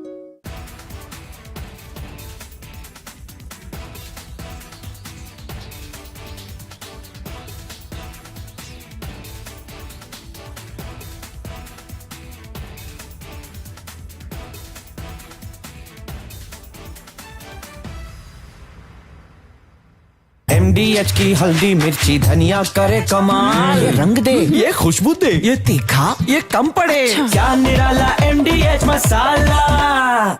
Reports have been received recently that Donald Trump has invited Field Marshal Asim. Each night on prime time, we don't just bring you the news. We lead it with responsibility. Asking the toughest questions, breaking the biggest stories, setting the national agenda. At the Republic School of Journalism, you learn how to front the news with clarity, confidence, and conviction. The RSJ Diploma program begins on the 30th of June. Your prime time starts here.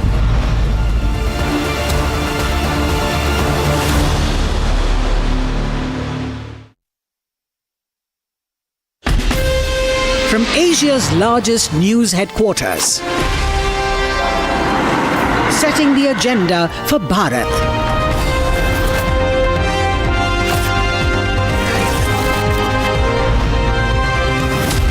You're watching Republic.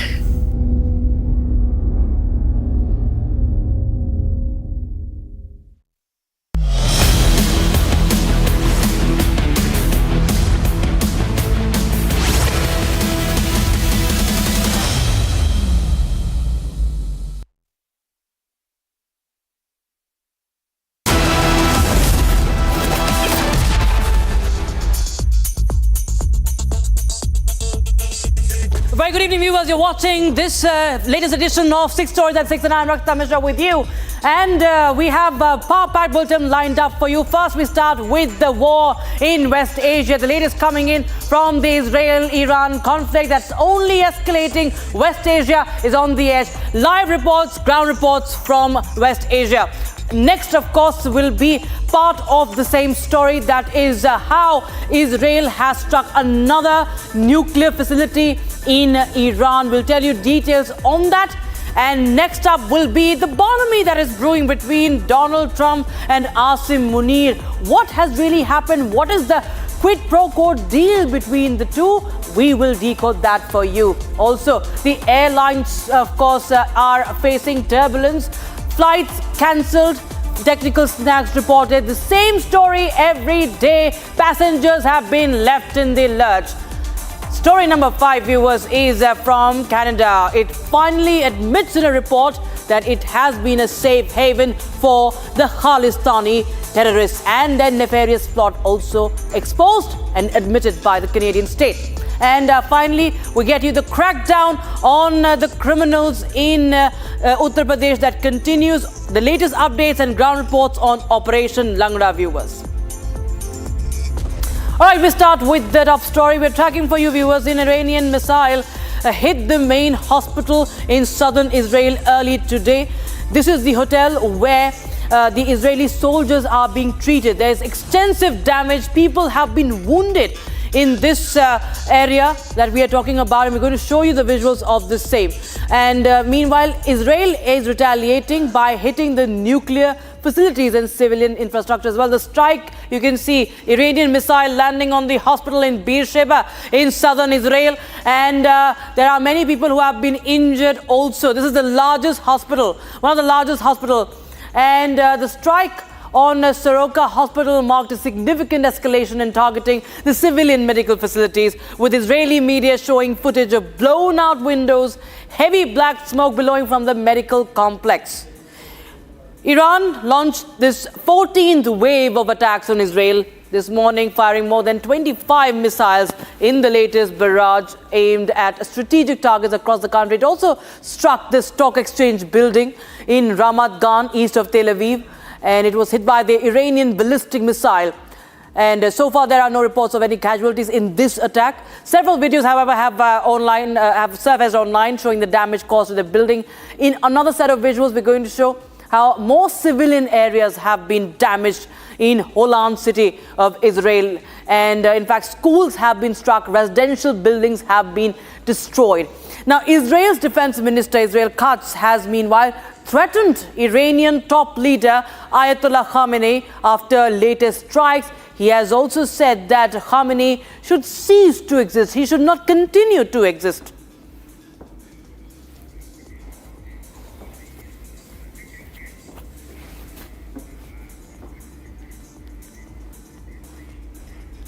So viewers, we'll just help you understand where has this firefighting reached. If we talk about the latest, the Soroka Medical Center has been attacked, 1,000-bed hospital, and Israeli soldiers who are injured in this firefighting have been also treated over here. This was clearly a targeted attack by the Iranians in Beersheba. This is a 1,000-bed hospital that has been attacked. This is the Soroka Medical Center. We can go on to the next target by the Iranians.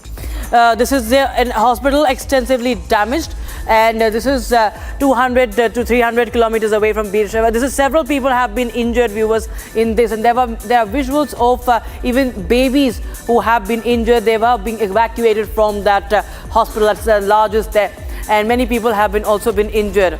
And in fact, viewers, let's take a listen in to what Katz, the defense minister of Israel, had said as he talks about this heinous attack on civilian areas and the warning against the leadership of Iran.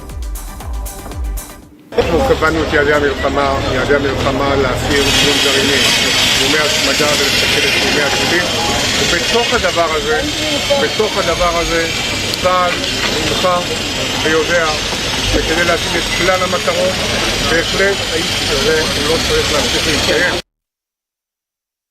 אנחנו קבענו את יעדי המלחמה להסיר איום גרעיני, איומי השמדה ולסכל את איומי הטילים, ובתוך הדבר הזה צה"ל נלחם ויודע שכדי להשיג את כלל המטרות, בהחלט האיש הזה לא צריך להמשיך להתקיים. In fact, viewers, Republic is also reporting from Holon in Israel from the damaged residential building. Let's take a look at this ground report. I'm currently in a residence house in Holon, and you can see the scale of destruction that this house has gone through. You can look up, see above my head to see the amount of destruction that this house has seen from a nearby rocket that fell right across the street, an Iranian rocket this morning at 7 o'clock. The house is completely destroyed. The citizens have to evacuate from this house and go to another location because it's unlivable. Let me show you some of the visuals from this house at the moment. So this is how the house looks right now. Completely destroyed. There's a pet as well, and you can see how much of the suffering that people have to go through here because the house here, if you look, everything is destroyed. Because of the rocket. The rocket fell right across the street there. Right across the street it fell. And currently, this entire place is in shambles. The residents, the pets, everybody has to evacuate the house. The windows are gone. And everything around this house is completely destroyed. So this conflict has clearly taken a dangerous turn with Israel's tit-for-tat strike. In fact, both of them exchanging this firepower, and they have struck now the Iranian nuclear facility. Israel has targeted the Arak nuclear reactor in Iran overnight and struck what it said was a nuclear weapon development site in the area of Natanz. And among its nuclear sites, Iran had a partially built heavy water research reactor called Arak. It's now called Khanab as well. And the Israeli military adds that it targeted the structure of the reactor's core seal in Iraq, which it identifies as a key component in plutonium production. Now, plutonium is also used for manufacturing those nuclear weapons, viewers, and henceforth it becomes a very important site for the Israelis. Now, we'll show you this attack, how the airstrikes were conducted. There you see, viewers, we are just playing out this region. Viewers, this is more than 200 kilometers away from Tel Aviv. You can see this is the Arak nuclear site, and you can see Israel is launching the missiles from here, and the reactor construction that is in fact very old. It's around it's less than 30-year-old, but it's almost 2.5 decades, and it was intended for weapons grade plutonium, which of course Iran continues to deny. It also says there's no reaction, but the IAEA, remember, has also confirmed that Israel has struck the reactor. Project never completed. The strike targeted component intended for plutonium production. So plutonium, again, as I mentioned earlier, is a very important as far as the manufacturing of nuclear weapons is concerned. And if we talk about the Natanz facility, the Israeli Air Force also struck the nuclear weapon development site in Natanz as well. Fordo, of course, remains a matter of speculation. That is very difficult to breach nuclear facility. It is underground, so there has been no strike on Fordo yet. But Natanz and Arak become very, very important as far as Israel's quest to in fact, finish Iran's nuclear program is concerned. Natanz also used for nuclear weapons development. So Israel continues to strike at the nuclear facilities and even the missile launch pads, all the weapon manufacturing systems as well. In fact, my colleague Nick is now joining us live on the broadcast from Tel Aviv in Israel. Now, Nick, this is we understand that Arak is also a nuclear facility, at least what Israel is saying. It is used for the production of plutonium, and now it has struck the facility. There's a huge plume of smoke that we can see billowing out. So this, of course, becomes a very, very important development as far as the Israeli operation is concerned. Number two, the Israelis have once again, Israel Defense Minister has, he's warned Khamenei that the supreme leader of Iran must not continue to exist. This is, again, a dire warning that has been sent out by Israel. Yes, correct. Israel already proved that it can eliminate leaders of terror group or terror countries anywhere around the world. And they did it with the leaders of the proxies of Iran, like Hezbollah and Hamas. And also they took out some of the leaders of Houthis, another proxy of Iran in Yemen. And of course they can do the same to Iran. Iran is considered to be the head of the axis of evil that are trying to destroy the Jewish land, the Jewish state for many years. And Israel understands that one of the things that works the best is to eliminate the head of the snake. But Donald Trump, the president of the United States, still believes or thinks that maybe there could be some kind of agreement before it will be too late for the so-called supreme leader of Iran and also for his regime, the Islamic Revolution Guards that took control over Iran by power in '79. And since then, many Iranians don't want to live under this regime, which doesn't allow to regular people to be and to do what they want. They need to keep the Islam, and they need to do a lot of stuff that many of them don't want. And that's why Iranians, I believe, many of them will be happy if the next leadership will be different. Right, Nick. Thank you so much for joining us on the broadcast and giving us more reports from Tel Aviv. Now we will shift our focus to this meeting between Donald Trump and Asim Munir. US President praised Pakistan Army Chief Asim Munir for his so-called role in preventing an escalation of the conflict between India and Pakistan post-Pahalgam, as he hosted Asim Munir for a lunch meeting at the White House, viewers. Now, this you've seen, viewers, there's been a pattern to Donald Trump as he continues to claim that he has been at the forefront of striking these peace deals. Now, you see what happened with Russia and Ukraine. He said, and I quote, "We'll end Russia-Ukraine war within 24 hours of return to power." Nothing of that sort has happened. It's been months that Donald Trump has taken over for a second time as the President of the United States, and the war in Ukraine still continues. There was no result. Now he's also claimed about he stopped the war between India and Pakistan. India, clearly, Prime Minister Modi, in fact, has told Donald Trump, he set the record straight that no one has meddled, no one has mediated, and there's no requirement of any sort of mediation. He talked on similar lines about Israel and Palestine as well. He said that they were looking for a real end to Israel, Iran also. In Palestine also, he was talking about how he gives an ultimatum to the Hamas terrorists to release the hostages in 24 hours. Nothing of that sort happens. And now we see in Iran conflict right now as we speak, there is only escalation despite Trump, issuing many warnings to Khamenei. Now viewers, let's take a listen in to what Donald Trump has said, because we've seen Donald Trump promising a world time and again where peace would reign, and he has always talked about why wars should not take place, and he's also always posed himself as the biggest peacemaker. Listen into Donald Trump.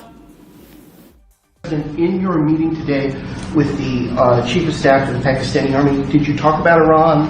Did that come up? Is there anything you can share from that meeting? Yeah, well, they know Iran very well, better than most. And they're not happy about anything. It's not that they're bad with Israel. They know them both, actually, but they probably, maybe they know Iran better. But they see what's going on, and he agreed with me. The reason I had him here, I wanted to thank him for not going into the war, just, ending the war. And I want to thank, as you know, Prime Minister Modi just left, just a little while ago, just left. And we're working a trade deal with India. We're working a trade deal with Pakistan. And they were both here. But I was with Modi a few weeks ago. He was here, actually. But now we speak to him. And I'm so happy. There was a deal that two smart people, plus, they have people on their staff too, but two very smart people decided not to keep going with that war. That could have been a nuclear war. Those are two nuclear powers, big ones, big nuclear powers, and they decided not. So I was honored to meet him today. Now, this is the same Donald Trump, viewers, who had promised a world where peace would reign, a future where wars would end and global tensions would ease. But as we look around today, the reality paints a very different picture under his leadership and now his campaign. What we are witnessing is a far cry from the peace he had vowed to deliver. Instead, we do see escalating wars, fractured alliances, and continued global instability. So where is the peace that Mr. Donald Trump had promised? Where is the world he said he would play a major role in uniting? Watch this report to understand more. Donald Trump promised a world of peace, but what we are seeing under his leadership is far from what he had promised.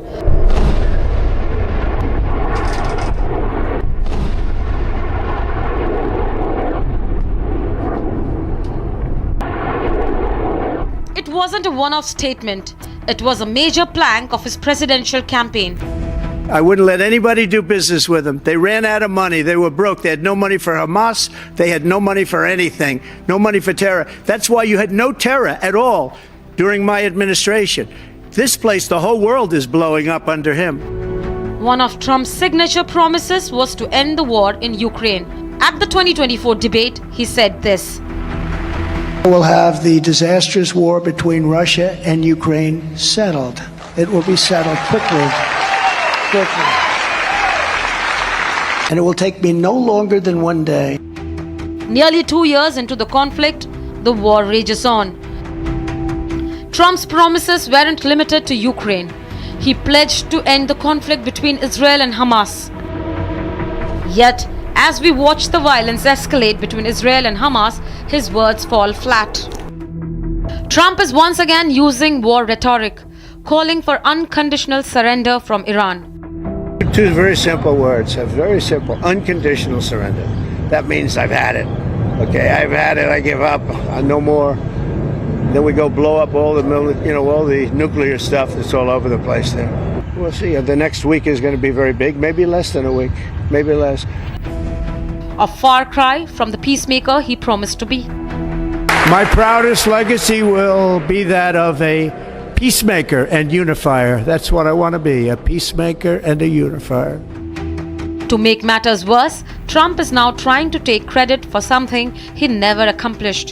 He claims to have stopped a potential war between India and Pakistan. But I stopped the war between Pakistan and India.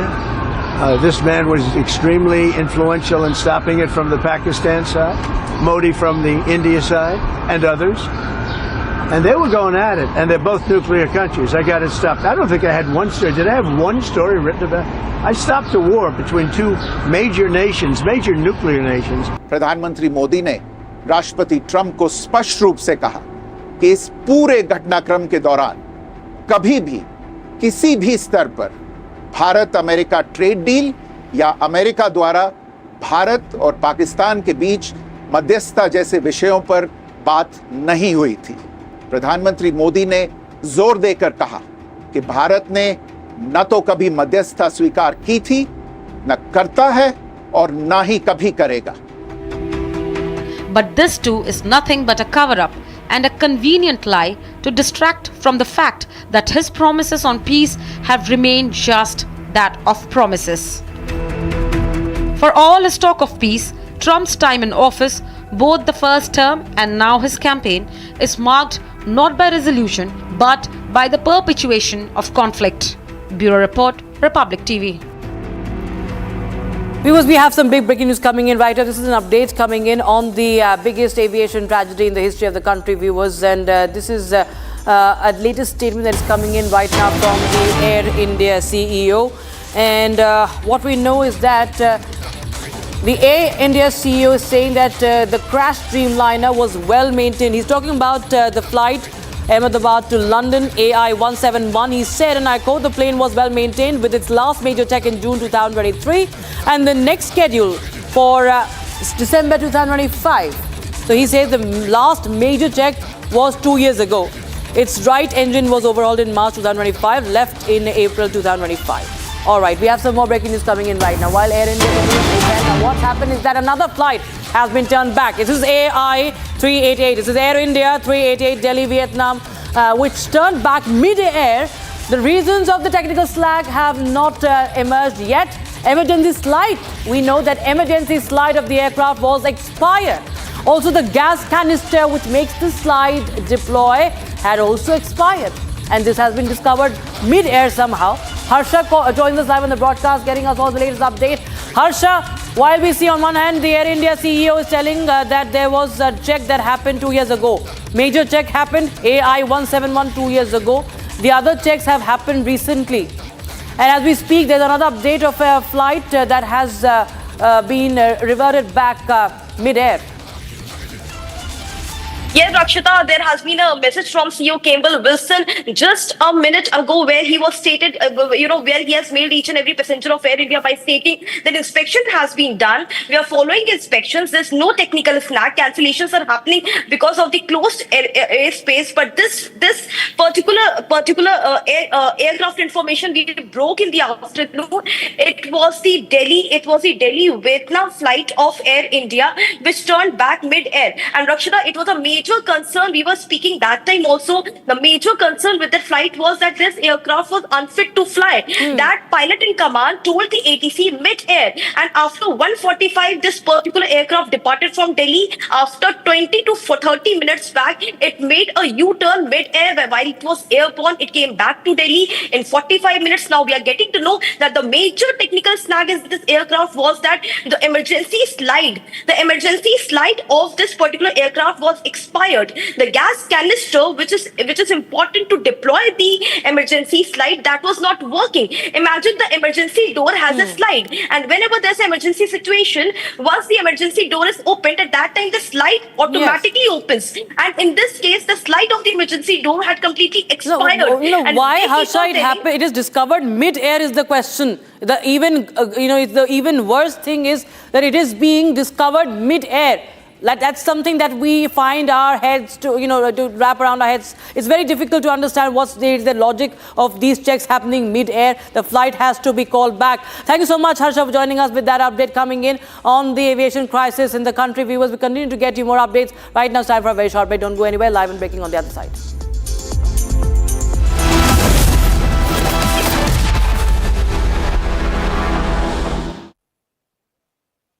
दादी के हाथों का जादू और खुशबू से महकता घर, माँ की मुस्कुराहट और खाने की सुगंध। MDH गरम मसाला, क्योंकि हर रिश्ता है स्वाद से जुड़ा।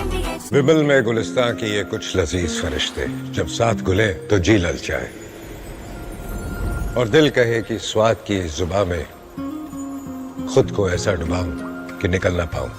विमल की जुबान कुछ है ही ऐसी, मानते हैं ना? विमल, बोलो जुबा केसरी। आधे बाउल दही में 4 चम्मच MDH चटनी पुदीना मसाला डाला, स्टर करो, पुदीना चटनी तैयार। MDH चटनी पुदीना मसाला। India has to make a very considered decision, and the decision India has made is we can't kill our own homegrown AMCA.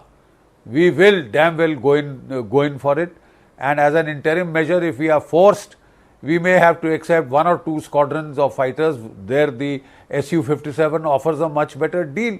They are prepared to share technology, they are prepared for local manufacture, they are prepared to transfer technology, share source codes. So, I mean, they are giving us all that we want, and yet just because they are Russian and that would make the Americans unhappy, we can't mortgage our national interests in that manner. We can't be bullied in that manner also. I think America has to make allowance for India, has to act in its national interest and not just in the national interest of the United States. We are after all not the 51st state of the United States, and I don't think we ever will be. So America has used pressure tactics. It has used the India-Pakistan binary to try and apply pressure on India. I think it may be a mistake. No other country is so hated in India as Pakistan is.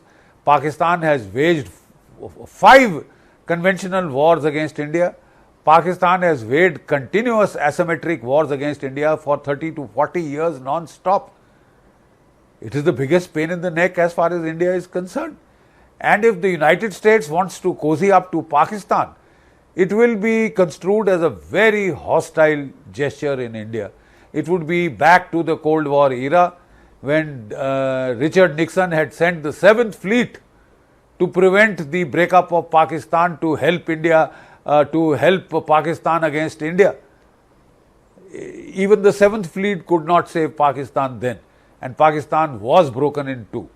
For all its hubris, for all its one-upmanship, Pakistan had to suffer that humiliation, and the United States was not able to save it. Now for the United States to align itself back with Pakistan, I think would be a tragic mistake.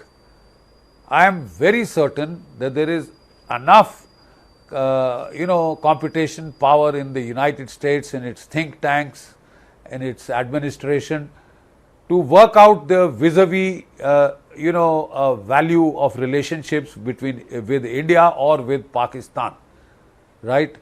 And if the United States chooses India over Pakistan, it's welcome to its choice. Pakistan is a failing state. It's almost a failed state. It's on the brink of failure. It is a state in economic chaos and turmoil. It is a state where the military overspends to the extent of destroying the state, destroying its economic basis.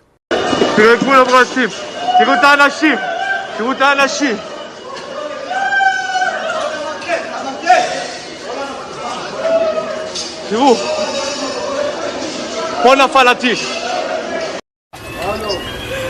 מן? אתם לא מבינים מה הולך פה. البنانين طاح البنانين قبل.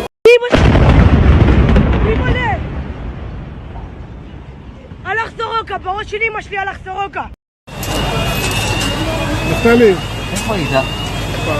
איפה היית? מה? שמע לי פעם הבאה. מה זה וואלה פעם? תבוא לתרד. איפה הלכת לי?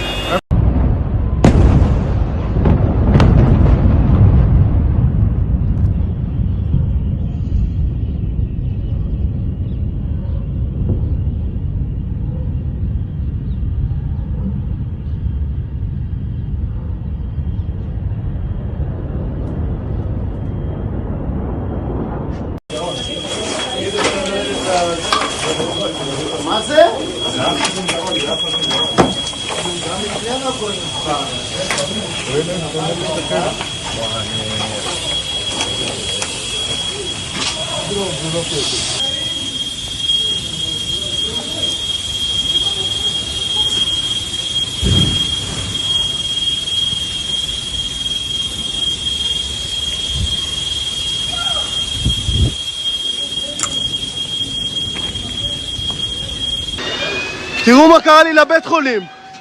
תראו. פה עמדתי, תראי כל הדלת עפה עליי, אליי. פה כל היום אנחנו יושבים, פה. תראי כל הבית חולים. Reports have been received recently that Donald Trump has invited Field Marshal Asif Munir to the White House for lunch, and maybe he will also be attending the military parade in Washington. Now all this is part of the United States attempts to pressurize India to play ball, attempts to pressurize India not to get too close to Russia, China, and to not purchase any Russian military equipment and buy instead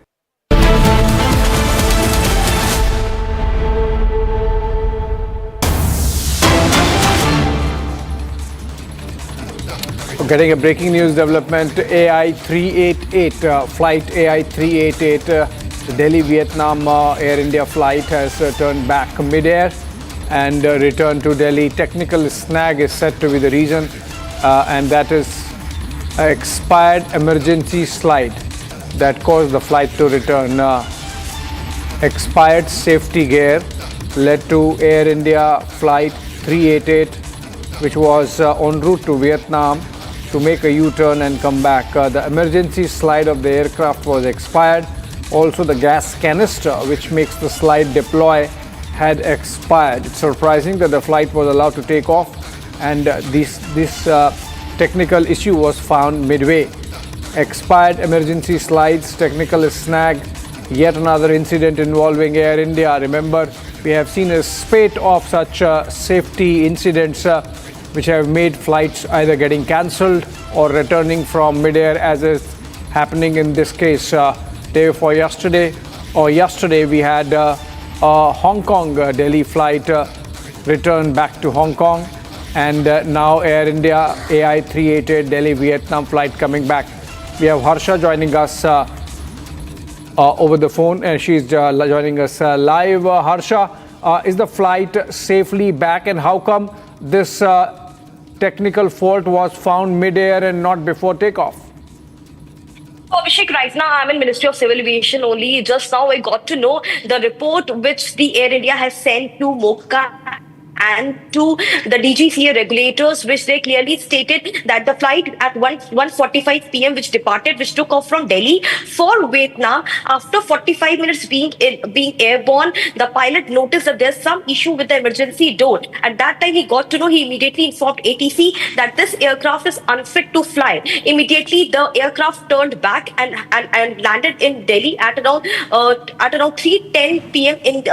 At around 3:10 p.m. what we've got to know. And the prelim report which has been given by Air India to DGCA, it has stated that there was a slide was expired. The emergency door slide was expired in this particular aircraft. The gas canister which is responsible to deploy this slide was expired, and this aircraft therefore was unfit to fly. The major concern, Abhishek, here is that yesterday Air India stated that line checks are done. Whenever the plane takes off, line checks are done. If line check was done in this particular aircraft, then how come the major error was showcased in the aircraft mid-air? And there's a huge concern, heavy concern, and Ministry has also asked for a response for Air India regarding this particular aircraft. Back to you. Okay, thank you so much, Harsha, with those details. So on that note, we have just take a quick short break, coming back on the other side with more on Air India's issues with safety. And bypoll voting held in 5 assembly seats. Details on the other side.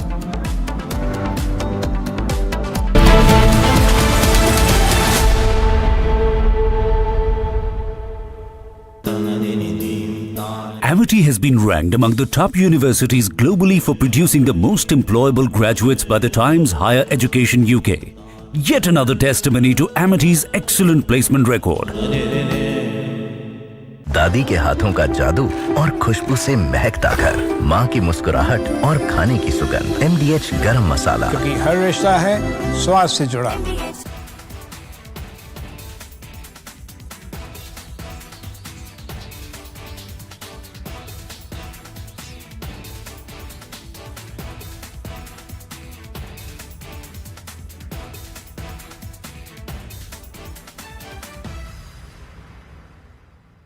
MDH की हल्दी मिर्ची धनिया करे कमाल, ये रंग दे, ये खुशबू दे, ये तीखा, ये कम पड़े, क्या निराला MDH masala.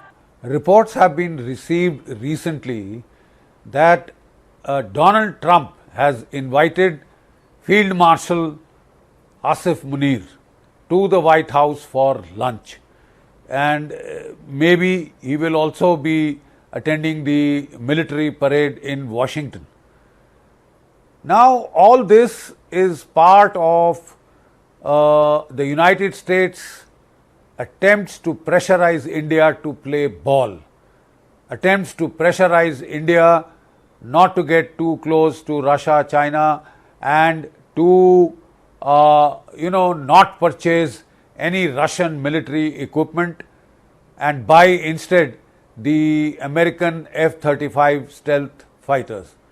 The simple fact is that the United States is not offering us transfer of technology. It will not share the source codes, which we found a problem with the Rafales. We could not mount our indigenous beyond visual range Astra missiles and BrahMos cruise missiles on the Rafale because they did not share the source codes, and therefore we suffered. We paid a heavy price for these aircraft, and yet we could not use them to the optimum because of that unwillingness to share source code. So the same problem, and in a more magnified form, will come with the American F-35s. The American F-35s come with a huge price tag, number one. Number two, the maintenance costs are terribly high because stealth paint gets eroded. It has to be repainted, recoated. Most of the time these will be in hangar. And the other fact is that India will have limited control over these planes because America would want to know where they are being based, where they are being sighted. It will want oversight. Where they are being used, America will have vetoes. So it would be very strange if we can't use them against Pakistan. What the hell are we buying the planes for then?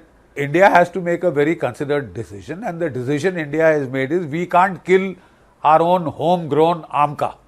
We will damn well go in for it. And as an interim measure, if we are forced, we may have to accept 1 or 2 squadrons of fighters. There the Su-57 offers a much better deal. They are prepared to share technology, they are prepared for local manufacture, they are prepared to transfer technology, share source codes. So, I mean, they are giving us all that we want, and yet just because they are Russian and that would make the Americans unhappy, we can't mortgage our national interests in that manner. We can't be bullied in that manner also. I think America has to make allowance for India, has to act in its national interest and not just in the national interest of the United States. We are, after all, not the 51st state of the United States, and I don't think we ever will be. So America has used pressure tactics. It has used the India-Pakistan binary to try and apply pressure on India. I think it may be a mistake. No other country is so hated in India as Pakistan is. Pakistan has waged 5 conventional wars against India. Pakistan has waged continuous asymmetric wars against India for 30 to 40 years non-stop. It is the biggest pain in the neck as far as India is concerned. And if the United States wants to cozy up to Pakistan, it will be construed as a very hostile gesture in India. It would be back to the Cold War era when Richard Nixon had sent the 7th Fleet to prevent the breakup of Pakistan, to help India, to help Pakistan against India. even the 7th Fleet could not save Pakistan then. And Pakistan was broken in two. For all its hubris, for all its one-upmanship, Pakistan had to suffer that humiliation, and the United States was not able to save it. Now for the United States to align itself back with Pakistan, I think would be a tragic mistake. I am very certain that there is enough,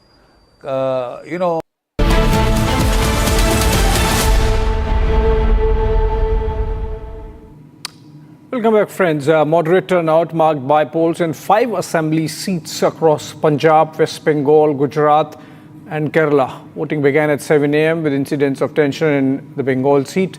Key contests and political stakes remain high ahead of June 23 results. Nilambur in Kerala recorded 70% turnout. I believe Ashwin is joining us live from Thiruvananthapuram. Ashwin, seems like a prestige battle for the Gandhis, Nilambur being part of the seat from where Priyanka Gandhi is the Lok Sabha MP, if I am correct, and highest turnout there? Absolutely, 70.26 is the correct number that has come forward in a very closely contested fight where there are 232,000 plus voters, with an average of 113,000 men voters, remaining women. What needs to be seen in this election is the way, whether this will turn the way to the left or to the Congress-led UDF. Certainly, there is this, there is a lot of commotion also that has happened. There have been small fights that have occurred between the LDF and the UDF. But the high voter turnout certainly seems to be that there is something that has come out. It will be an anti-incumbency for sure. And in a four-corner fight, this is certainly going to be an interesting outcome that is going to come in the days to come on June 23rd. Thank you, Ashwin. From Kerala, we go to Gujarat, where Gopi is reporting live from Ahmedabad. Gopi, 2 seats in Gujarat that have gone to by polls. Kadi in North Gujarat and Vesavadar in Saurashtra. What is the latest you can share about the 2 seats? Well, in fact, it is a triangular battle, as we know, that from Vesavadar is in fact, very crucial seat, as the former Gujarat President of Aam Aadmi Party, Gopal Italia, is contesting from there. While what we understand as of now is over 55% of voter turnout has already happened till 5 p.m. It is going to rise till 60%. While prominent faces like Nitin Patel have voted from the Kadi seat, which you've just mentioned. But yes, over 1.20 lakh partidars have voted from the Vesavadar seat. It's a triangular battle between BJP, Congress and Aam Aadmi Party on both the seats. Back to you. Right, Gopi. Both the seats once were represented by BJP stalwarts, Keshubai Patel in the case of Vesavadar and of course Nitin Patel in the case of Kadi. Different kinds of Patels. Moving on for now to Ludhiana and Ludhiana West seat from where Aam Aadmi Party has fielded its Rajya Sabha member and that's significant. Sanjeev Arora, if I'm correct. Lalit, what's the latest from Ludhiana on the bypoll? If we talk about the Ludhiana West elections, the stakes are very much high for the Aam Aadmi Party as they have to retain its seats. And if you talk about the contest, it's a triangular contest as BJP is playing a very important role in which in the past 1.5 weeks, top leadership of the BJP could be seen campaigning. So it's a triangular contest and it would be a litmus test for the Aam Aadmi Party to retain the seat. But if you talk about the Congress also, Bharat Bhushan Ashu, a 2-time MLA and the former cabinet minister, is also giving a tough fight on this seat. Till 5 p.m., the voting percentage is roughly around 49%, and it seems that around the voting percentage would be around 54 to 55%. Okay. But yes, it's a triangular contest. Back to the studio. Triangular contest, but at the same time prestige battle and a likely route for Arvind Kejriwal to come to Rajya Sabha in case Arora wins. Moving on for now. Thank you so much, Ashwin, Gopi and Lalit. We are taking again a break and coming back on the other side on to the story under our focus all these days, the Israel-Iran war. Israeli Prime Minister Benjamin Netanyahu visits Soroka Medical Center after the deadly Iranian missile strike this morning.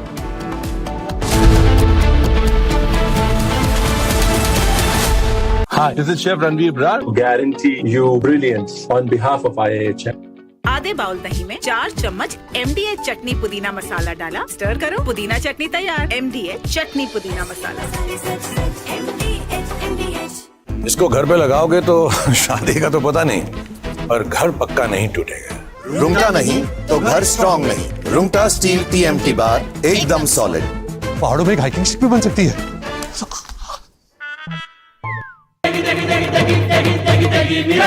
MDH की देगी मिर्च, देगी मिर्च का तड़का, अंग अंग फड़का। MDH की देगी मिर्च। תרגול אנשים, תראו את האנשים, תראו את האנשים.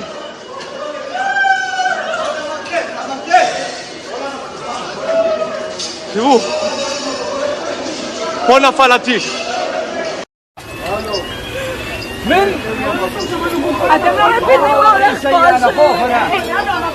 البنانين راح البنانين يابا.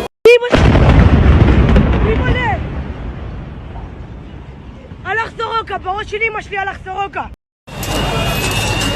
נפתלי. איפה היית? איפה היית? שמע פעם הבאה. מה? שמע לי פעם הבאה. מה זה וואלה? תבוא לתרד. איפה הלכת לי?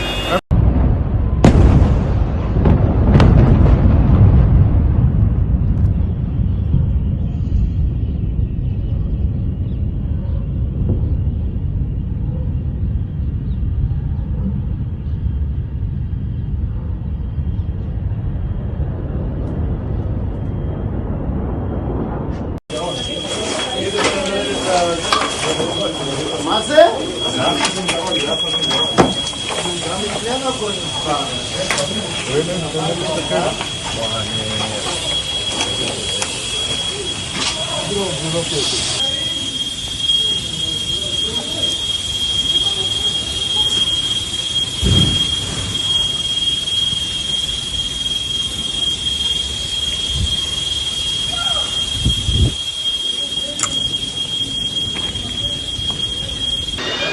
תראו מה קרה לי לבית חולים. תראי. פה עמדתי, תראי כל הדלת עפה עליי, אליי. פה כל היום אנחנו יושבים, פה. תראי כל הבית חולים.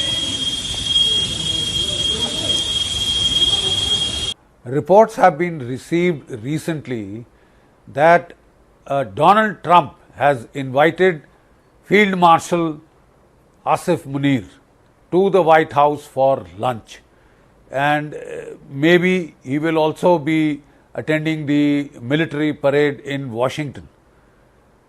Now, all this is part of the United States attempts to pressurize India to play ball, attempts to pressurize India not to get too close to Russia, China, and to not purchase any Russian military equipment and buy instead the American F-35 stealth fighters. The simple fact is that the United States is not offering us transfer of technology. It will not share the source codes, which we found a problem with the Rafales. We could not mount our indigenous beyond visual range Astra missiles and BrahMos cruise missiles on the Rafale because they did not share the source codes, and therefore we suffered. We paid a heavy price for these aircraft, and yet we could not use them to the optimum because of that unwillingness to share source code. So the same problem, and in a more magnified form, will come with the American F-35s. The American F-35s come with a huge price tag, number one. Number two, the maintenance costs are terribly high because stealth paint gets eroded. It has to be repainted, recoated. Most of the time these will be in hangar. And the other fact is that India will have limited control over these planes because America would want to know where they are being based, where they are being sighted. It will want oversight. Where they are being used, America will have vetoes. So it would be very strange if we can't use them against Pakistan. What the hell are we buying the planes for then? India has to make a very considered decision, and the decision India has made is we can't kill our own homegrown AMCA. We will damn well go in for it, and as an interim measure, if we are forced, we may have to accept 1 or 2 squadrons of fighters. There the Su-57 offers a much better deal. They are prepared to share technology, they are prepared for local manufacture, they are prepared to transfer technology, share source codes. So, I mean, they are giving us all that we want, and yet just because they are Russian and that would make the Americans unhappy, we can't mortgage our national interests in that manner. We can't be bullied in that manner also. I think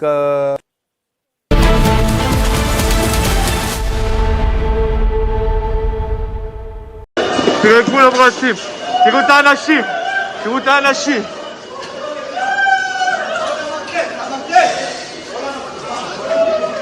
תראו, פה נפל הטיל.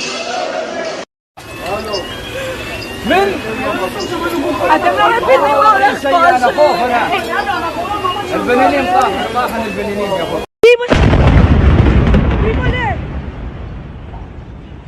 הלך סורוקה, בראש של אמא שלי הלך סורוקה. נפתלי. איפה היית? איפה היית? שמע פעם הבאה. מה?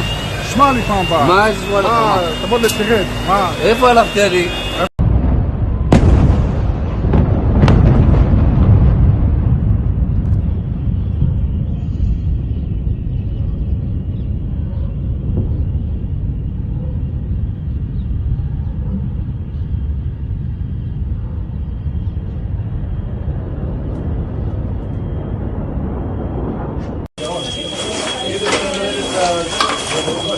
מה זה?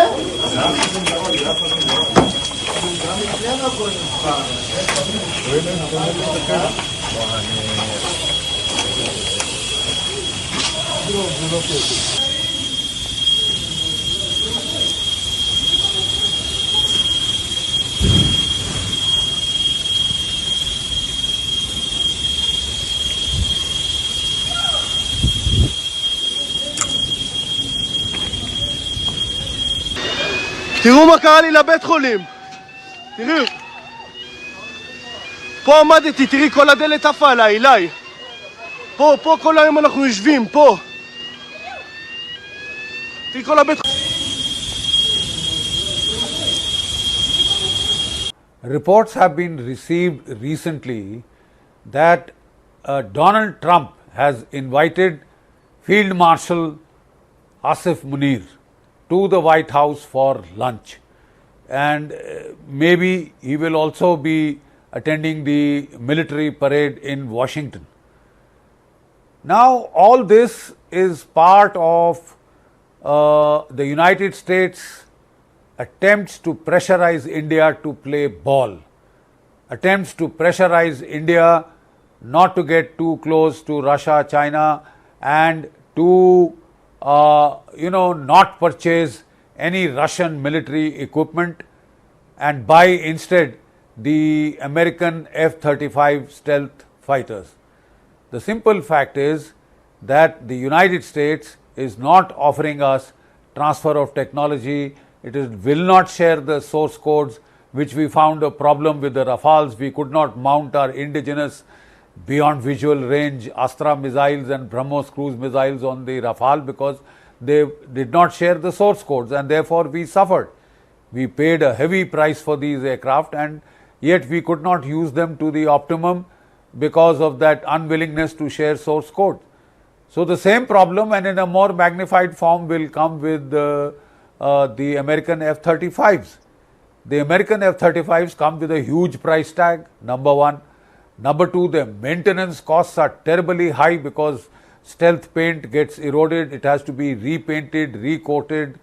Most of the time these will be in hangar. And the other fact is that India will have limited control over these planes because America would want to know where they are being based, where they are being sighted. It will want oversight. Where they are being used, America will have vetoes. So it would be very strange if we can't use them against Pakistan. What the hell are we buying the planes for then? India has to make a very considered decision, and the decision India has made is we can't kill our own homegrown AMCA. We will damn well go in for it, and as an interim measure, if we are forced, we may have to accept 1 or 2 squadrons of fighters. There the Su-57 offers a much better deal. They are prepared to share technology, they are prepared for local manufacture, they are prepared to transfer technology, share source codes. So, I mean, they are giving us all that we want, and yet just because they are Russian and that would make the Americans unhappy, we can't mortgage our national interests in that manner. We can't be bullied in that manner also. I think America has to make allowance for India, has to act in its national interest and not just in the national interest of the United States. We are, after all, not the 51st state of the United States, and I don't think we ever will be. So America has used pressure tactics. It has used the India-Pakistan binary to try and apply pressure on India. I think it may be a mistake. No other country is so hated in India as Pakistan is. Pakistan has waged 5 conventional wars against India. Pakistan has waged continuous asymmetric wars against India for 30 to 40 years non-stop. It is the biggest pain in the neck as far as India is concerned. And if the United States wants to cozy up to Pakistan, it will be construed as a very hostile gesture in India. It would be back to the Cold War era when Richard Nixon had sent the 7th Fleet to prevent the breakup of Pakistan, to help India, to help Pakistan against India. Even the 7th Fleet could not save Pakistan then, and Pakistan was broken in two. For all its hubris, for all its one-upmanship, Pakistan had to suffer that humiliation, and the United States was not able to save it. Now for the United States to align itself back with Pakistan. Co-powered by Century Ply Club Prime. Raho befikar. Amity has been ranked among the top universities globally for producing the most employable graduates by the Times Higher Education UK. Yet another testimony to Amity's excellent placement record. पैसा लगाना है तो century ply club prime पे लगाओ.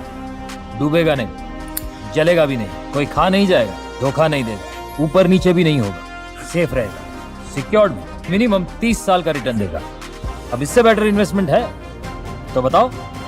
Century ply club prime, रहो बेफिक्र. ये है सीक्रेट रेसिपी MDH का जीरा सिप जल जीरा मसाला. सिप सिप जीरा सिप MDH का जल जीरा सिप MDH का जल जीरा सिप. विमल में गुलिस्तां के ये कुछ लजीज फरिश्ते जब साथ घुलें तो जी ललचाए और दिल कहे कि स्वाद की जुबान में खुद को ऐसे डुबाऊं कि निकल ना पाऊं. विमल की जुबान कुछ है ही ऐसी, मानते हैं? विमल, बोलो जुबान कैसी.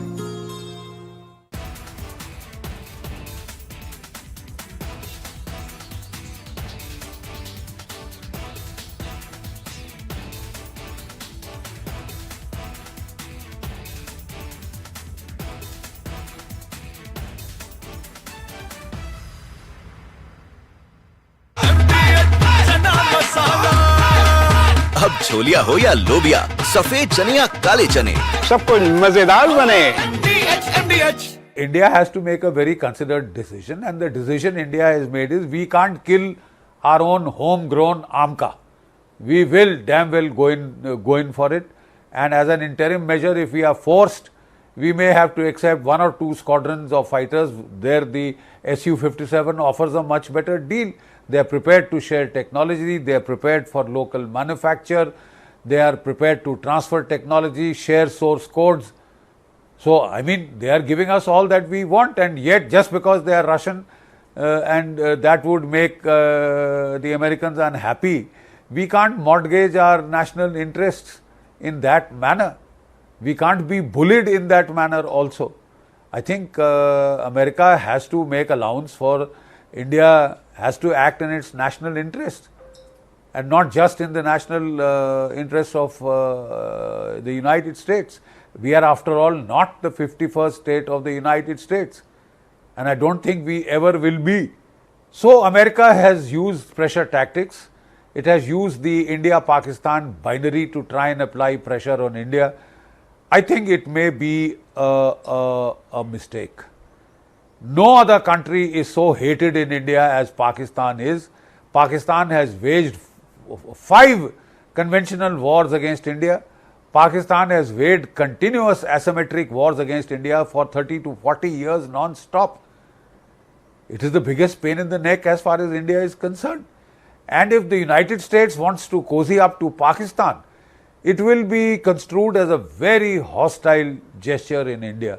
It would be back to the Cold War era when Richard Nixon had sent the 7th Fleet to prevent the breakup of Pakistan, to help India, to help Pakistan against India.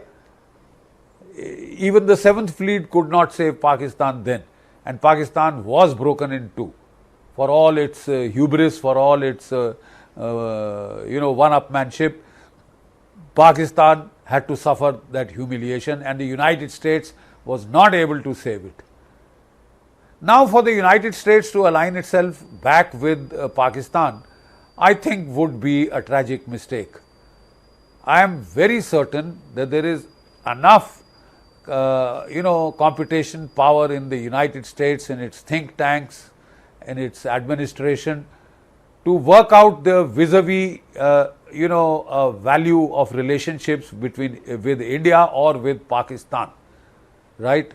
And if the United States chooses India over Pakistan, it's welcome to it. From Asia's largest news headquarters, setting the agenda for Bharat.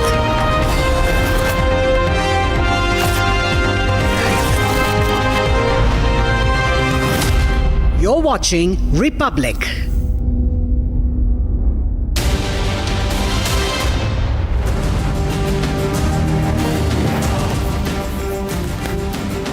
Hello and welcome you watching the Thursday edition of This Is Exclusive with me, Shavan Sen. It started as a covert cyber war to shadowy proxy battle between Iran and Israel.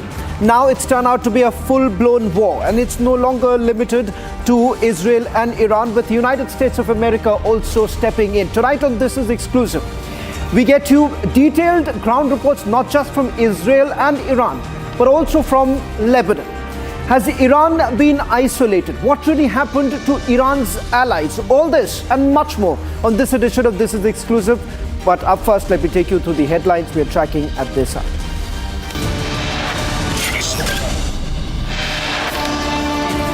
Israel releases video of IDF strike on Iran's Arak nuclear facility. Iranian missile strikes Soroka hospital in Beersheba in Israel, where IDF soldiers are undergoing treatment. The only channel with exclusive ground reports, Republic reports from Israel, Iran and Lebanon. No end to Air India's technical snags. Multiple flights delayed and cancelled, but Air India yet to give any answers.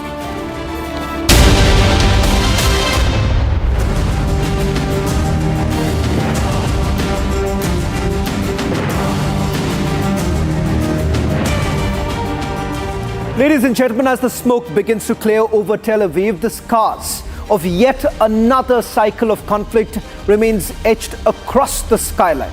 Overnight airstrikes, air raid sirens, and hours spent in bomb shelters have left this bustling city subdued and shaken. While much of the military focus has been on the southern and northern borders, Tel Aviv, Israel's economic and cultural nerve center, has not been spared. Civilian neighborhoods have borne the brunt of missile and barrages and retaliatory airstrikes. But the damage here is not just physical, it is economic too. Tel Aviv Stock Exchange, a barometer of the nation's financial health, has felt the tremors too. The businesses remain shut.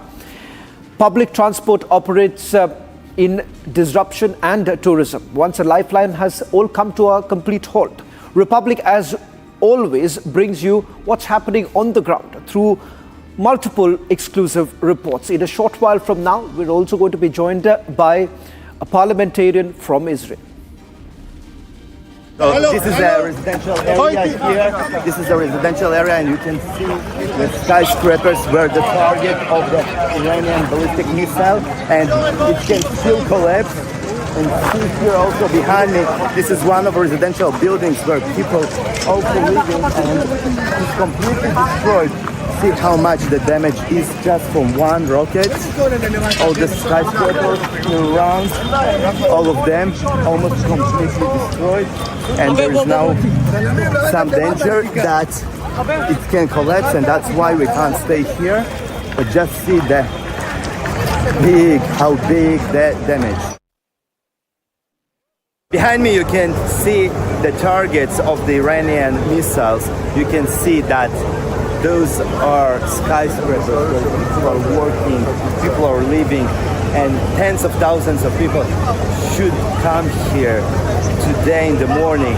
But fortunately, just before the day started, the work day, the rocket hit the ground, and that's why there are so many casualties as it could be if the rocket would hit just a bit after that. Israel just yesterday released the restrictions, and cafes, restaurants, offices, workplaces could be open if there is a bomb shelter that they can reach in time after the alert. There are several minutes to reach the bomb shelter. And here the security forces ask us all the time to leave the area because it's not safe. Those skyscrapers can collapse, and it's not stable here, and also there's underground metro stations, and that's why the ground also can maybe collapse. How extensive is the damage just from one ballistic rocket of Iran?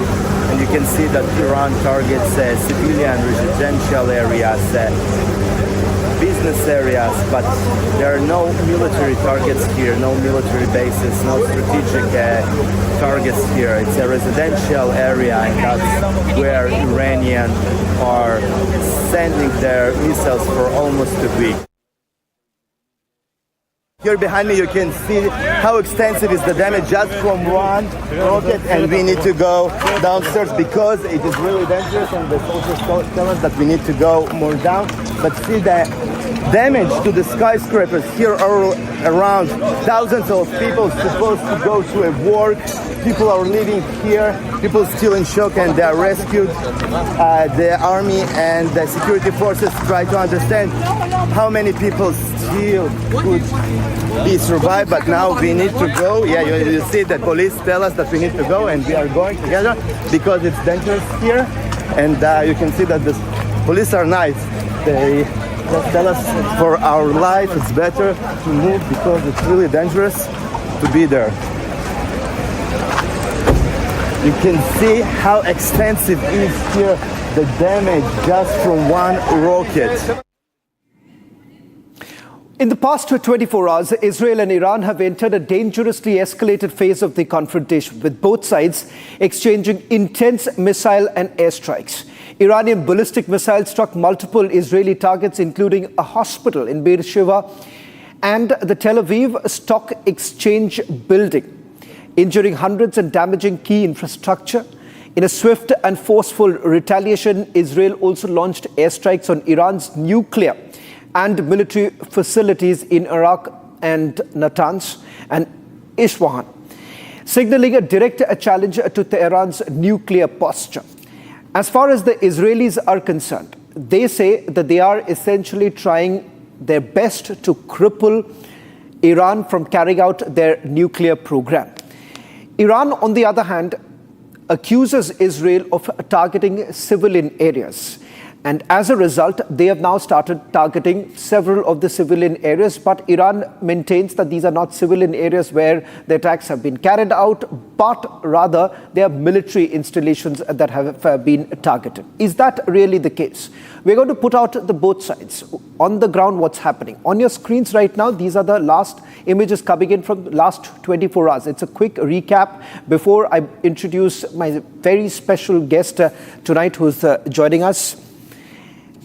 An Israeli parliamentarian who has also questioned some of the decisions that have been made in the past. He has served as an officer in the Israel Defense Forces and he's been part of the Golan Brigade. He was elected as the mayor of Yehum.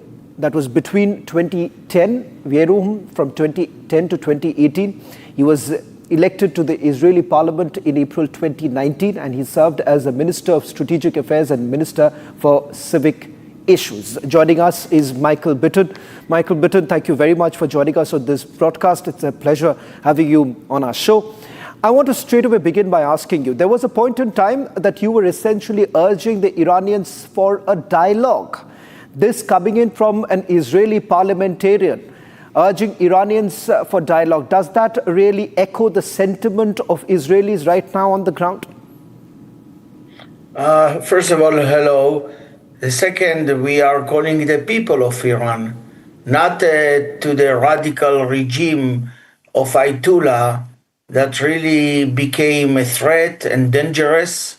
And the most important thing that people who are watching us should ask themselves today, why the regime of Iran would like to destroy Israel. After all, Israel was involved in building Iran until 1980. We had good relations, we were involved there, and we were partners. Suddenly, radical Islamic regime that would like to occupy the world, that would like to implement radical Muslim philosophy against Israel, against the US, against the West in general. And why they hate us? No reason. Because we are here, they are there. The only reason they hate us is that they have ideology of destroying Israel. And that ideology is the nearest attitude to what the Nazis did, when you would like to hate someone without any reason. So we are fighting the regime, we are fighting the Ayatollah regime, but we would like to have peace and partnership with the people of Iran, as we used to have until 1980. Mr. Bitton, you are also the same parliamentarian who has questioned this government with regards to some of the policies in place. Do you believe that Benjamin Netanyahu today is representing what every Israeli believes, or perhaps his coalition is also weakening at this point in time? Because Israel perhaps is also fighting a dirty war, as the German Chancellor has been saying. We are united in this war. I will tell you why. We had the patience and we had the hope that there will be relations and peace with Iran. Iran planted the Hezbollah in Lebanon against us already in the beginning of the 80s. Iran planted the Islamic Jihad and Hamas in Gaza with money, with missiles, with weapons, and we got missiles on our towns. We are getting missiles on Sderot, and missiles on Tel Aviv, and missiles on Jerusalem over the last 40 years. We waited for the world. We waited that the world will understand that Iran is a threat, but no one acted. And now, when we didn't have a choice, when we saw that Iran is soon gonna get nuclear bomb, we had to act. So the people of Israel are united this moment, and we understand that this is existential threat on the existence of Israel for the future. And as you know, Iran was fooling the world. Iran was violating any agreement that they had with the international community and with the International Council of Atomic Energy. This regime planted terror all over the world. This regime created terror in Argentina, killing hundreds of Israelis. Thousands of Israelis died with the initiative of Iran over the years. We waited 40 years to this moment, and we could not and we cannot wait anymore. And why I tell you that? Because from the beginning of this war, they were sending on Israel more than 1,000 missiles. Where they were sending it? To neighborhoods, to houses, to hospitals, and they killed people. So imagine if they have a nuclear weapon. They will never hesitate to use it even this moment. But Mr. Bittul, can I get a quick answer from you, because you are part of the parliament, and I need to get this answer from you. Today, Israel finds itself in a precarious situation, because if the United States of America does not really help you, you can't really complete your program. Can I then ask you, is the United States of America all set to join the war? Do you believe that it is just a matter of time before the United States of America joins hands with Israel and carries out what you are saying, the final lap of the war? For us, the United States is a strategic partner. We have strategic partnership with many international states, including India and many others. The US did not say that they are not allowing us to attack Iran. They totally said that we have the right to attack and to protect ourselves. And surprisingly, all the world is united about it. You should listen to Germany, to French, to England, and to the US. They all saying that the Ayatollah regime is a threat to the world. And because of that, we are getting international support. And what the Chancellor of Germany said, we are doing the dirty work for the world. That's totally true. We don't know yet if America and the US will decide to join the war, but they are totally supporting the aim of preventing Iran from having nuclear and having missiles that can threaten the world. Well, thank you very much, Mr. Michael Bitton, for joining us on this broadcast. In fact, there is political unity on this entire issue, coming up the kind of backing that the Prime Minister has received. Let me now quickly take you through some of the areas that have been targeted by the Israelis. And this is what we know so far. Natanz nuclear facility in Isfahan, Iran's primary uranium enrichment facility, was the first day that it was targeted. Let's move on. Let's take you through the other details of areas that have been targeted. This is about approximately 15,000 centrifuges at Natanz that have been damaged.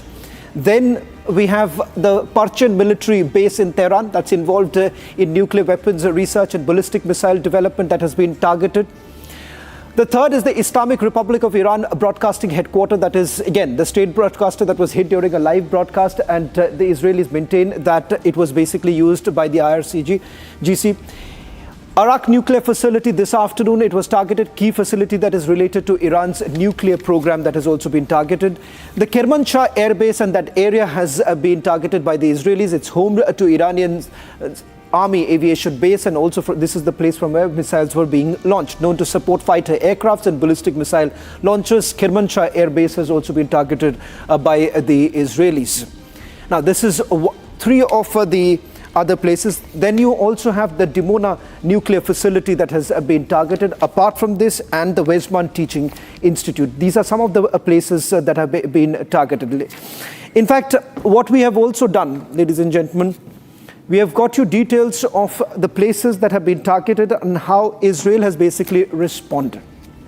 Republic basically continues to expand its ground presence in Israel to bring you minute-to-minute update. In fact, this morning, several places that were essentially targeted, these included civilian areas. This report has been filed by my colleague Ratnadeep Chakrabarti. I'm currently standing in central Tel Aviv, which has been very much affected with the Iranian ballistic missile. As you can see at the back, most of the buildings are charred and have been destroyed. And if I could pan the camera to the other side and I can show you, most of the buildings here have been completely destroyed and the areas have been evacuated. Most of the citizens once are flooding a street with people flooding in, eating in the cafes around. It looks very empty right now. And at this point of time, we could hardly see anyone on the street. What do you see right now? What was before? Very popular hub for Olim and Israelis alike. There's lots of different internet cafes in the area that are now closed because of the damage behind us. It used to be a very normal streets. Down there, there's a very well-known internet cafe that is now closed. Insane.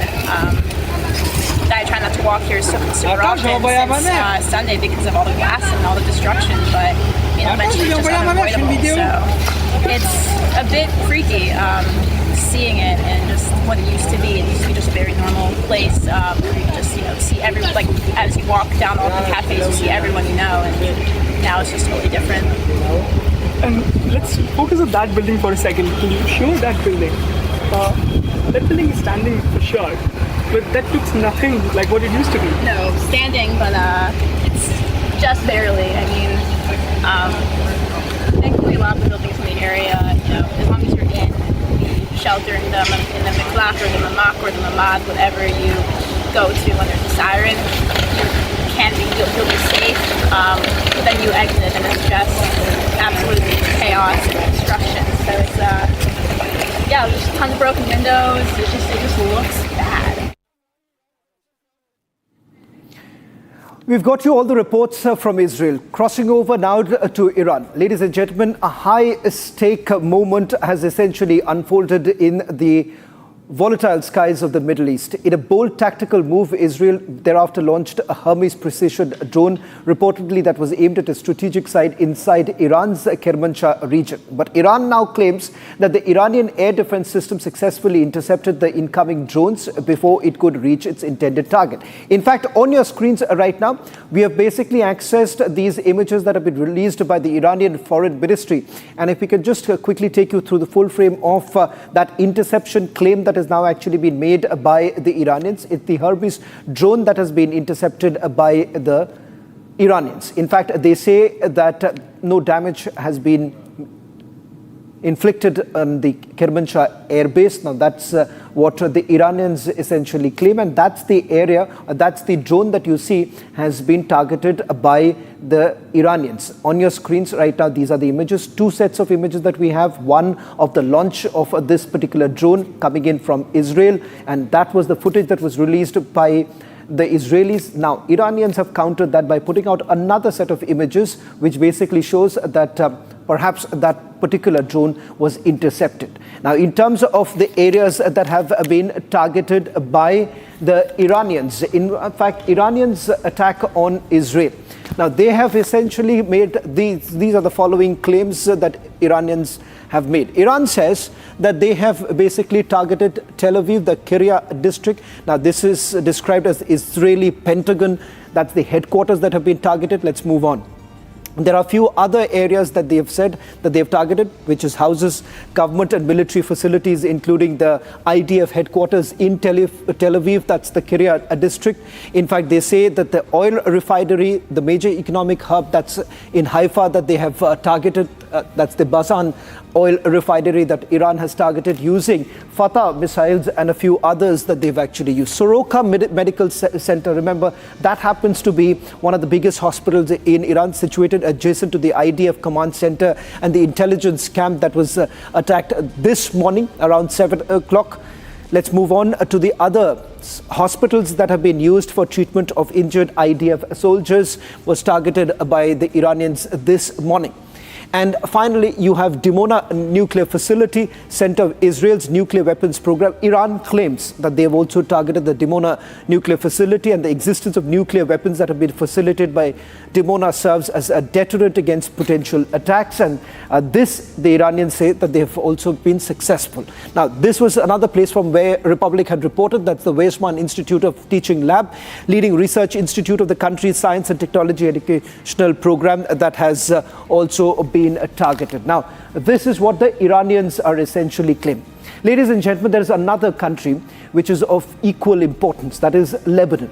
And the very fact that Iran's proxy, Hezbollah, has been completely weakened in this entire process. It turns out that Lebanon has now told Hezbollah not to engage in it and to keep away from it. In fact, this is a report coming in from Beirut by Republic's reporter. Take a look.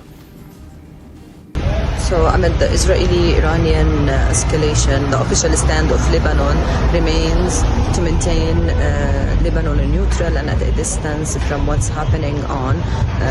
The President and the Prime Minister condemned the Israeli airstrike on Iran on a Friday, and beside of that they are working on keeping Lebanon away. However, Israel is still threatening Lebanon and it's attacking Lebanon almost each day, as the Israeli military spokesperson just announced today that their strikes will continue on Lebanon and on Gaza, alongside with the widespread strikes on Iran. By this, Lebanon is still a spectator, with a chance of and the probability of escalation from any time being started from the side of Israel. Well, that's all that we could pack in this edition of This is Exclusive. Coming up, trending with my colleague Rakshit.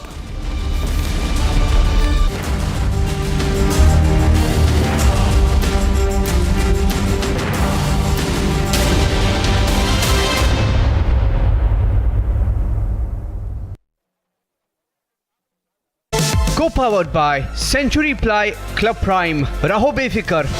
पैसा लगाना है तो century ply club prime पे लगाओ. डूबेगा नहीं, जलेगा भी नहीं, कोई खा नहीं जाएगा, धोखा नहीं देगा, ऊपर नीचे भी नहीं होगा, सेफ रहेगा, सिक्योर्ड, मिनिमम 30 साल का रिटर्न देगा.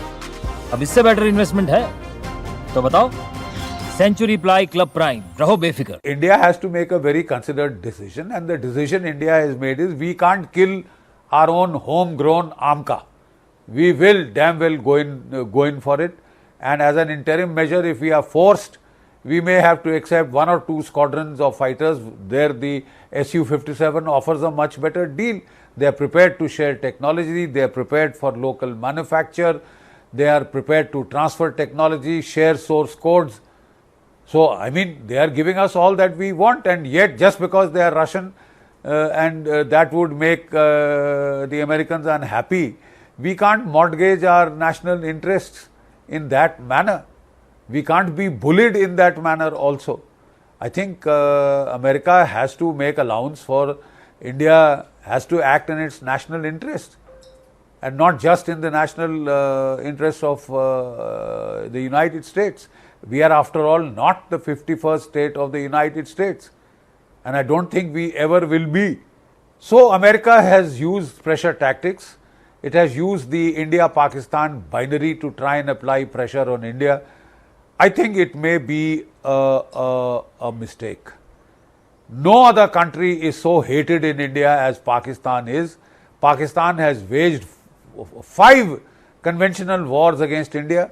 Pakistan has waged continuous asymmetric wars against India for 30 to 40 years non-stop. It is the biggest pain in the neck as far as India is concerned. And if the United States wants to cozy up to Pakistan, it will be construed as a very hostile gesture in India.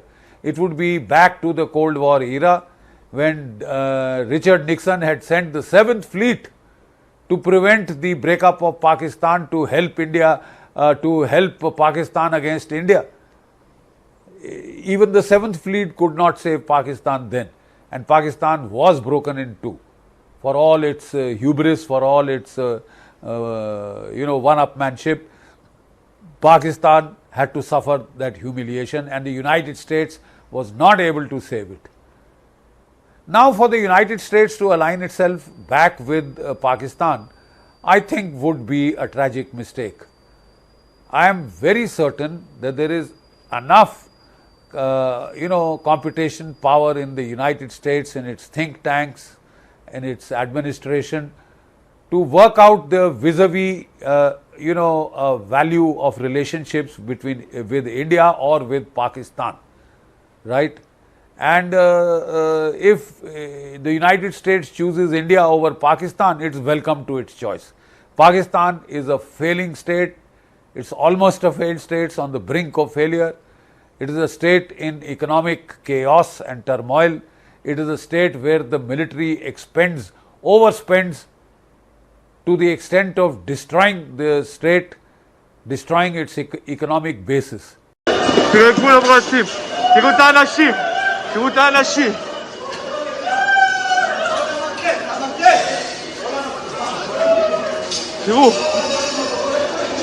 בוא נפל הטיל. אתם לא מבינים מה הולך פה. البنانين طاحن البنانين قبل. ריבונה! הלך סורוקה, בראש של אמא שלי הלך סורוקה. נפתלי. איפה היית? איפה היית? שמע פעם הבאה. מה? שמע לי פעם הבאה. מה אשמע לך? תבוא לתרד. מה? איפה הלכת לי?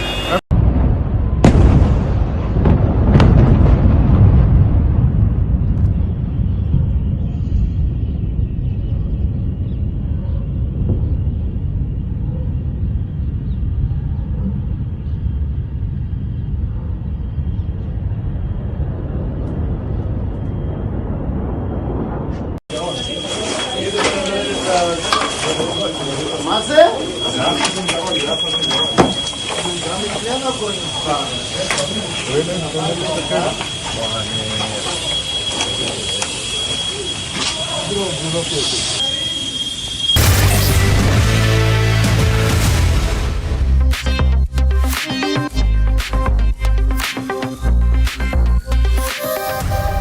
From your smart screens to your smart television, trending stories are breaking the internet. Today, students took a sigh of relief as they landed in the national capital from Iran under Operation Sindhu. They are grateful and they are relieved.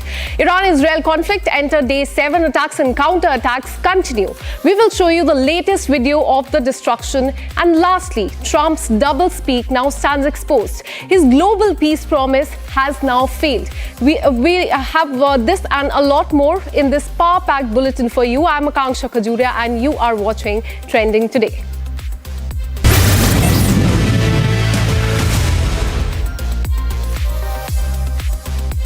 While India has announced Operation Sindhu to evacuate Indian nationals from Iran as fear of an all-out Israeli military strikes on Iran has increased, the first batch of 100 students returned from Armenia to the national capital in the early hours of Thursday. These students, most of whom were studying at the Urmia Medical University in Iran, were the first. They were moved to Armenia with the help of the Indian embassy. Of the 110 students, 90 are reported to be from Kashmir Valley. Watch this.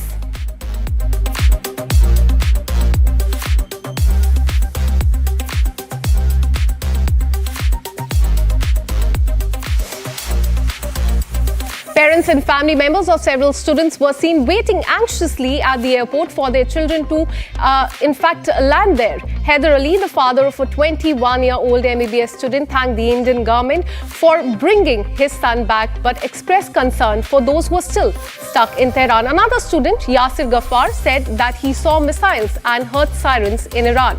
Watch what he had to say.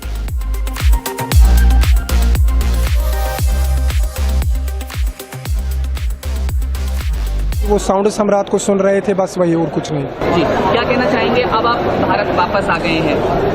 बस कुछ नहीं, खुश हूँ। अभी यहाँ India पहुँचे, खुश हूँ बस। जब आप गए थे तो जाहिर है कि सपने लेकर गए होंगे, अब कहीं ना कहीं उसको लेकर एक मन में कुछ चीजें होंगी, तो क्या कहना चाहेंगे अभी पढ़ाई को लेकर? अभी वो सपने मैंने नहीं खोए हैं, अल्लाह साथ है, वो सपने इंशाल्लाह पूरे हो जाएंगे। बट इंशाल्लाह जब हालात ठीक हो जाएंगे फिर से हम ईरान जाएंगे।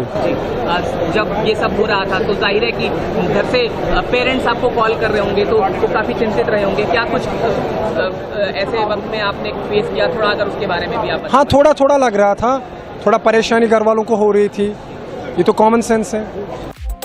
Another student evacuated from Iran, in fact, was visibly relieved to be back home. Take a look at what he said too. बहुत खुश हूँ, खुशी बयान नहीं कर सकता। अपने घर वालों से वो देखने के लिए खुशी जो है बहुत ज़्यादा है। वहाँ के हालात को देखकर क्या कहना चाहेंगे? वहाँ के हालात बहुत वर्स्ट हैं, वहाँ के लोगों के लिए भी। वहाँ छोटे छोटे बच्चे हैं, सब लोग हैं, हमारी तरह ही लोग हैं सब, वो भी सफ़र कर रहे हैं। वॉर अच्छी चीज़ नहीं है, कहीं भी हो दुनिया में वॉर अच्छी चीज़ नहीं है। बच्चे हैं, इंसानियत ही मारी जाती है, तो ये नहीं होना चाहिए। We should pray for them. Okay, कितनी खुशी हो रही है यहाँ पर वापस आके? बहुत खुशी हो रही है, बहुत अच्छा लग रहा है। अपने घर वालों से मिलेंगे अभी, मेरे फादर मेरा वेट कर रहे हैं। In fact, ladies and gentlemen, just a while back, I spoke to one of the students who has been evacuated. Watch this. I'm joined by Mariam, who has returned from Iran. She was studying in Urmia University of Medical Sciences. I'm also joined by her family. Urmia, मैं आपसे पूछना चाहूँगी, आप exactly कहाँ पे थे Iran में? कैसा सिचुएशन था वहाँ पे जब आपको इवैक्यूएट करना पड़ा, और अब इंडिया आपको आके कैसा लग रहा है? हमें इवैक्यूएट करा ऐसे कि हमें पहले एक दिन पहले मैसेज आया था हमारी एम्बेसी से। हमें बोला था कि आपको नेक्स्ट डे बस आएगी तो आपको रिलोकेट करेंगे अर्मेनिया में। तो हमें फिर बस के थ्रू रिलोकेट किया गया अर्मेनिया में। फिर हमने अर्मेनिया बॉर्डर क्रॉस किया, फिर हमें कैपिटल ले जाया गया अर्मेनिया के। फिर हमें एक दिन उधर स्टे हुआ और उसके बाद हमें अर्मेनिया एयरपोर्ट ले जाया गया फिर नेक्स्ट डे सुबह। और उसके बाद फिर वहाँ से दोहा एयरपोर्ट पे हमें ले जाया गया। फिर दोहा एयरपोर्ट पे प्लेन को रिफ्यूलिंग के लिए वहाँ पे वेट करना पड़ा। एक घंटा लगा होगा उधर, और उसके बाद फिर हमें दिल्ली एयरपोर्ट। अब आप दिल्ली आ चुके हैं, आपको कैसा लग रहा है यहाँ पे अब पहुंच के? क्या आप मैसेज देना चाहेंगे इंडियन गवर्नमेंट को, क्योंकि ये पूरा एक ऑपरेशन था जिसका नाम ऑपरेशन सिंधु रखा गया था। अब आप वापस आ गए हैं, कैसा लग रहा है? मैं और मेरे साथ जितने भी मेरी यूनिवर्सिटी के बच्चे हैं, हम सब बहुत ग्रेटफुल हैं हमारी गवर्नमेंट के, हमारी एम्बेसी के, और हम लोग बहुत खुश हैं, हम लोग बहुत रिलीफ हैं। मैं एक क्वेश्चन आपकी मदर से भी पूछना चाहूंगी। रिपब्लिक टीवी से बात करने के लिए धन्यवाद। आपको कैसा लग रहा है, आपकी बेटी आ गई है? हम समझ सकते हैं कि बहुत ही टेंस सिचुएशन थी वहां पे जब ये कॉन्फ्लिक्ट शुरू हुआ। आपको घबराहट हो रही होगी क्योंकि आपकी बेटी वहां पढ़ाई करती है। अब वो वापस आ गई हैं, तो आपको कैसा लग रहा है? बहुत अच्छा लगा है। वो था कि घबराहट तो थी, लेकिन बात होती थी इसलिए हम वो थे, मतलब घबराहट तो थी ठीक है। अब बहुत खुश हैं कि वहाँ की एम्बेसी ने, इंडिया की एम्बेसी ने इतना अच्छा काम किया, हमारे बच्चों को इतने अच्छे से लेके आए। ये बहुत खुशी की बात है हमारे लिए, बहुत ज्यादा, कि हमारे बच्चे घर वापस आ गए। मरियम, मैं आपसे पूछना चाहूंगी, क्या अभी भी कुछ बच्चे, आपके कुछ फ्रेंड्स वहाँ पे Urmia university of medical sciences के कुछ और भी बच्चे अभी फंसे हुए हैं? आपके अंदाजे से और कितने बच्चे वहाँ हैं जो उनकी अभी भी इवैक्यूएशन की जरूरत पड़ सकती है जिनको? उर्मिया यूनिवर्सिटी में जितने भी इंडियन बच्चे थे उन सबको लाया, वो सब आ गए हैं इंडिया। 110 बच्चे थे, सब आ गए हैं, और वहाँ पे कोई बच्चा नहीं। और बाकी एरियाज में आपके आसपास जितने भी नेबरहुड में थे, वहाँ कितने और बच्चे पढ़ते हैं? तेहरान के बच्चे अभी उधर ही फंसे हैं, वो भी रिलोकेट हो गए हैं, लेकिन उनको भी हमारी एम्बेसी इवैक्यूएट कर लेगी, आई एम श्योर। और बाकी यूनिवर्सिटीज के बच्चे जहाँ पे खतरा ज्यादा है, उन बच्चों को रिलोकेट किया गया है। अब आप आ गए हैं, तो क्या आप एक मैसेज इंडियन गवर्नमेंट को देना चाहेंगे? ऑपरेशन सिंधु के अंडर आपको वापस लेके आए हैं, क्या कुछ कहना चाहेंगी? मैं बहुत थैंकफुल हूँ हमारी गवर्नमेंट के, उन्होंने इतना कोई हमारे लिए एक्शन किया, हम इतनी जल्दी आए, अच्छे से आए, सेफली आए। बहुत बहुत ग्रेटफुल है हमारी गवर्नमेंट के, हमारे एम्बेसी के। थैंक यू मरियम, हमसे बात करने के लिए। आपकी मदर भी जिन्होंने हमें बताया कि क्या सिचुएशन थी और उनको कैसा लग रहा था। Thank you so much. As tensions in West Asia continue to rise, there comes another unprecedented escalation with Iran hitting Israeli hospital. Here are the visuals on your screen that you can see, and it's not just any hospital, it's the Soroka hospital in Beersheba, one of the biggest hospital in southern Israel.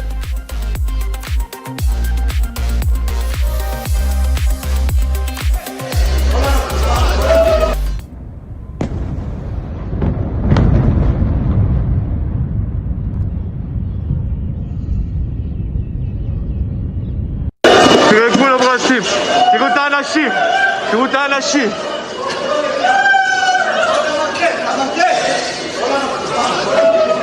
תראו, הפלטיש. לא יאומן,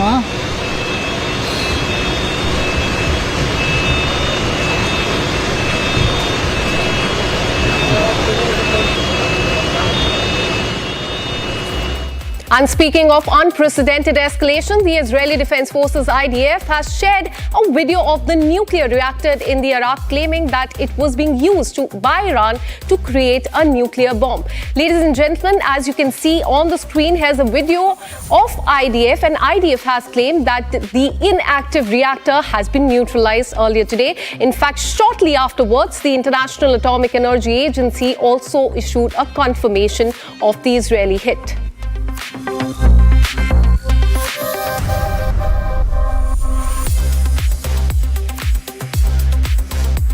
And meanwhile, Israel's defense minister has now issued a harsh warning against Iran's supreme leader. He said that Ayatollah Ali Khamenei shouldn't continue to exist. His comment come after major Iranian missile strike on Israel's Soroka hospital in Beersheba. Speaking in Tel Aviv, he accused the Iran supreme leader of personally ordering attacks on the civilian targets and making the destruction of Israel his own mission.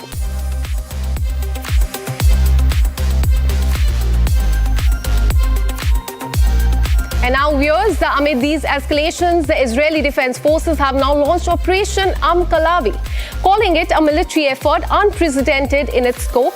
This operation claims to implement carefully planned moves as they move forward to combat the threats against Israel.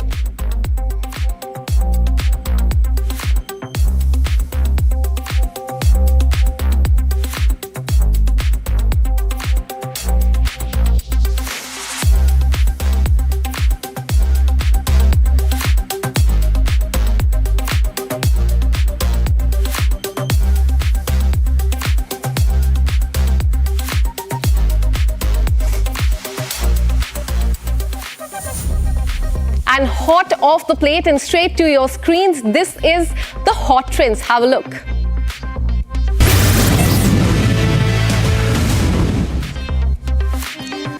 Chef Vijay Kumar, the mastermind behind Michelin-starred Sema in the New York City, has just bagged the Best Chef Award at the prestigious James Beard Awards. This is a huge deal, especially since it's his first nomination and the victory.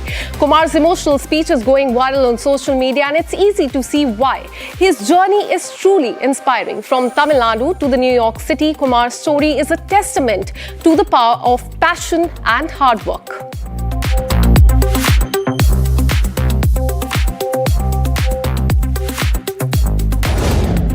Controversy is brewing in Maharashtra politics. Minister Bharat Gogavale is facing the heat from opposition parties over allegations of using occult rituals to win the elections and secure cabinet spots. A viral video showing him engaged in rituals has sparked a heated debate online, with many questioning the relevance of such practices in modern politics. The incident has also raised eyebrows about the minister's judgment and the priorities. Have a look.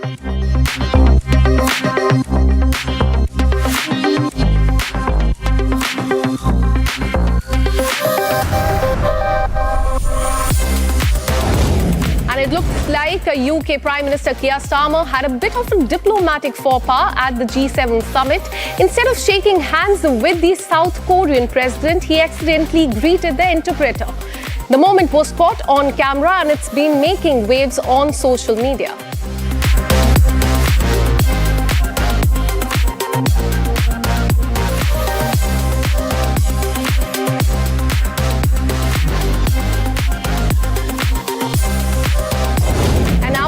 At this video of a Croatian student speaking fluent Hindi during Prime Minister Narendra Modi's visit to Croatia that has gone viral. Her heartwarming gesture, impressive Hindi, has been winning hearts across the social media. Watch this.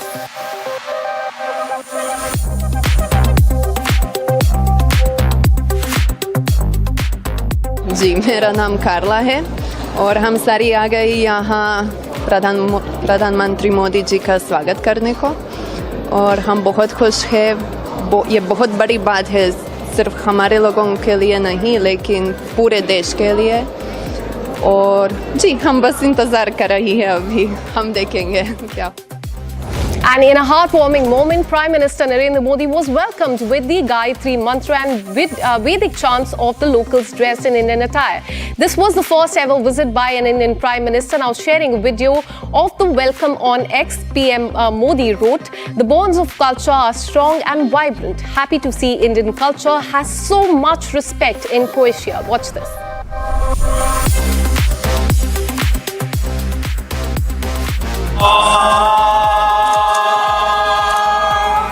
Shri Guru Pyo Namaha Hari Om Bhur Bhuvassuvaha Tatsavitur Varenyam Bhargo Devasya Dhimahi Dhiyo Yo Na Prachodayat Om Tat Chayo. A huge explosion lit up the Texas skies when SpaceX Starship rocket prototype went up in flames during a static fire test at the testing center. The incident, which occurred on Wednesday night, sent debris flying across the facility and forced an indefinite suspension of the launch preparations. Fortunately, no injuries were reported, and SpaceX confirmed that there were in fact no hazard to the surrounding communities as well.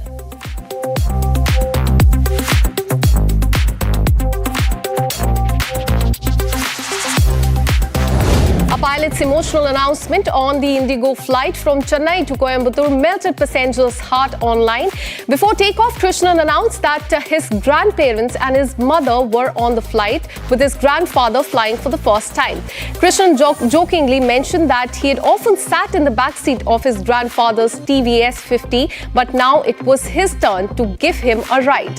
His mother was seen wiping away tears, and the moment was undoubtedly special for everyone on board. Watch this.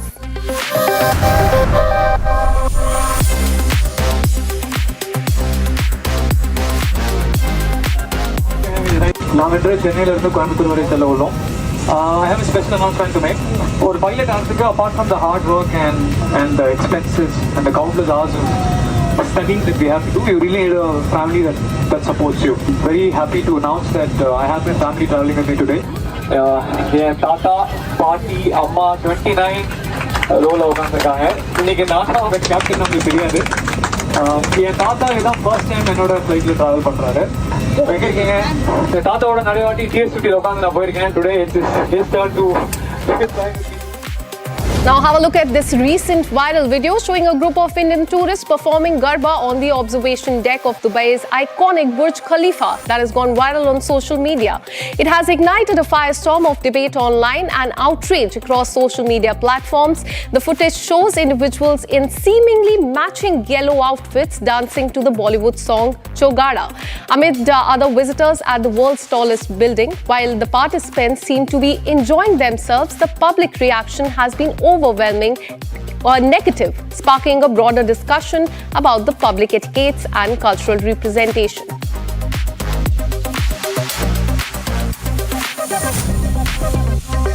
A powerful volcano has erupted in Indonesia, sending ash cloud 11 kilometers high. This has caused the cancellation and diversion of several international flights, including an Air India plane that was bound for Bali on Wednesday. Meanwhile, Indonesia's geology agency has warned of potential lava flows triggered by the heavy rains, urging residents and the travelers to remain vigilant. However, till now, no casualty has been reported so far due to the volcanic eruption.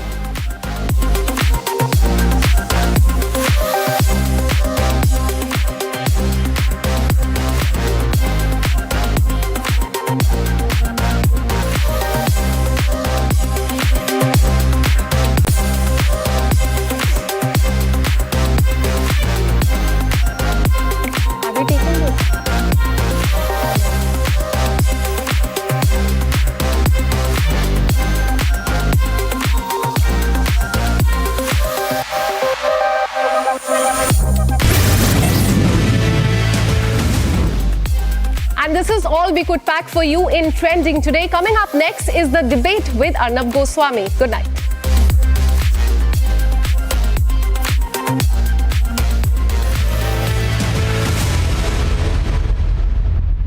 Co-powered by Century Ply Club Prime. Raho befikar.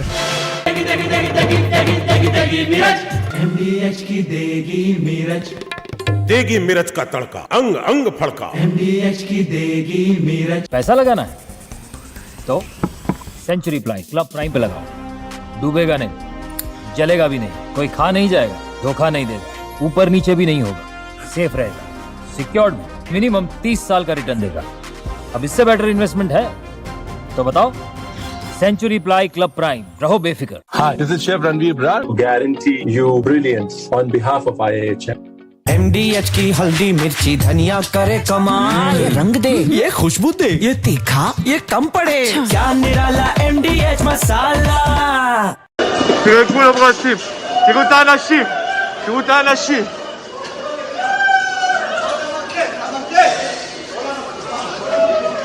תראו, פה נפל הטיל. אתם לא מבינים מה הולך פה. البنانين راح البنانين يابا. מי בודק? הלך סורוקה, בראש של אמא שלי הלך סורוקה. נפתלי. איפה היית? איפה היית? מה? שמע לי פעם הבאה. מה זה וואלה? תבוא לתרד. איפה הלכת לי?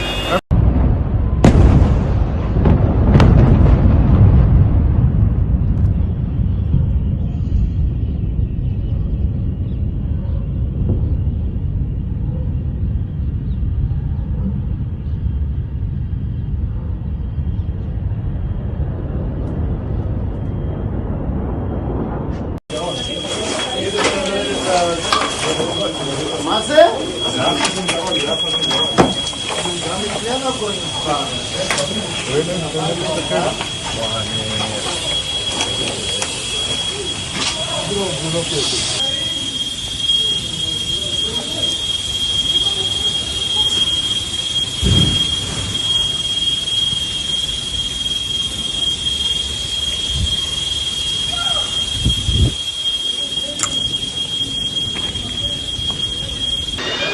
תראו מה קרה לי לבית חולים. תראו. פה עמדתי, תראי כל הדלת עפה עליי, אליי. פה כל היום אנחנו יושבים, פה. תראי כל הבית חולים.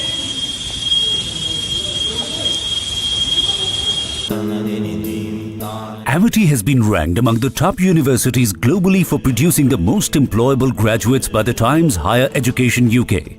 Yet another testimony to Amity's excellent placement record. पैसा लगाना है तो century ply club prime पे लगाओ। डूबेगा नहीं, जलेगा भी नहीं, कोई खा नहीं जाएगा, धोखा नहीं देगा, ऊपर नीचे भी नहीं होगा, सेफ रहेगा, सिक्योर्ड मिनिमम 30 साल का रिटर्न देगा। अब इससे बेटर इन्वेस्टमेंट है तो बताओ। सेंचुरी प्लाई क्लब प्राइम, रहो बेफिक्र। MDH की देगी मिर्च, देगी मिर्च का तड़का, अंग अंग फड़का। MDH की देगी मिर्च।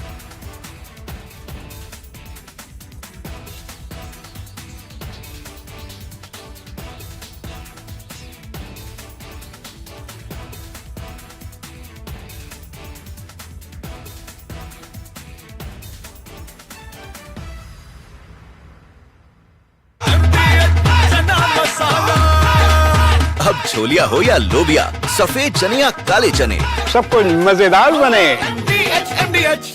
Reports have been received recently that Donald Trump has invited Field Marshal Asif Munir to the White House for lunch, and maybe he will also be attending the military parade in Washington.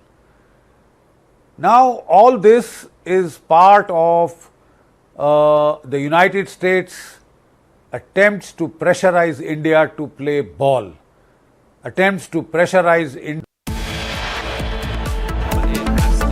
Israel releases video of IDF strike on Iran's Arak nuclear facility.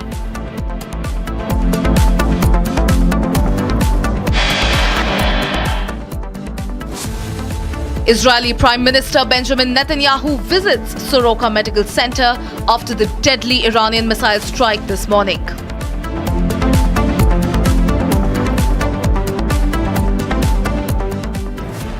US President Donald Trump hosts Pahalgam mastermind Asim Munir after he backed Nobel Peace Prize bid.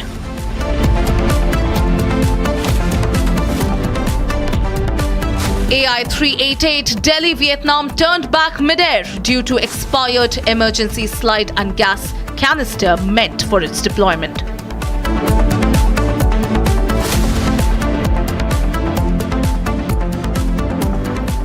Moderate turnout marked by polls in 5 assembly seats across Punjab, West Bengal, Gujarat and Kerala. Results on June 23rd.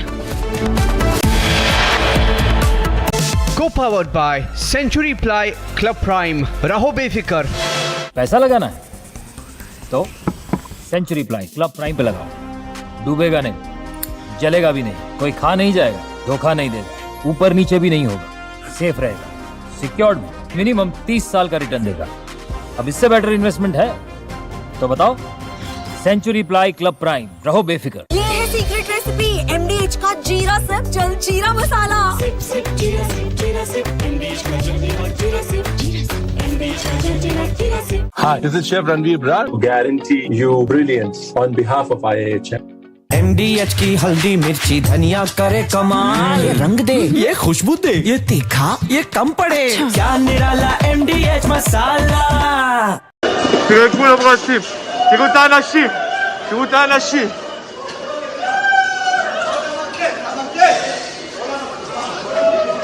תראו,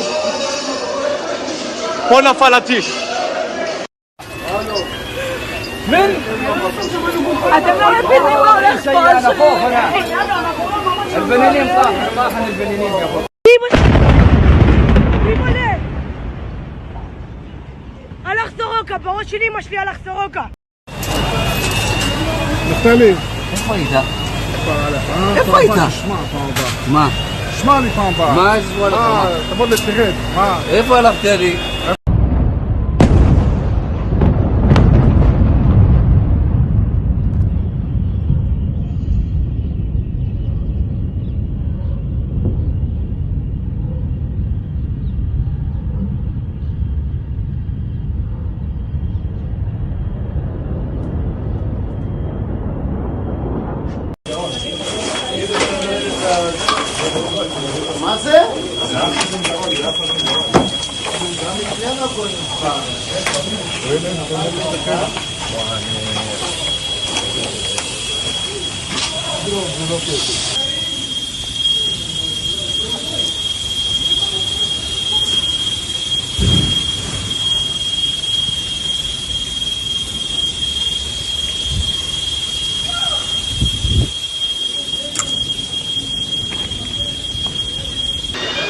תראו מה קרה לי לבית חולים. תראו. פה עמדתי, תראי כל הדלת עפה עליי, אליי. פה כל היום אנחנו יושבים, פה. תראי כל הבית חולים. Reports have been received recently that Donald Trump has invited Field Marshal Asif Munir to the White House for lunch, and maybe he will also be attending the military parade in Washington. Now all this is part of the United States attempts to pressurize India to play ball, attempts to pressurize India not to get too close to Russia, China, and to not purchase any Russian military equipment and buy instead the American F-35 stealth fighters. The simple fact is that the United States is not offering us transfer of technology. It will not share the source codes, which we found a problem with the Rafales. We could not mount our indigenous beyond visual range Astra missiles and BrahMos cruise missiles on the Rafale because they did not share the source codes, and therefore we suffered. We paid a heavy price for these aircraft, and yet we could not use them to the optimum because of that unwillingness to share source code. So the same problem, and in a more magnified form, will come with the American F-35s. The American F-35s come with a huge price tag, number one. Number two, the maintenance costs are terribly high because stealth paint gets eroded. It has to be repainted, recoated. Most of the time these will be in hangar. And the other fact is that India will have limited control over these planes because America would want to know where they are being based, where they are being sighted. It will want oversight. Where they are being used, America will have vetoes. So it would be very strange if we can't use them against Pakistan. What the hell are we buying the planes for then? India has to make a very considered decision, and the decision India has made is we can't kill our own homegrown AMCA. We will damn well go in for it. And as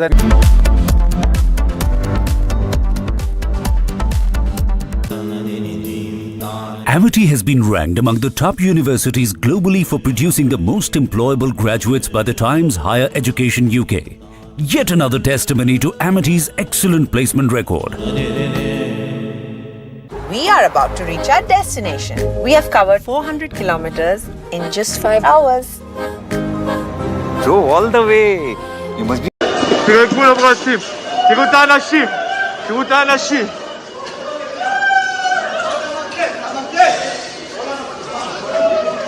תראו, פה נפל הטיל. אתם לא מבינים מה הולך פה. البنانين طاحن البنانين يا اخو.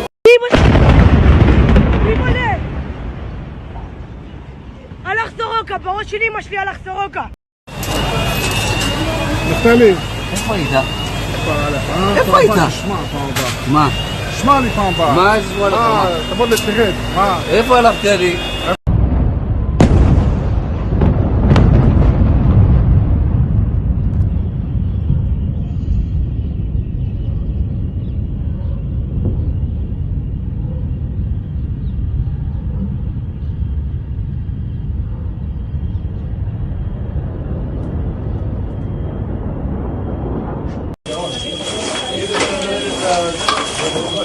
מה זה?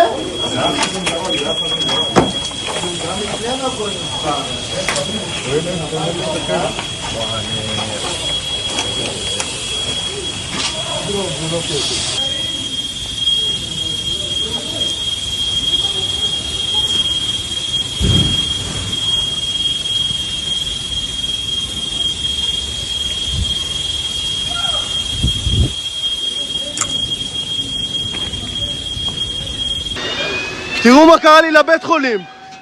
תראו. פה עמדתי, תראי כל הדלת עפה עליי, אליי. פה כל היום אנחנו יושבים, פה. תראי כל הבית חולים.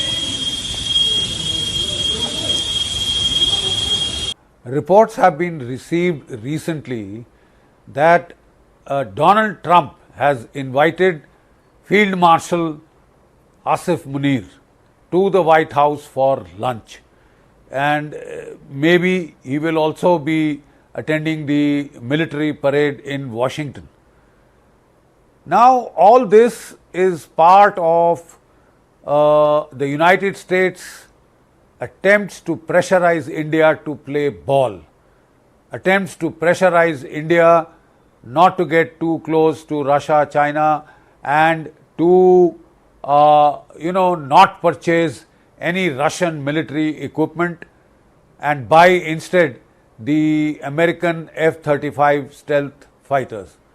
The simple fact is that the United States is not offering us transfer of technology. It will not share the source codes, which we found a problem with the Rafales. We could not mount our indigenous beyond visual range Astra missiles and BrahMos cruise missiles on the Rafale because they did not share the source codes, and therefore we suffered. We paid a heavy price for these aircraft, and yet we could not use them to the optimum because of that unwillingness to share source code. So the same problem, and in a more magnified form, will come with the American F-35s. The American F-35s come with a huge price tag, number one. Number two, the maintenance costs are terribly high because stealth paint gets eroded. It has to be repainted, recoated. Most of the time these will be in hangar. And the other fact is that India will have limited control over these planes, because America would want to know where they are being based, where they are being sighted. It will want oversight. Where they are being used, America will have vetoes. So it would be very strange if we can't use them against Pakistan. What the hell are we buying the planes for then?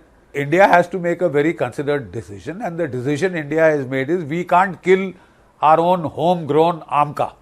We will damn well go in for it.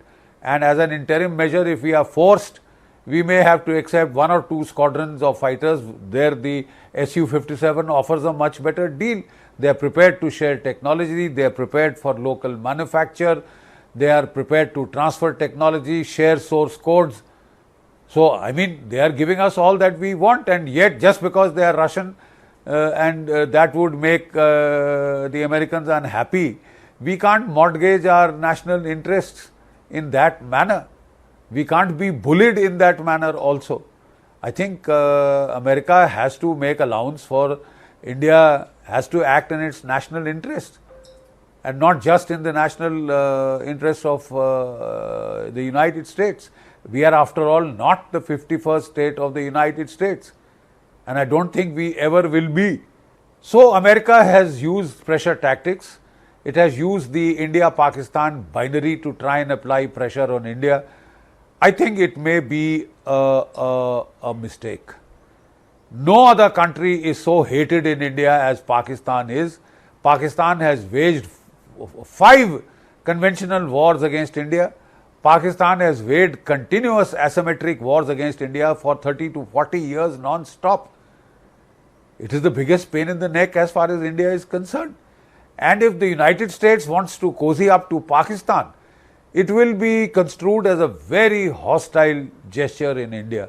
It would be back to the Cold War era when Richard Nixon had sent the 7th Fleet to prevent the breakup of Pakistan, to help India, to help Pakistan against India. Even the 7th Fleet could not save Pakistan then, and Pakistan was broken in two. For all its hubris, for all its, one-up.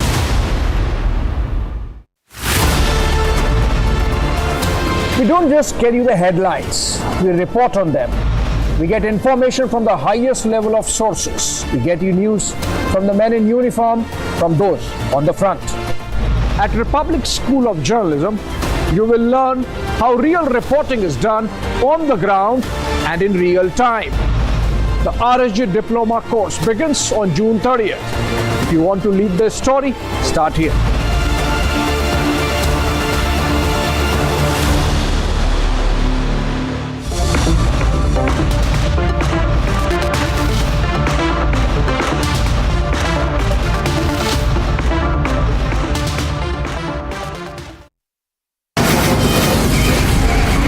From the Republic Media Network headquarters, it's time for Arnab Goswami on The Debate.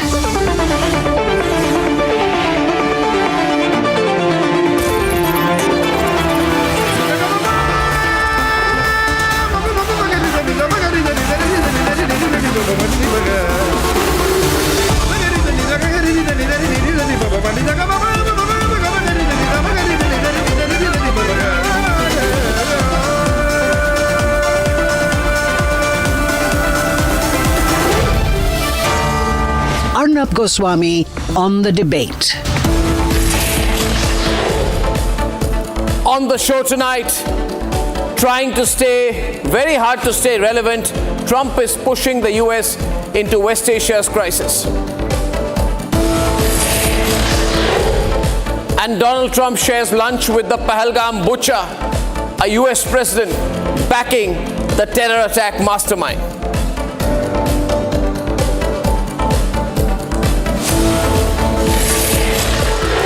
And ladies and gentlemen, right at the very start, I'd like to say that of course we support Israel because of all that Israel has gone through, and for the way in which the Iranians, indirectly using the Hamas, tried to attack Israel and kill thousands of Israelis on October 7th.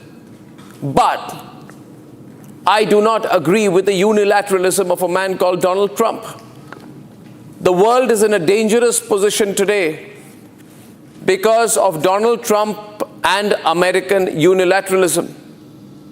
America believes it can do whatever it wants, wherever it wants, kill as many people as it needs to or wants to, destroy cities, destroy homes, butcher people, join hands with dictators, support terrorist groups when needed, when it suits their strategic convenience, basically do whatever the hell they want to do.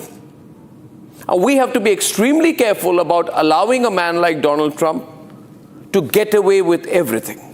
Now, the International Atomic Energy Agency have said that they have no proof that Iran is making a nuclear bomb. But that is the reason why America says it's going to bomb Iran. It's going to kill Khomeini. The Director General of the IAEA has said that we did not have any proof of a systematic effort to move into a nuclear weapon. Now, does that matter? I think it does. Because if you want to destroy a country, if you want to invade a country, if you want to carry out regime change, you need a better justification than that. And history proves that in 2003, when they invaded Iraq, President Bush claimed at that point of time from the US that Saddam was continuing to stockpile and manufacture weapons of mass destruction, and that Iraq was part of an international axis of evil along with Iran and North Korea.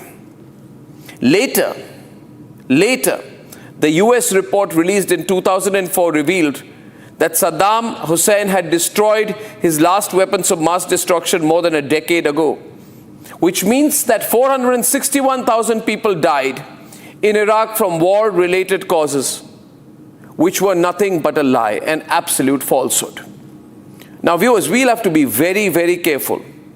America does what it wants, and America is not India's constant friend at all. We remember when they tried to send a fleet in 1971 to stop us from liberating Bangladesh. We'll never forget that. When in December 1971, during the India-Pakistan war, they sent the 7th Fleet, led by the USS Enterprise, into the Bay of Bengal to threaten us. Now you have a man called Donald Trump in charge. Very unpredictable, very difficult to trust, impossible to believe. And by the way, who is America to do regime change whenever they want, at whichever point of time? Donald Trump's background is as a property broker. The world is not his personal property. He carried out, ladies and gentlemen, his country carried out regime change in Bangladesh. They threw out Sheikh Hasina. And today, Muhammad Yunus has taken over. The man who was felicitated by the Biden government, given the Presidential Medal of Honor in the United States, and today has destroyed Bangladesh in just a few months. So we have to be very careful about America's attempts to force regime change in different parts of the world. When different governments, different leaders do not do their bidding, that's when America says, let's change the regime. And what hypocrites they are. The same Donald Trump who said that North Korea better not make any threats to the United States, they will be met with fire and fury like the world has never seen. Later, he not only met Kim Jong-un, but even said that he had developed a very special bond with the North Korean dictator. The point I'm trying to say is, Donald Trump is a walking, talking crisis of an individual, and he will lead the world into a bigger crisis if he is not checked. Countries will have problems, battles will happen, disagreements will happen, but right now, if there is one problem the world has, that problem has a name, and that is Donald Trump.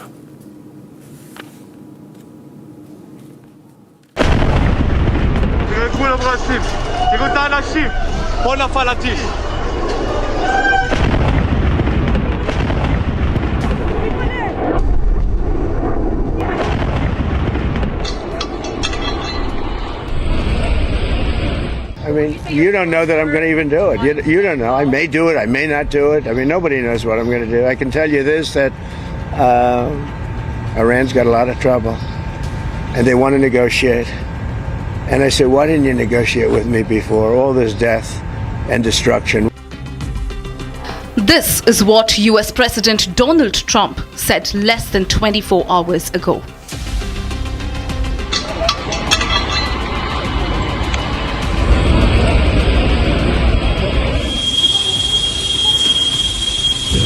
Then Israel woke up to these visuals this morning.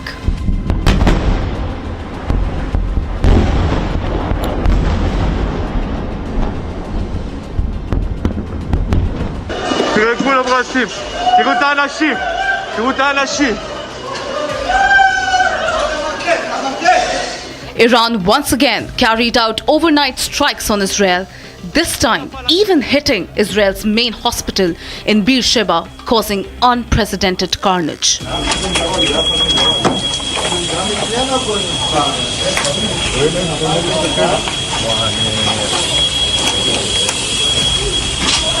This is the Soroka Hospital in southern Israel. You could see behind me that building of the hospital was hit by a missile from Iran early Thursday morning. The top of the building is basically blown off, and you could still see smoke smoldering from the side of it hours later.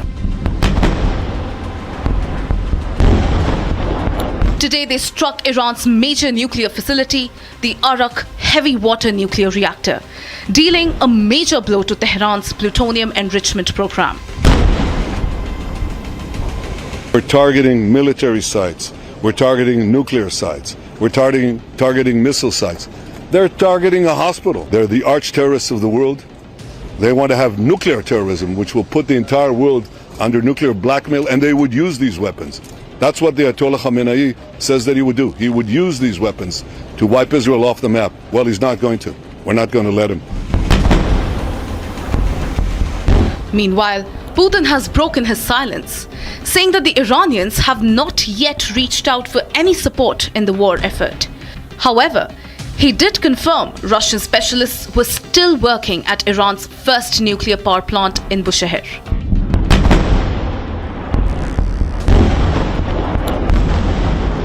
Господин Тальбе, если позволите, я надеюсь, что это будет самым правильным ответом на ваш вопрос. Я даже обсуждать такой возможности не желаю. In another major development, Chinese President Xi Jinping held a telephonic conversation with Russian President Putin over war in West Asia and the possible US involvement, with both the sides calling for mediation efforts. Amidst escalating tensions, US is sending mixed signals. On one hand, Trump dispatched his top diplomat from Turkey and special envoy to Syria to Beirut in Lebanon to meet the president. US Navy has dispatched USS Gerald R. Ford, US's biggest and world's most modern aircraft carrier, to Europe, bringing in a third carrier closer to the Middle East. In 2023, the Ford carrier was deployed in Eastern and Mediterranean to project strength against Hamas. US allies are desperately trying to bring Trump back to the negotiating table. Les échanges que nous avons pu avoir avec les autorités iraniennes, leur message a été relativement clair. Il y a une volonté de reprendre les discussions, y compris avec les États-Unis, à condition qu'un cessez-le-feu puisse intervenir. The big question remains: is Iran-Israel confrontation going to explode into a regional conflict?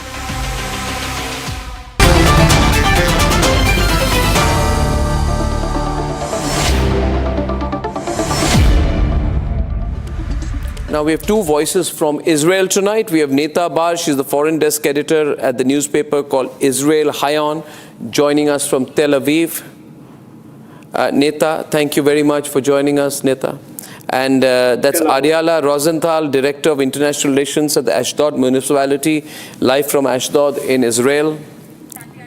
Well, nice to have you with us, Ariala.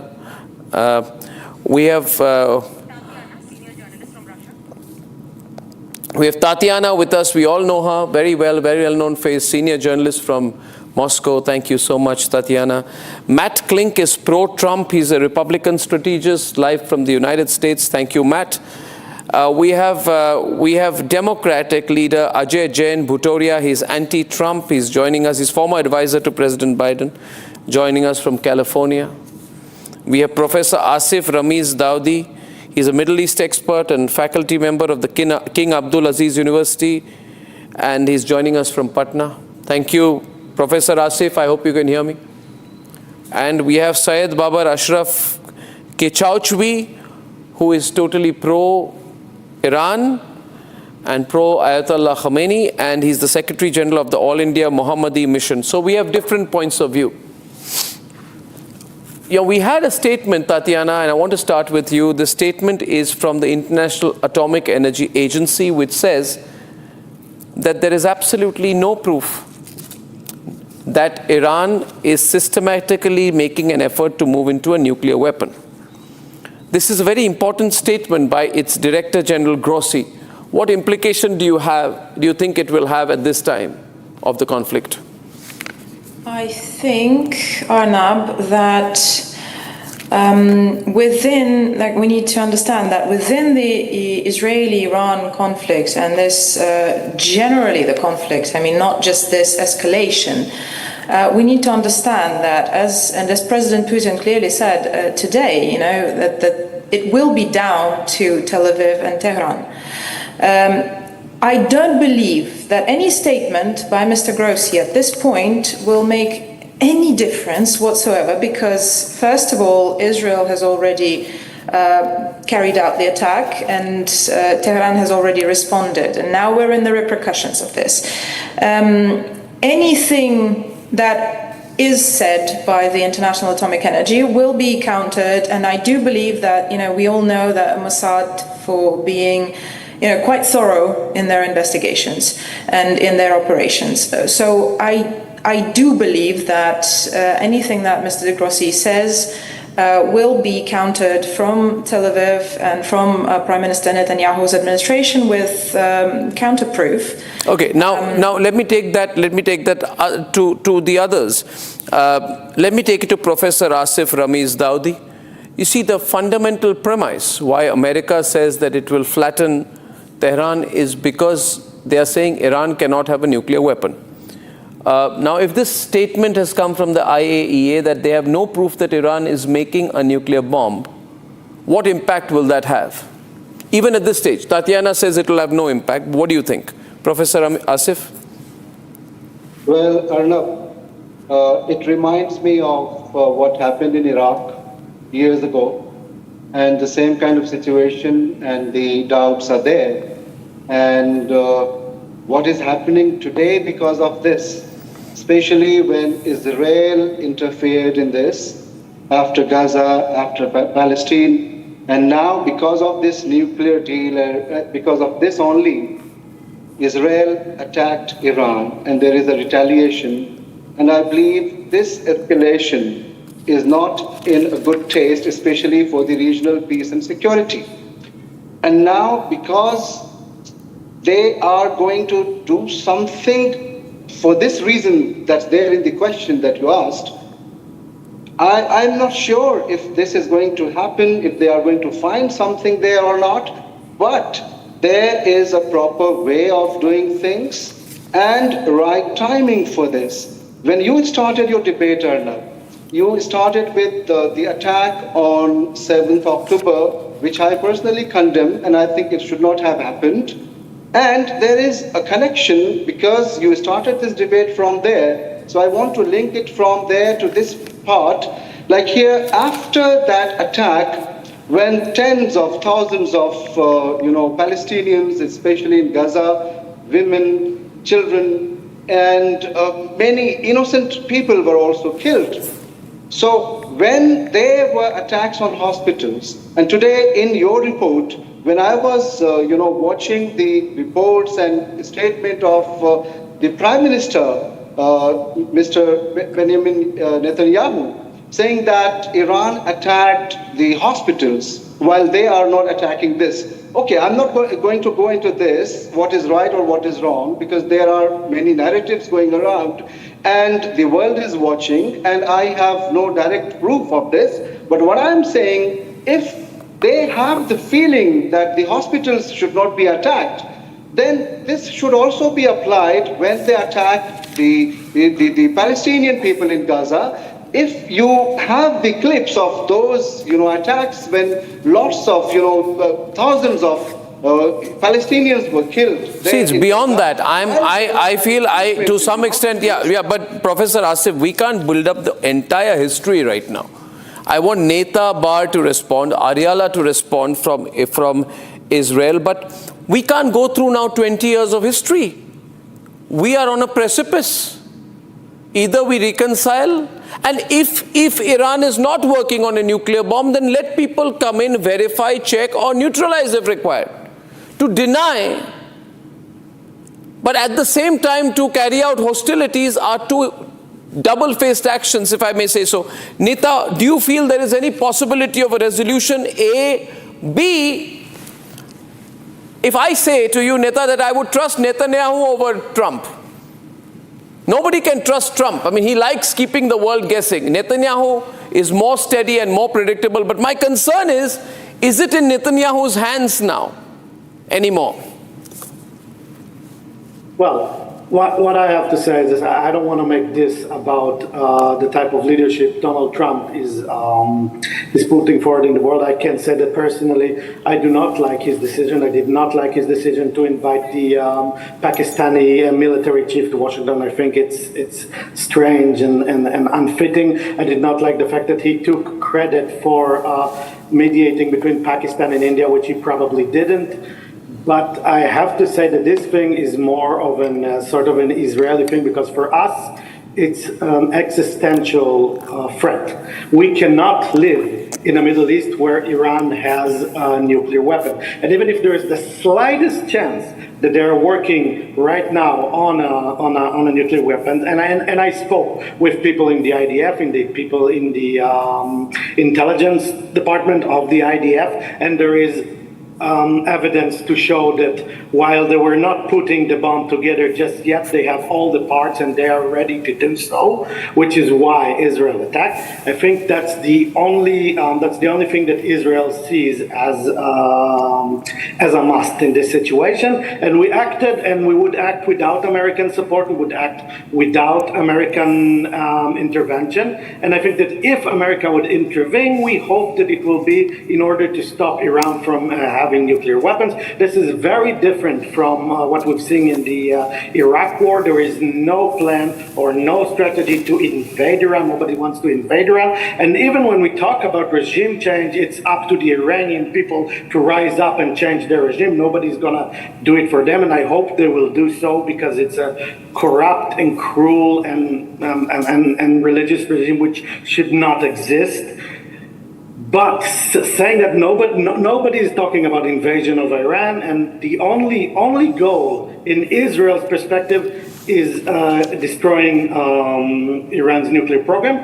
And if Iran will come with a reasonable plan to show that it has no nuclear weapon, or to show that it has dismantled all nuclear facilities, then I think Israel will be willing to accept it and stop the attack. But we haven't seen anything like it. Donald Trump gave them a lot of time for talks, and they had a proposition, an American proposition, which could have enforced a situation in which it will be proven beyond reasonable doubt that they don't have nuclear weapons, which they rejected vehemently and counter. No, but again, I get that. Nita, see, we're dealing with a man called Donald Trump. I mean, the whole world has problems with him. Even his supporters have in different degrees.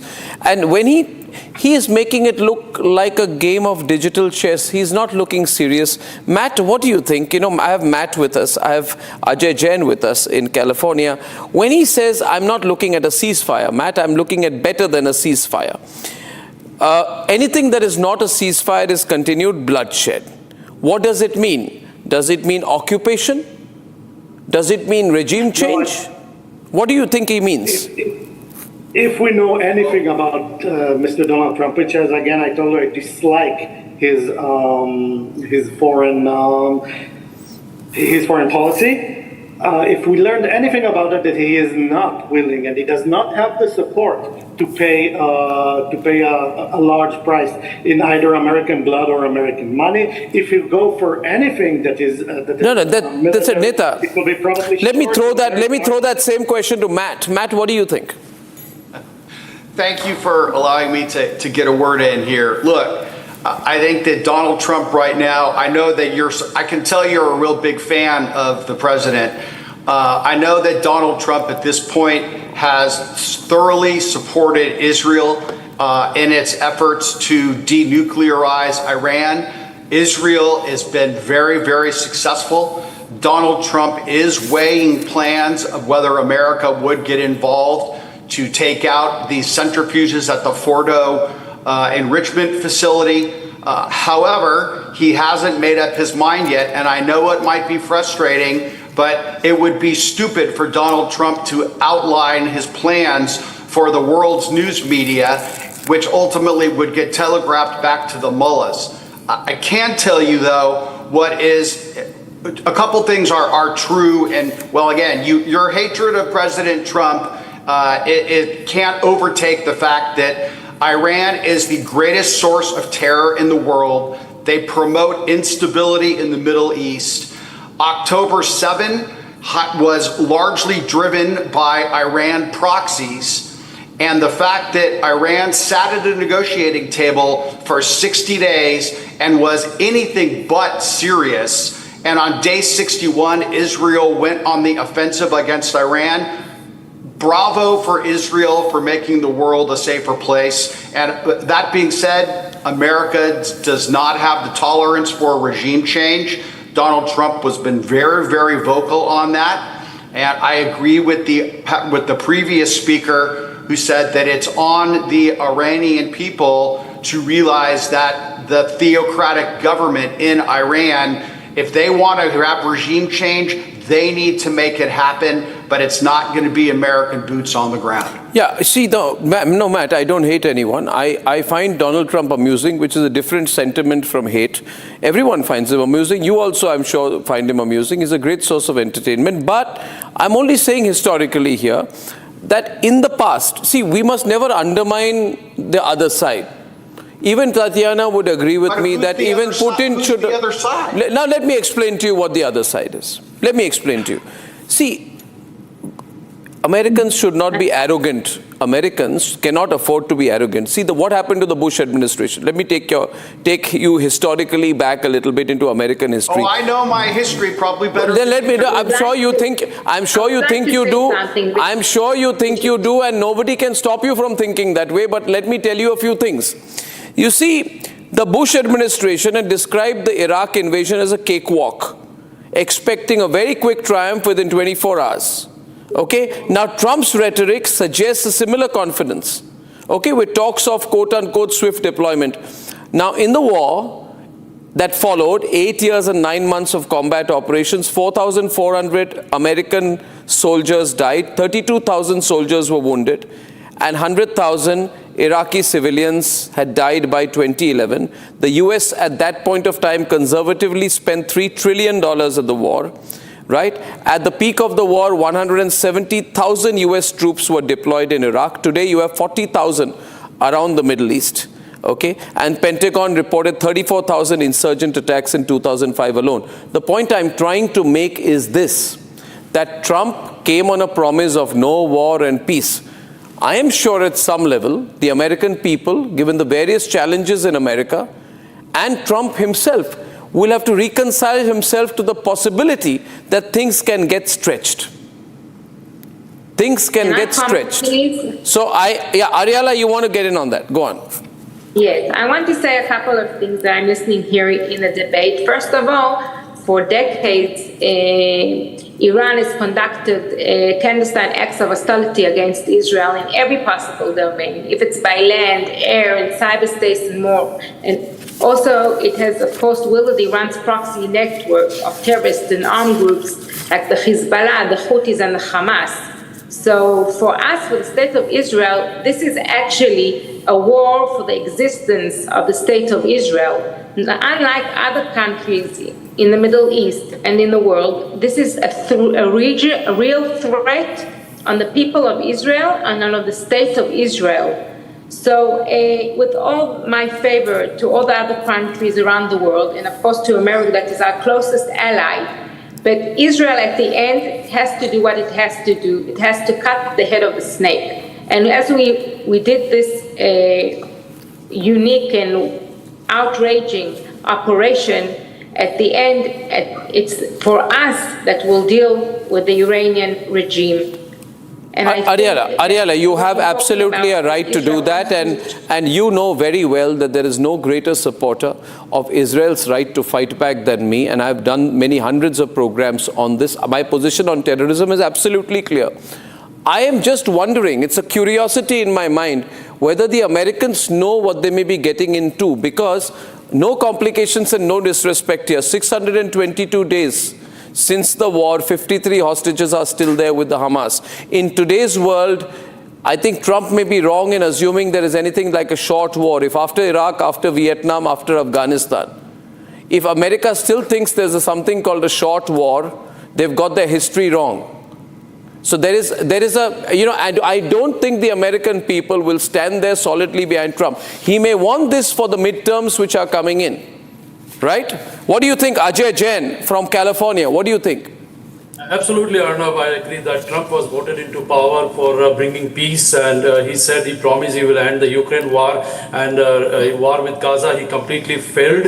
And 60% of Americans do not support the U.S. getting into war with Iran at this point of time. As you said, we have to learn from the history. The getting into Iran and Afghanistan war cost us $6 trillion, 7,000 U.S. troops, and repeating this mistake in Iran is reckless. Americans want jobs and healthcare, and he has failed in trade deals. And he's saying that he's going into war because Iran is supporting one of the biggest sponsors of terrorism, which it is, and I strongly support Israel. But at the same time, he's hosting on the same day Pakistan Asif Munir, who is another biggest sponsor of terrorism, into a White House lunch. So how does that work? I mean, he's failing his foreign policy completely, destroying his relationship with one of the strongest partner, India, which is it needs to counterbalance China by siding with the terrorist country Pakistan, and there's no clear interest for US to get involved in this war. Iran does not pose direct threat to US soil. By getting into the war, it will create a situation where all the